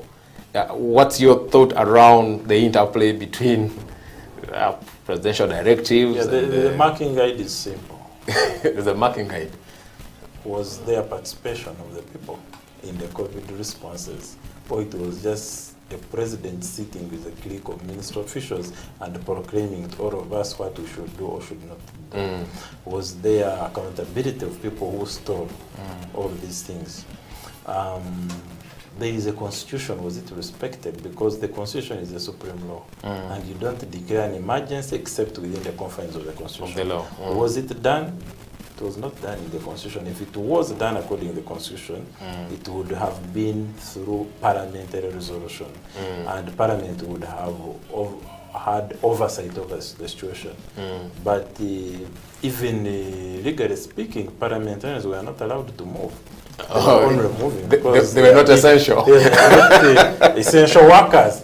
Yes. So legally speaking, there were many issues, including those overarching principles of participation of ordinary people in this process was lacking. Of enacting it the became laws. a one-man show, and in an election season, it is understandable, especially if you're yellow. Yeah, but I think the provisions were generally good. For example, I know one of the regulations was like, no spitting in public. And, these are all measures meant to contain the situation. Isn't it understandable? Is it in black and white that you can't move away from certain rights, or you must stick to... Whatever you do, the beginning must be right. Yeah, so if you use a colonial law in the preference of our constitution, which you made yesterday, 95, there is a problem from there. As for spitting in public, it's unfortunate you even need a new law. It's a basic ethical issue that spitting in public, you are nauseating other people, and you could cause a spread of not just COVID-19, but these other airborne diseases. People could be losing their appetite because they are seeing you. Yeah. And Aaron, I mean, back to your core work, as a human rights defender. How do you see, how should actors like yourself prepare to deal with the pandemic in future as we come to the end of this show? At a personal level, I think we need to learn to be forced to save. We have to cut on our appetite for expenditure and what we spend on, and just be a little more frugal, and also to know that the times have changed. COVID is upon us. We don't know when it is going to come to an end, but we need to be there to see it end. All right. Yeah. What a powerful way to end the show. Viewers, you've been watching House of Talent Television. This is You and the Law, the COVID edition. It's been me, your host, Jonathan Ochom, alongside our guest, Aaron Chiza from Chiza and Mugisha Advocate. Thank you so much for listening, and we look forward to the next episode. I'll be discussing yet another human right, specifically identifying various rights that have been hit by this pandemic and how we can maneuver through them. Until then, see you.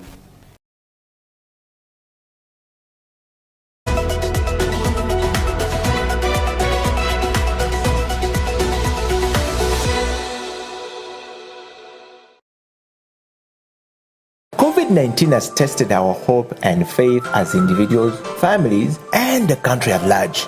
Besides destroying many aspects of our lives, the novel coronavirus has also affected our human rights in many ways.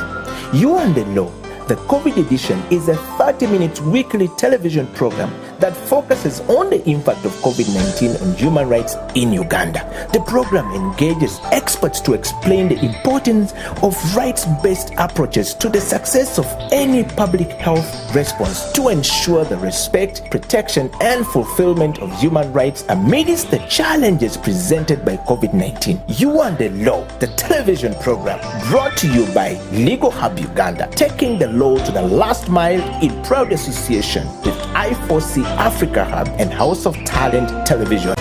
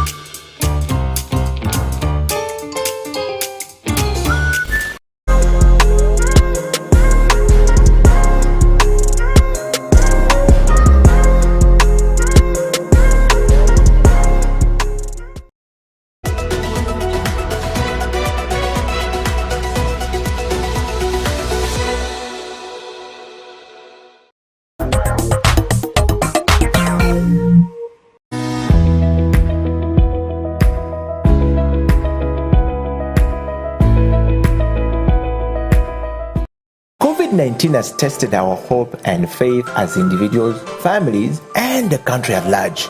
Besides destroying many aspects of our lives, the novel coronavirus has also affected our human rights in many ways.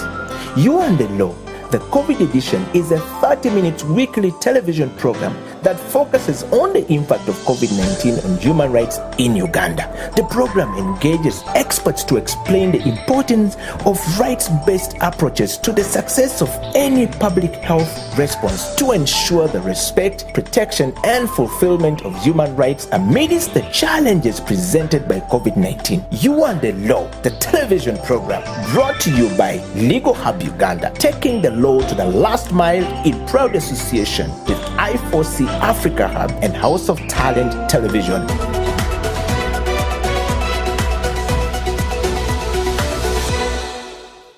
At the time when COVID-19 came, a lot of mitigation, a lot of discussions and what were talked about, were resolved by the COVID-19 task force by then. But we never had a single representative for persons with disabilities. So all those mitigation and preventive measures, they came up with them without due diligence, without due consideration with the disability fraternity in Uganda. It is as a result of that that persons with disabilities continued struggling with this pandemic. I must tell you that even with the various updates, with the various updates, call them briefings on COVID-19, briefings on the various radios, on the various TVs, the disability fraternity was left behind.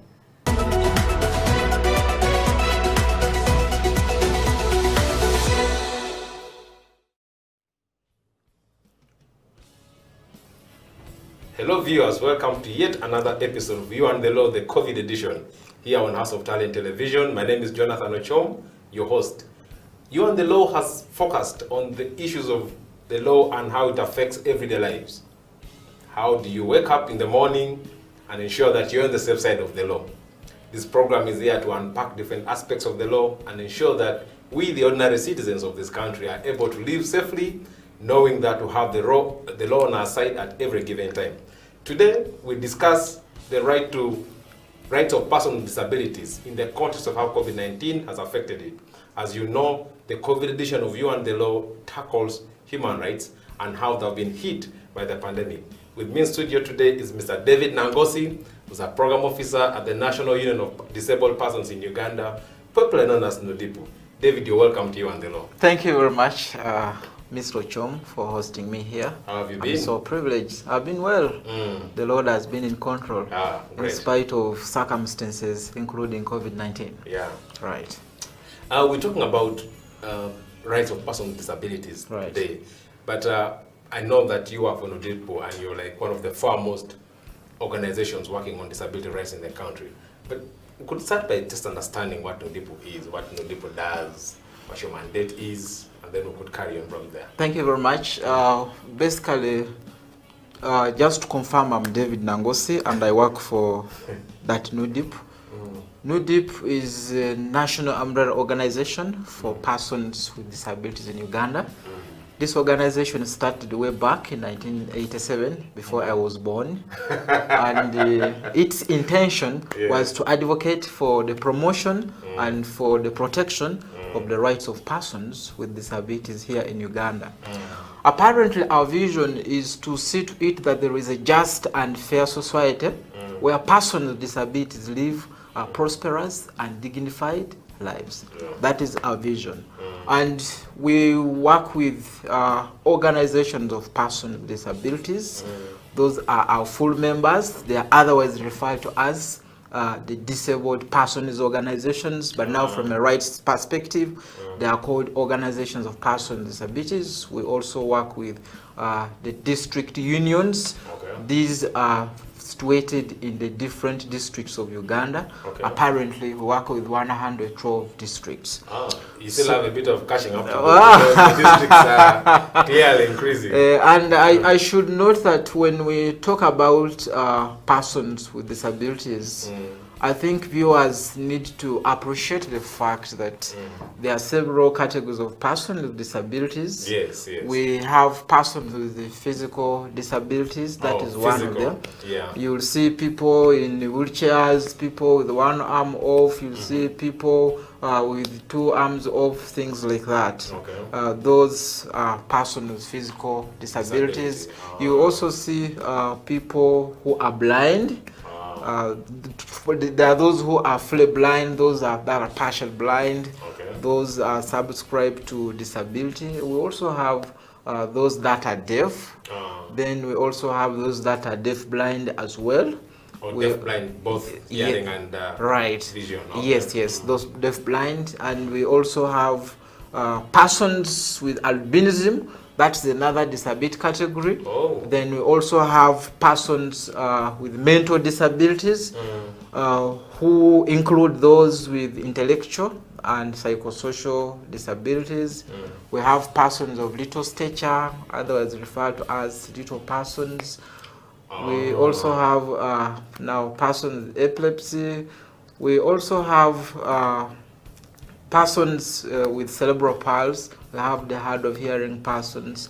But basically, disability is an evolving concept. So every other time something perhaps new comes. Right. So the ones that I have mentioned are not conclusive. We are most likely going to realize or get more disability types because of the different causes. But this is within the ambit of the Convention on the Rights of Persons with Disabilities, which advises us that disability is an evolving concept. As I talk about these existing disability categories, there are others maybe that I don't know that are emerging. But with the time, we are yet to appreciate them. Important to note, however, is that each of these disability category has its organization here in Uganda. And it is these organizations that are now full members of NUDIP, that NUDIP works with from time to time. Yeah. David, you've given so many illustrations of the different disabilities. Right. But how would we explain disability as a concept, as an example? What does it mean before we get an example? Well, first of all, we need to appreciate the fact that persons with disabilities, when one asks you what they mean,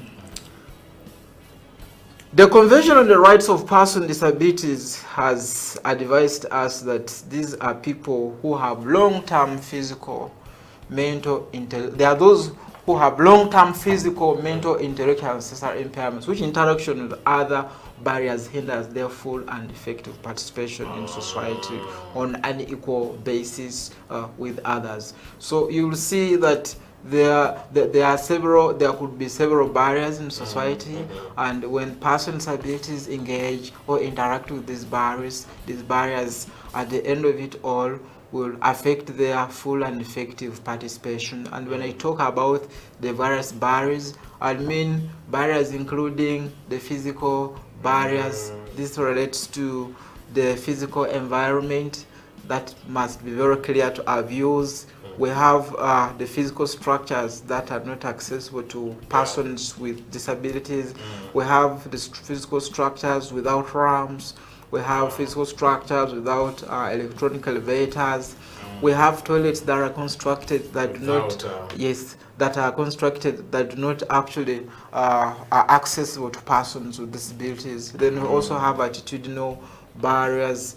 That relates to generally attitude. How we perceive. How persons with disabilities are being perceived. And then we have communication barriers. Communication barriers, this mainly affects persons with hearing impairments, who include the deaf, who include the hard of hearing persons. I hope our viewers know they can distinguish between the hard of hearing persons and the deaf. Now, the deaf totally don't hear anything, but the hard of hearing persons, they are able to hear something. A little bit. Yes. So they need a device to yeah. Even the deaf persons also, they also have the hearing devices. David, yes, you've highlighted the plight, the challenges that persons with disabilities have in this country, the barriers, but also explain them. Yes. How about the law?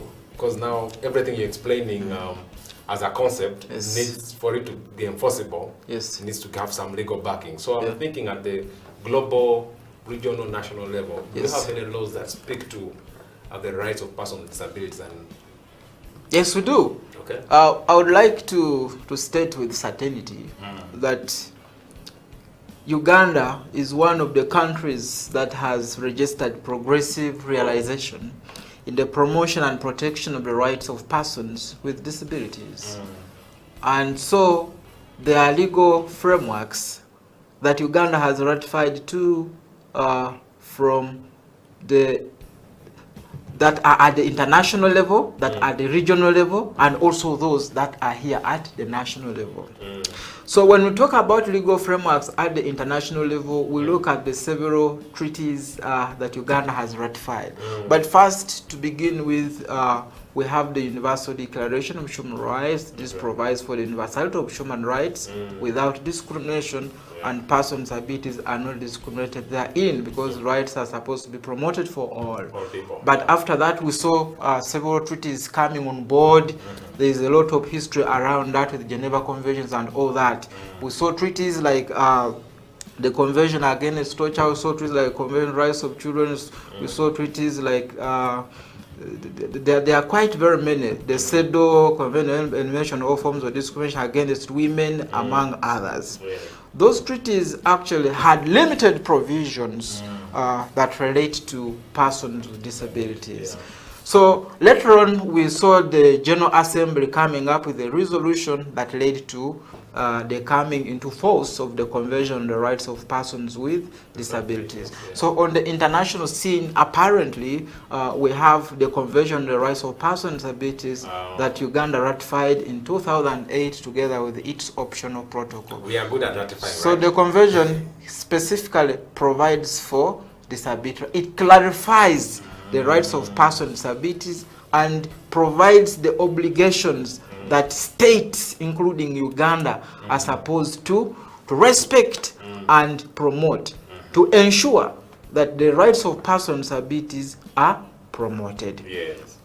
And then also at the regional level, we have, of course, we have the Banjul Charter, that is commonly known as the African Charter on Human and People's Rights. It also has some provision that relate to disability, but specifically we have the East African Policy on Disability, and that provides specifically for the rights of persons with disabilities at the East African level.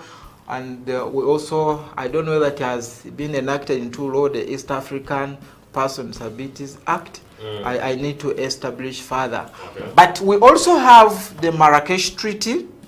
The Marrakesh Treaty also provides for the rights of persons with disabilities, especially those with visual impairments, to access the published works. To access the published works. So persons with visual impairments are able to access the various published materials and print these in their own version, in their own format.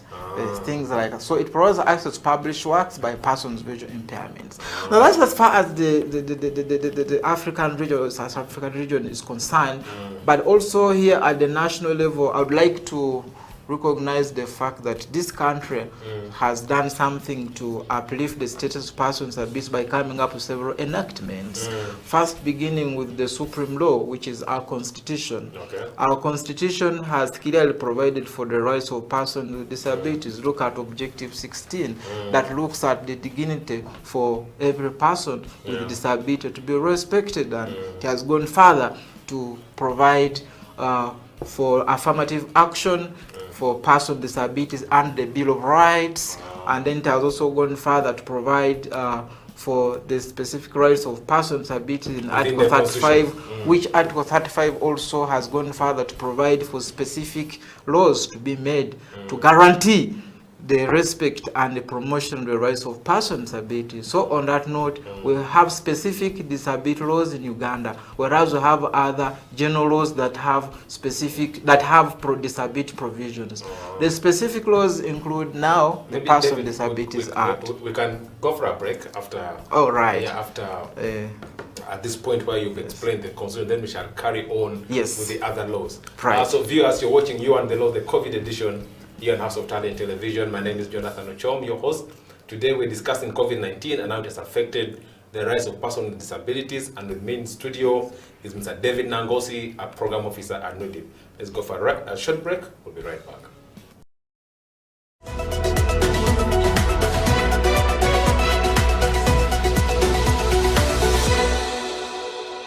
When it comes to the law,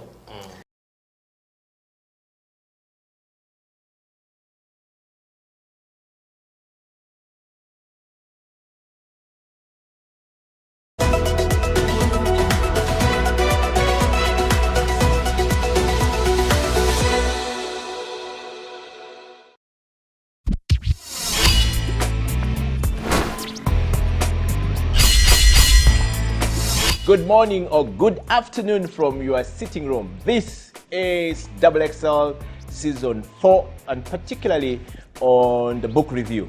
Today I'm going to be talking to the gentleman who is well known to most of you and the gentleman who I would say in my own opinion shaped the media landscape in Uganda after the 1986. The gentleman known as Mr. William Pike is on the show today to talk about the book that I think is the greatest book so far at the moment in Uganda. And of course, the book that rhymes most of the books are written, telling the story of Uganda before the 1986 and perhaps after the 34 years. William Pike, in his book, talks about some very intimate stuff and as well as some very difficult moments of the history of Uganda and as a country. Let's dive into it. And William, welcome to the show. Thanks for bringing me on, Eddie. You're welcome. How are you? I'm good. Tell me about your flight from Nairobi to Kampala. Well, I haven't tried Uganda Airlines yet. I must try it. I normally come on Jambo Jet, and it's fine. I come every month to Uganda to check on Capital Radio. So. I'm still around. Okay, so you haven't flown Uganda Airlines, but did you fly the Uganda Airlines, the original Uganda Airlines? Flew Uganda Airlines in the old days. Yes. And I think even in the book, there's a story of how when I moved to Uganda, which was in, I think, June 1986. So I'd been covering the Bush War before then. But I actually moved and came to work at New Vision full-time in June 1986. We went on Uganda Airlines Boeing 707 from Gatwick, and then we got all the way over Sudan, and then some part of the plane broke down, so we had to go back to Gatwick. Whoa. And from Sudan? From Sudan all the way back, which is like 3/4 of the way to Uganda. Yeah. And we went all the way back to Gatwick, and it was a pretty, it was more like a matatu than a plane. And I think as that plane that eventually crashed in Rome in, I can't remember when that was, 1989 or 1990. So that's how, but that's the last time I flew Uganda Airlines. But I look forward to flying the new Ugandan Airlines. Okay. What do you think of the Ugandan airline of today versus the Ugandan airline of the old days? Well, it's too early to comment, but my one concern is it's so difficult to make money running an airline. South African Airlines is effectively bankrupt. Kenya Airways, the government Kenya Airlines is requesting the government to nationalise it. Rwanda Air survives on subsidies from the state, substantial subsidies. Ethiopian Airlines is the most profitable and successful African airline. Yeah. Ethiopia is a highly disciplined country, So I don't think you have a problem in Ethiopia training pilots, and then they go to work for Emirates.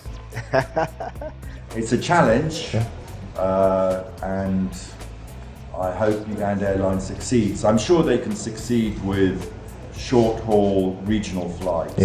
The challenge is doing long-haul international flights. That can be very expensive and challenging. Yes, and I think we're bringing about 3 or 4 planes, to that effect, right? Well, you have heard from William the experience of flying Uganda Airlines back in the days. So let's dive into this very long awaited for moment of the combatants, the memo of the Bush War in Uganda and the press in Uganda. What a title!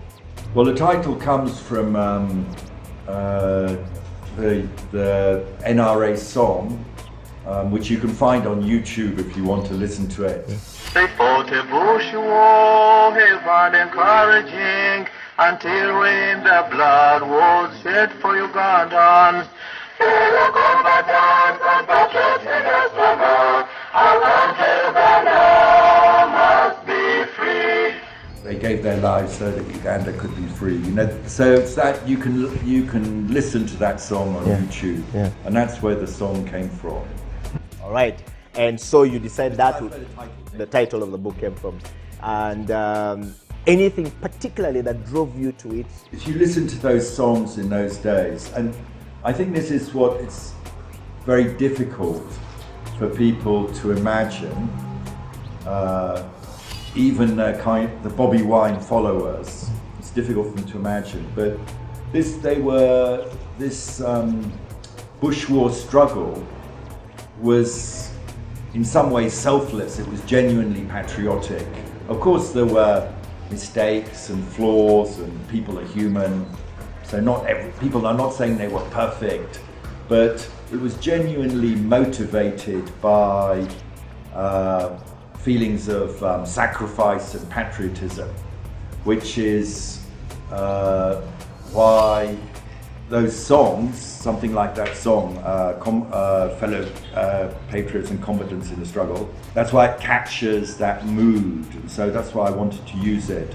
And actually, the people who follow Bobby Wine and think we need a change and blah blah, they might actually find that they knew more about this the NRA struggle, that they actually somehow identify with it and sympathize with it. It's not so different. So they're cold. Well, everyone desires a better world, a more progressive society.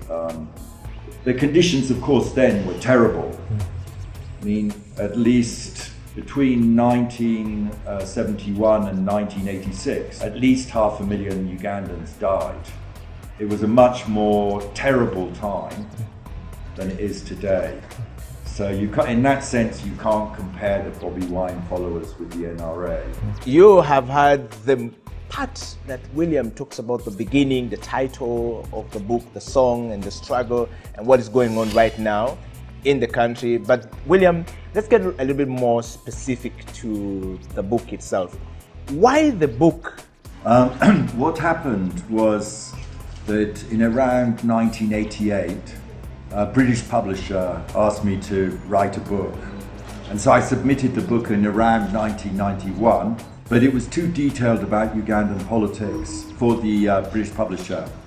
And then I submitted it to a local publisher here, but the local publisher wanted to change it. I didn't want to change it very much. So then it sat in a drawer. And then about 3 years ago, I thought, no, it can't just sit in a drawer. So I wrote a final chapter. The first 14 chapters are really about up to 1993 or 92. And I wrote a last chapter about how President Museveni decided to lift term limits, about how I left New Vision, my final thoughts on the Bush War, was it worth it? To what extent had Uganda been transformed? There was a question when we were in the book, there's a theme. First time I went to visit Uganda was in the Luwero Triangle, when the Bush War was at its murderous height. The second time I went to visit was the so-called liberated zone in western Uganda. And in Masaka, I stayed with the headquarters of Salim Saleh. And then one day we were driving, he was taking me to, we were going to see something, he was showing something. And as we were driving along a Murum Road somewhere, Saleh said, "Is this a revolution?" You know, this is the Russian Revolution, the French Revolution, the American Revolution. So I was a bit nonplussed and struggled to answer the question. But actually, I tell that story at the beginning of my chapter on Western Uganda, the liberated zone in 1985.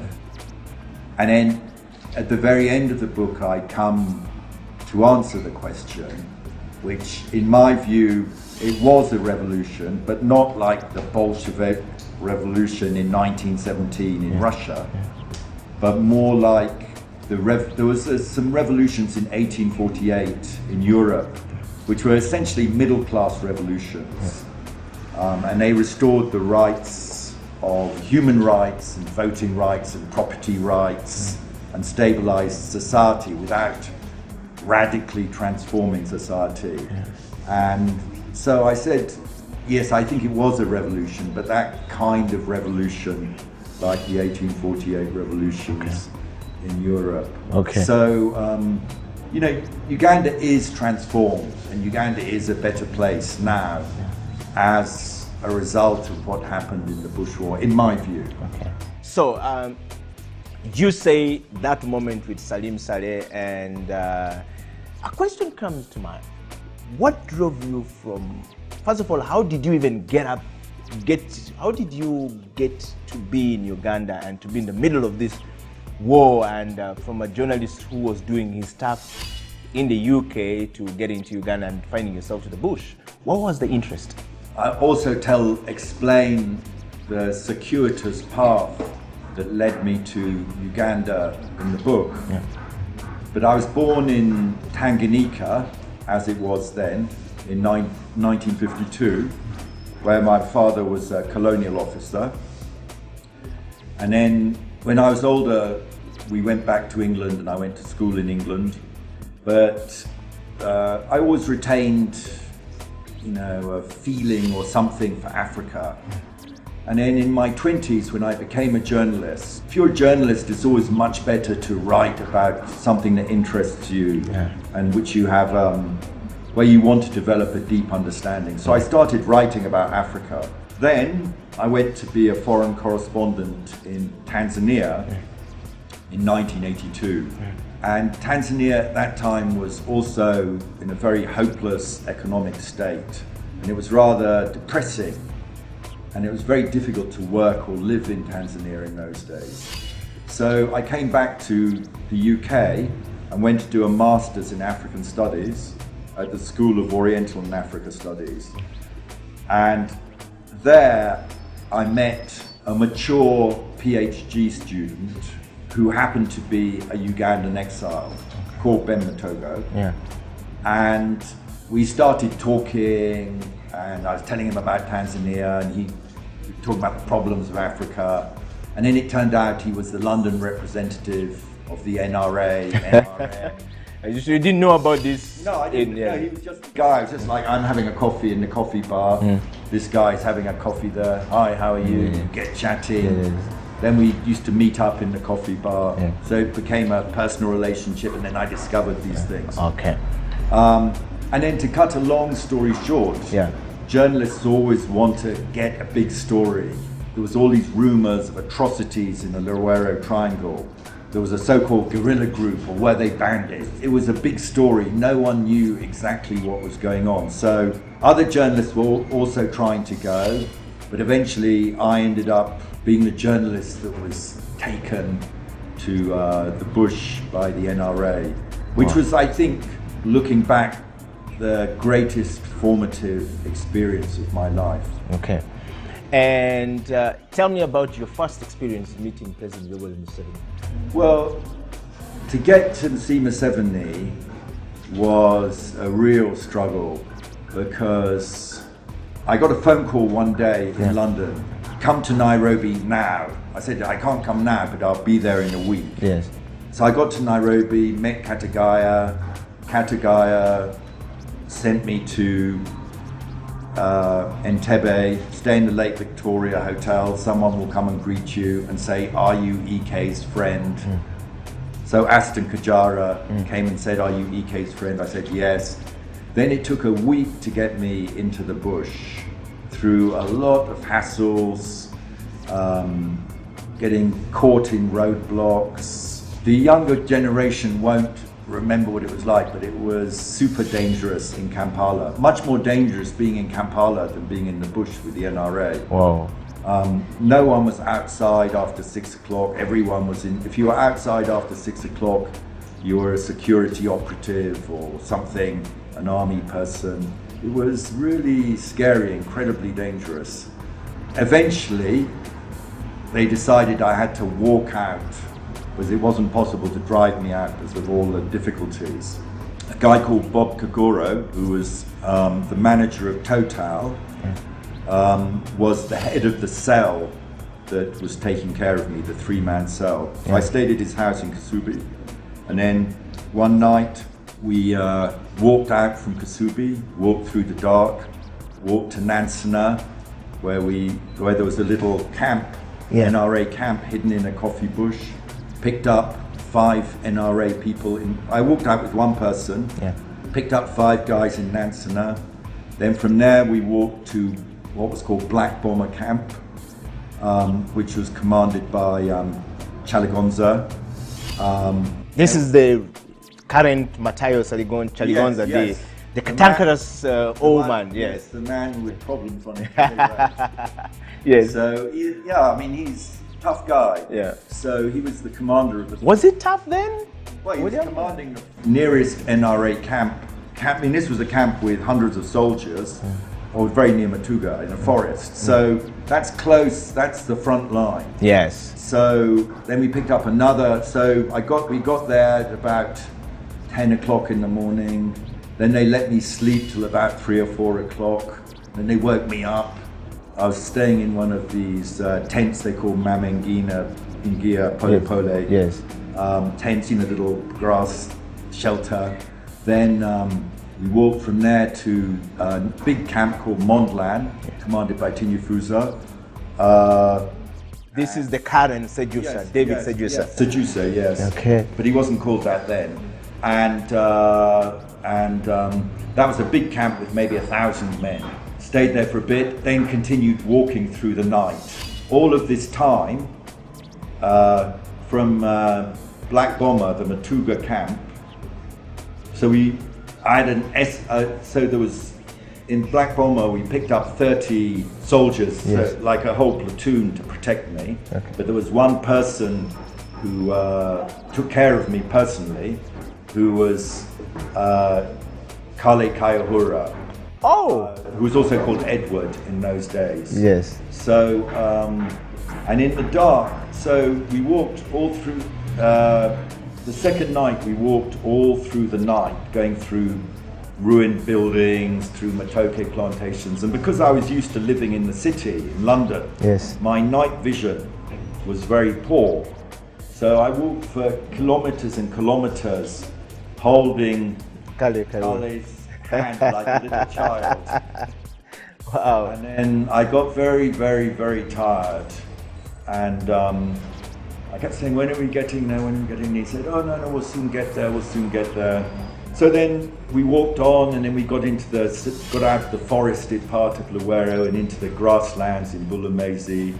So something like, so after about 2 days, just almost 2 days, we reached Museveni's camp, the headquarters of Mobile Brigade, having walked something like 110 kilometers. Yes. And I was wrecked. And then the next morning, they took me to see Museveni. All right. So tell me something. In the book, you happen to be the first journalist, if I'm not mistaken, and foreign journalist to ever see Museveni in his camp.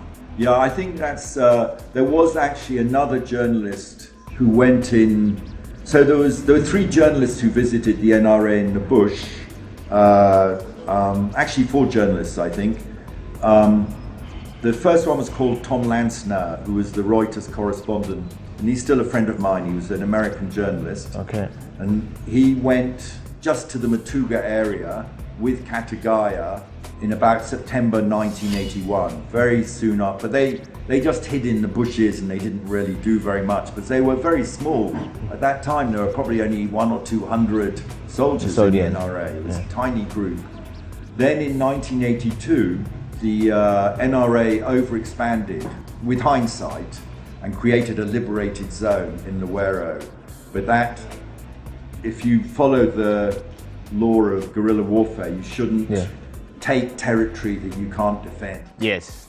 And they tried to set up a liberated zone, and that was actually a disaster because it allowed the UNLA to attack fixed positions. Yes. And the NRA didn't, suffered a lot of setbacks at that period. But a journalist called Hans Germani from Germany went to that liberated zone, or that controlled area, whatever you call it, at that time. But he never really did a proper write-up of it. So although he went, people don't really know about it. Yes. Then I went there in 84, July, August 84. And then in 1985, after they opened the second front in the Ruwenzori Mountains, Tim Cooper and Alison Porteous, who are still around Uganda sometimes, they went and did some TV programs in, I think at the end of 85, end of 84, beginning of 85. Yes. So those are the only journalists who ever properly visited NRA in the bush. But they never met Museveni particularly? No, I don't think they did. No, they didn't do interviews and all of that stuff with Museveni. Okay, so let's talk about you meeting Museveni at that point. But point for you to actually note is that 1984, I was, I think, 2 years old or 1 year old or something like that.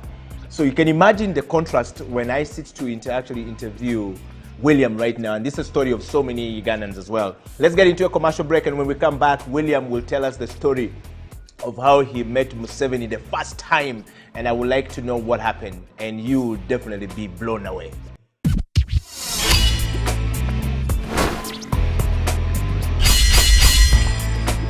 Welcome back to the show. This is the book review on XXL Season 4.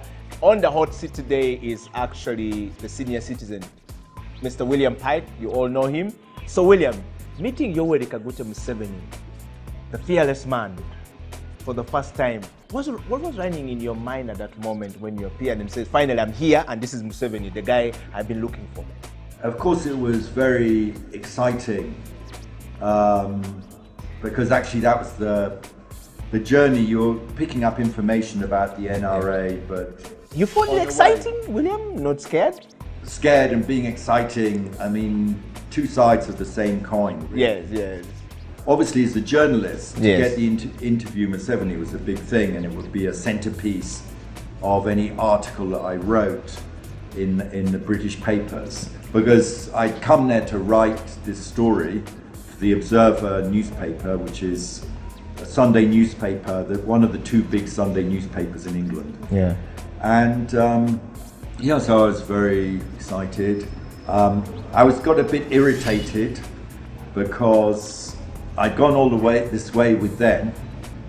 Then they were taking me to meet Museveni, and they started patting me, checking my bags. I thought, why are they doing this? I mean, I've been with you all this time. Anyway, there was a bit of, so we went through that bit of security. Of course, nothing like the security Museveni has today. Yeah. And so then that must have been about maybe 10 o'clock in the morning. So Museveni was sitting outside so all the soldiers stayed in little grass thatch. Mama ingia pole pole. Yes, exactly. Yes. But his was bigger and it had more like a hut with straight walls. Yes. So, because he was the commander-in-chief. Chief, yes. And, or actually not, what he was called then is chairman of the High Command. Okay. And So he had a little stick bench, you know, made of sticks lashed together outside his hut. And there was one for me to sit on, and then there were a couple of other benches, I think, where he used to meet his commanders. So I got there, got out my tape recorder, got ready to interview him, and then he said, no, hold on. Tell me about yourself. You know, Typical President Museveni, yes. Exactly. Yes. So he's really, in many ways, he hasn't changed. Yeah. And so then we did that, and then I did my interviews, which went on for many hours. So I stayed with him until maybe 8 or 9 o'clock in the evening. Wow, from 10 o'clock? In the morning, yeah. Wow. So we did lots of interviews, but then after we started talking about, so he told me about his history, who he was, the NRM struggle, the NRA struggle, politics, blah, blah. He was saying he was completely confident. That was the very striking thing at the time. He said, if we had 3,000 rifles, I can't remember the exact numbers, it's in the book, 3,000 more rifles, AK-47s, 1 million rounds of ammunition, and some mortar shells, we could capture power immediately. Wow. And when he said it, he wasn't really boasting. Sometimes people say, I'm the greatest person. Yeah. But when he said it, you felt, actually, somehow, this sounds true or plausible. Yes. Actually, and it was that self-confidence, that incredible self-confidence, which is based, I think, it was based on a profound understanding of the political conditions inside Uganda at that time, plus his understanding of military tactics and strategy. Yes. So it wasn't a wild boast. I think it was a reasonable assessment. Okay.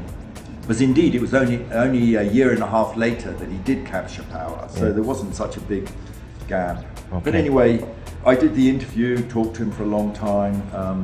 All the time he was there, he had a second person to cross-check, I think, what I was saying, and so he could discuss, what did you think of that person, Pike?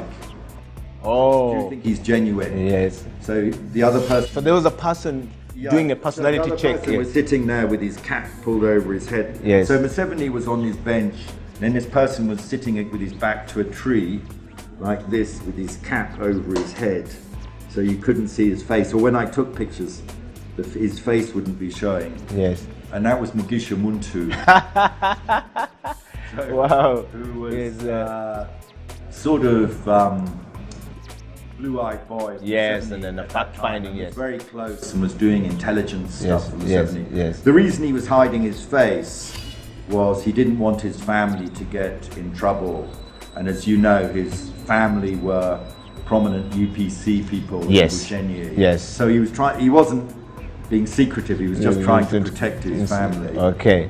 So, and then I got into a very long argument with Museveni, because at that time I was for a magazine called South in London. Yes. So I was doing a lot on business and how to run economies in developing countries. And Museveni had this idea for an exchange rate with 16 different rates for the Uganda shilling. Yes. If you're importing a wig or cosmetics, you pay you get a bad exchange rate. If you're buying a car, you get a bad exchange rate. But if you're importing essentials, you get a good exchange rate. And I was saying to him, this is unworkable because how do you regulate it? And it's much better just to have a single exchange rate and then put a tax on wigs and cars. Yes. Anyway, he's very argumentative, Museveni, and he will never admit he's wrong. And then, not on this case, but on other cases later, after I came to Uganda, I found often you'd argue with him, and then a few days later, you'd hear him having changed his position on something. So he internalizes it. Yes. But anyway, what I realized... Which is actually a good thing for a leader, to always take in information and internalize it and make changes. Yes. Because if you just stuck to it and you don't change, you tend to have a problem. Yes. So I realised, and the following day I also spent a good part of that day with him. So that day and a half I spent with Museveni, eating with him, talking with him, spending time with him. I realised he was really a remarkable person with a very powerful intellect and a very interesting vision of what could happen in Uganda and how Uganda could be reformed and rebuilt. Yes. He had quite a very interesting ideas on how you can reform Uganda and take Uganda to forward. What did you pick from Museveni at that point? Was he real about this stuff? Yeah, very real. But I think the big thing I picked from him at that time was, I think when he was at Dar es Salaam University, he was a Marxist. But by 1984, he'd moved to the idea of a mixed economy. Okay. With, capitalist elements, but also elements to protect ordinary people and ordinary Ugandans, so that you incentivize investors, but also try and raise the living standards of the people. So he'd moved to that idea of a mixed economy, and I was asking him, people say you were a Marxist, and at that time the British Foreign Office in England had been trying to find out how left-wing Museveni was, and he said, look, I don't put me in those categories. I'll do a deal with the devil if it makes Uganda a better place. So yeah. He was really, he was that was a thing that many people in Europe, the British government was very frightened of Museveni, because he thought that he was a left-wing person who was going to nationalise all their businesses, their remaining businesses. And he was saying, no, that's not what I am. So that was also an important thing to discover at that time. Yes. How did you, what happened after that? Did you, in the book you say that... so what happened, one thing that happened after that, what happened after that, because I'd walked for 110 kilometers in 2 days, and I hadn't come with proper walking shoes, because I didn't want, when I was going through immigration at Entebbe, to look like I wanted to look like an ordinary tourist, so I just had ordinary shoes. My feet had got very, very swollen, so my ankles were like this. If that's my ankle, it was my ankles swollen up. Yes. So Museveni got me the doctor for Mobile Brigade to come and treat, and I got one of their precious bandages. They didn't have enough medical materials to reduce the swelling. Yes. So that doctor who reduced the swelling on my ankles was Kizza Besigye. So that's also in the book. Yes. So what happened after the interview is Museveni said, okay, it's time for you to go. Now, how do you think you've got the strength to walk back with your bag legs? We could put you in a stretcher. I said, no, I'm not going in a stretcher. So put you in a stretcher so that people can carry you? Yeah. I said, no, that would be too humiliating. Yeah. And actually, no, I can manage, I can walk. Then we set off at about 7 o'clock in the evening. I don't know if viewers have seen the picture of Museveni standing in tall grass with an AK-47 on his shoulder, strap on his shoulder and a t-shirt. Yeah. We actually have that on the show. I think it's going to be the scene, yes. Yeah, so that picture I took about 1 minute before we set off walking back from Bulemezi to Kampala. Tell me something, having seen Museveni and done this interview, and now you seem to have a lot more information about the guy who was the mystery guy, but now no more a mystery person. What happened to the story? What did you do to the story? So then we set off from Bulemezi, walked back to Kampala, but it took, we went back at a slower pace than the pace at which we had rushed to meet Museveni. Saw a lot of evidence of massacres. There were two things I wanted to do on this trip. One is to, as a journalist, I wanted to meet Museveni, get an interview with him. But then second was to see evidence of massacres. And unfortunately, or fortunately from a journalistic point of view, I saw a lot of evidence. thousands and thousands of skeletons, and there was overwhelming. There weren't many people in Luwero. I mean, there were maybe hundreds of people left in the northern part of, north of Luwero, but in the southern part of Luwero, it was, Matuga and all those areas, Muto, it was completely deserted. But in places like Kapeka, Matuga, Samuto, I saw so many skeletons and dead bodies. It was really tragic, and it made it very plausible that hundreds of thousands of people have died there. Or I think the American government estimated 150,000 people had died. Yeah. So, but I thought maybe, from what I could see, it was even more.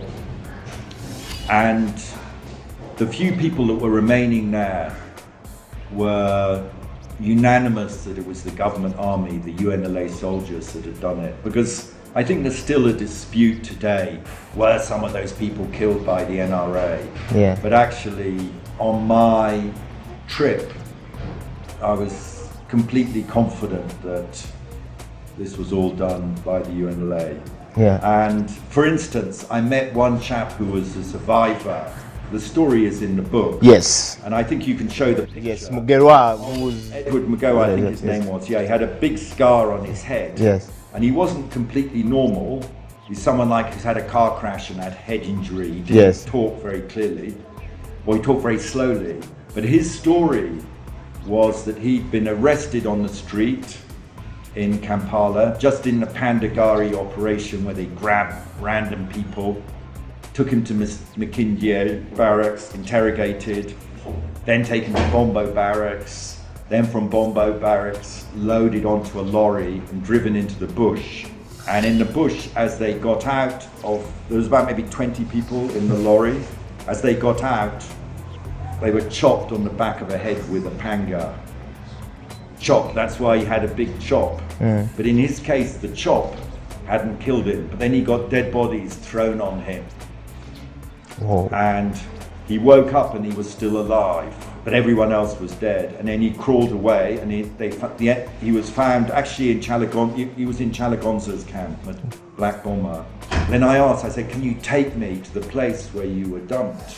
Because you're trying to fact check. Yes, of course. Here's a story, but is it true? Yeah. So then he took me to, with the guerrillas, they managed to find the place, and there was a pile of bodies, and every body had a cut on the head. A panga cut in the back of the head, which was evidence that his story was credible. Okay. That's the pictures and the story. That story is in the book. So we got all that dimension on the return journey to Kampala. Then you were asking about what happened to all the documents. Yes.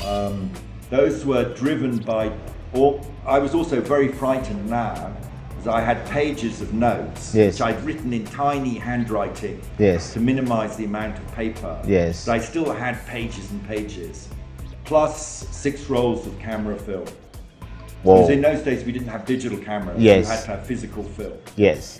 Plus, I think 3 cassette tapes of 70 talk. Of audio, yes. Yeah, if I'd been caught with those, I would also have been killed. Yes. So those were handed over to Dr. Makumbi at Mulago Hospital, who was later the health minister in NRM government.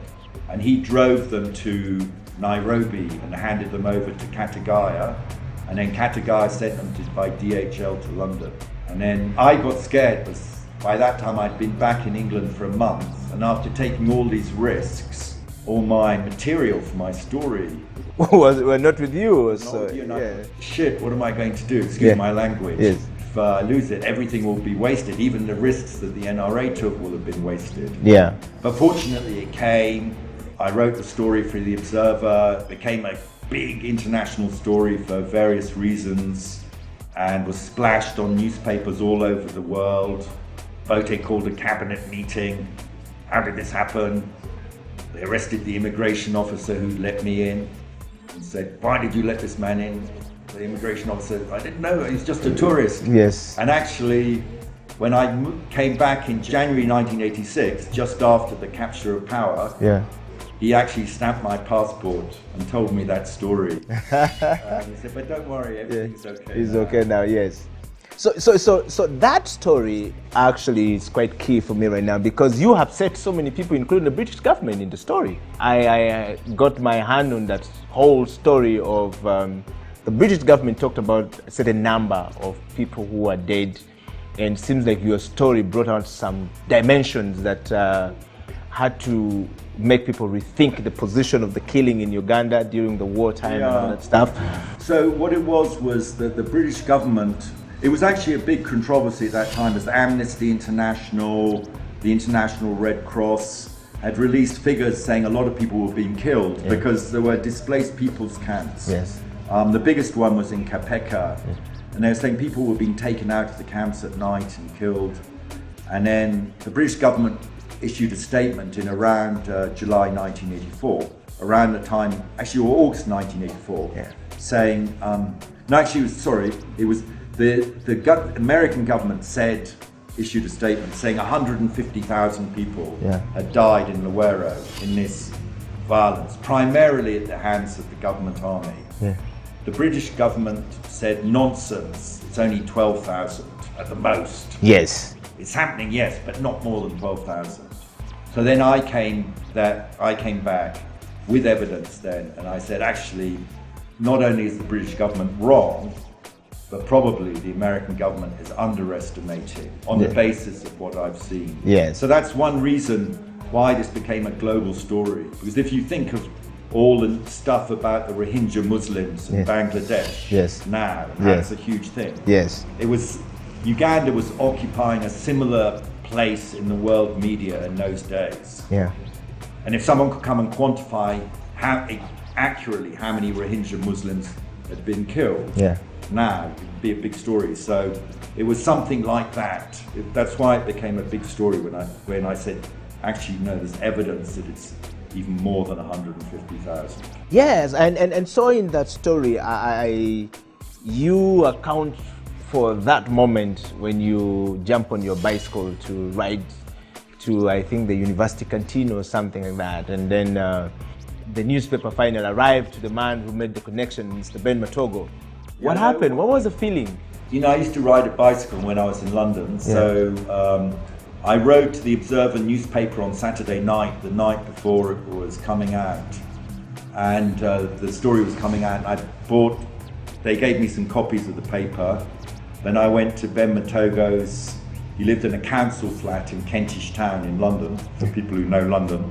And I sat on his balcony, it was the summer, and I read out the story aloud. I enjoyed that moment of you kind of reading the story loud so that this guy can hear. And then he rang all the Ugandans in England saying, no, make certain you buy the Observer tomorrow. And that actually was something, it was, I think, a kind of turning point in Uganda history in a way, because it changed the narrative from being a fringe bandits. Are they bandits, as Obote says? Are they just a few guys running around in the bush? Actually, no, it's an organized guerrilla army with a vision and a strategy. They're disciplined, they're committed. So the whole perspective on the NRA changed, and externally, not obviously internally, and externally, I think even Ugandans in England, for instance, started becoming much more supportive or believing much more in what was going on. So it was somehow a propaganda turning point for the NRA. All right. So Ollie, right there, we're going on to a break, and when we come back, William Pike, Mr. William Pike, will be answering about 2 or 3 more questions about his story and what happened, and of course, how did he end up back in Uganda and New Vision, and what happened after New Vision.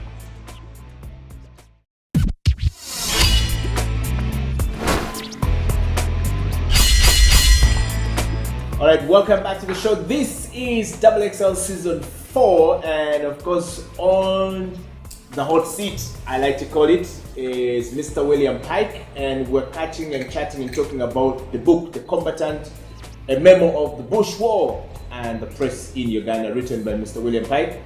And William, back in London, sat and read your story loud to Mr. Ben Matogo. And what happened after that? What next for you now? Well, I got even more involved with NRA, NRM. I was always going to political meetings, talking about being in the bush, meeting people when they came to London, in Babzi, Katagaya, Uganda, Kivijinja, all those people, plus lots of other Ugandans who are somehow now a bit forgotten. And then, so I also sort of, when I went in '84, I was a journalist, an independent journalist. But to be honest, after 1984 and going to the bush, I became a supporter journalist. I'd lot. Even allowed ethically as a journalist. No, I think you know, you can have a right-wing journalist who's a supporter of Boris Johnson or Trump. It doesn't mean they write falsehoods. I mean, they can still write professionally, even if they're a sympathizer of Boris Johnson.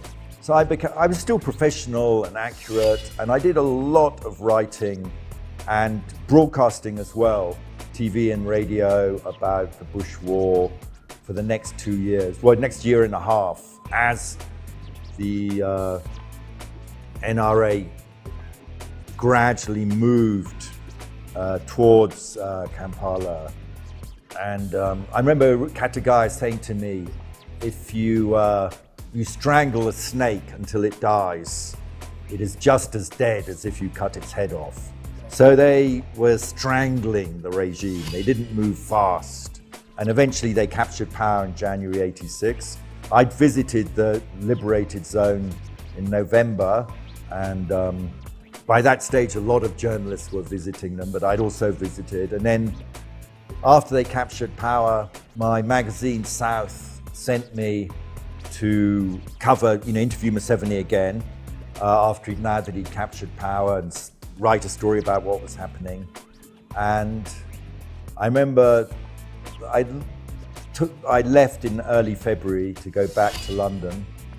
And I remember looking out the window and seeing those big letters Entebbe on the grass bank of the airport, which unfortunately have now been removed, which I think is very sad.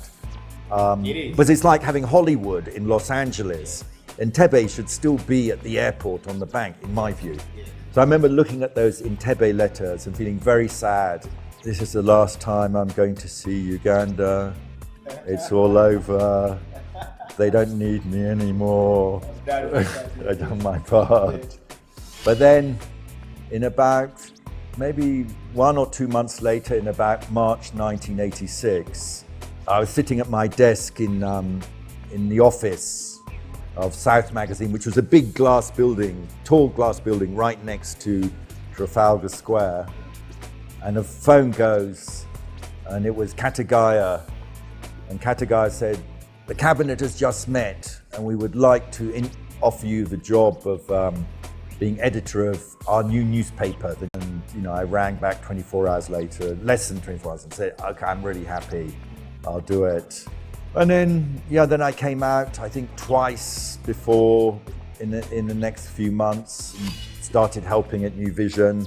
And then in July '84, I started full time at July '86, and started full time at the New Vision. And This was is when, 1984? 86. So this was, Katagaya rang me 2 months after power, and the cabinet decided to set up a newspaper, which they were calling New Vision. And so What happened to the Uganda Argus?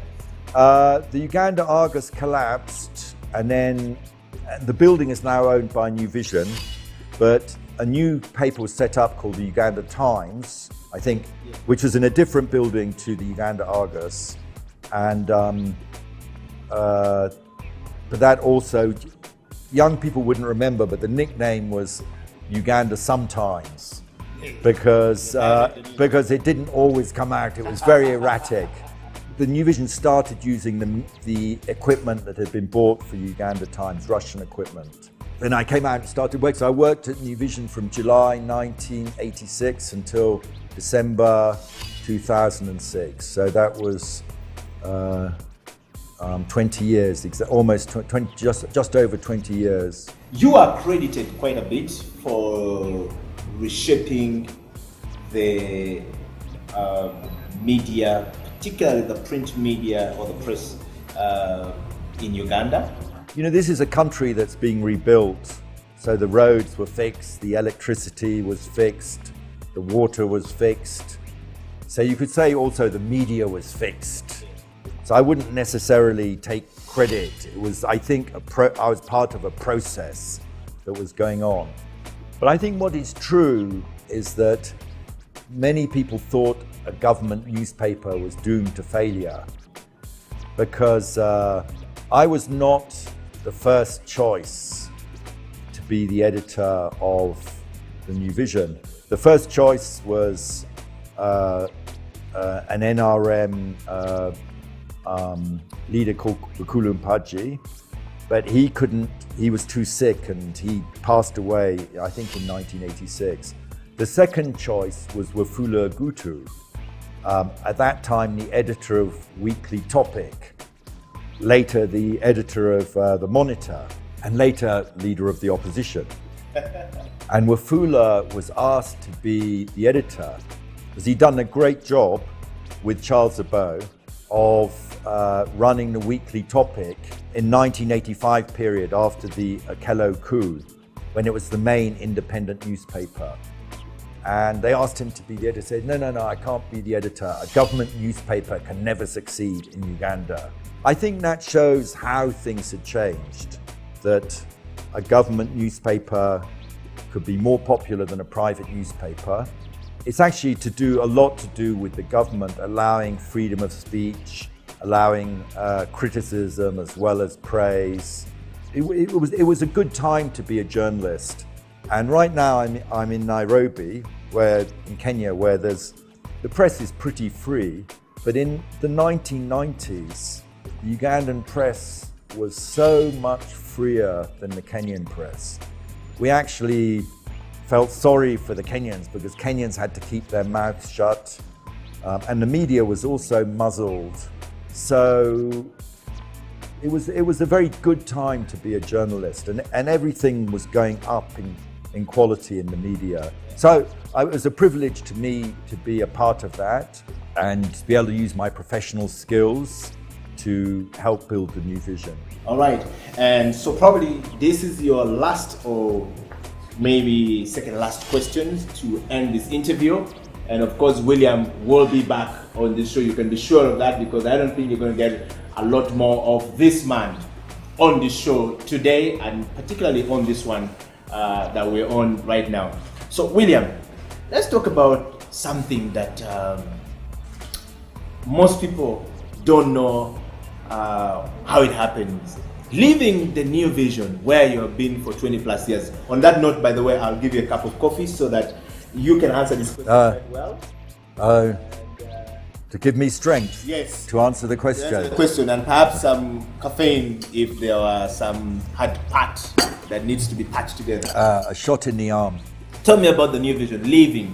Some critics say that you felt you left when you're not yet ready to leave, or the state stopped listening to you as the editor or as the CEO at the time. What happened? I think it's true that the president, Museveni, had become dissatisfied with the way New Vision was. Because I always believed that you should, if something's going wrong, put it out there, expose it. Because if you expose something that's wrong, it gives you a chance to fix it. I was still an NRM supporter. I was very invested in the NRM project. So New Vision was still pro-NRM, but it was really a question of how much should you wash dirty linen in public. And because I'm a journalist, and you're a journalist, we journalists always think, put everything in the open. And that's the best for any country. And I think Museveni thought that sometimes, reflects badly and gives a bad image to the country, especially if a foreign head of state is visiting or something. So there were various minor incidents, nothing really major. And so I think in the end he decided it was time for me to go. When you say he decided it was time for me to go, were you fired, William? No, I wasn't fired, I resigned. But they told me, Noble Mayombo, for those who remember Brigadier Noble Mayombo, who was the head of intelligence, and also the chairman, military intelligence, but also later the chairman of, he was, I think, the permanent secretary of Ministry of Defense, and also chairman. He was very brilliant, and I really liked him, and I always got on very well with him. And I didn't have any problem with him at all. But when he was appointed chairman of New Vision, that was about a year before I left. I knew things are getting tight. Then we met at the Sheraton. He asked me to go for a meeting at the Sheraton. It's a long story. I tell it in the book. But he said we're going to set up a commission of inquiry into New Vision because a Belgian journalist who Museveni had asked me to appoint as an editor, who I had appointed as an editor, claimed that she discovered a conspiracy against government inside the New Vision, based on no evidence at all.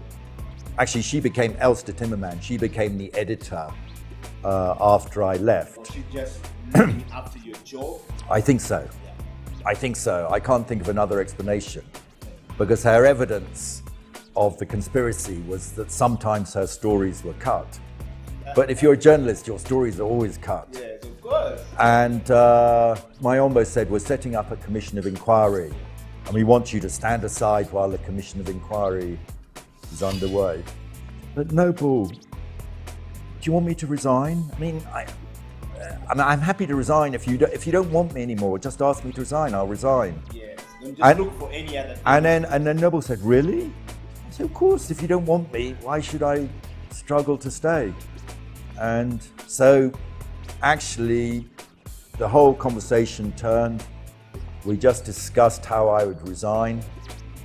I gave 3 months notice. So that was in September or October.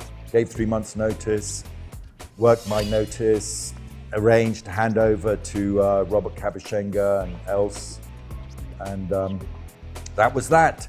But the very important point, Eddie, is that I was not unhappy. Actually, in a way, I was relieved because being a newspaper editor, as I'm sure Kabushenga knows now, is amazing amount of political pressure. And you're walking a tightrope all the time.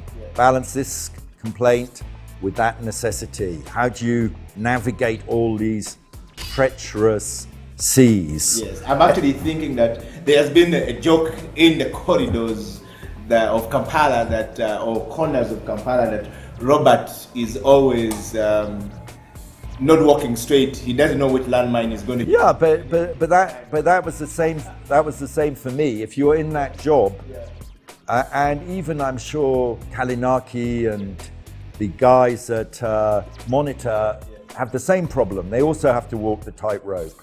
So actually, it was a relief to get off. Plus, the very important thing is that I'd worked at the New Vision for 20 years in the top job. That's a really long time. And I think President Museveni legitimately could have thought maybe another manager can do a better job. I mean, if you own a business, the government owned New Vision to a majority of the shares, any business you think, maybe I should get another managing director for this business because maybe we need to go in a new direction or reinvigorate the business. So it's completely legitimate for President Museveni and the government to actually decide, let's get a new manager for the New Vision. I didn't feel, I felt a relief. I didn't have the political pressure anymore. I mean, obviously a bit sad, but not destroyed. And, I also thought fair enough, you know, it's been a privilege to work here for 20 years. I'm not sad, I mean, I was sad that I was leaving, but I'm not angry at all. And actually it was a chance for a new beginning for myself to do some different things. And it had been a privilege. I was really proud to have worked at New Vision for 20 years. And it had also been a great experience. And it had been a great experience working with Museveni and Mayombo and all those other people. I didn't feel bitter with anyone. I really want that to be understood. Yes. I actually was happy that I had the chance to work with all these people. Well, and I think that, so there was no settling any scores from what I see right now. No.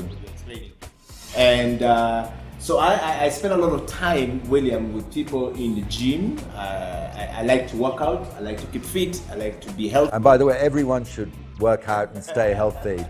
And which I also still try and do. Yeah, so in my daily work of gym and stuff like that, I meet up with so many CEOs who are struggling in their offices, in their jobs, and you know, a whole lot of people out there who don't know how to go about it. It's not about money, but so the only time we get free to discuss serious stuff, whether you're a general or you know, or presidential advisor, the moment we get into the steam, everybody losing up. Yeah. Because the heat just this away brings down everybody's. And you only have a towel on. You don't have clothes. Yes. For lack of a better word, and so we tend to get free. So we were discussing your book. And by the way, that's the spring or the root of this interview. I met a couple of people. Yeah, I think the book is over there. Yes. Competence, available in Aristoc and Entebbe Airport Bookshop. Yes. And also, I think this cafe, Rosaho, this cafe in Naguru is going to stock it. Yes. And so somebody said, have you read William Pike's book, the new book? I said, yeah, I did. And it says, is the guy trying to settle scores with the state? Does he feel like the state he once served as, let his hand loose or something? Is there something holding? I said, oh, by the way, that's a good thing. I hadn't thought about it that way, but I'm going to do an interview. I'm going to look for William and just try and do his interview and find out if this book coming at this point of time is actually settling scores. Can you clear that? It's definitely not settling scores. And as I explained to you at the beginning, would you like a sip of coffee again? No, I'm fine. I had the manuscript for the first 14 chapters. So the 15th chapter, which was the roundup of how I left New Vision, was just really to put everything in context. It's definitely not settling scores. But actually, as I said earlier, I'm not bitter. I really just felt it was a privilege to be allowed to work at New Vision and to live in Uganda, and actually now to have a Ugandan passport as well. Actually, the motivation was different. The real motivation was, it will be a tragedy if this history is forgotten. Because what the NRA did in the bush was very extraordinary. They captured power without any external support. From 1981 to 1985, they had no external support. Colonel Gaddafi in Libya gave 1,000 guns, which were shared in 1981, which were shared between the NRA and Andrew Kaira and UFN.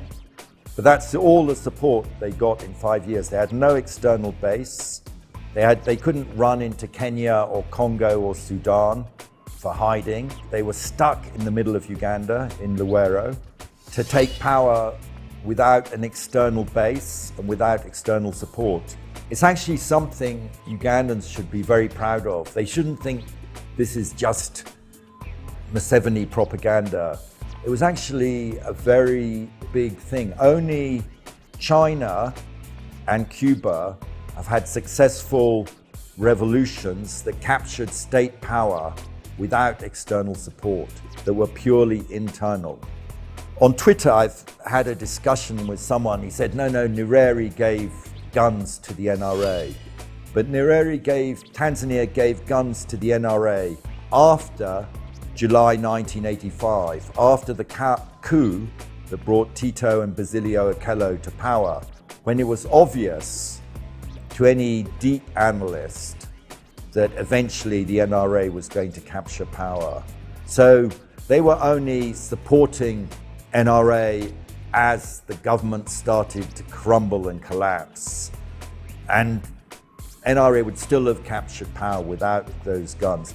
When Western Uganda, the liberated zone, came up, you could then go in and out of Uganda from Rwanda. They had a rear base. But until that liberated zone was set up, there was no rear base. You couldn't just walk from the guerrilla area into the neighboring country. So that is really historically important and a very amazing achievement. And it's something that shouldn't be forgotten. So that actually was my primary motivation. NRM, the Bush War, or the NRM Revolution, or whatever you call it, the roots, the genesis of it should not be forgotten. So you have heard it from William himself, the author, the writer of the book that clearly spells out the reason behind the book. I personally think that the book is very okay. I think that you have settled scores in another way, in my opinion, by opening up. There are a lot of books that were written about the NRA war and, you know, the Bush war with President Museveni's government and the likes.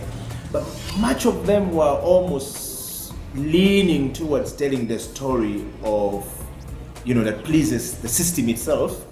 But your book seems to be otherwise, telling, you know, the story that seems to be more open to different aspects and gives a lot more perspective compared to the rest of the books that we've read. I've read many of the books, and I think many people out there agree with me that your book is quite open. And what I tried was it's a first-hand eyewitness account. Yes. So I tried to write it without just saying what I saw, without putting too much interpretation into it. Yes. And I think that's a good thing about this book. So you need to go to Aristoc and find this book, or go to Entebbe. Where in Entebbe? In the airport, in the departure area. In the departure lounge, you can find Entebbe Airport Bookshop. All right, so you can go to the departure lounge at Entebbe International Airport. You'll find a copy of the book there. And we just thought about it, bring it closer to you in Naguro at Rosaho. Go there and ask for the copy of the book. And have a cup of coffee. And have a cup of coffee as well, like we do having right now with William. So, William, as we wind up this interview, there are young people in this country. You've been in this country long. Yeah. You narrate the story that I myself am amazed of. I wasn't there, I wish I was there to witness.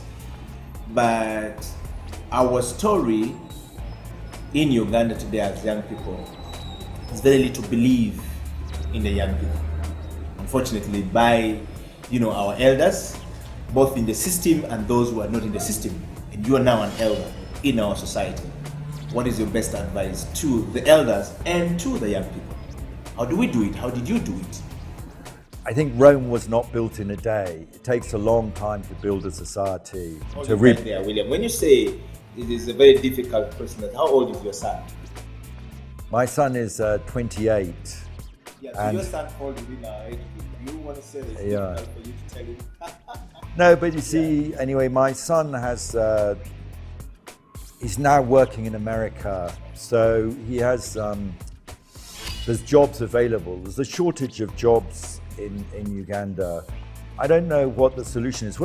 If I was running the government, I would like to see a much bigger investment in education, health services and agriculture, to the exclusion of many, you know, like prioritize those things to the maximum.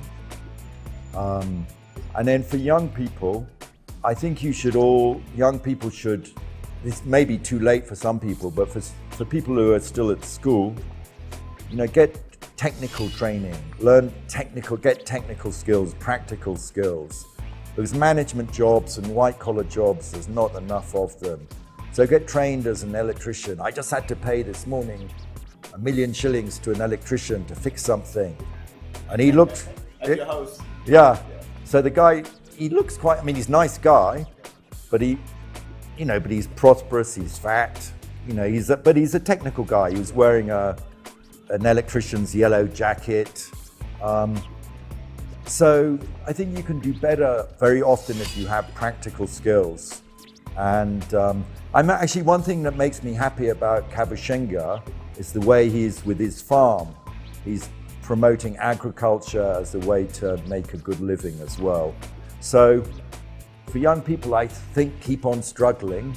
But then I think for young people, as a word of caution, I understand why young people always want to struggle for justice and a better world, but think the grass is not always greener on the other side of the hill. Sometimes it is, yes, but very often it's not. Yes, but was that the same during your time? Oh, when I was growing up as a young man? Yeah, but you see, you also have to remember I grew up in, but my father was a colonial officer, and then we were in England. My father was middle class. So I always had a privileged upbringing and good education. Hadn't started off as a middle class person with a few extra resources. I probably wouldn't have got where I was today. So I'm privileged in that respect. I understand what a struggle it is for young people here. Although the young people should make perhaps a bigger effort to understand what the government is capable of doing and what it's not capable of doing. Okay. So in other words, you're saying that be wise, don't just wait for government to do everything for you. Yeah. You have got to go out there and do something for yourself. That's what you're saying. Yes, but then government should also see how it can help, in which way. All right, so two last question. There is a man who speaks very highly of you. And you speak very nicely of how and where New Vision is today. But there's a guy called Joseph Kabuleta, who every time something goes wrong, we all see New Vision is prone to making certain very, open mistakes that you wouldn't see during the time of Mr. William Pike, New Vision. And every time such comes out, Kabuleta always hit hard and say, the legacy of William Pike is dead. What do you have to say about that? What I think is that you're just a fanatic? No, I think what's happened to all newspapers in the world is that the digital revolution has massively reduced advertising revenue. And whereas in the old days you could have a big desk of sub-editors doing corrections, making certain the story is perfect, you could afford to pay top salaries to the best writers. Now, newspapers all over the world have economized. And actually, not necessarily in the New York Times, but in many regional newspapers in Europe or America, you'll find spelling mistakes and errors because newspapers are having to downsize their staffs and are struggling, really. Even the Star, the newspaper I work on in Nairobi, there's been a lot of downsizing of staff numbers, and it's really a challenge to produce a quality newspaper under those conditions. So I think that's not so much to do with me, Mr. Kabuleta, as to do with the changing economic environment of newspapers.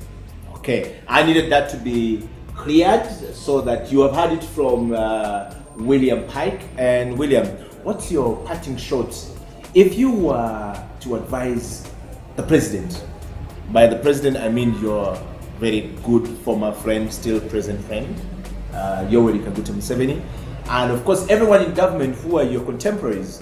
What would be the one statement of advice that you think will change the world in Uganda? Well, if we go back to the beginning of the NRM period in Uganda, I remember the masthead of the New Vision. It said the New Vision on top, and underneath it said, "For a better Uganda."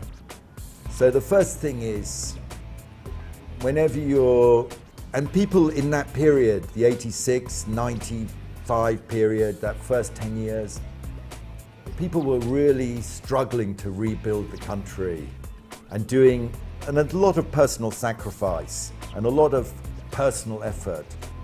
Let's see if we can stick to that, always be thinking, asking ourselves, is this what we're doing now, is that for a better Uganda? And then secondly, there was also a principle that Museveni introduced in the Bush War, that a junior soldier, private, could openly criticize an officer without getting into trouble, as long as he did it in public, in good faith, not as backbiting or fitina. That was called the principle of constructive criticism. Let's also not forget that principle of constructive criticism. Let's have open debate about whether something is good or bad for the country, and without fear or favor, and let's accept criticism if we're in a position of power as well. All right. And William, assuming today your old friend decides to say, is fond of calling his old friends back into the system, recently called Mr. Kivizinja back to government, and he's now riding on a 2016 Mercedes-Benz. If the call comes today and say, William, you need you back to service, what will happen? Would you leave the Star? You know, I'm 67 years old now, and my thoughts have turned to retirement, not to staying on a ranch with longhorn and Kole cattle, but what I would like to do is, I like painting, so I'd like to do less work and do more painting. All right. And so you, in other words, you're saying you won't take up the job? I would prefer to do my painting. So I think most probably not. Yes. So if you are, so would you paint for us a picture of Yoweri Kaguta Museveni right now as you head towards your retirement? If we give you a brush. My painting style would take a bit more time than that. I'm not a cartoonist. Yes. But yeah, sure, one day I could paint you a picture. Yes. Of All right. Museveni. Great. So you have heard it from William. So what is that one parting shot that if I see this interview, you'll make me laugh and I'll remember you for the rest of my life if I'm watching this program? No, I don't think I have a parting shot, but let me just say, oh Uganda, may God uphold thee. All right. Thank you very much. You've heard it from Mr. William Pike. The book is at Aristoc, and you can find it at the Entebbe Departure Lounge, and as well as at Rosaho in Naguru. Make the booking. I can tell you that that book is not anywhere at the moment. It's finished. I am told and privileged that there's about 150 copies coming to Uganda. I don't know if you can get yourself a hold of one of them. Otherwise, keep it XXL. It's been a great pleasure speaking to you, William, and I look forward to bringing William back to the show. He's still a strong man, but he's refusing to take the appointment. and we're told, by the way, that President Museveni said he's going to make a memo on your book. Somebody told me this is true. That's what he rang me to say he liked the book and he was going to make some notes and then call me to discuss it with him. And so, I look forward to that. So this time you didn't disagree like you always argue and agree? No. I think he liked the book. He liked it, but that's the good thing. All right. So we will bring William back here if we hear that President Museveni has actually called and met with William. I would like to know what the two old friends have talked about.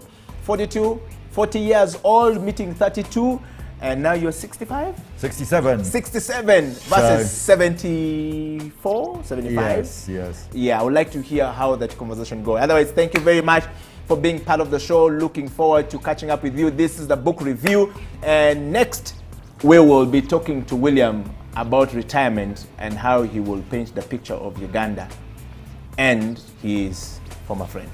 Next week, same time, same place. God bless.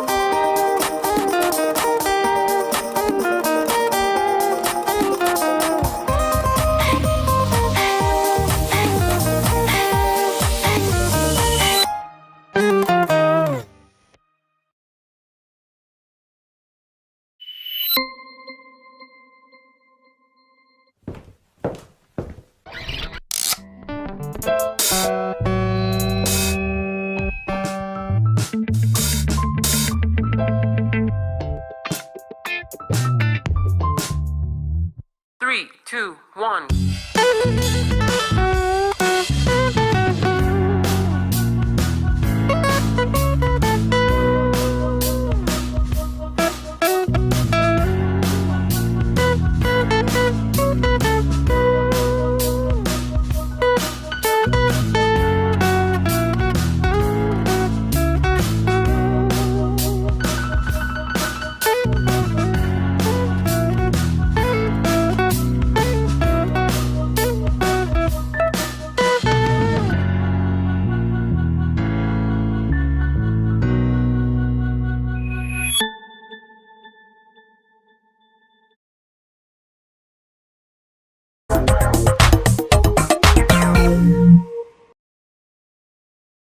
COVID-19 has tested our hope and faith as individuals, families, and the country at large. Besides destroying many aspects of our lives, the novel coronavirus has also affected our human rights in many ways. You and the Law, the COVID edition, is a 30-minute weekly television program that focuses on the impact of COVID-19 on human rights in Uganda. The program engages experts to explain the importance of rights-based approaches to the success of any public health response to ensure the respect, protection, and fulfillment of human rights amidst the challenges presented by COVID-19. You and the Law, the television program, brought to you by Legal Hub Uganda, taking the law to the last mile in proud association with I4C Africa Hub and House of Talent Television.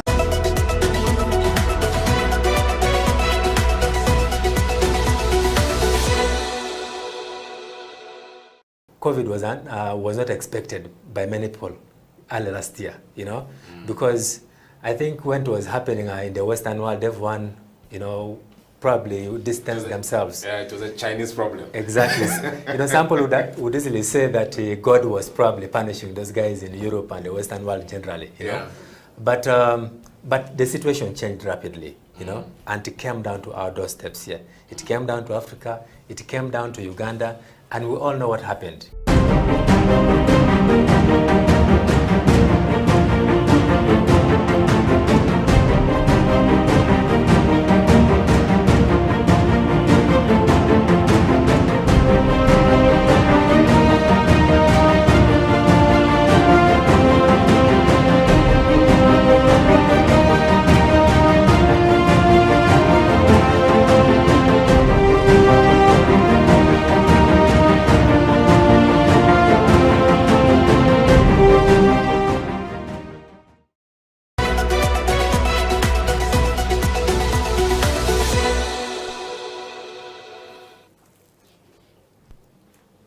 It's You and the Law here on House of Talent Television. My name is Jonathan Ochom, your host.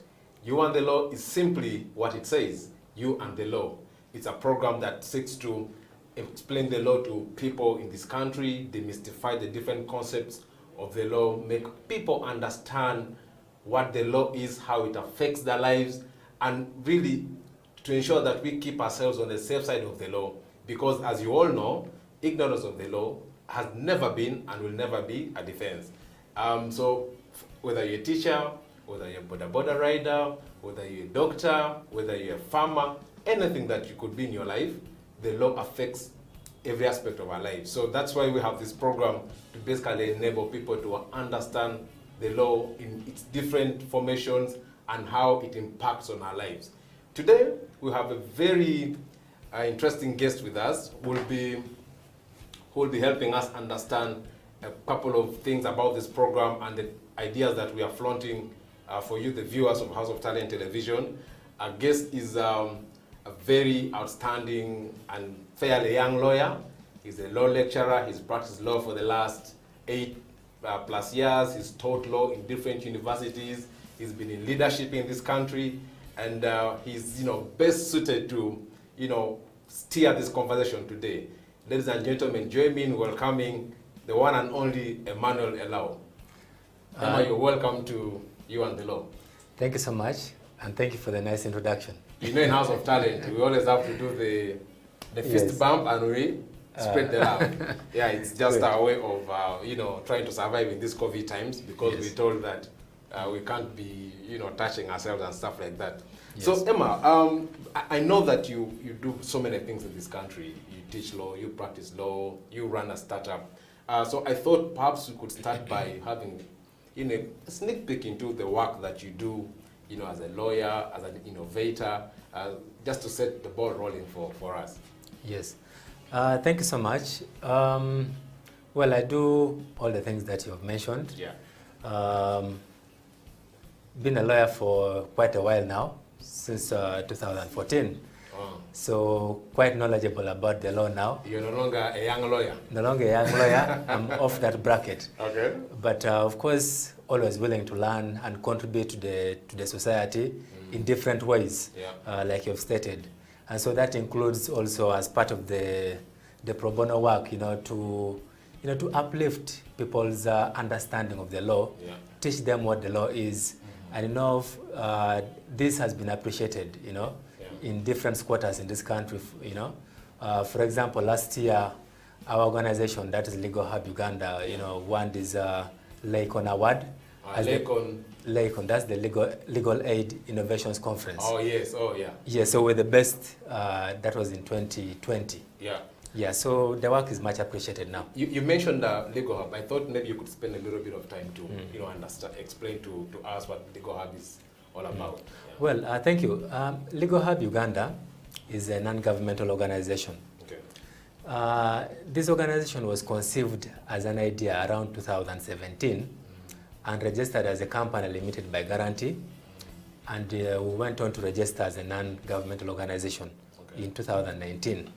So since then, we have been contributing to this country in different ways, using the radios, visiting schools, going into the community in different ways. We have, for example, utilized radio stations in this country, several of them, and I believe people across this country have heard about Legal Hub Uganda and what we have been doing. Yeah, I know that you also have a little bit of interest in innovations as an organization. Could you sort of try to shine a light on a couple of innovations that Legal Hub has been pushing across the country? Yes, thank you. So one of our biggest innovations, to date has been the legal podcast. Yeah. So if you're very common on Facebook, on different platforms, you're able to see that we're doing a legal podcast. I believe we're the pioneer podcasters in this country, at least in the legal sense. Okay. So this podcast has been recognized by The Hill. The Hill is the Hague Institute, for innovations of law. Yes, So we competed, and we came out as the best innovators in 2019. Okay. And as a result, we also represented Uganda. We're among the 3 that represented Uganda at The Hague. That's in the Netherlands. Very important milestone that you raised. Exactly. So we're able to compete with the world, to showcase the world what we are all about, and things like that. And of course, we have kept the podcast running with support from different quarters of this world. So that's why I was saying earlier that we have been able to even win the LACON award. Yeah, which is very big, especially for the country. Yes, because it's a national sort of system. Exactly, and of course, every day we continue to innovate ways that we can reach, different people in this country.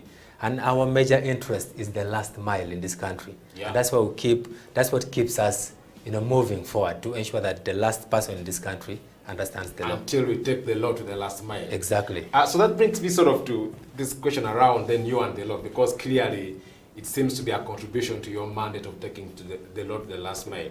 Yes. So you and the law, as a program that we're designing in partnership with the House of Talent Television, could you just sort of give us an idea what it's all about?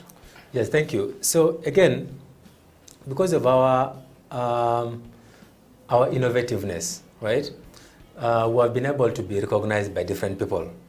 And recently, we were one of the winners, under the I4C challenge. That's Innovation for Change, So under that project, one of the things that we thought of was to bring the law to the TV audience, in this country.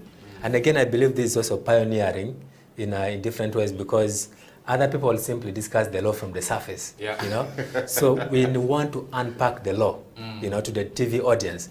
Because I believe the radio will be focusing more on the people in the last mile, But the TV audience is a bit. So if you come to Kampala, Yeah. you realize that the majority of the people only listen to the radio in the morning when they're driving to work, and the evening when they're driving back home. And at that point, someone is a bit anxious, going to work and coming back. So they basically want to listen to music, So we want to see how we can take this television to their offices, to their homes, at their own convenience, So that's why this project comes up, And so we have designed a number of projects, a number of topics that we want to handle under this. So there'll be a COVID edition, but generally we'll be discussing other aspects of the law like you had rightly introduced. Yeah. So I thought perhaps, I know you've sort of given us a sneak peek into the future, but I thought we could maybe start by revisiting, you mentioned COVID. Yes. And I'm wondering, why is it important to actually have a conversation around, COVID and the law? Because this is you and the law, and then suddenly you're talking about, COVID. Some because, COVID is a medical issue. Why are we discussing it in you and the law? You should be telling us about theft, you should be telling us about murder and things like that. So could you sort of try to give us that intersection? Yes. Now, that's a good question. First of all, COVID was not expected by many people early last year, because I think when it was happening in the Western world, everyone, probably distanced themselves. Yeah, it was a Chinese problem. Exactly. Some people would easily say that God was probably punishing those guys in Europe and the Western world generally, know. But the situation changed rapidly, and it came down to our doorsteps here. It came down to Africa, it came down to Uganda, and we all know what happened, The country was closed down. Among the first times that the president had addressed the country, he reached a point where he closed the land, air, and all the borders basically in this country. So basically, So we're locked up. You couldn't go out. No entrance, no exit. Exactly. Yeah.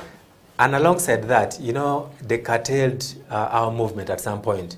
They said stay home, Workplaces were closed, People were staying home. I know that different kinds of problems occurred, Husbands and wives were staying indoors for 24 hours. So you can expect that there'll be domestic violence. I would expect them to burn. On the contrary, no. Because then you're seeing, you're confined to this house for 24 hours. Yeah. You're looking at each other. At least when you're working, you're able to go and cool off in case of any disagreements. So during that COVID period, and we're still of course in that period, there was a lot of domestic violence that was realized, for example. And that is a legal issue. People had mental issues. That's just a legal issue in some ways. Children stayed at home, and up to now as we speak, children are still at home, and so that means that their rights to to study, to education, which of course has its own technicalities, but that children are still at home and they are losing out so many months and years. Then on Sundays and Fridays, people can't go to. You can't go to church or to the mosque. That's also a legal issue.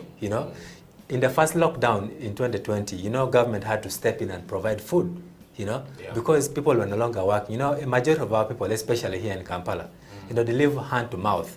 So these people go to town, they work their money, go home with a kavera. Those kaveras will no longer coming, A kavera is a polythene bag, just exactly. in case some viewers may not understand. Yeah. Yes. So that means that the right to, to food, was affected. You couldn't move. Your right to movement is affected. The government came up with regulations saying that, for example, you can't spit in public, and indeed those regulations are still here. If you spit in public, you're committing an offense, I wonder how many people know that. Exactly. So COVID has impacted life in ways that we didn't imagine, Basically, there's been a close fusion between COVID and the law. Exactly. And it appears this situation is not likely to change even after we recover from the pandemic, because in some places you've heard them talking about COVID passports. In Europe, in South Africa, yesterday I was seeing they're trying to introduce a COVID passport. So that means if you want to go to the market, you should show that you've been vaccinated. So what is the implication of that on your daily life? We'll pick on from there, because clearly I see that you've tried to marry COVID-19 and the law. So we'll pick on from there after the short break. Stay right here.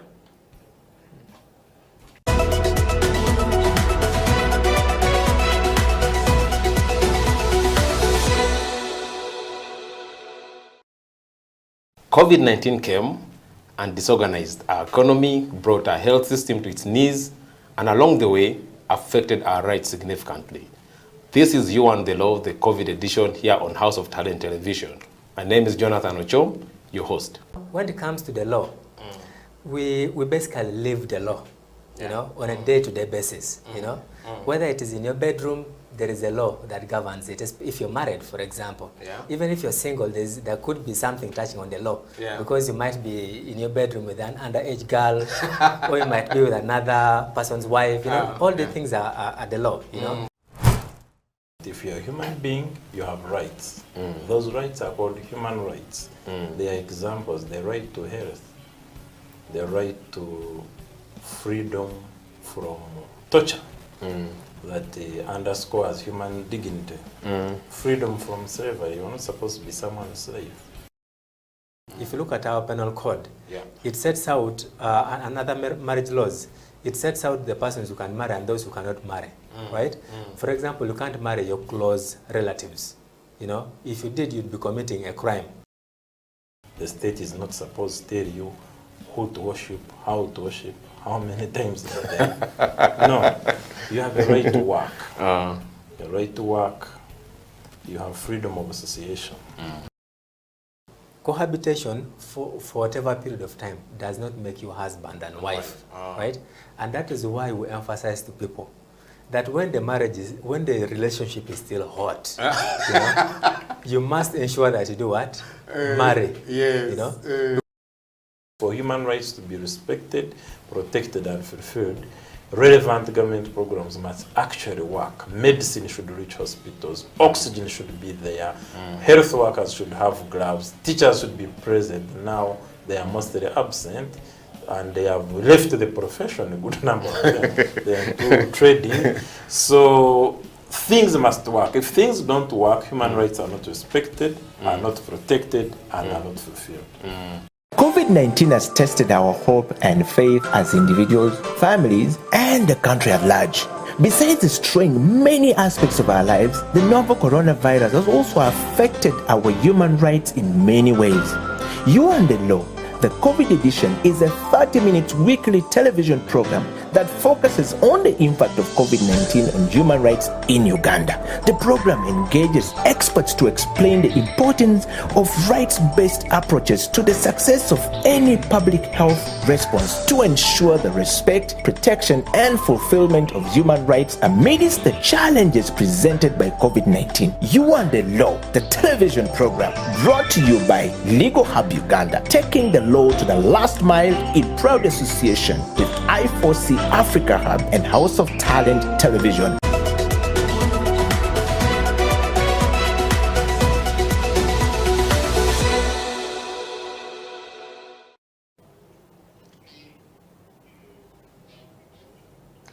It's You and the Law here on House of Talent Television. My name is Jonathan Ochom, your host. Today in studio, we hosting Mr. Emmanuel Elau, co-founder at Legal Hub Uganda, the practicing lawyer and a law lecturer, basically to discuss and explain to us this whole show that we're premiering here, You and the Law, specifically the COVID edition.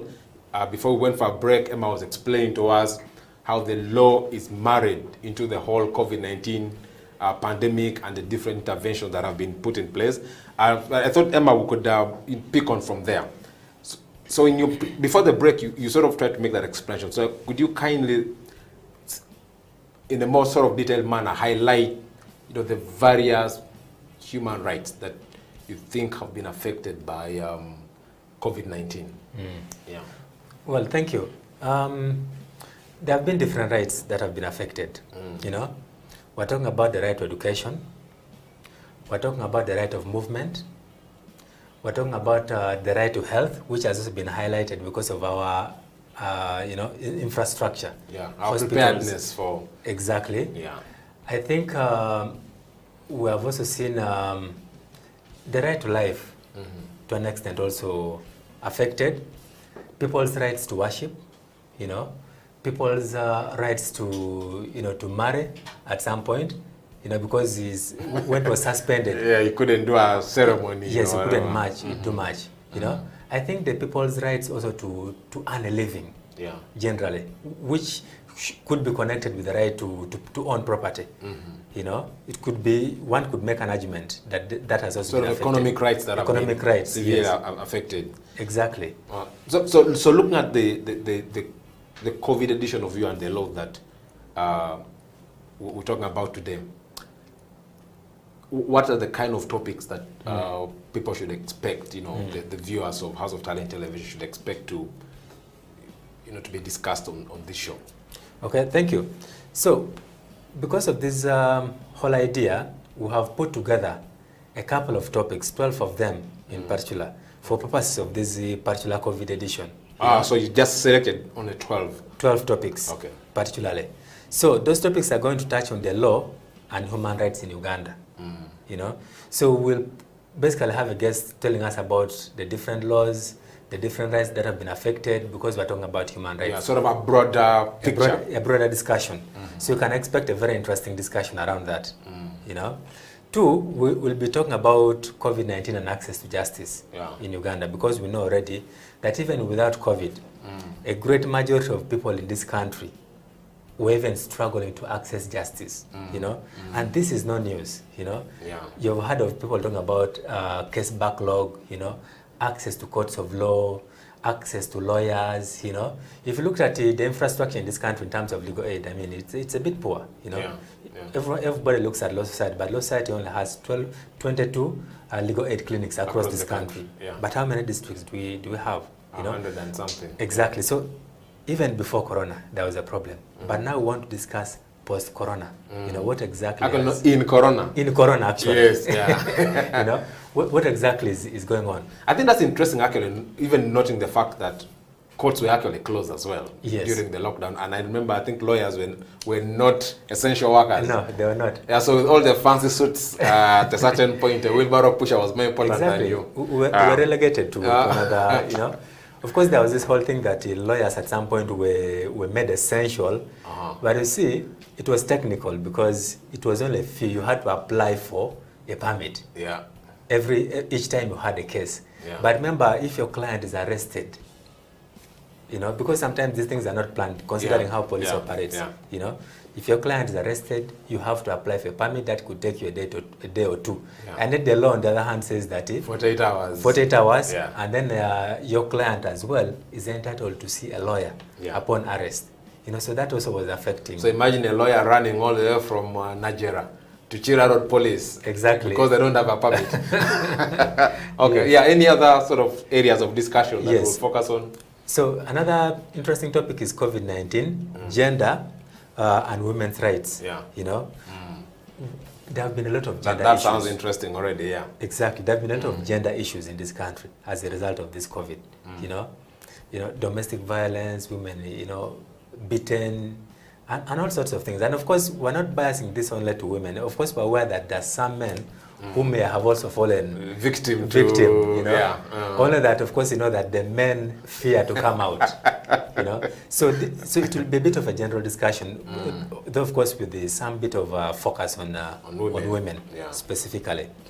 Another topic of interest is COVID-19 property and land rights, because as you're aware, while everyone else was busy, you know, with Corona things, some people were also busy scheming ways to evict them from their land, you know, because, you know, because courts were suspended, you know, if a guy wants to take over your land or to break down your house, you have no recourse to a court of law. Interestingly, there was actually a directive issued by the Ministry of Lands suspending any forms of evictions and stuff like that in that period. Yes. But I think this being Uganda, some people were able to, of course, to bypass. So you find that whereas they put out all the things, sometimes they're well-intentioned, that we do not want people to be evicted. But there'll be someone out there, you know, who can be able to... Who can bypass. Who can bypass. Imagine if they can demolish a church in this country. So you can only imagine what they can't do when...